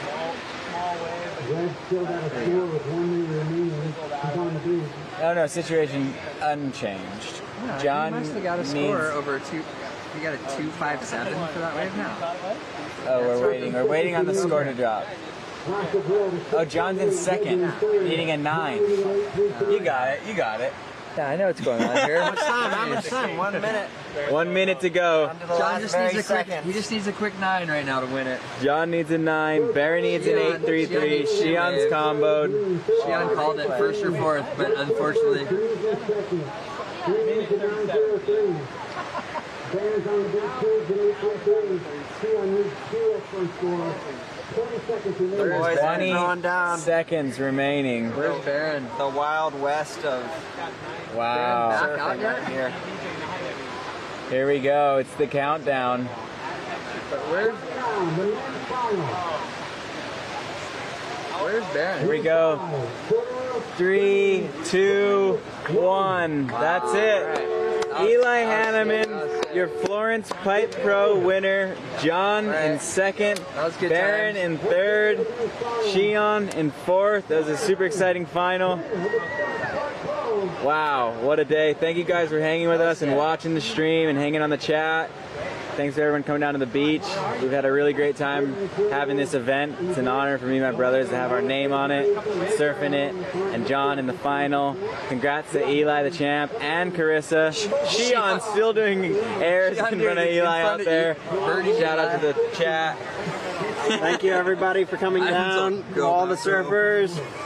putting on a show the entire event, and stoked for our event to be here. So thank you, everybody. Right on.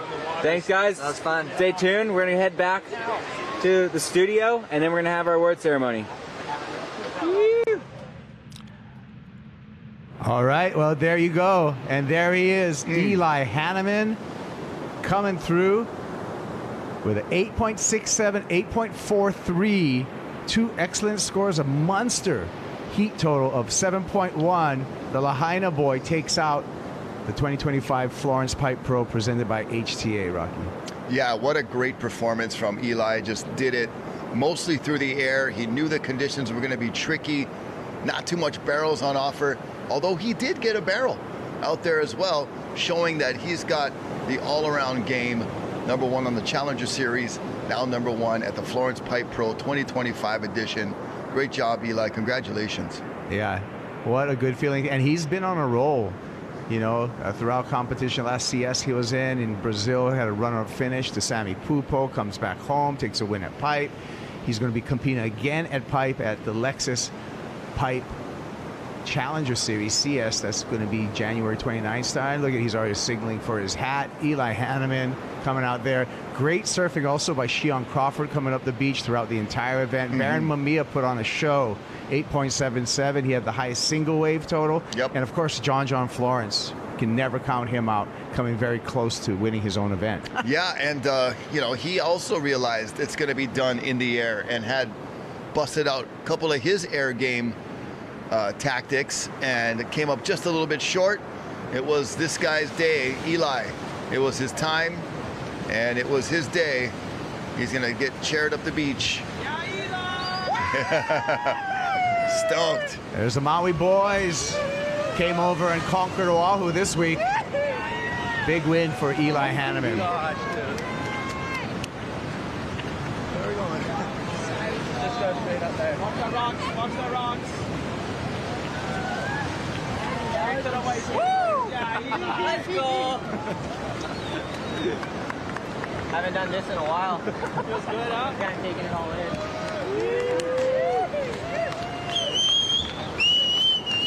The standard, chair up the beach, board in the back, like the throne, yeah? Good friend Baron Mamiya giving him the congrats. Oh my gosh, dude. I don't know what to do with my hands. Yeah, you like, congrats, sorry. Good surfing, bro. That's awesome, thank you. Let's go! Oh, man. Good job. Appreciate it. Oh. Let's go. I know. You risked it all. Oh my god. Let's go. That's crazy. Alright, yeah. That's like the Capathis final ever. I know. Are you kidding me? No. This is psycho. I don't know what to do. It's kind of like cruising. What? Psyching or cruising.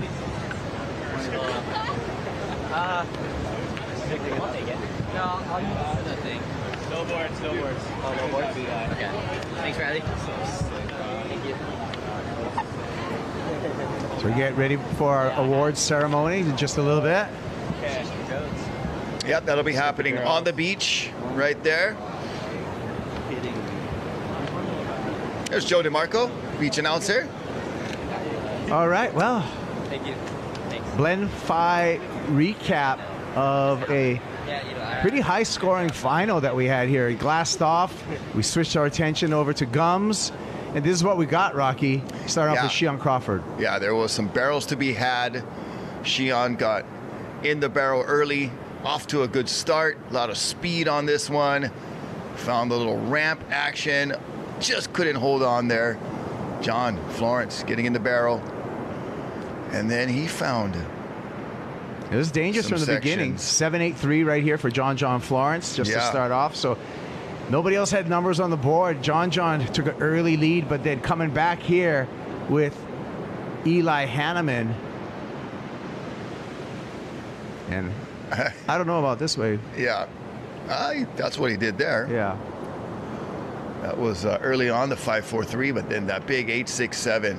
Not only the air reverse, but then this big smack off the top. Comboed it up, exactly. Oh, beautifully done. Shion, he said it first or fourth, so he's just trying anything. Shion Crawford hucking it. Broke his board on that one. Had to go get a new board during the final. And then Eli with the big alley-oop and comboed up with a couple turns for the 8-4-3. And that's where he took the lead and didn't look back. Yeah, then he found a barrel that he was throwing away. 717, he just threw away. Yeah, he just, I don't need him, man. I get a couple 8s, but almost stuck that one. Then Barron making it interesting. Yeah, a late charge, moved over the back door by himself. And I like Nathan's comment of, are you sure you want to leave Nathan over there back door all by himself? Well, that was the 887. Yeah.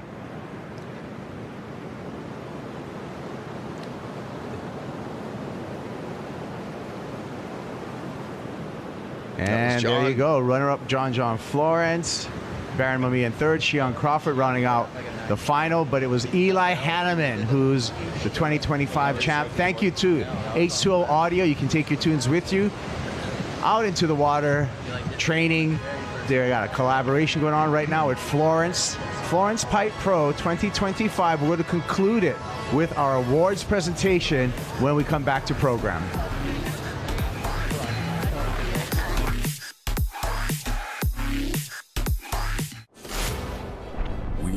For the moment when the ocean calls. At the edge where land fades and the sea takes over, we find our place.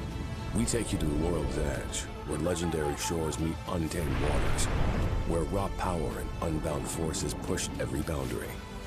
This isn't a broadcast. It's the next frontier. Welcome to Rogue TV. When the ocean calls, we answer.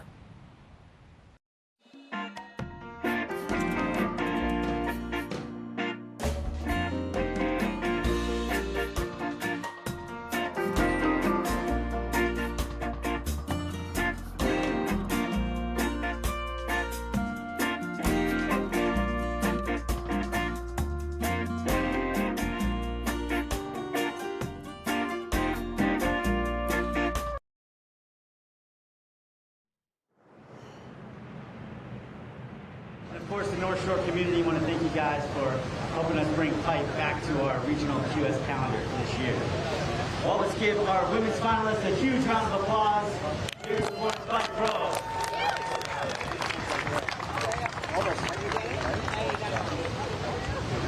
We'll thank Nathan and Ivan for helping us hand out our hardware here. We'll get started. In fourth place, taking 1,120 points and $1,000, Evan Leula Wong.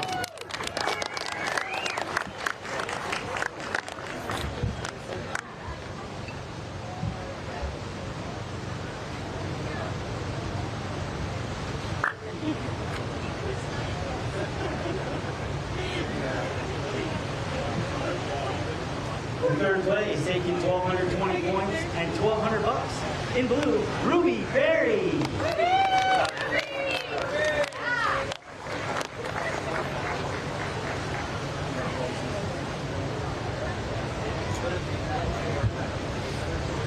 And taking second place, 1,560 points and $1,800. In red, Gabriella Bryan.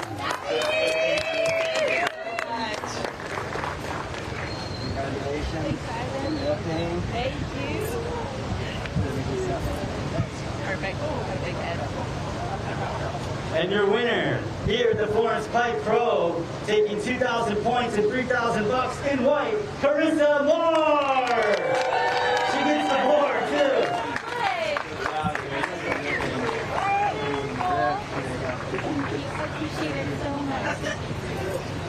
Carissa Moore, our champion. So you took some time off, you started a new family, you come back, you get runner-up at Haleiwa, and now you're back as our champion in Florence Pipe Pro. Just describe your feelings right now. Honestly, I'm a little overwhelmed with emotion and gratitude. To be here, the support and village it takes to make something like this happen, especially now that I have a daughter. I really want to thank my husband and of course Olena, my dad, Love, for being here on the beach. So many family and friends have supported me throughout this journey. My sponsors who have stood by me as I decided to step away and do something that was a little unconventional. And I just want to, thank Gabby the rest for being my motivation. She stayed with me this last couple of weeks, which has been so fun. And the other girls in the final, Eve and Ruby, so cool to surf with both of you. And I just want to say a huge thank you to the Florence brothers. They've inspired me since I was a little girl. It's been really cool to grow up alongside them and then to see what they're doing with their brand, and then also for the sport and the next generation of surfers here in Hawaii. They really deserve a round of applause. Thank you, Carissa. Let's give Carissa Moore a round of applause and all 4 of our women finalists.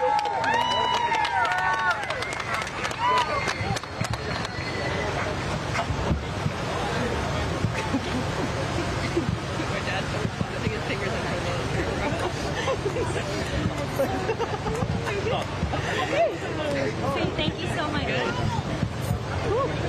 Nice board. Yeah, this is one more. No. Oh. Okay. Thanks, you guys. My bad. Yeah.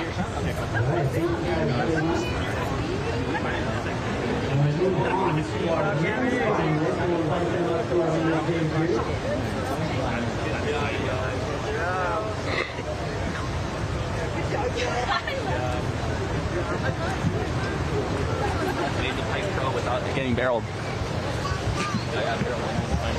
I did too. River Pro and backdoor. How's your waves? They're really psycho. My last one. Really? I didn't do that backdoor.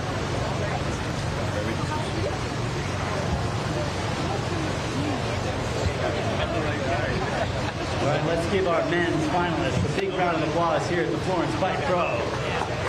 Great surfing throughout this entire event from these 4 gentlemen. Taking 4th place with 1,120 points and $1,000 in blue, Shion Crawford.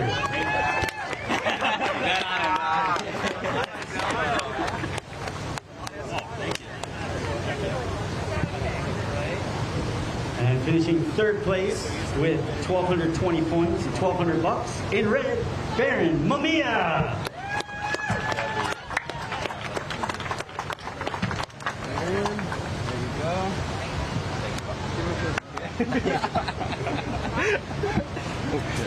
Second place, runner-up in this Florence Pipe Pro, 1,560 points, $1,800 for in green, John Florence. Runner-up. And our winner today, taking 1st place, 2,000 points and $3,000 in white, Eli Hanneman.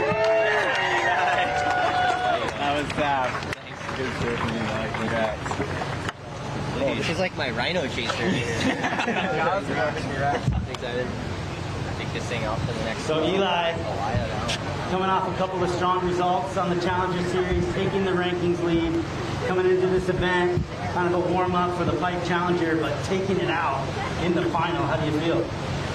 Yeah, I just kind of like exactly what you just said. Like, I wasn't really entering this event to try and win or like anything. I just wanted to surf as many heats out here as I could before the comp in January. So yeah, I'm stoked to win the comp and do some airs and have fun. Yeah.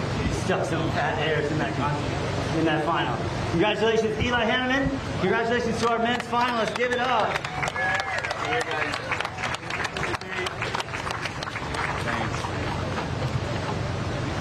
All right, well, this will wrap it up. Thanks for everybody for coming out. Thanks for the Florence brothers for putting this event on. We want to thank all of our athletes for the Hawaii community region for being part of our event series. And we'll see you guys at the Pipe Challenger coming up at the end of January. Wish all of you a Merry Christmas, Happy Holidays, Happy New Year. We'll see you guys. All right, well, there we go. We're wrapping it up. And congratulations to Eli Hanneman, Carissa Moore for a great show, great final. Rocky, your final thoughts on this event? You know, we went into this event running on day one. We knew the forecast at that point was going to look a little tricky. So we kind of sprinkled in some half days, played with the wind, the Kona winds, these cold fronts that came through. Overall, Very good production. Mahalo to everybody, the Florence brothers, all of our sponsors. All the surfers did amazing in crazy different kinds of conditions. And I think the best man and best woman won today. Well, remember, this was the last event for Tahiti, Hawaii, Tahiti Nui region for qualifying for the 2026. So let's talk about the final rankings and the qualifiers for the 2026. On the women's end, Moana Jones-Wong, Kira Gould, Eileen Voss, all qualified out of this region for the Challenger Series in 2026. There's one more wild card that's to be determined. On the men's side, congratulations for Finn McGill winning the region. Baron Mamiya finished second. He's a double qualifier, so that's going to push the window down. Eli Hanneman finished third. Mihimana Bray, he's qualified. He'll be moving on into the Challenger Series representing Hawaii Tahiti in 2026. Josh Moniz has qualified. Luke Tima and Shion Crawford in seventh will qualify if Eli Hanneman qualifies through the Challenger Series, which is very, very likely. Very likely. So congratulations to all those men and women. Yeah, the scene on the beach there, Carissa, new mom, and loving every moment, I'm sure, of being back in the winner's circle. Well, it's a good prep for Carissa. And remember, we're going to return back here, Rocky, to Pipeline. Yes. And that's going to be in the new year. January 29th, we'll open up the window for the Lexus Pipe CS. We're going to do this all over again.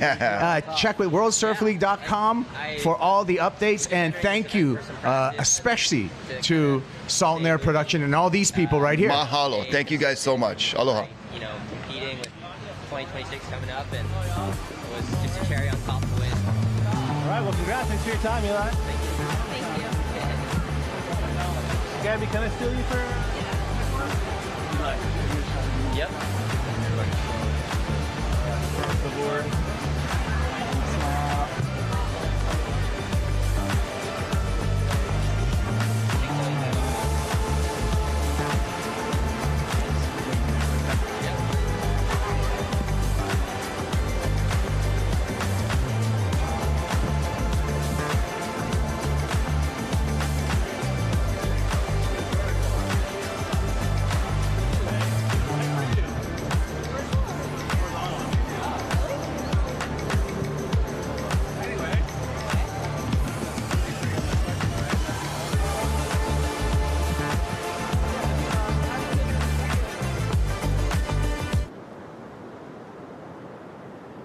This copyrighted event broadcast is produced by the World Surf League for broadcast around the world and may not be retransmitted, reproduced, rebroadcast, or otherwise distributed or used in any form without the written consent of the World Surf League.